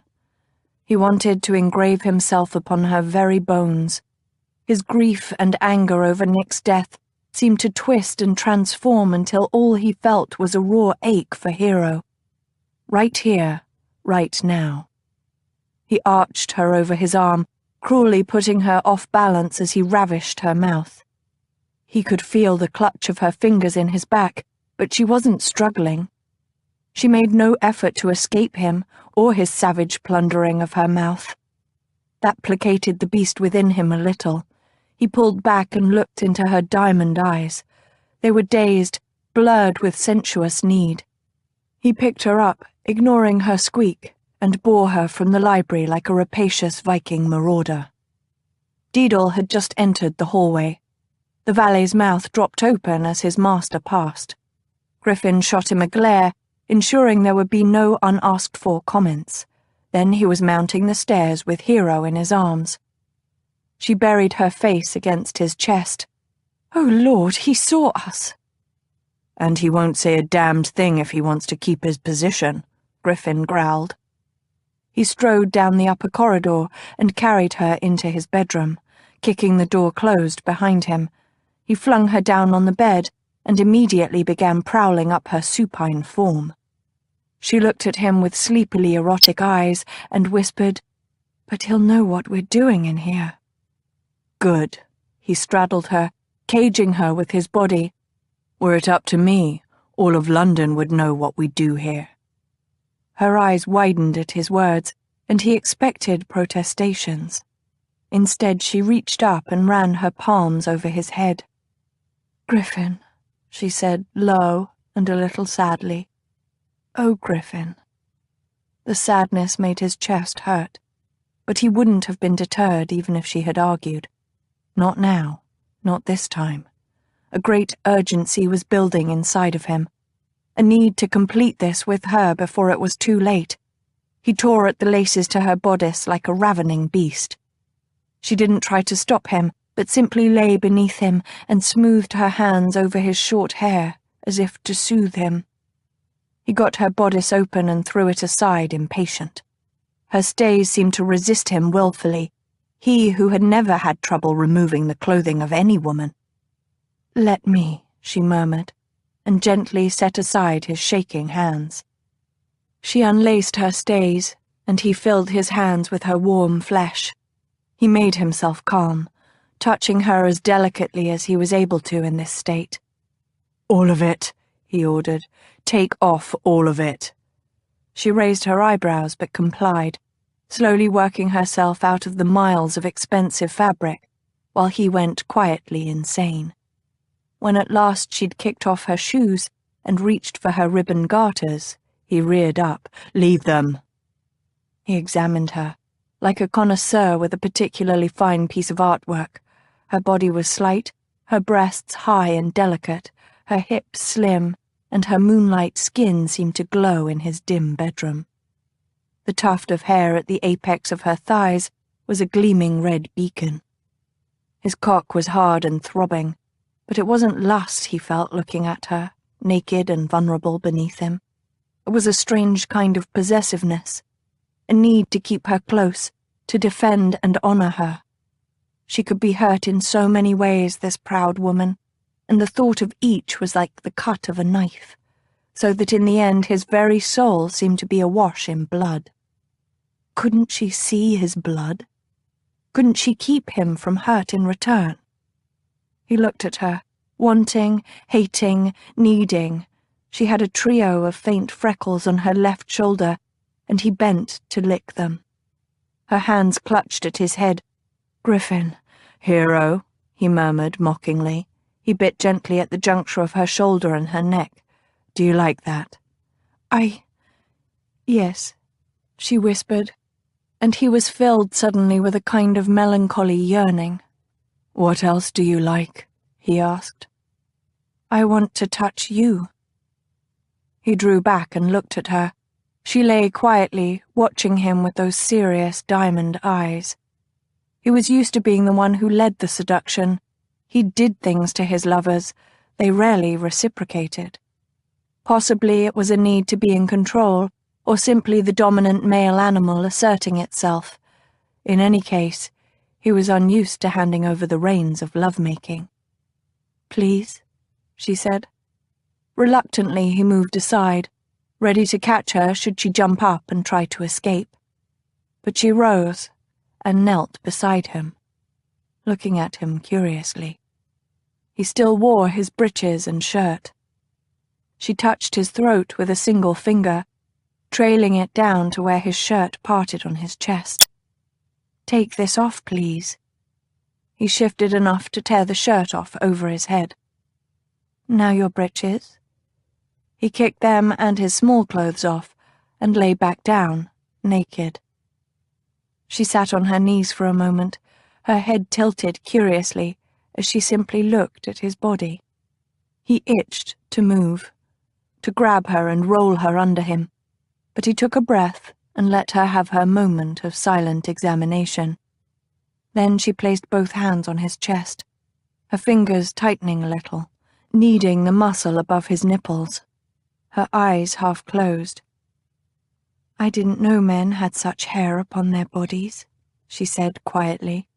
"It's never there on statues, unless in neat small whorls over the groin. But you have more than that, don't you?" Her hands stroked up, his chest hair curling over her fingers before springing back. It tickled a little, pulled a bit more. He moved his legs restlessly. He'd never thought much about his own body, save as it could please either him or a lover. "Does it disgust you?" he asked. "No," she said consideringly. "It's just so very foreign." Her fingers were tracing over his belly now, circling his navel. She glanced at him. "Does it itch?" His eyebrows rose in sudden humor. "No. Sometimes it catches in my clothing, which is quite painful, but that doesn't often happen." She nodded, seemingly content with that answer. Her fingers were stroking through his pubic hair now, close to but not quite touching his cock. "You have it too," he whispered. He lifted a hand to thread his fingers through her pretty red curls. Her legs were closed tightly, so he could do no more than pet.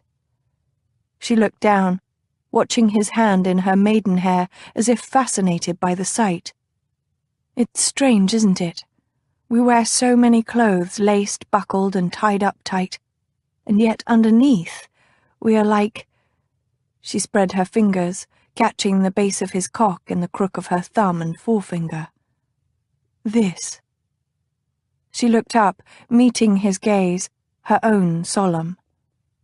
"Do all lovers think like this? That they have a secret just between the two of them? Is this what it was like with your other women?" Something about the way she'd classed herself in with the faceless other women he'd bedded disturbed him deeply. They were transitory, mere phantoms that came and went in his life. She was more to him than that. He wrapped his hands about her slim waist and lifted her up and over him so that her legs straddled his thighs. "What other women? I can't remember any woman before you." He pulled at her, intending to bring her closer so he could kiss her, but she forestalled him with a hand against his chest. "Your words are pretty, my lord, but the fact remains. There were other women in the past, and there will be other women in the future." "No." His denial was hard, immediate, and given without any prior thought. By talking of a future in which he had other lovers, a future in which they were apart, she implied that someday she would have another lover. Neither possibility was admissible. He jerked her close and rolled her beneath him, lying on her heavy and hard. He might be crushing her, but he didn't care. She had to understand. "There are no others, either for you or for me," he said, his nose nearly pressed against hers. "No other people live outside this room. There is only you and I, and this." He shoved into her. She was tight and not quite ready, but he pressed relentlessly. He would not be forestalled. He would not retreat. "Griffin!" she gasped. She arched beneath him, her legs widening. That gave him a little more room. He took advantage of that fact, pressing forward into her lush heat. "You and I," he panted, "are special. This isn't like what everyone else does. It isn't like anything I've ever had before. We are unique together." "That can't be," she said stubbornly, even as her slim fingers gripped his buttocks. "It is," he said against her mouth. Why wouldn't she believe him? Why this denial of something nearly mystical? "Listen to me. I will never have another lover like you. You will never have another lover like me. What we have should be cared for and cherished." And he pushed, one last time, and seated himself finally. She was wet now, grasping at his penis in erotic little twists that made his balls draw up tight, made his brain go fuzzy. "But I don't think—" she began. Maddening creature. And since he could no longer form a coherent argument, he did the next best thing. He covered her mouth with his, thrusting his tongue into her honeyed warmth, his hips moving of their own accord. God! This was heaven, though he'd surely be damned by that blasphemous thought. She was soft and giving beneath him, making small animal sounds against his mouth, her hips cradling his, and all that time her sweet cunny gave and gave and gave. He'd lost the ability to move with any finesse. Years of sophisticated practice in lovemaking fell by the wayside because he'd not been lying. This was unlike anything he'd ever experienced before. Where before he'd been performing a physical act, now he did something that involved both body and soul. With Hero, this ancient movement was making love. He threw back his head, glorying in the sensations, physical and mental. She made him believe he could fly. He looked down and watched her face, glowing with exertion. Her eyes were closed, a slight frown between her brows, her mouth a little parted. She bit her bottom lip as he watched, and he knew she was close. Close, and he could make her fall over the edge. He hitched himself up, pressing against the apex of her thighs with each thrust, rubbing against her little bud. She swallowed, her delicate throat working. He grit his teeth and held out. He was close as well, but he'd not go until she'd found her bliss. He lowered his head and whispered in her ear, "Come for me, sweeting." She shook her head stubbornly. "Yes," he murmured against her neck. He could taste salt and woman, and his cock jumped within her.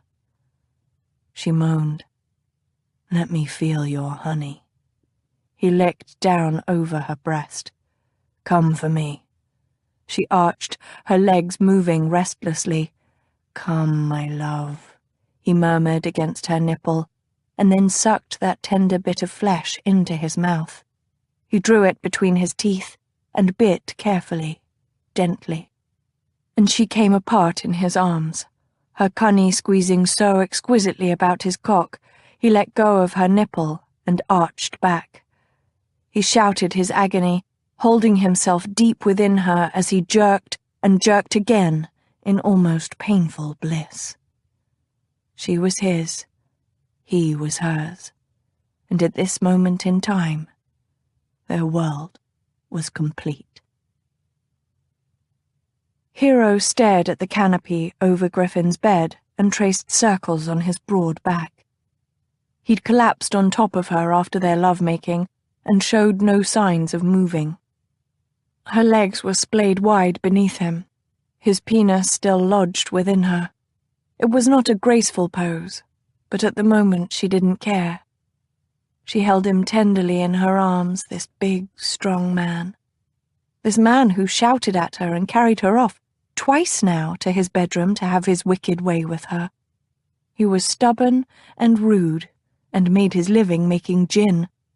He was everything she disapproved of, in fact, and yet, if he stirred right now and indicated he wanted to make love again, she'd do it.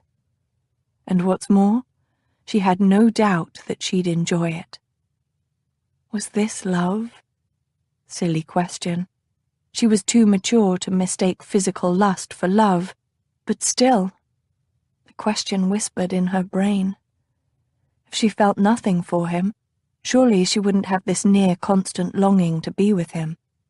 Surely she wouldn't be already mourning their coming separation. He sighed and lifted off of her, his penis sliding from inside her. She felt bereft. "I'm sorry," he said, his words slurring a bit. "I didn't mean to crush you." "You didn't," she replied, as polite as if he'd apologized for stepping on her foot while dancing. He grunted and threw an arm around her shoulders, scooping her close to his side. She lay against him, watching the rise and fall of his chest, the flutter of his eyelashes as he drifted into sleep. She inhaled and smelled his scent, male and sexual. She thought about how she felt when she was with him, about the way he looked at her sometimes, as if she were a strange and very precious bird whose song he couldn't quite figure out. She thought about Mandeville and his perfection, and about Maximus and his pride and his hate. She thought about herself and what she'd learned since that fateful carriage ride when she'd placed her hand on a bare male cock. Griffin's bare cock. And as the shadows began to lengthen along the wall, she came to a decision. She knew what she must do. Chapter 14. The next morning, the three princes, looking somewhat grim, assembled in the stable-yard, for the Queen wished to go riding. When everyone was mounted, Queen Ravenhair faced her suitors and asked, "What is the heart of my kingdom?" She glanced once at the stable-master, so swiftly that no one might have noticed. But the stable-master touched his finger to his cap, and his lips curved, just a tiny bit at the corners. Then the Queen rode out of the stable-yard with the princes. From Queen Ravenhair. "I do not see why Mrs. Vaughan must hold a musicale every season," Cousin Bathilda said the next morning at breakfast. She waved an invitation furiously in the air, causing Mignon, sitting on her lap, to snap at it. Hero surreptitiously moved Cousin Bathilda's imperiled teacup away from the edge of the table. "She never spends the money necessary to employ musicians of any talent," Cousin Bathilda continued, "and thus we are all forced to listen to off-key violinists and tipsy sopranos while partaking of squashy cakes and watered wine." "If her events are so awful, why go?" Phoebe asked reasonably. It was the first morning she felt well enough to come down to breakfast. Her right arm was bound tight to her chest, and she used her left a little awkwardly to eat. "My dear girl," Cousin Bathilda said severely, "Mrs. Vaughan is sister to the Duchess of Chadsworth, who is mother to the future Duke of Chadsworth. A very fine catch indeed. It would not do to insult her." Phoebe wrinkled her nose. "Well, Hero is already engaged, and I think the future Duke of Chadsworth is mentally deficient, and he has no chin." She popped a bite of roll into her mouth. "Hero, explain to your sister the importance of remaining in the good graces of duchesses, irrespective of whether their sons have chins or not," Cousin Bathilda commanded. Hero opened her mouth to say something vague. Her mind wasn't really on the conversation. All she could think about was the appointment she intended to make immediately following breakfast. Fortunately, Cousin Bathilda hadn't really wanted someone else speaking for her. "No matter one's own rank, one should never irritate the sister of a duchess. It's simply bad form." "I think it's bad form for her to hold boring musicales," Phoebe said pertly. "You are but a child," Cousin Bathilda pronounced. "You'll understand better when you come of age. Won't she, Hero?" Hero looked at the older woman blankly for a moment, as her mind caught up with the breakfast table conversation. "I suppose so." Cousin Bathilda was feeding Mignon a bit of bacon and wasn't paying much attention to her, but Phoebe looked at her curiously, squinting a bit through her spectacles. "Are you feeling quite the thing?" "Oh, yes." Hero took a sip of tea and found it had gone cold. "Why?" Phoebe shrugged.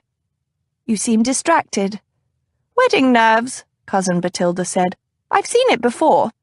A girl gets all fuzzy-minded the closer the date comes. Soon she'll not make a lick of sense at all." "You make getting married sound like a debilitating disease," Phoebe laughed.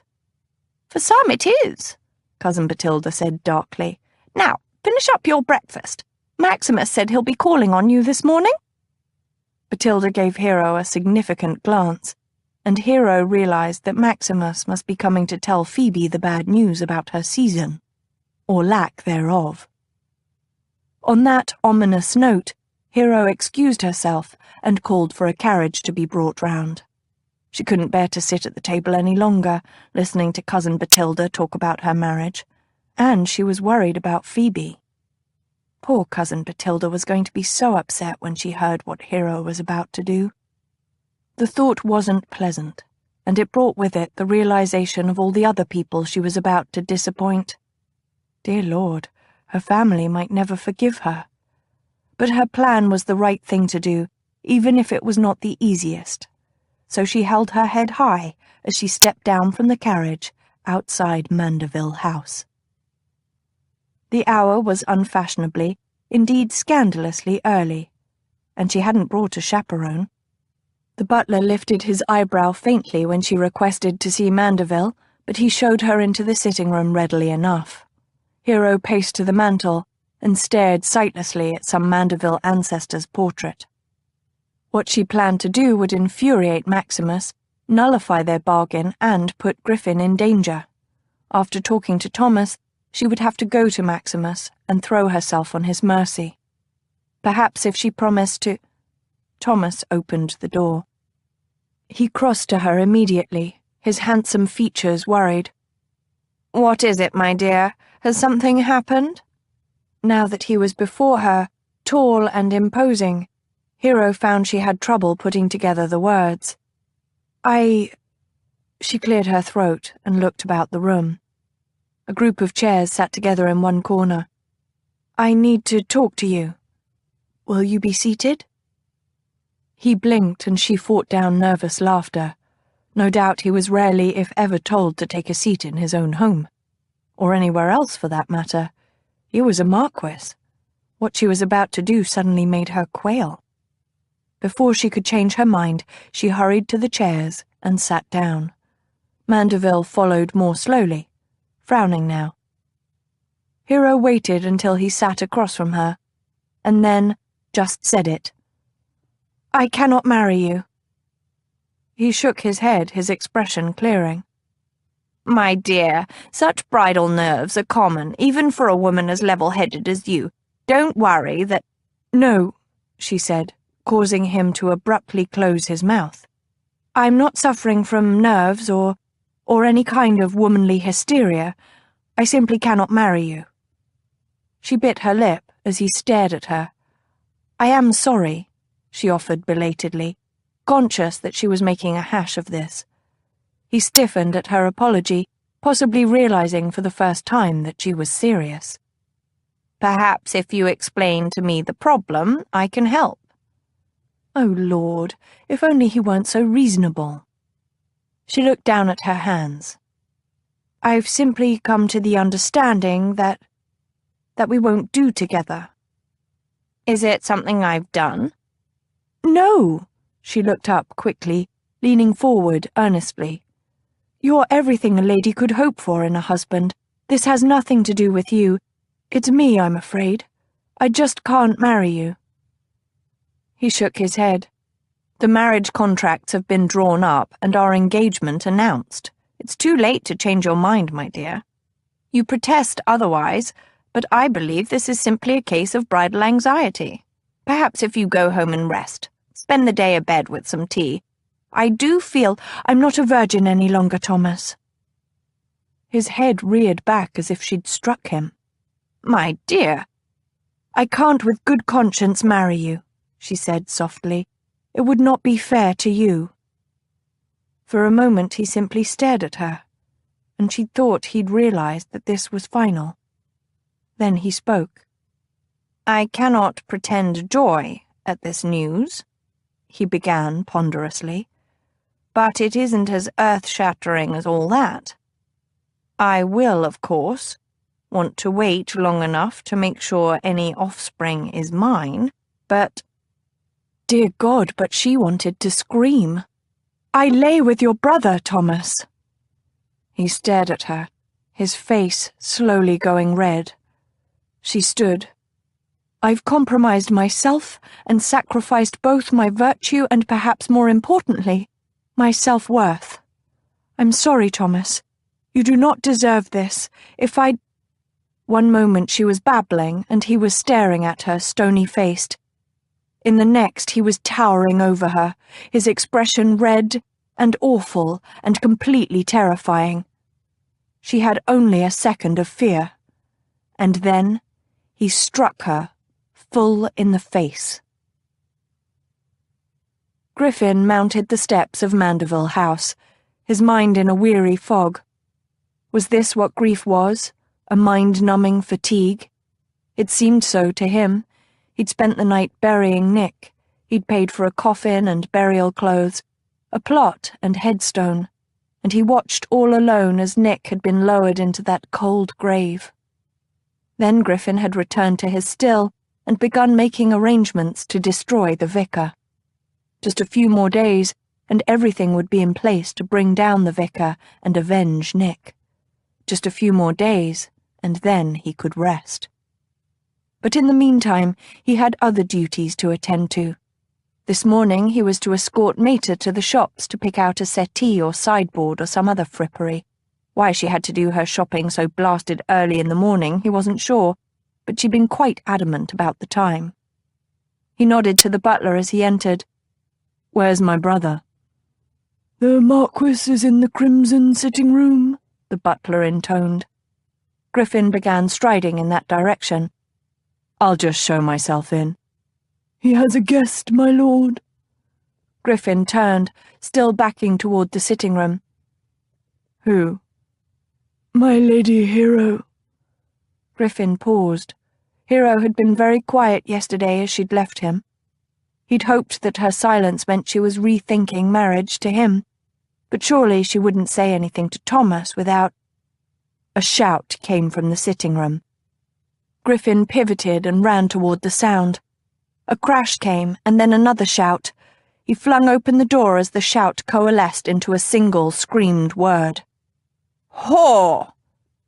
Thomas was standing, shoulders hunched, face blood-red, over something on the floor. The place where he glared was concealed by the settee. Griffin felt his blood turn to sharp, stabbing ice in the second it took him to cross the room and look over the settee. She was alive. That much he saw and comprehended. She lay in a pool of emerald green skirts, but she was alive. Then his attention was drawn to the red mark on the side of her beautiful face. It was in the shape of a man's hand. Roaring filled his head, white and complete, drowning out sound, sight, and reason. He took Thomas low, his shoulder slamming into his brother's belly. Thomas staggered back, hitting a chair, and they both went over, chair and all.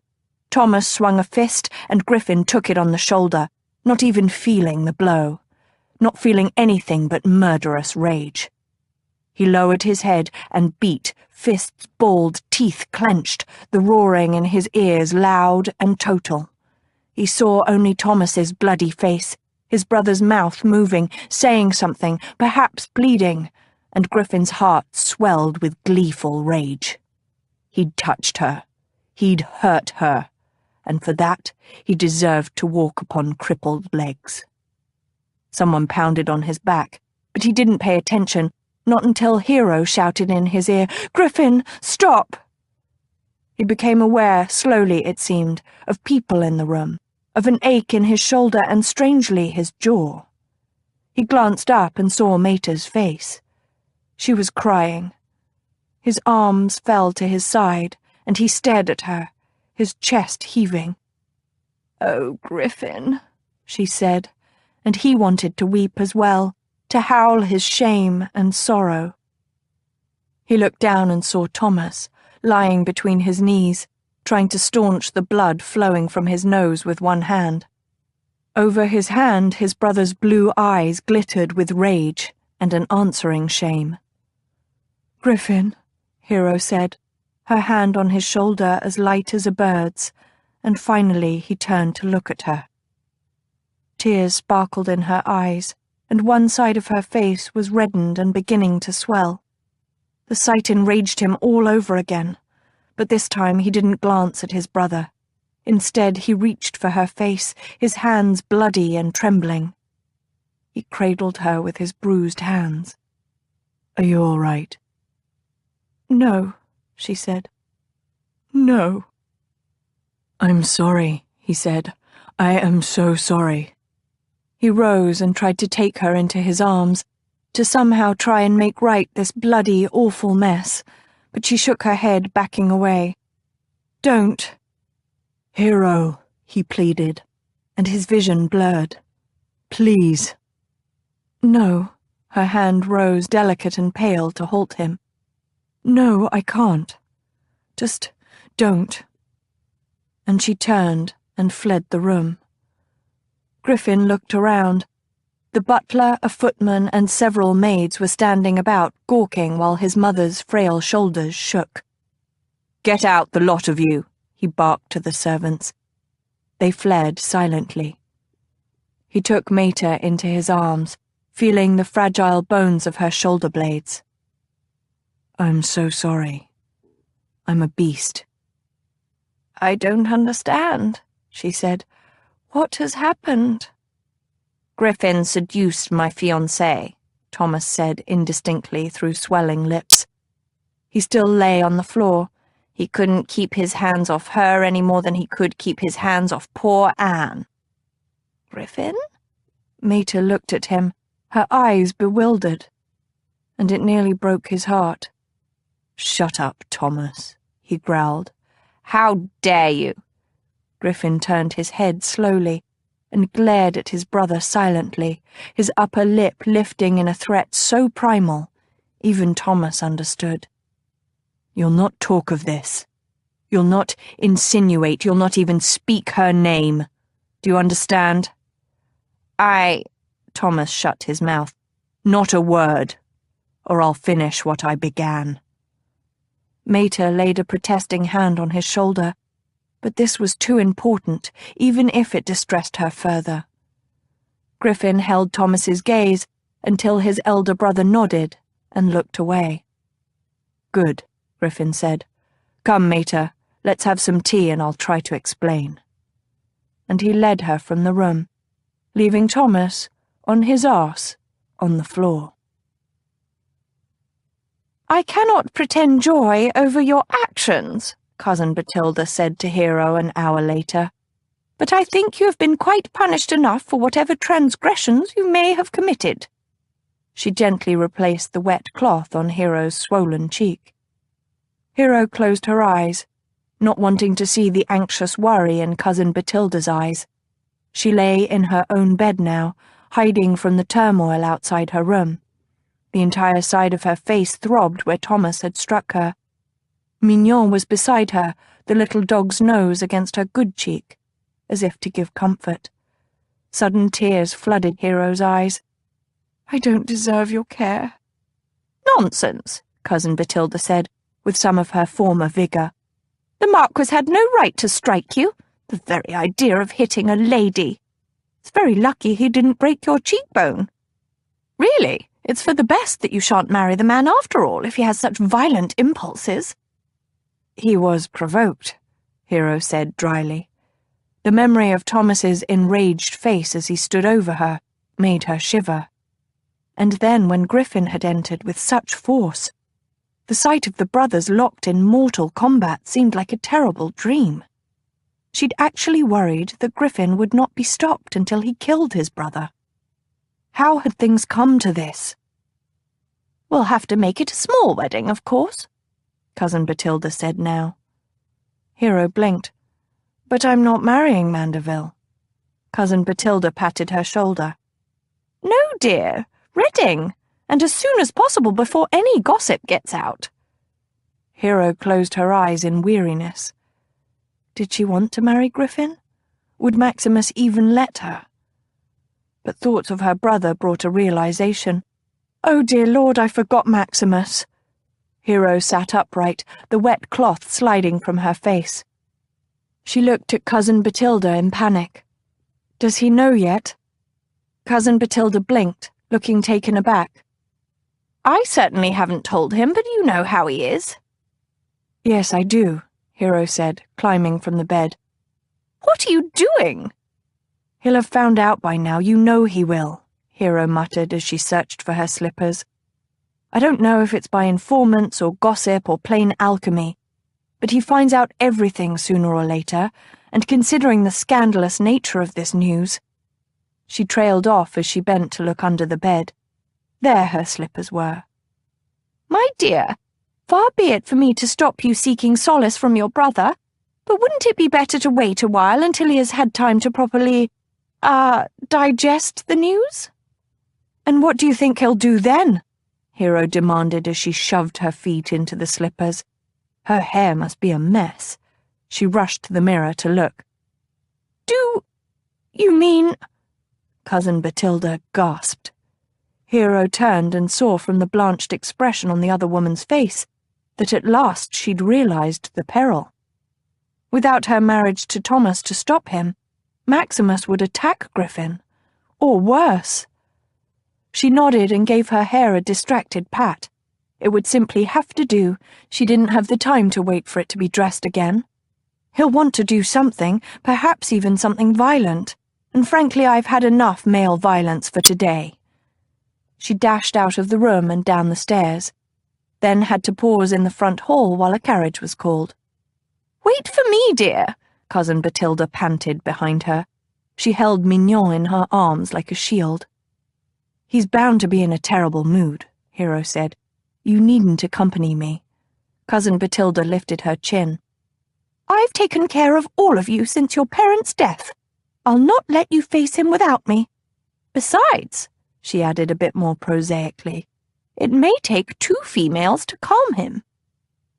The thought did not make Hero more cheerful, but she entered the carriage with determination. Half an hour later, they were knocking on the door of Wakefield House, the imposing residence her father had built. He'd expected to raise his family here, but only Maximus inhabited the grand townhouse now. A flustered butler opened the door, his back straightening at the sight of her. My lady, I don't think... Hero pushed past him and turned. Where is my brother? His Grace is in his private rooms, but... Hero nodded briskly and mounted the stairs. Normally she would never invade Maximus's bedroom, but the circumstances were extraordinary. As it turned out, his door was open, a secretary scurrying out like a chastised dog. Hero took a deep breath and entered the room. Maximus was in his shirt sleeves, bent over a desk, writing something. 3 other men stood in the room, including Craven, Maximus's longtime valet. Craven was tall and thin, and looked more like a coffin-maker than a valet, dressed as he was, all in black. He saw her and Cousin Batilda, and turned to Maximus. Your Grace... Maximus looked up and met Hero's gaze. Leave us, he said to the servants. Craven ushered the other men from the room, closing the door behind him. Maximus stood and crossed to her. He stared down into her face, his own curiously blank. Then he touched a finger to her aching cheek. He'll die for this. She wasn't sure which he Maximus referred to, but it hardly mattered. No, he won't. He frowned and half turned toward his desk again. I've already sent my seconds to Reading. The matter is settled. Cousin Batilda drew in her breath and moaned softly. Hero caught his arm.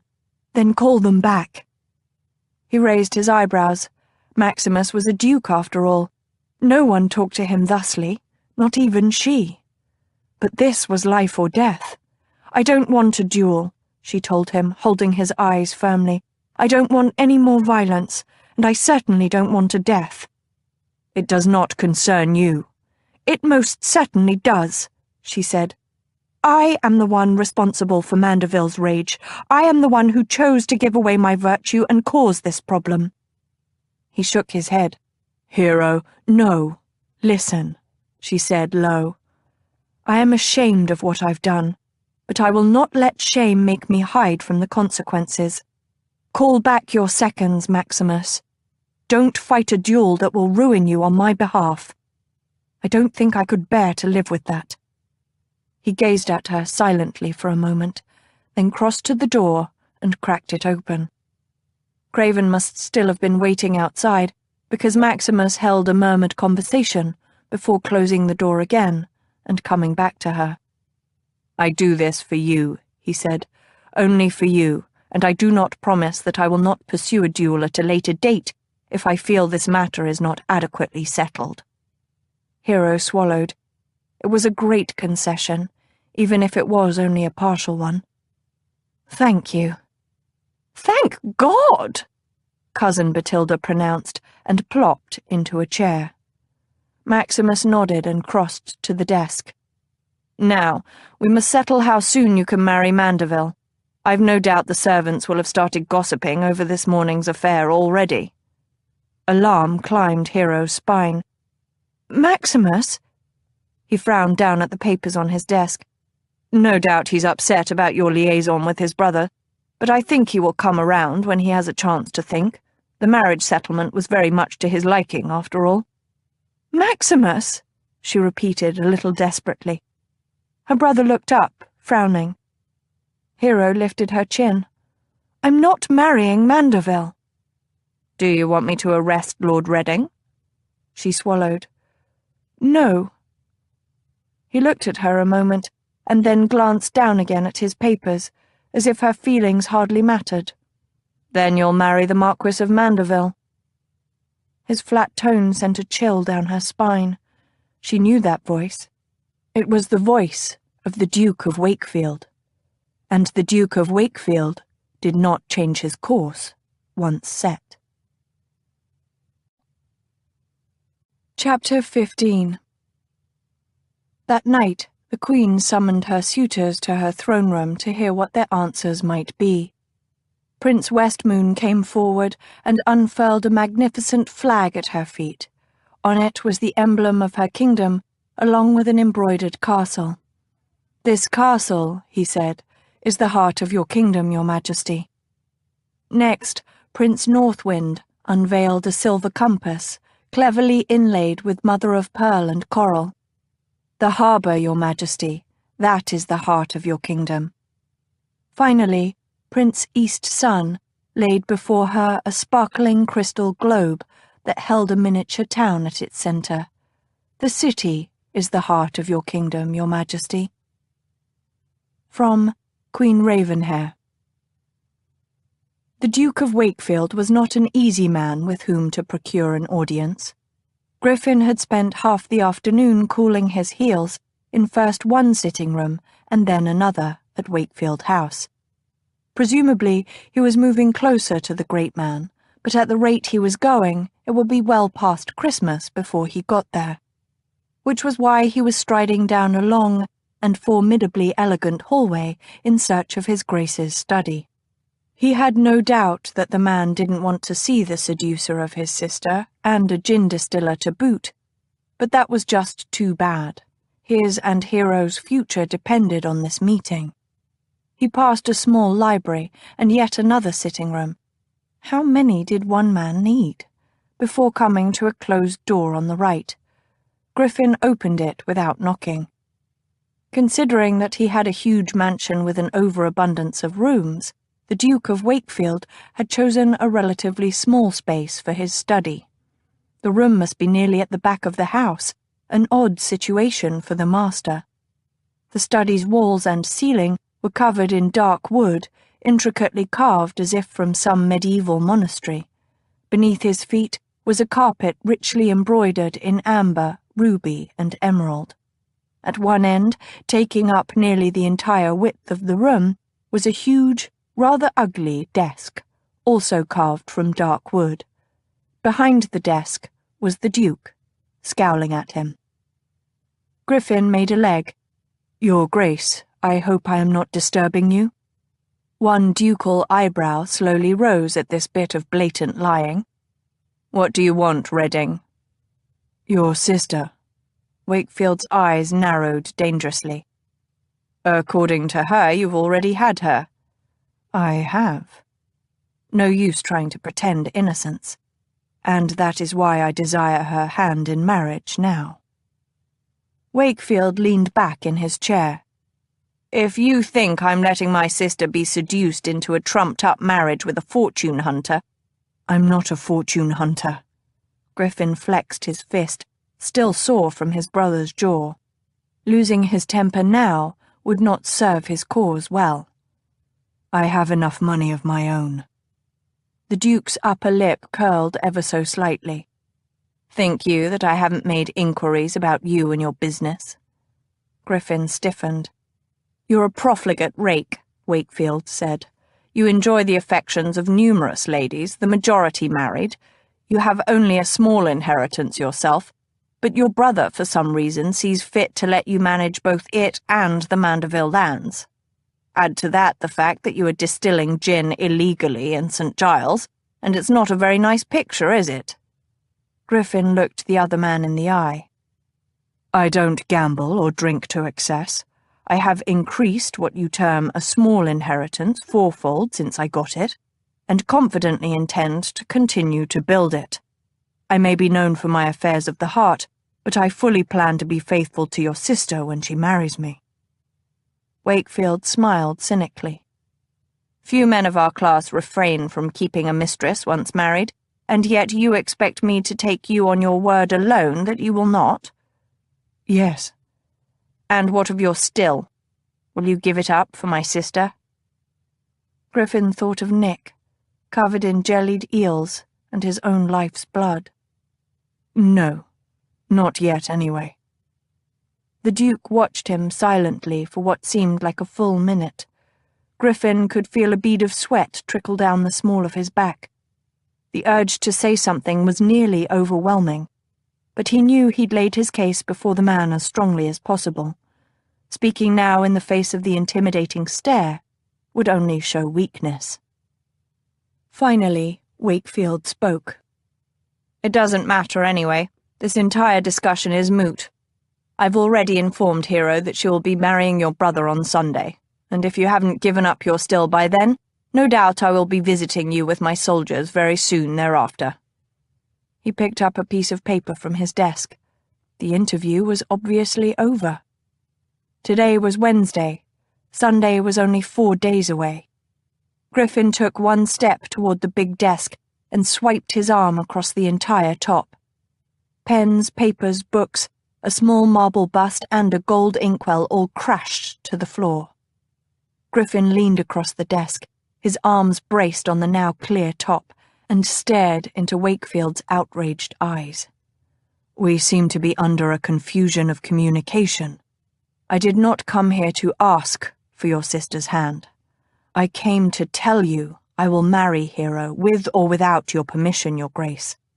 She has lain with me more than once. She may well be carrying my child, and if you think that I'll give up either her or our babe, you have not done nearly enough research into my character or history." Griffin pushed himself off the desk before the other man could utter a word, and strode out the door. It was very, very late at night, and Thomas squinted as he propped himself up with one hand on the door jamb while he used the other to pound on the door. It was the second time he'd knocked, and he stepped back to squint up at the townhouse. This was the correct house, all right. He wasn't likely to ever forget it, which meant the Jade was either not answering him, or, worse, was visiting one of her many young paramours. If she was, he'd— The door opened abruptly to reveal a large, menacing manservant he'd not met before. Thomas scowled. "Where is she?" The manservant began to close the door. Thomas set his shoulder against the door, shoving hard, but his footing wasn't as firm as he thought it. Suddenly, he found himself on his arse, the second time today, and red washed over his vision. He was the Marquis of Mandeville, damn it. His life wasn't supposed to be like this. There was a flurry of movement at the door, and then Lavinia was bending over him in a purple wrap, her outrageously red hair about her shoulders. In dishabille, without the artful application of her paint pots, she looked every year of her age. And yet, when he stared up at her, he thought her the most beautiful woman in the world. "What has happened to you?" she cried. "I love you," he said thickly. She rolled her eyes. "You're drunk. Hutchinson, help me get him inside." Thomas began to protest the help of the manservant, but as his legs did appear to be a bit wobbly, it really seemed a moot point. A few minutes more, and he was ensconced in her sitting room on the yellow settee. "I've always liked this settee," he said, patting the cushion beside him. He gave her a seductive look. "Some of my best memories took place here." She sighed, which was not how he remembered her responding to his seductive looks in the past. "Why aren't you at your fiancé's house, Thomas?" "Not my fiancé anymore," he said, sounding petulant even to his own ears.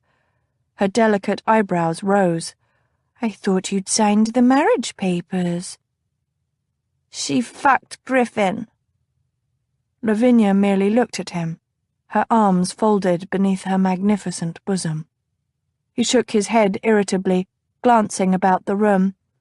"Fucked him under my own nose, just like Anne. Whores, all of them." She moved slightly at the second use of the crude verb. "You know I dislike such language, Thomas." "Sorry." He laid his head in his hands, for it had begun to spin slowly. "What happened to your face?" she asked softly. "Griffin." He laughed, feeling his nose. It was large and lumpy and no doubt broken, but at the moment he hardly felt it. "He attacked me, if you'll credit it. After seducing my fiancé, he hit me. Should call him out." "Did you deserve it?" He shrugged guiltily. "I hit her, Lady Hero. I've never before struck a woman in my life." "Then it does sound like you deserved it," Lavinia said briskly. She bent to examine him. "Even so, your nose looks quite painful." He looked at her slyly. "You always cared for me, Lavinia." "Not any more." He frowned. She could at least pretend a sentimental affection. "Lavinia," she sighed. "You need cold water for that nose." She moved to the sitting-room door, and he watched her longingly as she called for the hulking butler and asked for cold water and a cloth. Her wrap was a deep amethyst that hugged her luscious bottom. He noticed that her slippers were worn, though, the embroidery tattered. She should have new slippers, ones with jewelled heels. He'd give her jewelled slippers and much, much more if only she came back to him. He closed his eyes a moment. When next he opened them, Lavinia was beside him with a basin of water. She draped a cold cloth over his nose. "Ouch!" Thomas winced. "Hold still," she said. He watched her as she leaned over him, her brows knit. "Why did you leave me?" he asked. "You know why." "No, but really," he said somewhat indistinctly. He needed the question answered right this moment. "Why?" "Because," she said as she lifted away the cloth and re-wetted it, "you decided it was time to marry. You asked Lady Hero to be your wife." "But why leave me?" he asked stubbornly. "You know I could have kept you in luxury for the rest of your life." "The rest of my life?" Her brown eyes met his, and he couldn't read the emotion that lay within them. "Yes," he said, suddenly sober, "for forever. I would not take any other mistress. I would have been true to only you." "And to your wife, you mean?" The strange spell that had been between them broke. She shook her head.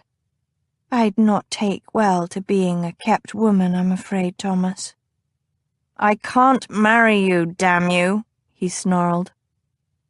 He knew he wasn't charming anymore, wasn't anything but ugly, but he couldn't prevaricate. The emotion welled up in him too strongly. I know you can't marry me, she said, sounding almost bored. But that doesn't mean I can't marry some other gentleman. His head jerked back, the blow more painful than his brother's fist. You will not. She raised her eyebrows. Why ever not? You have no claim on me. Damn you, he hissed. He threw aside the silly cloth and grabbed her close. Damn you. And he kissed her, with all the desperation of a man with a torn and bloodied heart. She tore her mouth away, even as he delved beneath the amethyst silk wrapper. This won't solve anything, Thomas. Might not, he grunted as he licked her neck. But it sure as hell will make me feel better.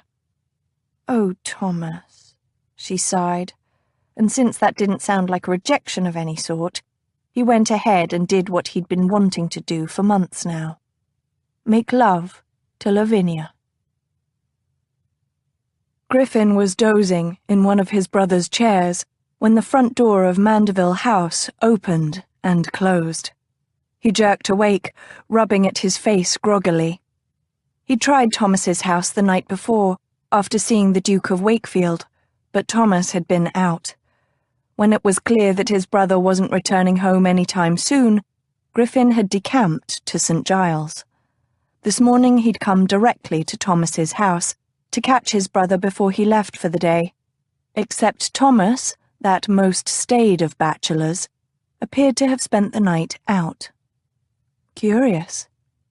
Griffin peered into the hall. There was Thomas, looking damnably grumpy, and with a nose the size of a turnip, speaking sharply to his butler. I don't care who has come to call. I'm not at home. Not even for blood relations, Griffin drawled.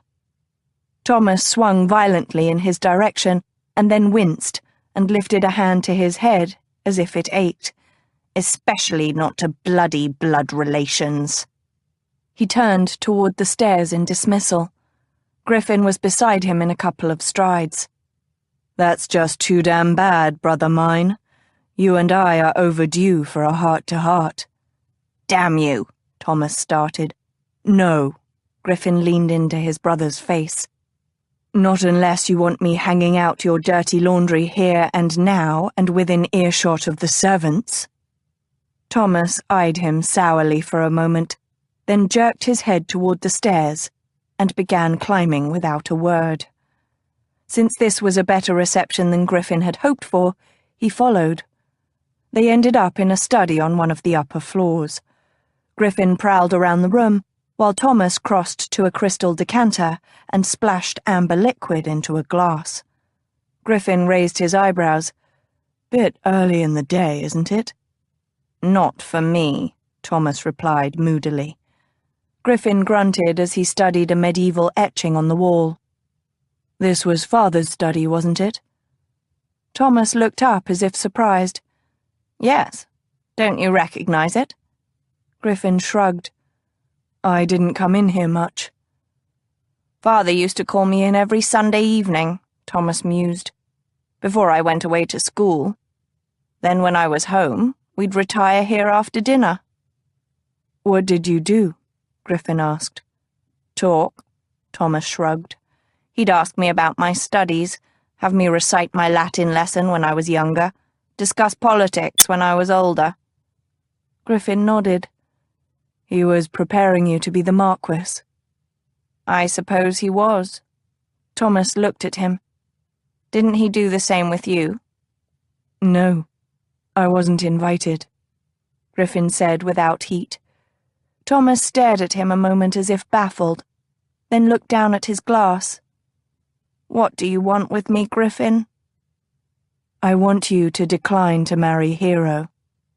She's already declined me. Griffin looked at him. Apparently he hadn't heard yet from Wakefield. Her brother wants her to marry you this Sunday. Thomas narrowed his eyes. Does he indeed? Yes. Griffin grit his teeth. I want you to refuse to marry her. Thomas snorted angrily. Of course you do. I suppose you want her for yourself, just as you wanted my first wife for yourself. This has nothing to do with Anne, Griffin said, as calmly as he could. Oh no, Thomas sneered. Poor, poor Anne. What would she do if she knew her lover had forgotten her so easily? But then you do go through women fast enough. I suppose there's little point in learning their names, much less remembering them when dead. Have you told Hero about Anne? Yes. The reply pulled Thomas up short. He blinked before recovering. What? That you make a habit of seducing your brother's women? No.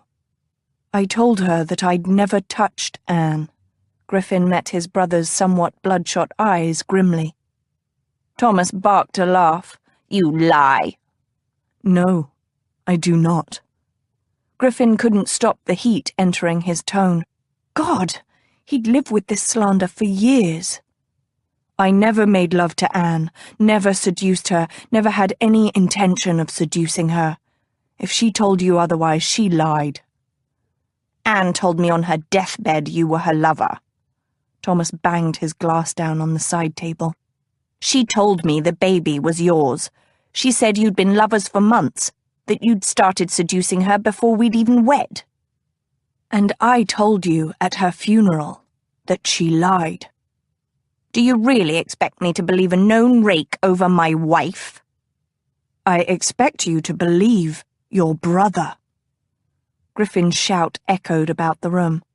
He bent forward, grasping the back of a chair, trying to regain his composure. Jesus, Thomas, how could you? How could you believe I would seduce your wife? I'm your brother. You never even thought to give my words credence. You just believed a hysterical woman dying in childbirth over me. It was as if you'd been expecting it all along, and her words merely confirmed your suspicions. I had been expecting it. Thomas picked up his glass and drained it. You flirted with Anne, admit it. Yes, fine. I flirted with her. I flirted with her like every other gentleman does with every other lady in a ballroom. Griffin threw up his hands. But that was all it ever was. It never went beyond silly words in public. I never meant it to go beyond that. She loved you. Griffin inhaled. If she loved me, it wasn't because I encouraged her. You know that, Thomas. Once you were married, once I realized that she might be taking our social flirtation at all seriously, I went north. But Thomas was shaking his head. You knew she had a tendre for you, and you exploited it. Why the hell would I do such a thing? Griffin asked in exasperation. Jealousy. Thomas gestured with his glass. You said it yourself. Father never invited you to his study. You weren't the heir. Griffin laughed incredulously. Do you think me such a pathetic man that I'd seduce my brother's wife out of jealousy? Yes. Thomas downed the rest of his glass with one gulp. Griffin closed his eyes. If Thomas had been any other man, Griffin would have called him out. The insult to his honor, to his integrity, to his very character was unbearable. But this was Thomas, his brother, and he still needed something from him. Griffin inhaled slowly. I think you know, somewhere under that stuffy, stubborn hide, that I'm innocent of this heinous charge. Thomas started to talk, but Griffin held out his hand. Let me continue. After a moment, Thomas nodded stiffly. Thank you. Griffin looked at him. You don't love Hero. She has admitted being my lover. I don't think you want to marry her. Let me have her, Thomas. No. Despair clawed at his chest, but Griffin didn't let the weakness show. You don't want her. I do. Don't be a dog in the manger. Thomas laughed. The tables have turned, haven't they? Not so cocky now, are we? Don't, Thomas. Griffin closed his eyes. If Wakefield has decided we'll marry this Sunday, I fully intend to comply. I love her. Griffin opened his eyes on the stark words. They were true, he realized. The understanding should have been a shock. Instead, it felt strangely right. He stared at his brother without hope, but without fear either. Thomas looked startled a second. Then he glanced away uneasily. More fool you. And he left the room. Hero was lying in bed that night, sleepless, her mind running in tight, erratic circles, when she heard the sound at her window. It was a tiny thing, something like a scratch, and if she hadn't been wide awake and worrying, she wouldn't have heard it at all. Could a cat have climbed up to her balcony? She propped herself up and stared toward the long windows. Her room was black, but muted moonlight lit the window dimly. She squinted. Surely... A large shape suddenly loomed, silhouetted black against the window. Hero gasped and choked, struggling to scream. The shadow moved, the window opened, and Griffin calmly stepped into her bedroom. Hero found her voice, even as her heart leaped in gladness at the sight of him. "What do you think you're doing?" "Hush," he said, sounding like a disapproving schoolmaster instead of a midnight marauder. "Do you want to wake the entire house?"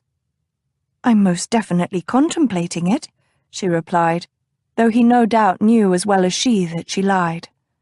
Hero sat up in her bed and tucked the sheets primly under her arms. She wore a chemise, but she didn't want him to get any ideas that she was wanton. Well, even more wanton than she'd already shown herself to be. He didn't make a reply, but prowled closer. The room was dark, and as he moved, she lost his shape behind the bed curtains. She felt an awful moment of panic as he disappeared from her sight, as if she'd never see him again. She reached out to brush aside the curtains and saw him by her dresser. He seemed to be studying the things on the top. Could he see in the dark? "I've talked to your brother." She tensed. "Oh?" "He tells me you're going to marry Thomas on Sunday," he said. "Our conversation did not end well, I'm afraid." She was silent. "Well, are you going to marry Thomas?" She squinted, but still couldn't make out his expression. "That's what Maximus wants me to do?" His head swiveled toward her. "What do you want?" She wanted Griffin. But it wasn't that simple. If she refused to marry Thomas, there would be nothing to stop Maximus from going after Griffin, nothing to stop him from arresting Griffin and hanging him by his neck until dead. And even if that were not the case, could she marry Griffin knowing that she would have to give up her family? Perhaps never see Phoebe or Cousin Batilda or Maximus again? A stifling panic rose in her throat at the mere notion. "Have you decided to give up the still?"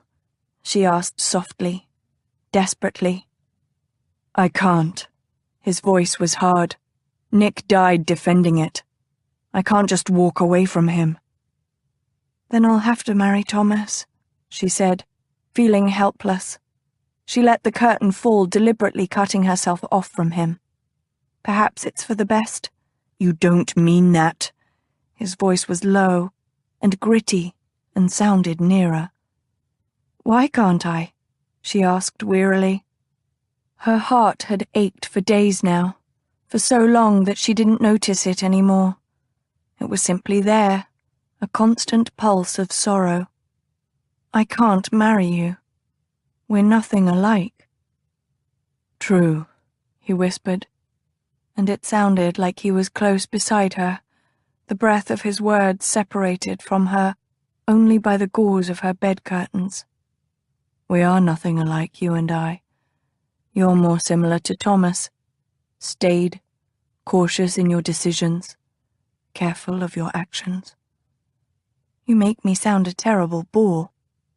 He laughed, an intimate brush of sound in the dark.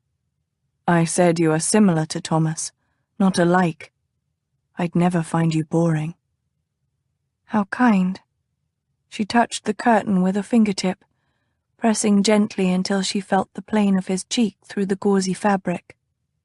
"I think it's our very differences that make us a perfect match," he said, and his jaw moved under her fingertips. "You'd die of boredom with Thomas within a year.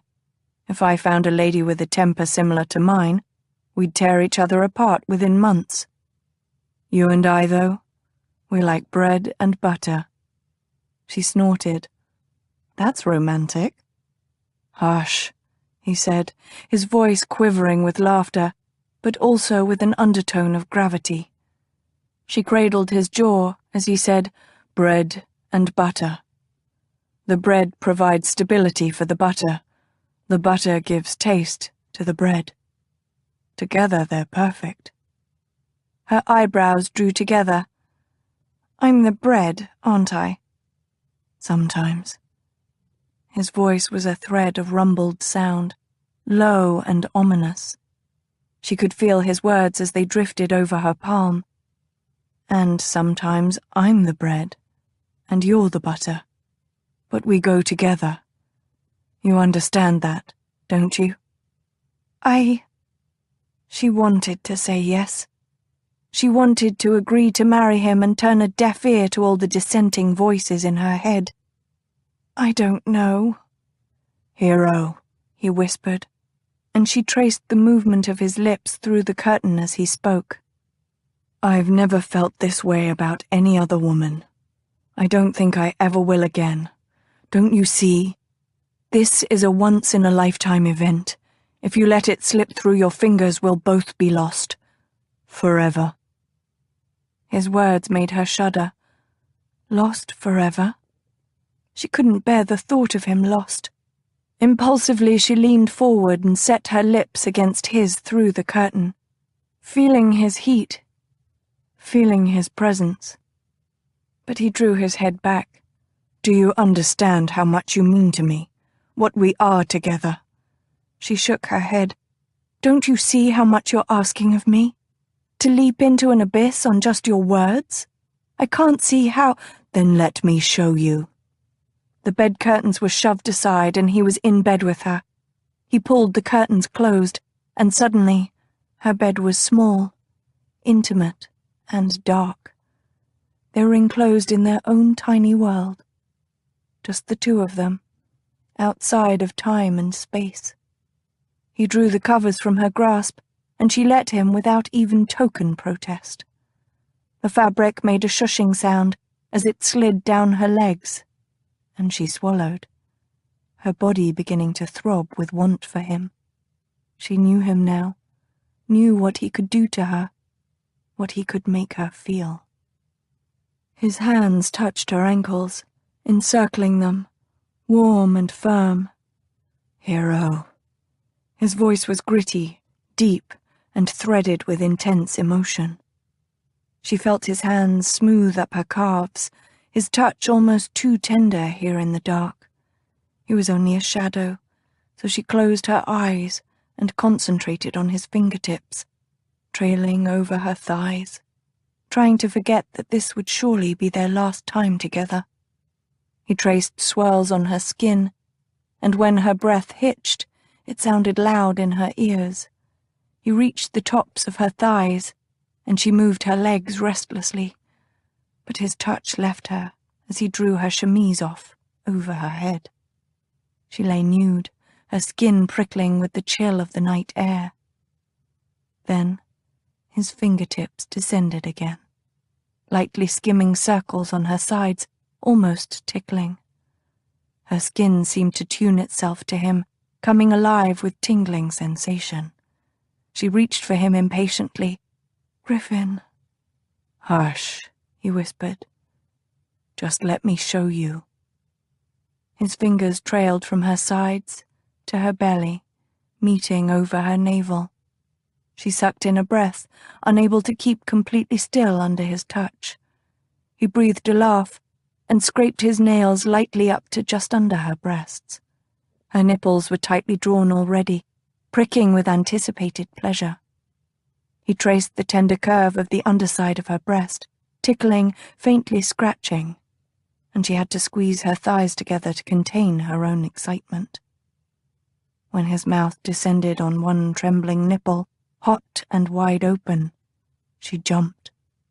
She clutched at his hair as he traced around her nipple with his wet tongue, then sucked strongly.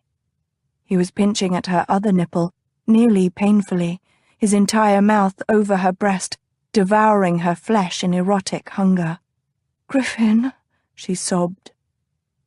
He nipped at her in punishment. She gasped and raised her legs, shocked to feel his breeches against her inner thighs. He was still dressed, but at this moment she no longer cared.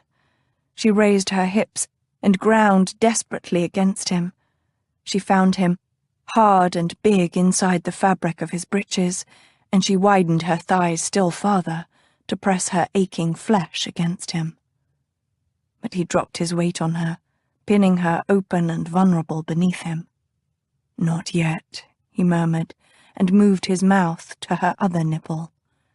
She tried to shift her hips, to rub against him somehow, but he lay, large and male and implacable upon her. He held his upper body off her with his arms as he leisurely ravished her breasts. But his hips pinned her completely. She grasped at his hair, trying to tug his head up, but his locks were shorn too short, and he merely chuckled against her nipple. He was pulling strongly on her oversensitive nipples, and she was close, so close. If he'd just let her— "Griffin!" she hissed in frustrated exasperation. She felt herself heating from within, the entire surface of her body alert and ready for him. She could feel him, hard and long against her clitoris, but he would not move. "Shh." He raised his head and licked lazily at a nipple, his breath caressing her wet skin as he whispered merely another torment. "Easy, sweetheart." He spoke as if she were a mare in need of gentling, and at any other time she would have made him aware of his insult. But at this moment, she was entirely at his mercy. "Griffin, please," she whispered. "Do you want me?" he asked. "Yes." She tossed her head restlessly. She'd explode if he didn't give her release soon. "Do you need me?" He kissed her nipple too gently. "Please, please, please." "Do you love me?" And somehow, despite her extremis, she saw the gaping hole of the trap. She peered up at him blindly in the dark. She couldn't see his face, his expression. "Griffin," she sighed hopelessly. "You can't say it, can you?" he whispered. "Can't admit it either." He rubbed his face against her breasts, and she thought his cheek might be wet. "Griffin, He raised his head and tilted his body to the side. "Never mind." For a moment, she thought he meant to leave her, and her heart dropped in panic. She grabbed his arms desperately, but she could feel his muscles moving beneath her fingers as he worked his hands between them. "Shh, it's all right," he murmured as he settled between her thighs again. His penis was naked and big. "I've got what you want and need, if not love." She shook her head, no longer sure, no longer able to decide what was real and what was sexual excitement. "I don't—" "Hush." The head of his cock nudged her entrance, and she felt the delicious stretch. "That's good, isn't it?" A rough edge lined his voice now. He entered her, one slow inch at a time, and it was torture. She made to arch up, to embed him all at once, but he shifted one hand, holding her hips firmly down. "Take it," he growled. "Let me give you this, at least." He withdrew a bit, and she mewled in protest. Then he was crowding into her again, his length endless and rock-hard. He shoved and shoved again, and she felt his pubis meet her mound. He paused, and she could hear his breath coming in quick pants, but when he spoke, his voice was even and smooth. "There. That's better, isn't it? That's what you want. Good, hard cock." On the last word, he reared and withdrew his length to the very tip before slamming his hot flesh back into hers. And he was right. It was what she wanted. It was perfect, in fact. Him moving on her like a stallion, all muscle and sweat, intent on their mutual pleasure. He grabbed her knees and raised them higher, spreading her wide for his pleasure as he hitched himself up her. He pounded into her in a strong, insistent rhythm. With every thrust he shoved her up the bed until her head was buried into her pillow, the pillow hard against the spindles of her bed. She gasped helplessly, glorying in his savagery. She loved this, wanted it to continue forever, wanted him to thrust into her until she forgot who he was, who she was, until time itself stopped. But neither of them could continue indefinitely. His thrusts were becoming jerky and hard, and she felt herself at the edge of her own release. She arched beneath him, her hands scrabbling at his shoulders. He slammed his mouth over hers just as she opened it to scream. Hot flashes of lights were going off behind her eyes. His cock was rubbing over that one delicious spot, and she was going to die from the endless pleasure. He thrust his tongue into her mouth, and she sucked it helplessly. He ground his hips into her and shuddered. She felt the tremors rack his big shoulders. He tore his mouth from hers and groaned, long and low, his body shaking as it poured life into hers. He dropped like a stone onto her and lay unmoving for a moment while she tried to catch her breath.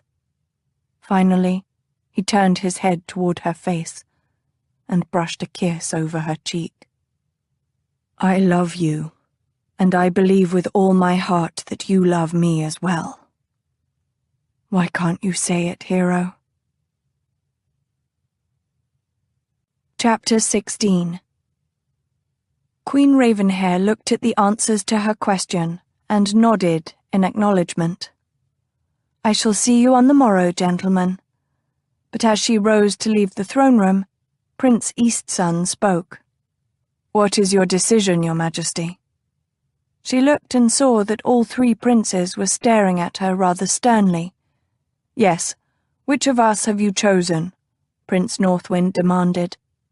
"We have answered each of your questions, yet you have said nothing." "You must decide," Prince Westmoon said. "You must decide and tell us on the morrow which of us you will marry." From Queen Ravenhair. Griffin got up and lit a candle from the banked embers in her fireplace.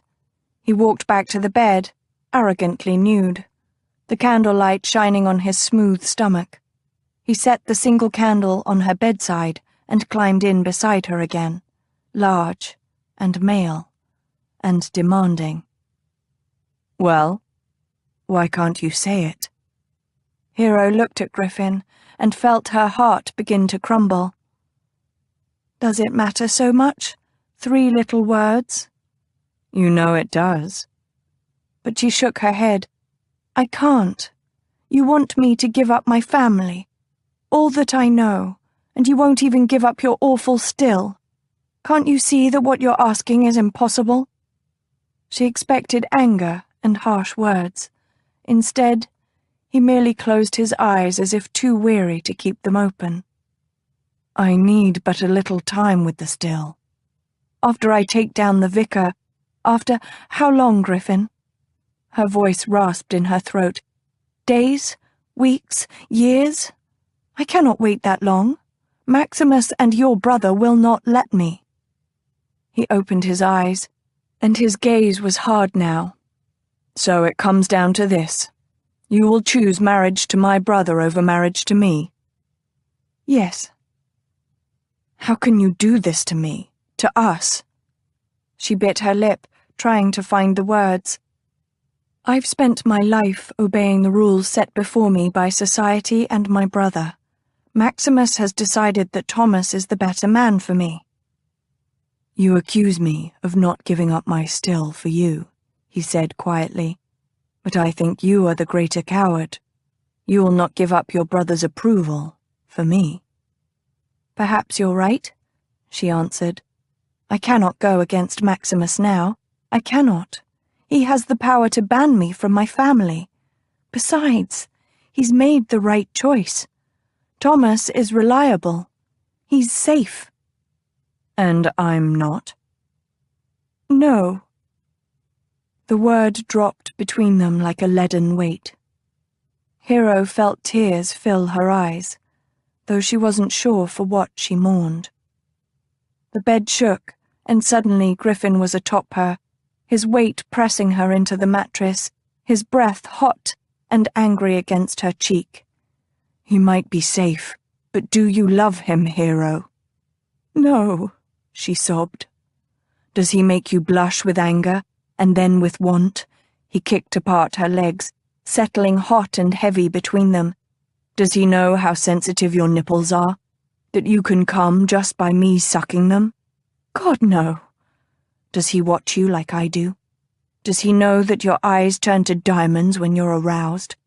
He nipped along her neck, his kisses insistent and hard. Does he know that you like to read in Greek, but loathe drawing? Does he wait with bated breath for you to arch your left eyebrow so prissily, and then grow hard when you do? He thumbed both her nipples at once, bringing a surge of heat between her thighs. Tell me, Hero, God damn it to bloody hell, tell me. Does he make you feel like I do? No. Her answer was a despairing wail. His thumbs were between them, spreading her folds as if he had every right, as if she was his, now and forever, until the end of time, amen. And then he was in her, hard and hot, moving so exquisitely. She began to cry. She wrapped her legs tightly around his narrow hips, her arms about his shoulders, holding on to him with her entire body as he rode her. His big penis slid in and out of her slick folds.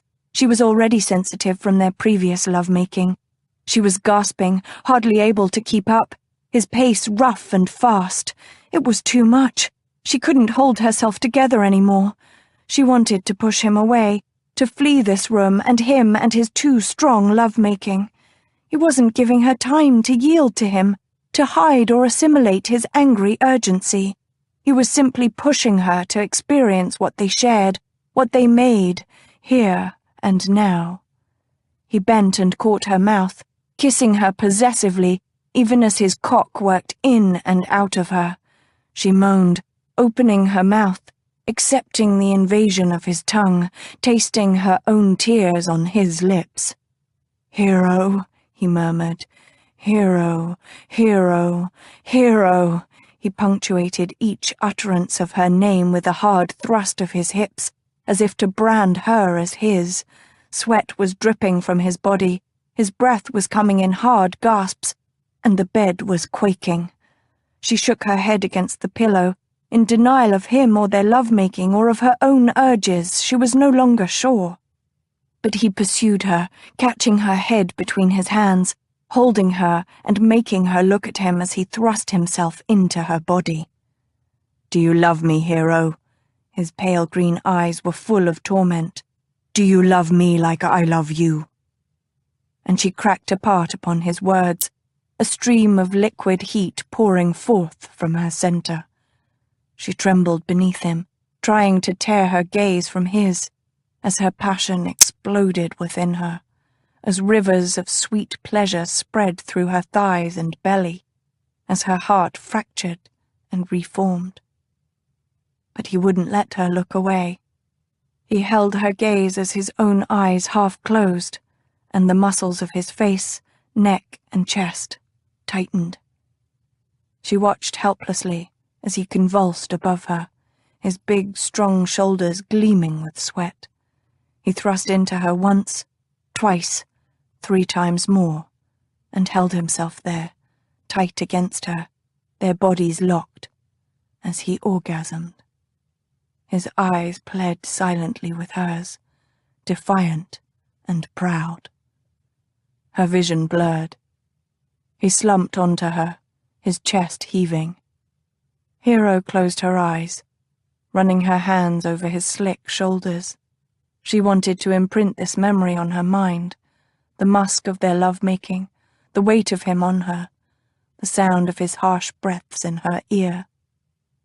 Someday, perhaps soon, she would want to draw upon this memory, to cherish and hold it in her heart.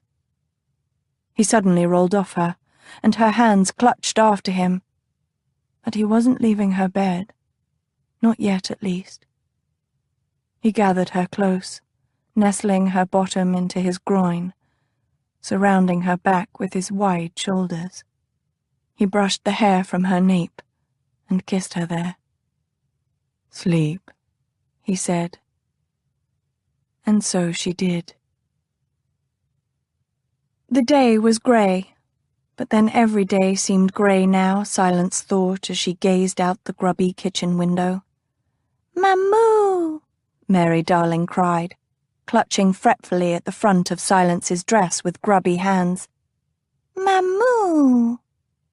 "Oh, Mary Darling," Silence sighed. She'd forgotten to don an apron before sitting down to a late breakfast with the toddler. Now there were 2 smears of grease across her black bodice. She stared down at herself, feeling helpless and blank. She ought to rise and wash herself off, or at least find an apron. But she didn't seem to have the energy. "Give the child to me, sister." Winter hung his round black hat by the door as he entered the kitchen, then placed a plain wooden box on the table. He plucked Mary Darling from her arms and flung the child in the air, catching her easily as she squealed and giggled. Why must men fling babies about? Even Winter, the most staid of her brothers, was prone to the disease. "I'm always afraid you'll drop her when you do that." "But I never do," he replied. "What are you doing home in the middle of the morning?" Half the boys were absent, sick from some type of fever, and the other half could not concentrate, Winter shrugged. "I sent the remaining boys home." "Where is everyone?" "The children have already eaten. Nell has taken them for a morning walk." Winter glanced over the baby's shoulder, eyebrows raised. "All of the children?" "The one's big enough to walk anyway," Silence said, feeling guilty. "I should have gone with her." No, Winter said hastily. He tucked the baby against his side and took down a plate from the cupboard. "We all must take a respite from work now and again." "You don't?" "I haven't lost a dear one recently," he replied softly. She pressed her lips together for a moment, then rose and took the plate from her brother. Silence crossed to the hearth and filled the plate with porridge from a pot hanging there. She brought the plate back to the table and set it in front of him. "Let me take Mary. She'll have the porridge all over your coat in no time." "Thank you," Winter said. He spooned up a mouthful of the thick porridge and murmured in contentment as he ate it. "That's very good." "Nell made it," Silence said dryly. Her own cooking left much to be desired. "Ah." Winter swallowed and gestured to the wooden box. "I found that on the front step." "Did you?" Silence felt a spark of curiosity and looked at the box with more animation than she'd had in days. "Do you think it's Mary Darling's admirer?" Winter smiled gently. "I could venture a guess, but it seems more logical to simply open it and find out." Silence stuck out her tongue at her brother. She turned the box over in her fingers.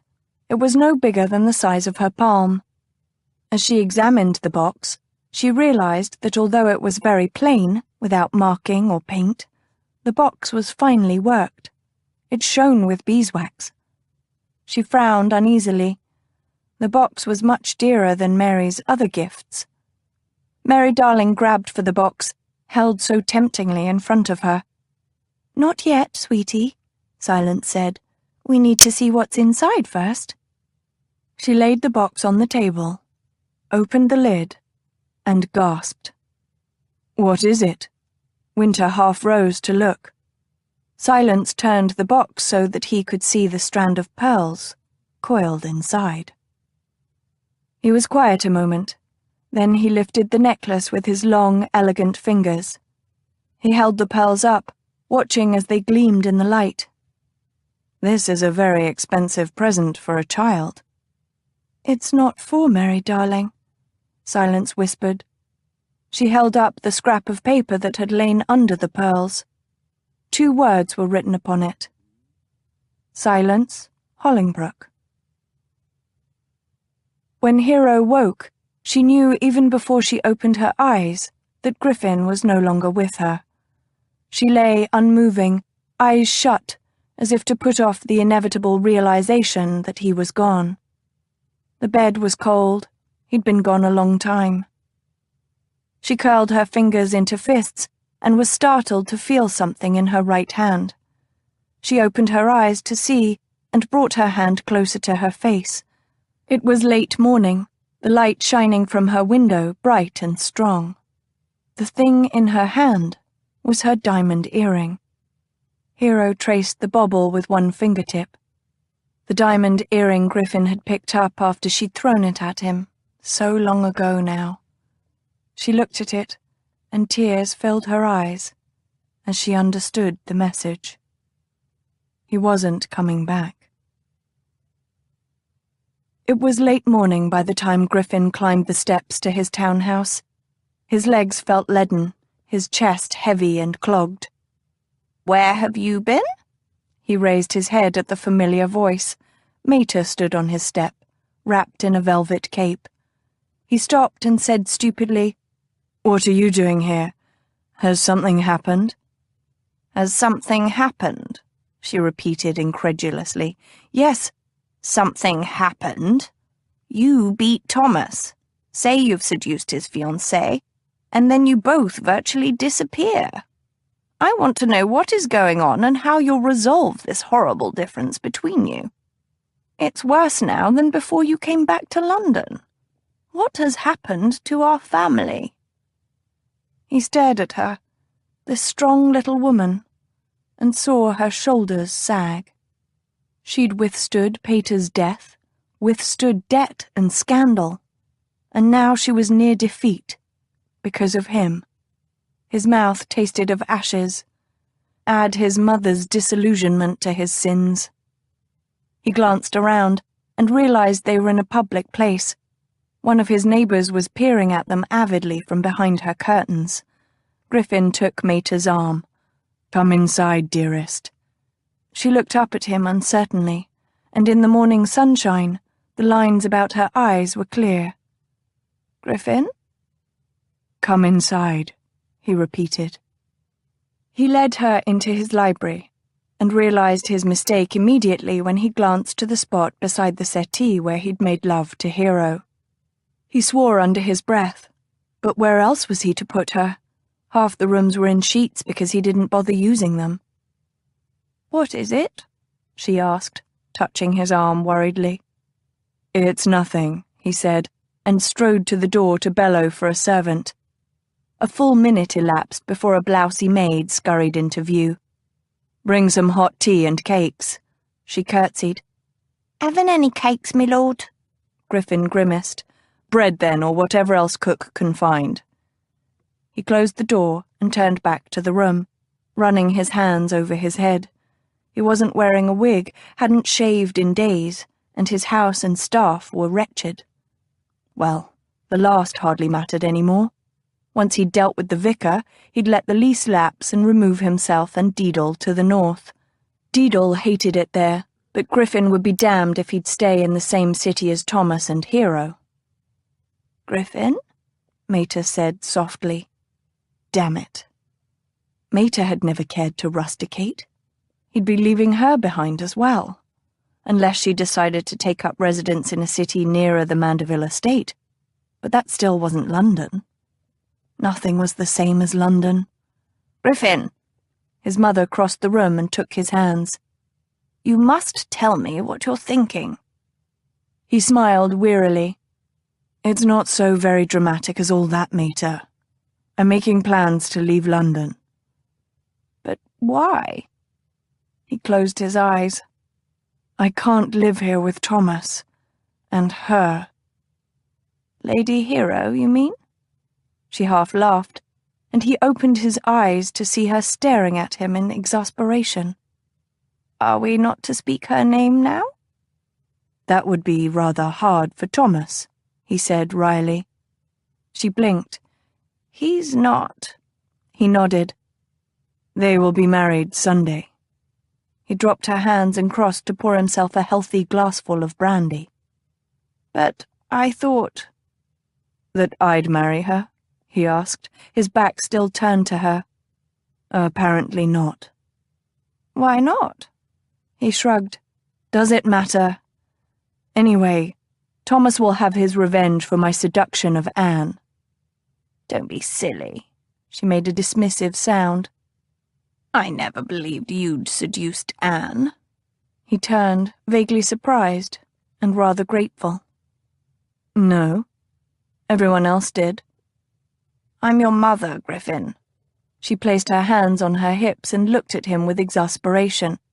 "Do give me some credit." "Oh, Mater, I love you so." He smiled wryly and drank some brandy, wincing slightly as it burned his gullet. "No one believes that old gossip anymore." "Thomas does." She stared. "What?" He nodded and drank some more brandy. The second sip was smoother. Perhaps he'd become a sot. "But that can't be." "Said so himself," he assured her. "Got it from Anne's own lips as she lay dying."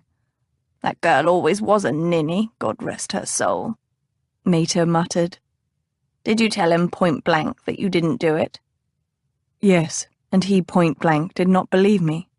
Perhaps because of my recent actions with Lady Hero." "That's an entirely different matter," Mater said. "Is it?" he asked.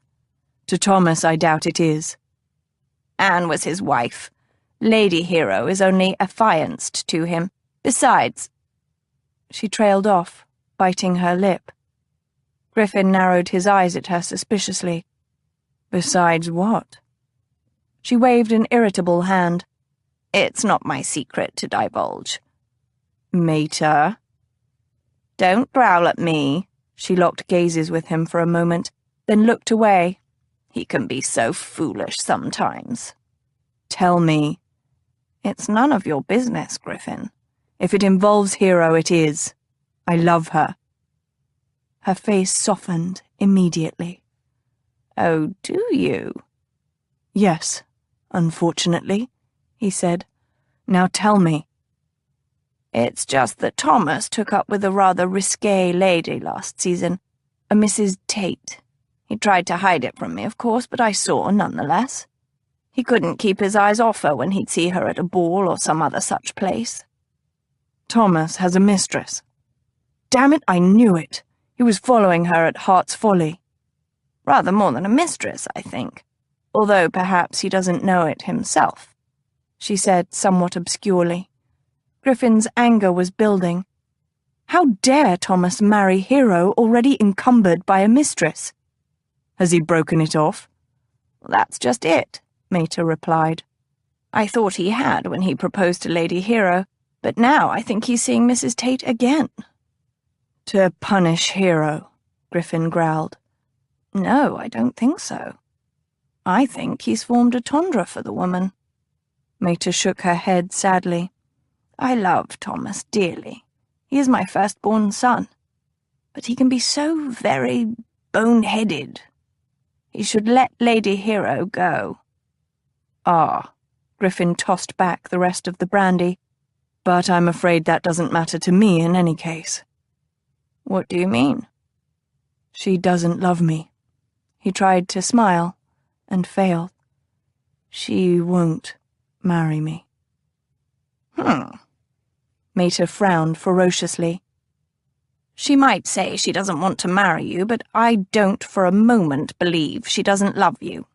A woman like Lady Hero does not let a man into her bed out of the bonds of wedlock unless she's fallen head over heels for him. He looked down at his glass, unable to meet her gaze.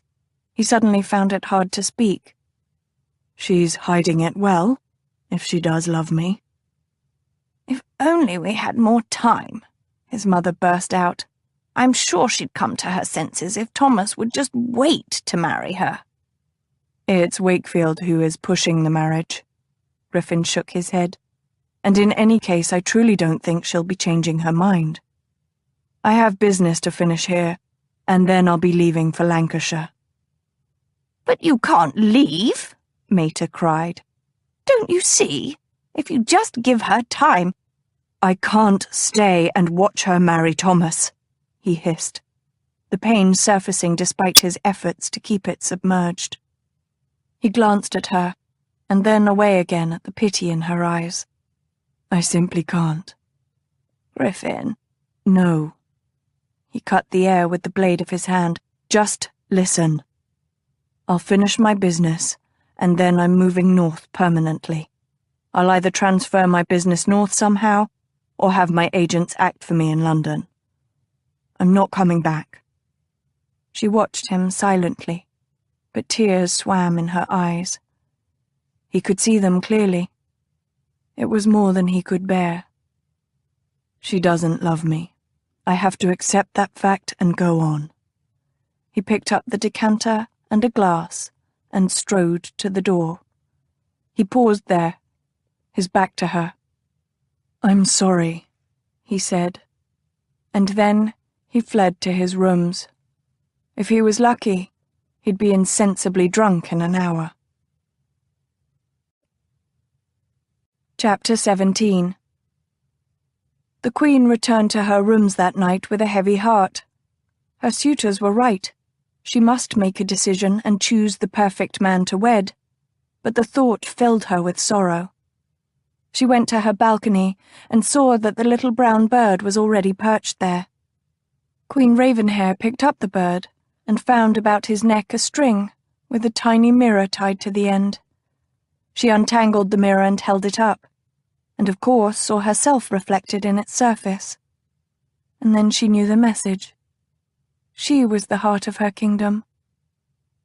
From Queen Ravenhair. Hero absently turned the diamond earring over in her fingers late that afternoon.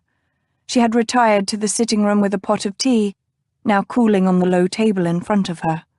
The room smelled of roses, because a giant vase of the flowers sat on the corner table. They were pale pink, her favourite, but she glanced away from the sight of them. Cousin Bathilda had had hysterics over Maximus's demand that Hero marry on Sunday. She'd gone off to try and reason with Maximus, but Hero had very little hope that even Cousin Bathilda would persuade Maximus to put off the wedding. Once Maximus set his mind to something, he was like a granite boulder, hard and immovable. Not that it mattered, really. If she were to marry Thomas, this Sunday, or a Sunday months from now, it made no difference. She didn't even care about the inevitable scandal. She knew she should. A small part of her mind was wailing that she should be panicked, should be pacing or throwing hysterics herself. And yet she couldn't bring herself to care. She was making a mistake. Hero sighed and dropped the earring next to her teacup. She couldn't shake the feeling that she was making a terrible, irredeemable mistake. There you are, Phoebe called from the doorway as she entered. Wherever has Cousin Bathilda gone? I can't seem to find her. I'm sorry, love, Hero said, feeling guilty. She's gone off in a frenzy to speak to Maximus. Oh, Phoebe said, sitting down on a chair at right angles to Hero's settee. Phoebe's little shoulders drooped. Hero bit her lip. Did Maximus talk to you? Phoebe nodded, looking down. I'm so sorry. It's all right. Phoebe straightened a bit. All those balls and such, it would have been wearying, I expect, don't you? Yes, it is rather tiring, Hero said gently. It's just, Phoebe wrinkled her nose. I would have liked to have danced with a gentleman not related to me once. Just once. Hero felt tears prick her eyes. It's for the best, I do understand that. Phoebe inhaled and looked up. Did Cousin Batilda go to talk to Maximus about your marriage? Her voice was diffident, and Hero felt worse. They'd not told Phoebe anything, but she must have been aware of the household turmoil the last couple of days. You know Maximus said I had to marry this Sunday? Hero asked. One of the servants overheard something and told me. Phoebe's eyes dropped. I thought you didn't like him anymore. It's rather complicated. But he hit you, didn't he? Phoebe looked at her worriedly. That's where you got that bruise on your cheek, isn't it? Yes. Hero winced as she touched her cheek. It was turning a rather vivid purple. But he has sent his apologies. She gestured to the vase of roses. Phoebe examined them. So, that's who they're from. Yes. They're quite extravagant. He must be feeling guilty. But then he should feel guilty. I don't think you ought to marry him, Phoebe said earnestly. Not if he's hurt you. What is Maximus thinking? It's not quite that simple. Hero sighed and picked up the diamond earring, twisting it between her fingers. Maximus is doing what he thinks is best for me. I don't see how. Mandeville acted out of anger. I did something to anger him terribly. He's a very trustworthy man usually. Maximus knows this and knows he will make a responsible, solid husband for me. Phoebe wrinkled her nose. Responsible. Solid. When repeated flatly like that, Thomas's attributes sounded less sterling. Nevertheless, Hero nodded. Yes. Seems rather boring reasons for marrying someone. Hero bit her lip. Marriage is supposed to be boring. Why? Phoebe asked. Why can't it be exciting and an adventure? I'm sure if you looked a bit more, you could find a man who made your heart thrill when you saw him. Made her heart thrill. That was what she felt like when she saw Griffin. But he was wholly inappropriate, wasn't he? Phoebe was simply too young to understand. Hero shook her head, staring at the earring in her hand. Phoebe leaned forward to peer at her hand. Isn't that the earbob you lost at your engagement ball? Yes. Hero folded her fingers protectively around the little piece. But how wonderful that you found it again, Phoebe said. It's almost like having an entirely new set when one finds a lost earring. I always think. Hero raised her eyebrows in faint amusement. How often do you lose earrings?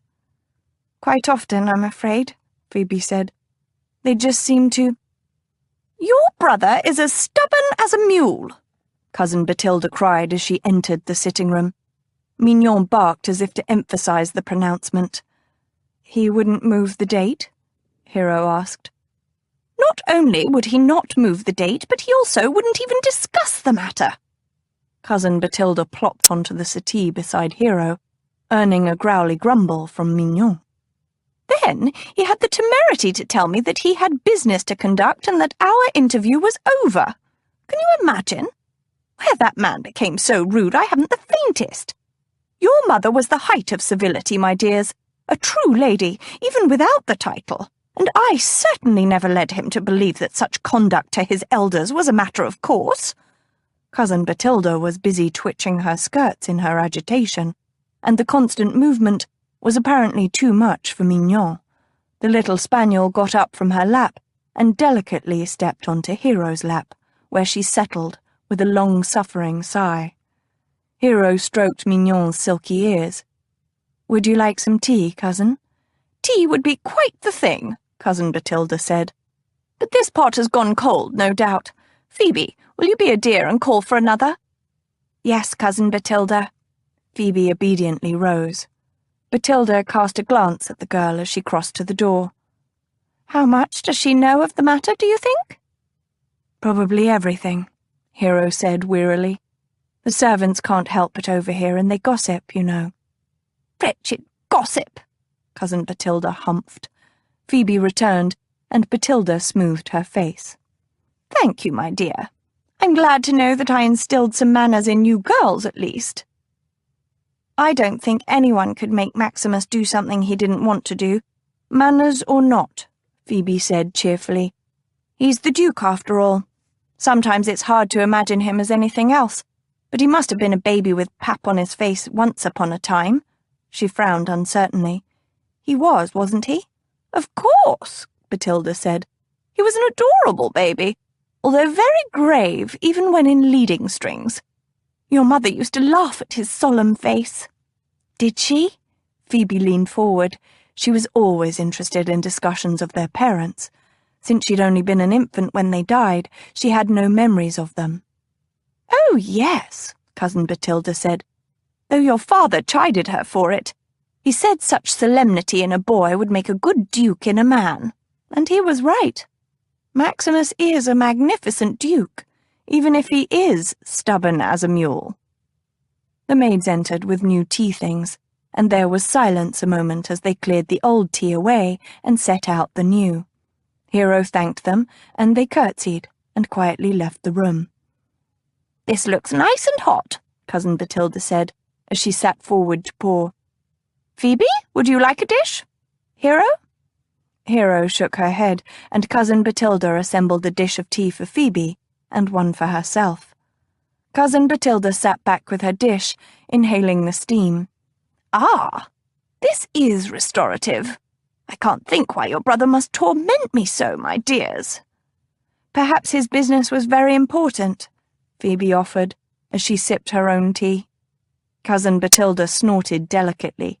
He said so, and perhaps thought so.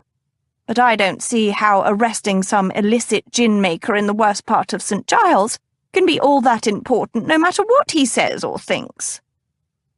Mignon squeaked as Hero clutched involuntarily at her ear.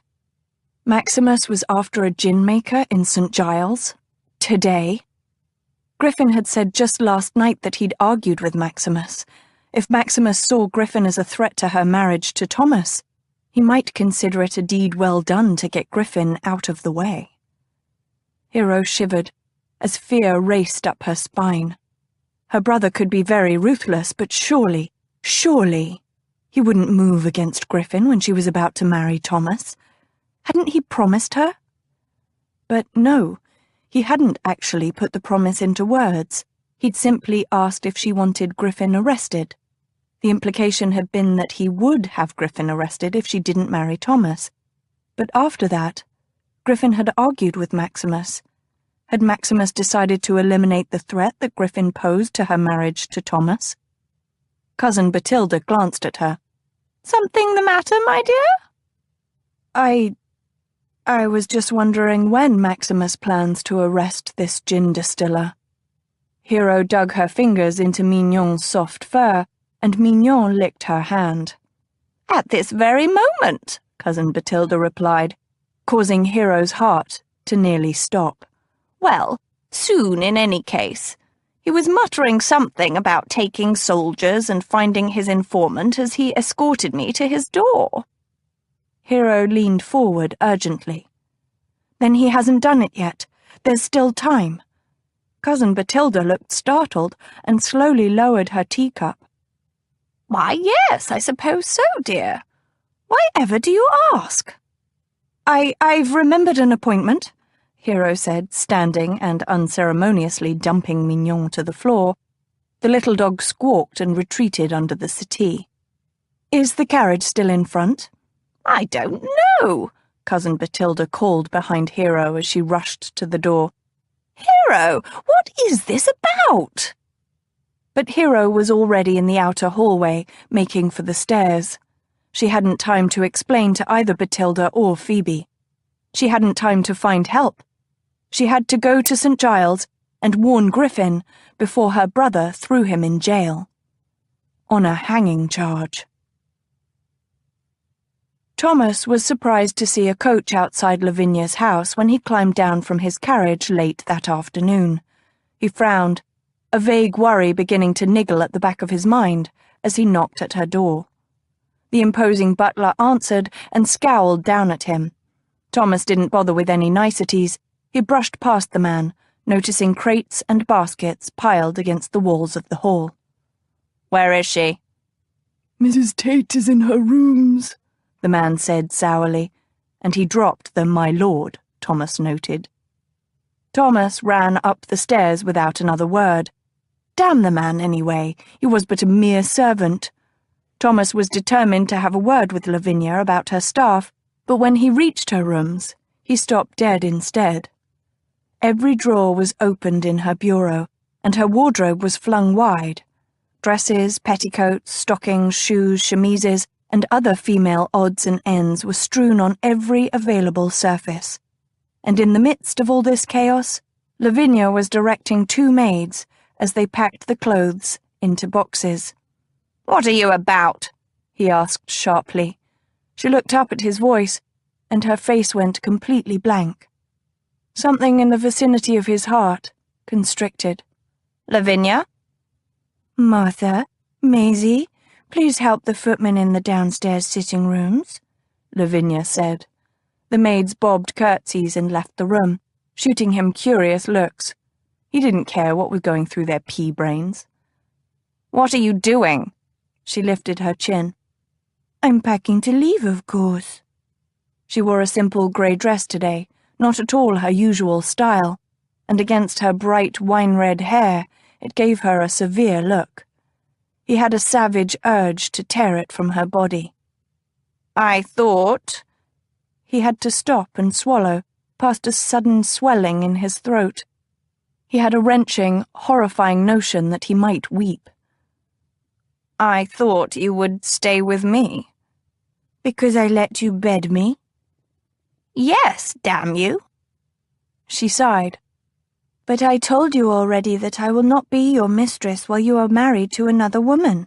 Thomas, I never changed my mind." She turned back to the bed, but he grabbed her arm roughly. "You love me." "Yes, I do." She raised her eyebrows and looked at him, sadly it seemed. "But you know love has very little to do with it."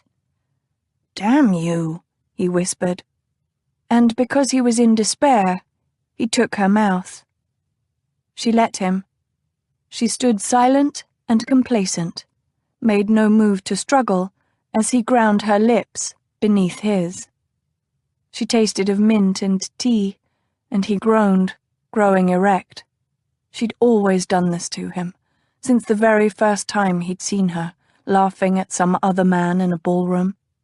She brought out the animal side of him, made him forget he was a peer, a respected member of Parliament, and a gentleman who owned vast amounts of land.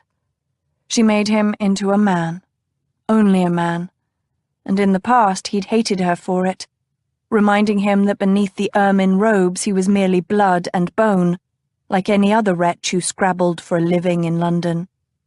But here, now, he no longer cared. He was going to lose her once and for all. She would simply walk away, wine-red hair, maddening laugh, and those plain brown eyes that saw all of his most shameful secrets and loved him anyway. And in the end, when he finally took his mouth from hers, she simply looked at him and turned away. She picked up a stocking and began carefully rolling it. "Goodbye, Thomas." He sank to his knees, there in her room on the carpet that was worn in spots, and said the first thing that popped into his mind. "Please marry me, Lavinia." "You look like you've died and been buried for 3 days and then been dug up," Deedle greeted Griffin cordially that evening in St. Giles. Deedle tilted his head and took a closer look. "And been to hell in the meantime, too." "Thank you, I have," Griffin growled, as he filled a nosebag for Rambler. He'd not sufficiently trusted any of the men at the still to put them in charge, so he'd been forced to press Deedle into service. His valet stood, armed like a buccaneer, 2 pistols in his belt and a sword as well. Griffin looked up at the sky. The day was fleeing fast as night cast long shadows in St. Giles. Deedle pushed his tongue through the hole in the front of his teeth. "What's happened to you, my lord?" Griffin shook his head, then stopped as it throbbed in warning. "Nothing to worry yourself over." Deedle snorted. "If you say so." "Take it or leave it, I don't give a damn." Griffin strode into the dim interior of the still warehouse. He hadn't the patience to argue semantics with Deedle this evening. "Then I'll leave it," Deedle said, skipping to keep up with him. "What's happened since I was here last?" Griffin asked. Deedle sighed. "We've lost 2 more men overnight. That brings us to 5, not including we 2. "You doubled their pay again?" Deedle nodded. "Just like you said to. Didn't keep those 2 fellas from doing a runner." "I don't suppose it matters much anymore," Griffin said. He watched dispassionately as his remaining men filled oaken barrels with gin. "The whole thing'll be over after tonight." Deedle came around to face him. "Then it's tonight?" "Yes." Griffin gazed at the big copper kettles, the barrels of waiting gin, the fires, and the huge warehouse itself. Everything he and Nick had worked so hard to build. "Yes, tonight." "Jesus," Deedle breathed. "Are you sure? We've less than a dozen men, and not all the supplies you wanted. My lord, it'll be near suicide." Griffin stared back at Deedle, his gaze level, his head pounding, his mouth tasting of blood and bile. He'd lost Hero, would lose his mother to London, never had a chance of reconciling with Thomas in the first place, and Nick, his dear friend, was dead and buried. The bloody still was the last thing he had left in London. "Tonight or never. I'm not waiting any longer. I want this over with." He turned and picked up one of the wicked-looking swords his men used, and then glared back at Deedle. "Are you with me or not?"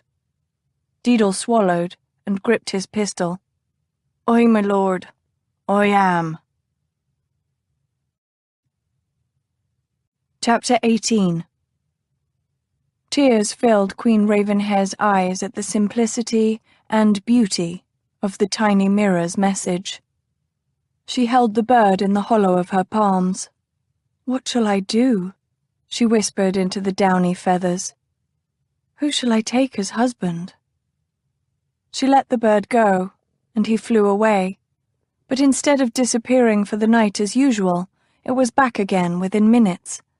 It alighted and opened its beak to sing, "Let the heart of the heart decide." From Queen Ravenhair. "He's cornered," Freddie said with satisfaction that evening. "Reddin won't be getting out of this one alive, I'm thinking. He's lost Nick Barnes and most of his men have deserted him."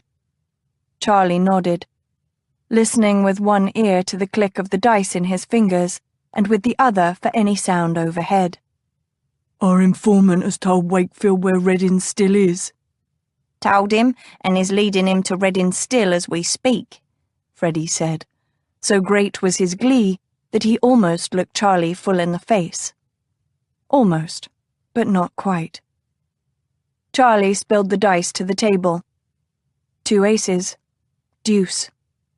For a moment he stared, mesmerized by the ill omen. Deuce could foretell death. But whose? His enemies or his own? Or perhaps the woman who lay above? "We'll draw him out," Charlie whispered, still mesmerized by the unlucky dice throw. "Draw him out, kill him, and fire the still." The sky was turning grey as Hero climbed from her carriage at the edge of St. Giles. "I don't like this, my lady," George the footman said. He hoisted a lantern and fingered one of the pistols she'd given him. A shout rose from the group of men arguing over an overturned cart in the road. Her carriage was stuck behind the accident in a street too narrow to turn around. "I understand your objections," Hero murmured, "but I cannot wait for them to clear the road. It could take hours." "Begging your pardon, my lady, But couldn't we just send word back home for another footman or two to join us? I've told you I haven't the time. Hero picked up her skirts and began to walk briskly away from her carriage and the accident. But after dark, George fretted. What if we're attacked, my lady? You've got the pistols, Hero said soothingly. George looked unconvinced by this assurance, but he made no more protestations. Instead, he fixed a suspicious eye on their surroundings. Hero bit her lip as she wrapped her cloak about herself. She couldn't blame George. This expedition was dangerous. Very dangerous. Normally, she'd never even contemplate going into St. Giles after dark, let alone on foot and with but a single bodyguard. She was quite aware of the dangers St. Giles posed. But what other choice did she have? She needed to get to Griffin's Still as soon as possible. She hadn't wanted to risk arousing Cousin Bathilda's suspicions by taking more than one footman. Hero glanced about them. The street they were in was darkening and becoming deserted as she watched. Everyone seemed to want to get inside before full dark. She shivered. Dear Lord, what if she was too late and Maximus had already made his raid on the Still? The thought of Griffin in chains, of him being thrown into some wretched prison, was almost more than she could bear. He was so proud. Worse, what if he resisted being taken? What if he were shot? She nearly sobbed at the thought. This was insane. Just last night she'd rejected him as thoroughly as if she'd written it all down on paper. Now she was racing through the St. Giles alleys in fear for his life. Had she gone insane? Or had she simply made a terrible mistake? Why had she sent him away in the first place? All the considered arguments she'd given him, all the well-reasoned points, none of them made sense anymore. All she knew was what her innermost heart felt. She wanted Griffin.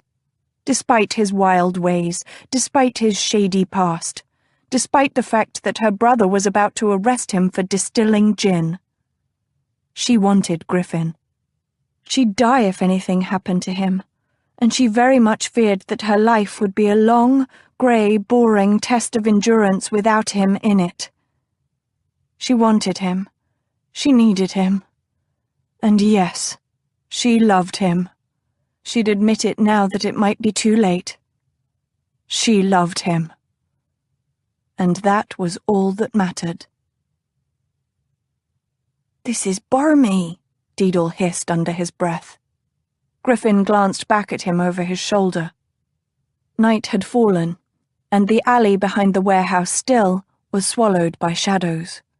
The blackness was a boon for the predators of the night, hiding any lurking assassin or creeping attacker. Of course, the shadows also hid those who preyed upon the predators. Tonight that included Griffin and Deedle. Griffin checked with his fingers that his gun was cocked. It might be balmy, but it's our only chance. Deedle grunted. The vicar and his gang won't be expecting us, that's for certain. Not sitting out here in the dark. Something scraped, and Griffin turned his head toward the sound, alert and silent. A low shape darted across the alley. Cat, Deedle whispered. Think the vicar will attack tonight? He's been waiting since they killed Nick, Griffin murmured. He's hoping most of my men have fled, which they have, damn him. And he wants me desperate and afraid. I'd say there's a good chance that tonight's the night. Deedle gripped Griffin's shoulder just as Griffin saw the shadow move. 3 men were creeping up the alley. One leaped and clawed at the wall of the warehouse. They were going to stop the chimneys again in preparation for the rest of the attack, if Griffin wasn't mistaken. Griffin charged low and fast, and without a sound. He caught the first man by the hair and clubbed him with the butt of his gun. The man went down like a felled tree. The second man shouted, but Deedle shot him. Griffin turned and aimed at the man scaling the wall. He squeezed the trigger and felt his chest expand in savage triumph when the man fell. Then someone hit him from the side.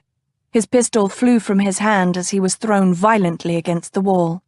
His attacker was a giant, with the giant's fists pounding at his face, his belly. Griffin gasped, winded, the world spinning. He drew his pistol and shot point blank into the other man's face. He felt the sting of gunpowder against the side of his face, the spray of something wet and sticky. He pushed aside the body and glanced up, his ears strangely muffled. Men were pouring in at the far end of the alley, running toward him and Deedle. At least 20 of them, maybe more. It was a trap, he thought, oddly composed. The vicar had been waiting for them to emerge from the walls of the still warehouse. And they had. They had. Griffin walked to the middle of the alley and turned, drawing his sword to face the oncoming slaughter. "My lord," Deedle wheezed beside him. "Who the hell is that?" And Griffin looked over his shoulder and realized that a second group of men blocked the other end of the alley, marching in line, coming toward them. Behind them were men on horseback. "Soldiers," he spat blood into the dust at his feet. "The Duke of Wakefield is coming to arrest me, if I'm not mistaken." "Dear God in heaven," Deedle muttered. "We're dead, my lord. Dead." And Griffin threw back his head and laughed.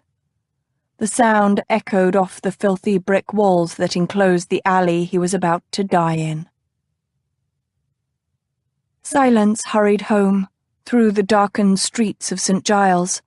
She'd meant to take only a quick trip to visit one of the home's wet nurses and her tiny charge, but the moment she'd entered the woman's apartment, she'd immediately caught the astringent scent of gin. That had led to recriminations, protests, and a rather awful scene before she'd finally walked out with the orphaned infant. No matter how sorry she might feel for the wet nurse, a widow with a child of her own, Silence couldn't risk the well-being of such a tiny baby. The nursling was only a month or so old, a fragile age for a baby. She'd known of another possible wet nurse for the baby, but the second woman lived nearly a mile away from the first, and in the opposite direction of the home. She'd hurried there as fast as she could walk with the babe in her arms, and in the end, Silence had been very satisfied with the placement. The new wet nurse, Polly, had been employed in the past by the home, and had always given satisfactory service. Although her own children were now weaned, Polly assured Silence that she had enough milk for the orphaned infant. A good day's work, but an exhausting one, and the reason she was now caught out after dark. Silence pulled her light woolen cloak more securely about her shoulders and eyed a dark doorway as she passed it. She was trying very hard not to think of some of the awful tales she heard from Nell, an inveterate teller of horror stories. The woman who'd been strangled by a lover, the woman who'd been dragged into an alley and savagely attacked by 3 drunken men, the woman who had gone out to buy a meat pie for her 4 children and simply disappeared, her shoe found the next day in an alley. Silence shivered. All of Nell's stories had 2 common elements. They were all about women out alone, and they all took place after dark. A cry came from up ahead, and Silence's steps faltered. She was in a wide street, but there were no cross streets nearby. Only a single flickering lantern hung over a tiny cobbler's shop. Voices could be heard, and lights, growing stronger, coming nearer. Silence looked about desperately. A man shouted an angry curse. Then a crowd came tearing around the corner of the street up ahead. There were men holding torches, but also women. They milled and shouted, and in the middle was some kind of wretched thing that they were dragging by a collar. Someone smashed a window, and Silence flinched. She was already backing away, turning to hurry up the street she'd just walked down, but that direction was away from the home. She looked over her shoulder as 2 men dragged the wretch they'd caught to the middle of the street and began beating him with cudgels. "Have mercy!" she heard their victim cry. There were more curses, and amid them a single hoarse shout she could make out. "Informer!" Dear Lord, they were lynching a gin informer. Doors opened up ahead, but when she looked there hopefully, more people came out and ran toward the horrible scene behind her. The street was suddenly filled with shouting madmen. Someone jostled her, and Silence tripped. She fell against a house wall, pressing herself back. A drunken man loomed in front of her, hands twitching, ugly mouth leering. Without a word, he snatched the hood from her head, pulling her hair painfully as he did so. Behind him, flames shot up to the sky, framing his black face with orange. What in God's name were they doing to the poor informer? But she had worse to think about right in front of her. The ugly man leaned over her menacingly. Silence darted to the right, and for a split second felt a rush of welcome relief because she thought she was free. Then a heavy hand caught her by the hair, and she knew the night was about to become a nightmare. Chapter 19. The Queen tossed and turned that night on her royal bed, but in the morning she had come to a decision. She dressed with care, wearing her best cloth of gold gown and a diamond and ruby crown. Then she strode into the throne room to meet her suitors. The princes had dressed in their best as well. Prince East Sun shone in robes of gold and silver. Prince West Moon wore a doublet sewn with emeralds, and Prince North Wind was fairly encrusted with pearls. All three men stood tall and handsome, perfectly perfect in their splendor. "Have you made your decision?" Prince East Sun asked. Queen Ravenhair tilted her chin. "Yes." From Queen Ravenhair. The first wave of attackers hit like a battering ram. They didn't seem to have pistols, but they were armed with cudgels and a few bore swords. Griffin fired his last shot from his remaining pistol, taking down the man leading the charge. Griffin drew his sword. "For Nick Barnes!" A shot came from behind him, and then the vicar's men from one end and the soldiers from the other converged, and he and Deedle were in the middle of a melee. Griffin swung his sword with one hand, nearly severing a man's arm. The man howled and fell and was trampled by a horse. For a moment, through the mass of heaving men, Griffin saw a face, or what might be a face in a nightmare. The man's flesh looked as if it had turned to wax and melted down the side of his skull before hardening into a grotesque parody of facial features. Griffin blinked, and the vision was gone. Griffin punched another man and was shoved hard in return. Someone swung a cudgel at him, and he took the blow on his left shoulder, his entire arm going numb. He shook his head, trying to clear a trickle of blood from his eyes. He didn't even remember the wound from which it came. He expected at any moment to be shot or impaled from behind, but didn't bother looking. Death would find him soon enough. Beside him, Deedle cursed. Griffin turned to see Deedle stagger back from three men. His arm was painted red. Griffin shouted and charged Deedle's attackers. He felt his face stretch into a grin as he threw the first man aside. The other two turned tail and ran. Then, suddenly, there was a break, and he was face to face with a gleaming black boot ornamented with a gold spur. He looked up and saw Wakefield glowering down at him from atop a huge black horse. "Redding," Wakefield shouted. "Is this your still?" "Fuck you," Griffin replied, and elbowed a short, bandy-legged tough in the face. Wakefield drew a pistol, aimed it over Griffin's head, pulled the trigger, and nearly deafened Griffin with the boom. He looked at Griffin again, frowning, and his lips moved, but Griffin couldn't hear him. He was jostled from behind, and Griffin turned. Deedle was using one of his pistols to beat a man about the head. Griffin felt a touch on his shoulder and swung his sword. Wakefield jerked up, then cupped his hand about his mouth, shouting, "Are these your men?" "Would I be fighting my own men?" Griffin asked in exasperation. He dodged aside as a man staggered toward him, then kicked the fellow's feet out from under him before stomping him once, viciously in the head. He glanced around. Most of the vicar's men were fleeing in disorder, routed by the more experienced fighting of the soldiers. "It appears you have a business rival, then," Wakefield observed. He drew his sword and leaned down to slap the blade against the face of a charging rough. The man spun with the force of the blow and his own momentum, and Griffin finished him off by hitting him across the back of the head with the hilt of his sword. Griffin watched the man slump to the ground and then turned to Wakefield with a sarcastic reply on his lips.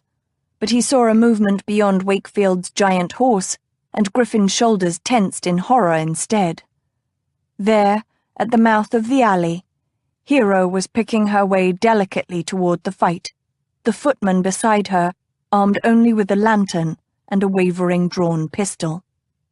"Christ," Griffin breathed. Wakefield glanced over his shoulder. "What the hell is my sister doing here, Redding?"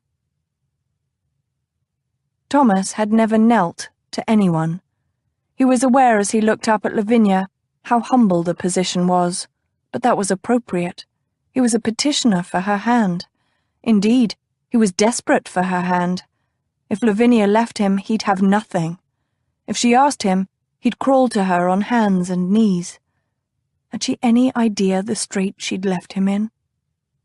But her brown eyes had filled with tears that made them glitter. "You know you cannot marry me, Thomas. You've told me so many times before." She started to turn from him, but he was up and off the rug in a thrice, taking her hand, holding it between his own. "I've told you so, but I lied, Lavinia, both to me and to you. I can marry you." "But what about Anne?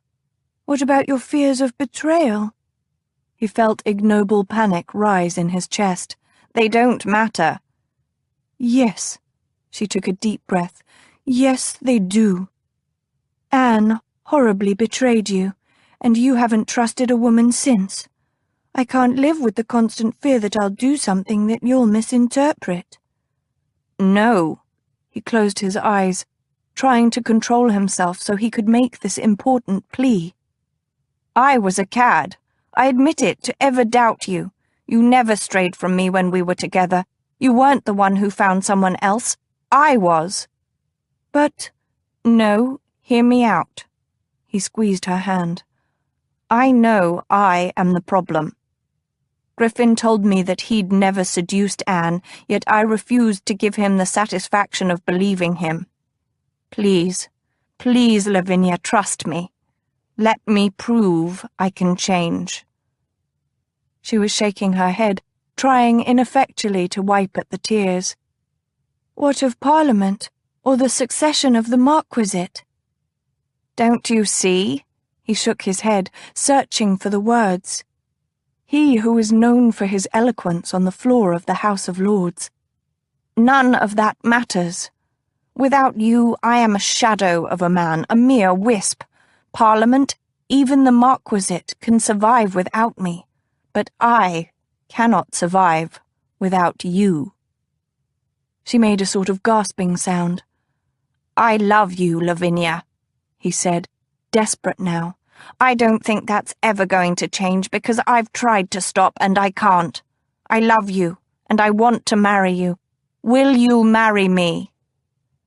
"Oh, Thomas!" She was half laughing, half crying.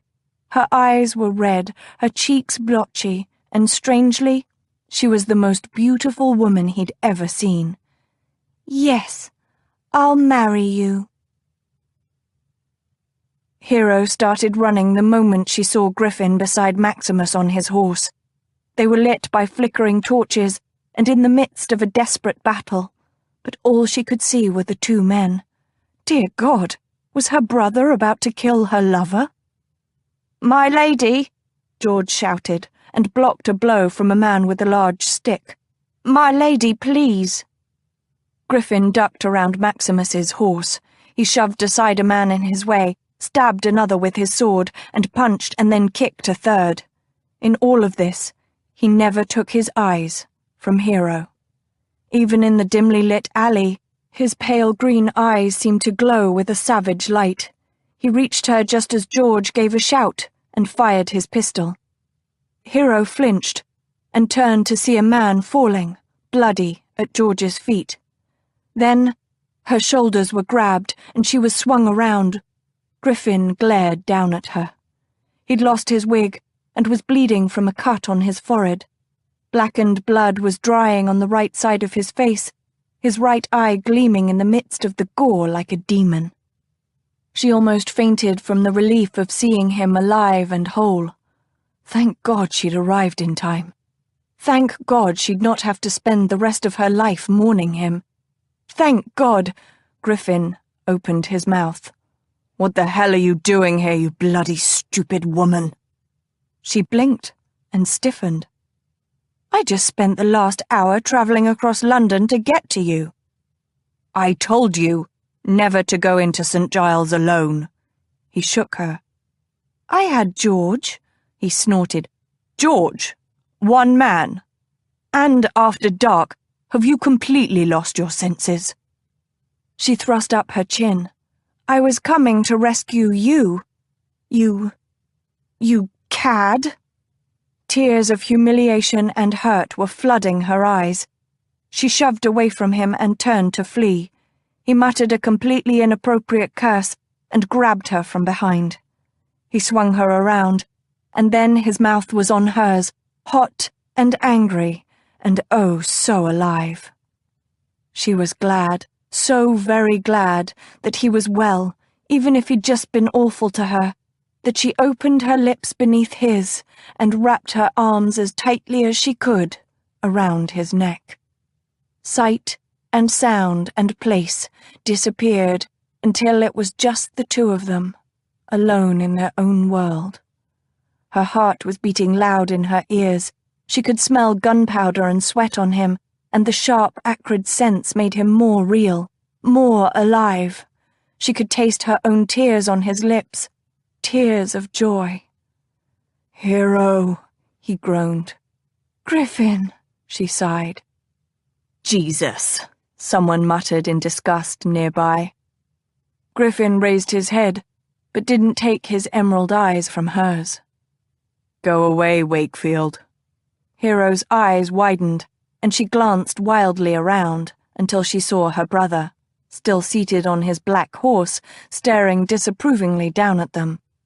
"You can't take him," she cried, and clutched at Griffin's broad shoulders. Maximus could hardly arrest Griffin if she clung to him bodily.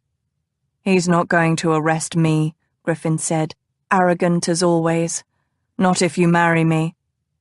"Are you blackmailing my sister?" Maximus growled. "If I have to." Griffin's gaze had returned to hers, and what she saw there suddenly made her heart fly free. "I'll do whatever it takes to marry you, Hero." She caressed his jaw, the only part of him not covered in blood, with unsteady fingers. "You don't have to blackmail me to marry you. I love you." His eyes flared, and he pulled her close again. "Do you mean that? You'll marry me?" "Gladly," she breathed. He bent his head and kissed her, but just as she opened her mouth beneath his, he jerked his head up. "My lord!" A soldier had come running up to Maximus. "There's rioting just to the west of here. Shall we send for reinforcements?"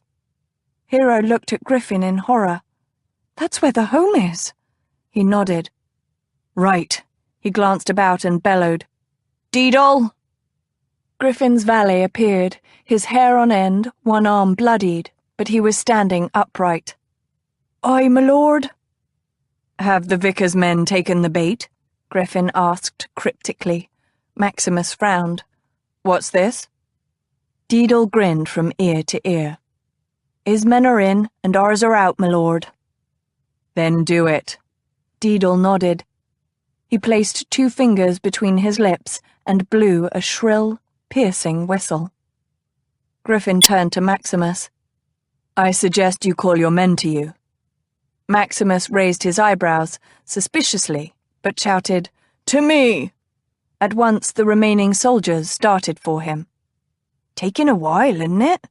Deedle said worriedly. Boom! A huge concussion made the very ground shake. Bricks tumbled from the nearest buildings, while at the same time an intense light lit the night.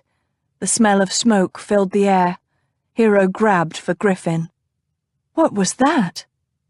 That'll cut the vicar down to size, Griffin grinned ferociously. Nick would have liked the pretty trap we set for the vicar and his men. Maximus, who had been eyeing the explosion, turned to look down at them. You blew the still, didn't you? Griffin grinned. I haven't the faintest idea what you're talking about. But if a still did blow, it might be because a very insistent lady recently showed me the evils of gin and gin distilling. Hero's heart swelled as tears pricked her eyes. Oh, Griffin. Maximus grunted. You're an annoying prick, but I suppose I must accept you into the family. He glanced at Hero. She tilted her chin up. Unless you prefer I elope. Maximus shuddered. I'd never hear the end of it from Cousin Batilda if you did. He leaned down and offered his hand to Griffin. Pax. Griffin took the proffered hand. Pax. Now, Maximus straightened in the saddle. Where is this orphanage? Silence looked up at the drunken tough advancing on her and wondered if she would want to live after he finished with her. A shout came from behind the man. Since it was merely one of many raucous voices raised in the night, her attacker ignored it. But he couldn't ignore the gloved hand that slapped down on his shoulder. The drunken lout began to turn, but he suddenly spun in an oddly graceful movement that ended with him face first on the ground. Silence blinked and glanced up at her savior. And then she could only stare. The man before her looked like something out of a pantomime. He wore breeches and a tunic patterned all over in a harlequin's red and black diamonds. On his feet were tall black jackboots, and cuffed black gloves covered his hands. A grotesque half-mask with an enormous hooked nose concealed his features, leaving only his mouth and chin bare. As she looked at him, he doffed a huge wide-brimmed black hat and swept her a courtly bow. "You're the ghost of St. Giles," she blurted. His mouth curled at the corner, but he made no sound, simply gesturing with his hat before him as if to direct her path. "I live over there," she said, feeling a bit foolish for talking with a mute comic actor.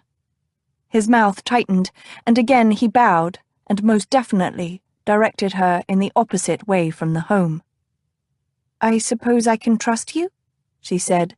He grinned, which did not at all set her mind at rest. On the other hand, he had saved her, and with such a notorious escort, she had no fear of being accosted again. "Very well."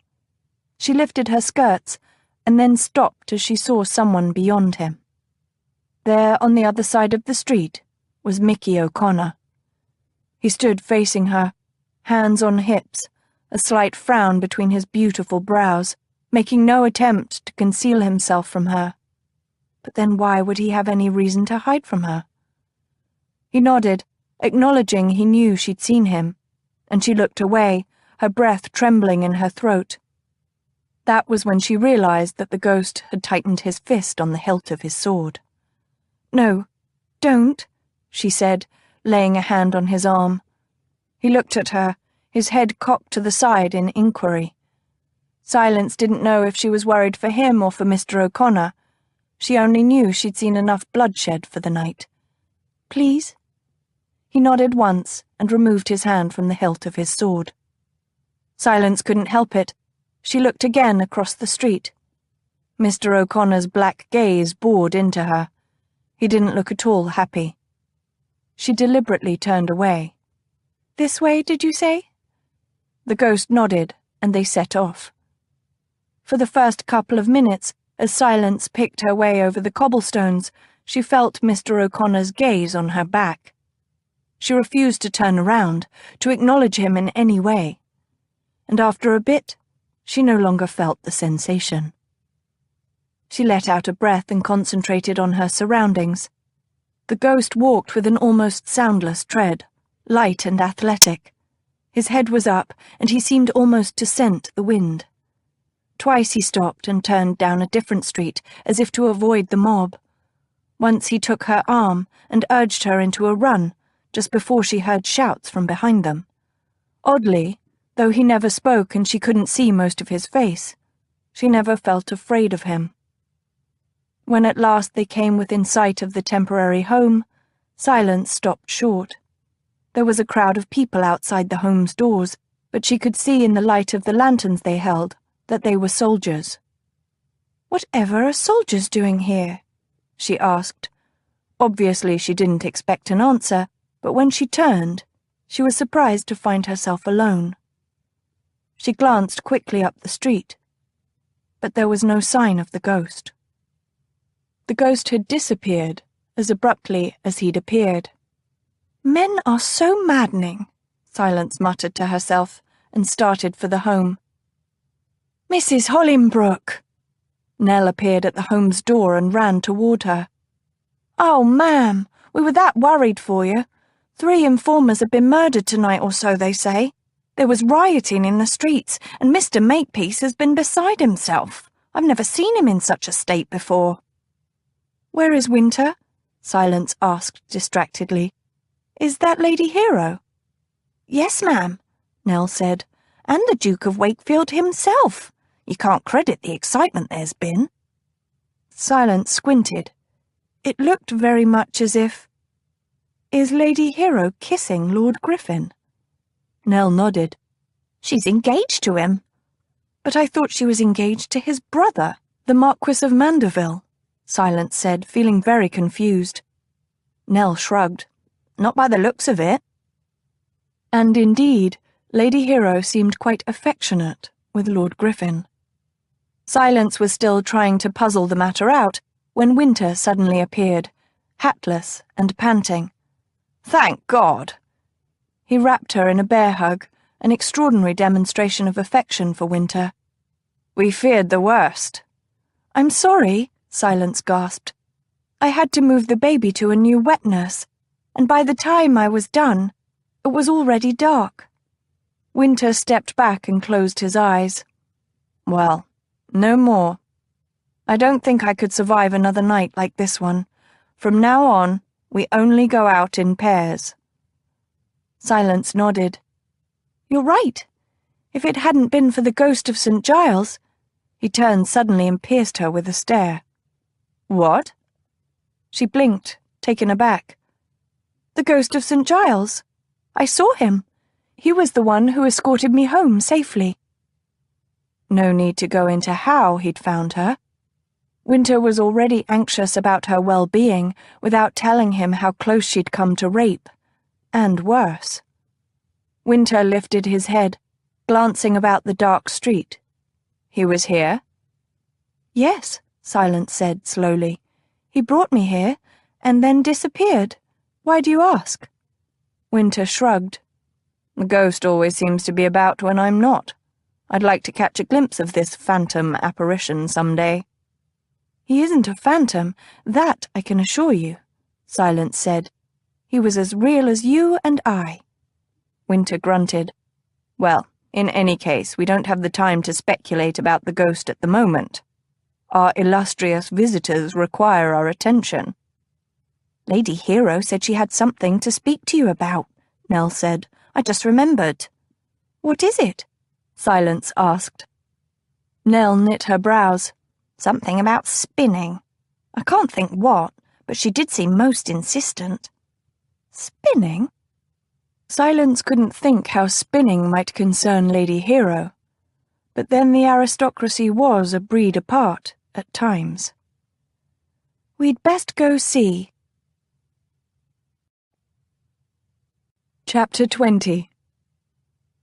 "I have one last question for you," the Queen announced to her frowning suitors.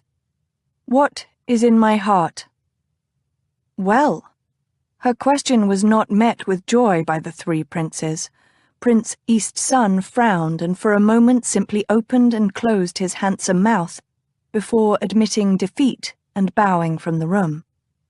Prince Westmoon scowled and stomped out, muttering about the frivolousness of queens and women in general. Prince Northwind shook his head and said, "Who can understand the heart of a woman?" And then he too left. The advisers, ministers, and men of letters fell to arguing. But Queen Ravenhair quietly left the throne room and made for the stables. From Queen Ravenhair. 6 weeks later. "He's a priggish ass, and I don't see why I should bother to even reply." Griffin threw the letter from Thomas on the breakfast room table. Across from him, his wife of only 1 week continued to serenely pour her tea. "You need to not only answer him, but also agree to see him for dinner because he is your brother." "Humph." Griffin crossed his arms on his chest and attempted to glare at Hero, but was somewhat diverted by the magnificence of her décolletage. "Is that a new frock?" "Yes, and don't change the subject," she replied with adorable severity. It always rather aroused him when she attempted to be severe with him. Of course, his wife could arouse him by reciting the alphabet, too. "What are you going to do today?" he asked, ignoring her order. "I'm going to inspect the progress Mr. Templeton's made on the new home. He thinks they may actually be done before spring. After that, I'll stop by the home and see how the spinning lessons are going." "Splendid." Griffin had already bought a prize ram and breeding ewes. By spring, the children would have new wool to spin. She smiled. "And then I'm off to a tea at Lady Beckenhall's, where I hope to persuade her to join my ladies' syndicate for the benefit of the Home for Unfortunate Infants and Foundling Children." He made a show of shuddering. "The name alone strikes fear into my heart." "Why? A syndication of ladies involving both one's wife and one's sister," he replied darkly, "would strike fear into any man's heart." "Silly," she said blithely. "Margaret will laugh when I tell her you said so." "And prove my point." She gave him a look and set down her cup of tea. "Now, as to your brother." "Name me one good reason why I should see him." Griffin held up a finger as she opened her lips. "Besides the fact that I'm unfortunately related to him." She smiled sweetly, which he had begun to realize in the last week was a warning sign. "It would please your mother." "Huh," was his devastating reply. The fact was that he'd do almost anything to make Mater happy, and Hero well knew it. "And," she said, picking up a piece of toast, "it would please me as well." Griffin straightened in outrage at that. "He hit you." "And I've forgiven him," she said. "He did give me that incredibly expensive emerald necklace in apology." "Lavinia made him do that," he pointed out. "It was still a lovely gesture nonetheless." She eyed him as she crunched her toast. "And that was after he sent me roses daily for 3 weeks straight. I don't know why you stopped him." "Whole damned house smelled of wilting roses," Griffin muttered, "irritating as hell." His wife looked at him with those diamond eyes. "Don't you think that if I can forgive him, you should too?" "Huh." He was hutting a lot since marrying Hero. Rather lowering for one's self-esteem, that. A devious thought suddenly presented itself. Griffin widened his eyes. "If I endure what will no doubt be a horrible dinner with Thomas, will you kiss me?" She narrowed her eyes. "Lovely, but no fool," was his wife. "I always kiss you." "Not," he said silkily, "that kind of kiss." He watched as pink rose in her cheeks. Married a week and he could still make his wife blush, by God. One had to take one's victories where one could. "Are you trying to blackmail me?" she hissed incredulously. "That's rather low, even for you." He straightened the cuffs on his coat. "I prefer to think of it as an incentive." She snorted delicately. "Just one kiss." His eyelids drooped lazily at the thought of her kissing him. There. One tiny little kiss. It was a delight to see her cheeks flame pinker. "Rogue," he smiled lazily. "Tease. Will you go?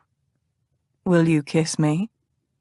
She bit her lip, and his cock stood at attention. Perhaps. Which was why, several hours later, Griffin found himself mounting the steps of Mandeville House. Not even the remembrance of Hero's eyes as she'd murmured that, perhaps, improved his mood. He knocked, half hoping that his brother wouldn't answer and he could just go home to his wife. But the door opened, and he was admitted and escorted into a dining room. Griffin looked around. At one end of a long mahogany table, his brother was seated. One other place setting lay at Thomas's right hand. Otherwise, the table was empty. He hadn't seen Thomas since the day they'd argued.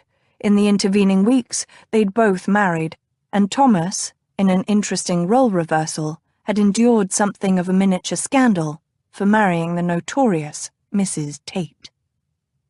Griffin strolled toward Thomas. "Where is Lavinia?"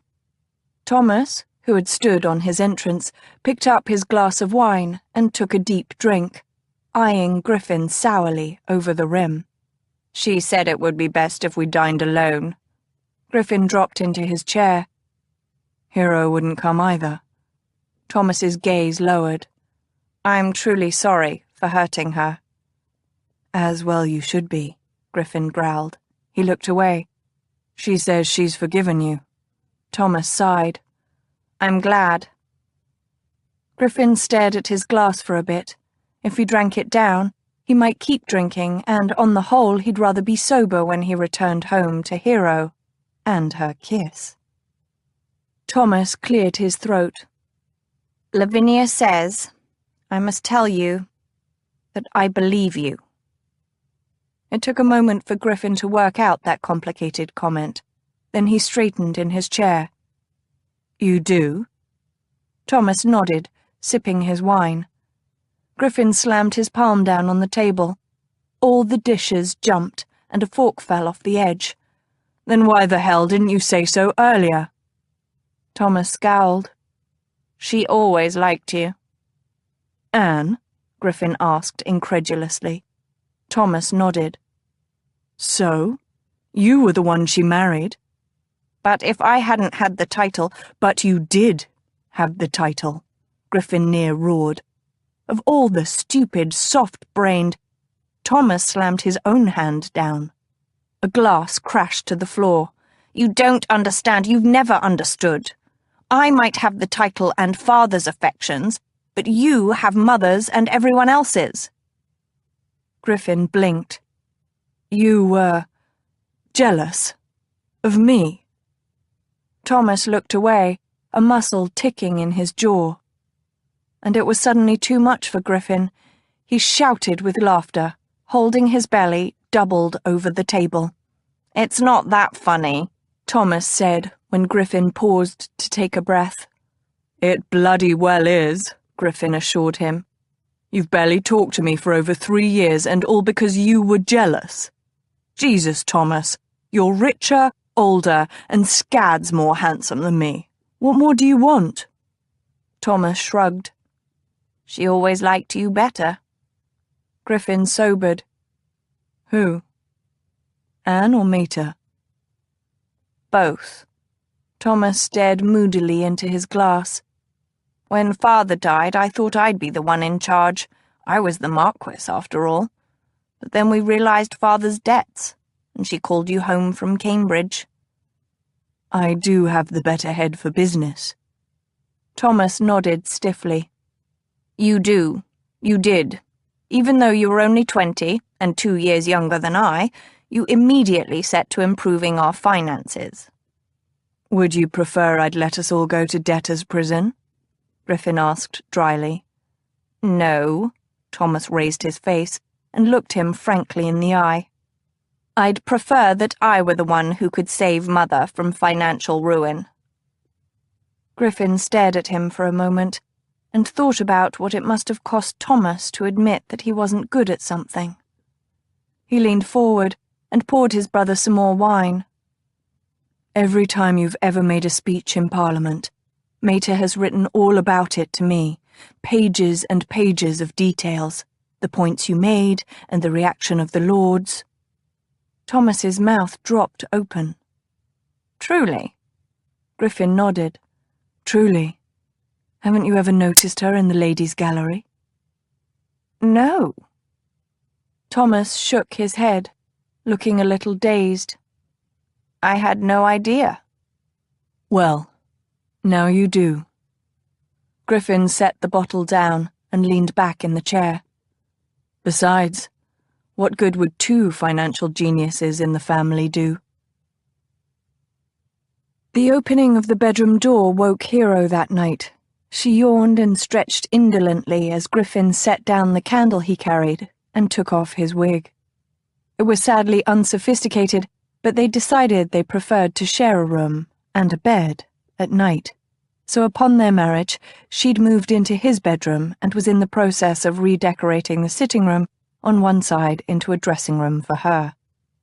"You're out late," she murmured, her voice husky from sleep. Griffin, who'd splashed water on his face from the basin on his dresser, turned to her with a cloth in his hand. Thomas wanted to discuss his estates. His voice was relaxed, a far cry from the tension in his body when he'd left this evening for his brother's house. It went well, then? Well enough. He's very interested in the new weaving venture. He threw the cloth to the dresser top and prowled toward her, his gaze roaming over the silk coverlet she held to her chest. Are you wearing anything under there? She lowered her eyes demurely. No. Well, yes. He cocked an eyebrow as he shrugged out of his coat. What? She tilted her head. His gaze went to her left ear. Ah, your diamond ear bob. He tugged at his neckcloth. Where's the other one? She lifted one bare arm out from underneath the covers and pointed mutely at the table beside the bed. He dropped his neckcloth and waistcoat onto a chair, then came over to look. Griffin picked up the other ear bob. Is this the one you threw at me? Yes. She lay back against the fluffy down pillows. I see. He towed off his shoes and crawled over the bed at her, the mattress sinking beneath his weight. May I? She licked her lips, feeling the acceleration of her pulse. Please. He straddled her, kneeling on the coverlet, trapping her beneath, and leaned over her.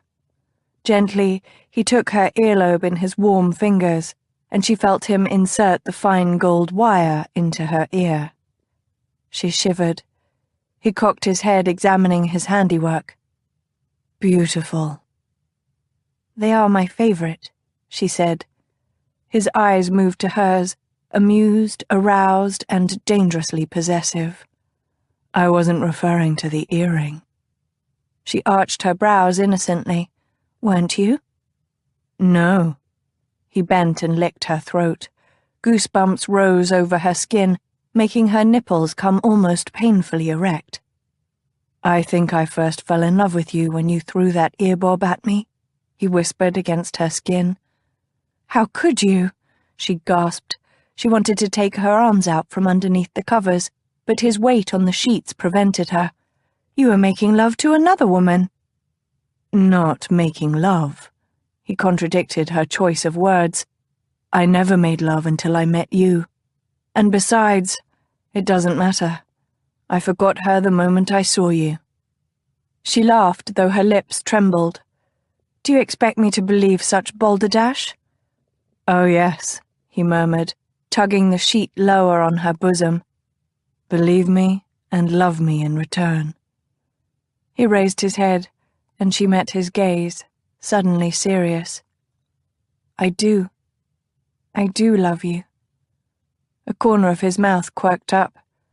When did you know? She bit her lip, wishing he'd go back to kissing her, wanting at the same time to draw this out endlessly. You're fishing for compliments. And if I am? He took the coverlet between his teeth, and tugged it down beneath one breast. He hovered over the nipple, close enough that she felt his hot breath, but he didn't touch her. "I think it was when you kissed me at Heart's Folly," she whispered. He snorted. "You thought I was Thomas." She laughed. "I didn't. I was only teasing you by pretending I thought you were he. You made me so irritated, I'd never mistake you for—" "Oh." He'd leaned down and delicately taken her nipple between his teeth. She felt the flick of his tongue against the sensitive tip, and then he was sucking strongly on her. She moaned, low and shockingly animal. He let go of the nipple. "You were saying?" "I'd never mistake you for another," she whispered, watching him from beneath half-closed lids. "We talked about true love on that first night. Do you remember?" "How could I forget?" He pulled the coverlet down another inch and exposed her other breast. Idly, he played with her nipples. "I had an uneasy feeling even then that you were the one for me."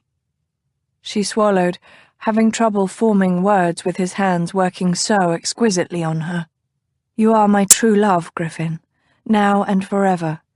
Sometimes when I think how close I came to turning away from you, out of pure cowardliness, I want to weep." "Hush," he murmured, brushing kisses over her lips, still pinching and fondling her nipples. "You didn't. We are together, and will remain together. Forever." "Promise," she whispered beneath his lips. "Promise," he said, just before kissing her deeply. When he raised his head again, she was wet and wanting, but he still had her pinned beneath the coverlet. "Are you ever going to let me go?" she asked. "No," he said, looking very satisfied. "I think I rather like you in this position, unable to move or object to whatever I want to do to you." She squirmed a little, feeling the slide of the silken covers against her bare skin. "I do like this, but it does have one drawback." "What is that?" he asked absently, as he traced circles on her breasts. "I might find it hard to kiss you." "What do you mean? It's easy enough for—" He trailed away, as he obviously rethought her words. "Not there," she purred. Really, she'd had no idea she could make such a sound. His gaze flew to hers, suddenly very green and hopeful. He was off the bed in a thrice, doffing his clothes eagerly. Hero took the opportunity to remove the covers. She lay like a wanton, head propped on one hand, watching as her husband, nude and gloriously erect, turned to her. His gaze swept over her naked form and came to rest on what she knew was the blush on her face. "I love you." "I love you as well." She inhaled, feeling very scandalous as she crooked one finger. "Come here, and I'll give you a kiss you'll never forget." And she did. Epilogue. Queen Ravenhair walked into her stables and found there, away in the back, her stable-master, currying her favourite mare.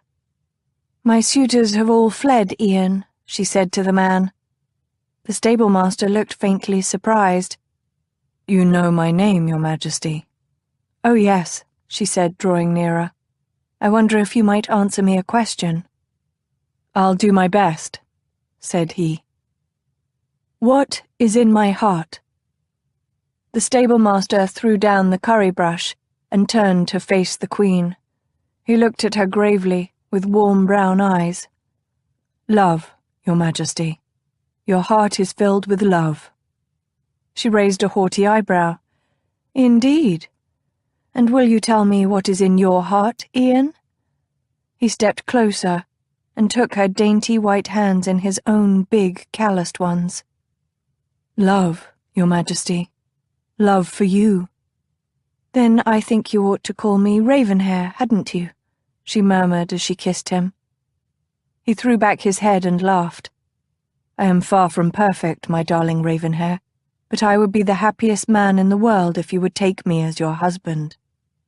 And I will be the happiest woman in the world to be your wife. She smiled back, her heart overflowing with joy, and rose on her tiptoes to whisper in his ear, I don't think I truly want perfection anyway.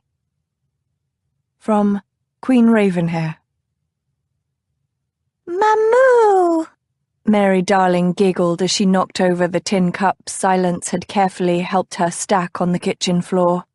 The cups fell with a great clatter, and the little girl clapped her hands in glee. Goodness, that was very loud, Silence said fondly.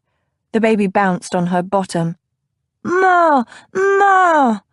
Very well, we'll stack them once more, and then, young lady, I think it'll be time for a nap. Silence had found that though Mary Darling might protest mightily at the thought of a nap, she was much happier with one. You look cheerful this afternoon, sister. Winter came into the kitchen and set down his bundle of books. Do I? Silence was aware that Winter had been keeping a close eye on her since William's death. Yes. Winter made a sudden horrible face at Mary, which sent the baby into gales of laughter. I think that cap becomes you. Silence smiled a little sadly. It wasn't the cap, she knew. It was little Mary Darling. One couldn't let oneself wallow in grief with an active baby to care for. And perhaps that was for the best. She stroked her finger over Mary's downy cheek. Life had to go on after all. Is it stew again? Winter peered into the pot on the hearth. Beef and cabbage, Silence replied. Good. Winter never seemed to notice what was set before him, but like all men, he had a deep appreciation for tasty food. I'll just go and wash before luncheon. Hurry, she called after his retreating back. I've still got to put Mary down for a nap. He waved over his shoulder to indicate he'd heard her. Let's just hope Uncle Winter doesn't start reading a book up there, she confided to Mary. The baby chortled and knocked over a tin cup. Mrs. Hollinbrook! Joseph Tinbox, one of the home's older boys, ran into the kitchen. Look what I found on the step. He held out a small wooden box. Silence stared at the offering like it was an adder. Their step had been mercifully free from any gifts since the morning of the riots, and she'd been hoping that perhaps the giver had forgotten them. Shall I open it? Joseph asked eagerly. No, Silence said, a little too sharply. She inhaled. Shouldn't you be at your afternoon lessons? Ah! She lifted a brow. Now, Joseph. Joseph wrinkled his nose, but slumped off obediently to his lessons. Silence picked up the box with trembling fingers. She prized open the lid and stared inside. A lock of hair lay there, tied with a scarlet ribbon. She picked it up between thumb and forefinger, but no note was hidden underneath. Whose do you suppose it is? She whispered to the baby. It was a black lock, the hair so dark it shone blue-black. In fact, it was very like Mary Darling's own hair. Now that her curls had grown in thickly, they'd revealed themselves as inky black. Silence held the lock to the baby's head experimentally as Mary bent over her tin cups. The hair was a perfect match. But the lock didn't come from Mary Darling's head. Silence would know if someone had cut it, and besides, Mary's hair was still too short. No, the lock of hair was long and curling, and really rather beautiful. A woman with hair like this. Silence suddenly dropped the lock in shock. Or a man.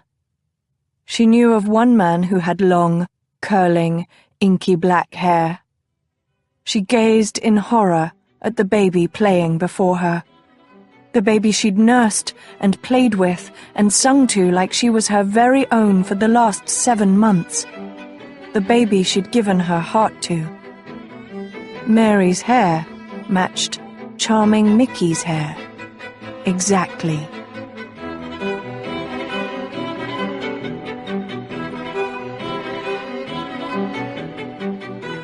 Acknowledgements.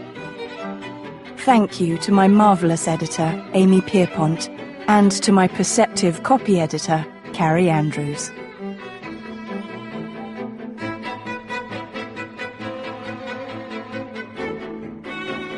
This has been an Hachette audio production of Notorious Pleasures, written by Elizabeth Hoyt, read by Ashford McNabb, produced by John Clem, directed by Nora Sedgwick, recorded by Tommy Herron and Chris Howerton, audio edited by Philip Levy, mixed and mastered by John Clem. Notorious Pleasures is also available in print and as an ebook from Vision, a division of Hachette Book Group. Text copyright 2011 by Nancy M. Finney.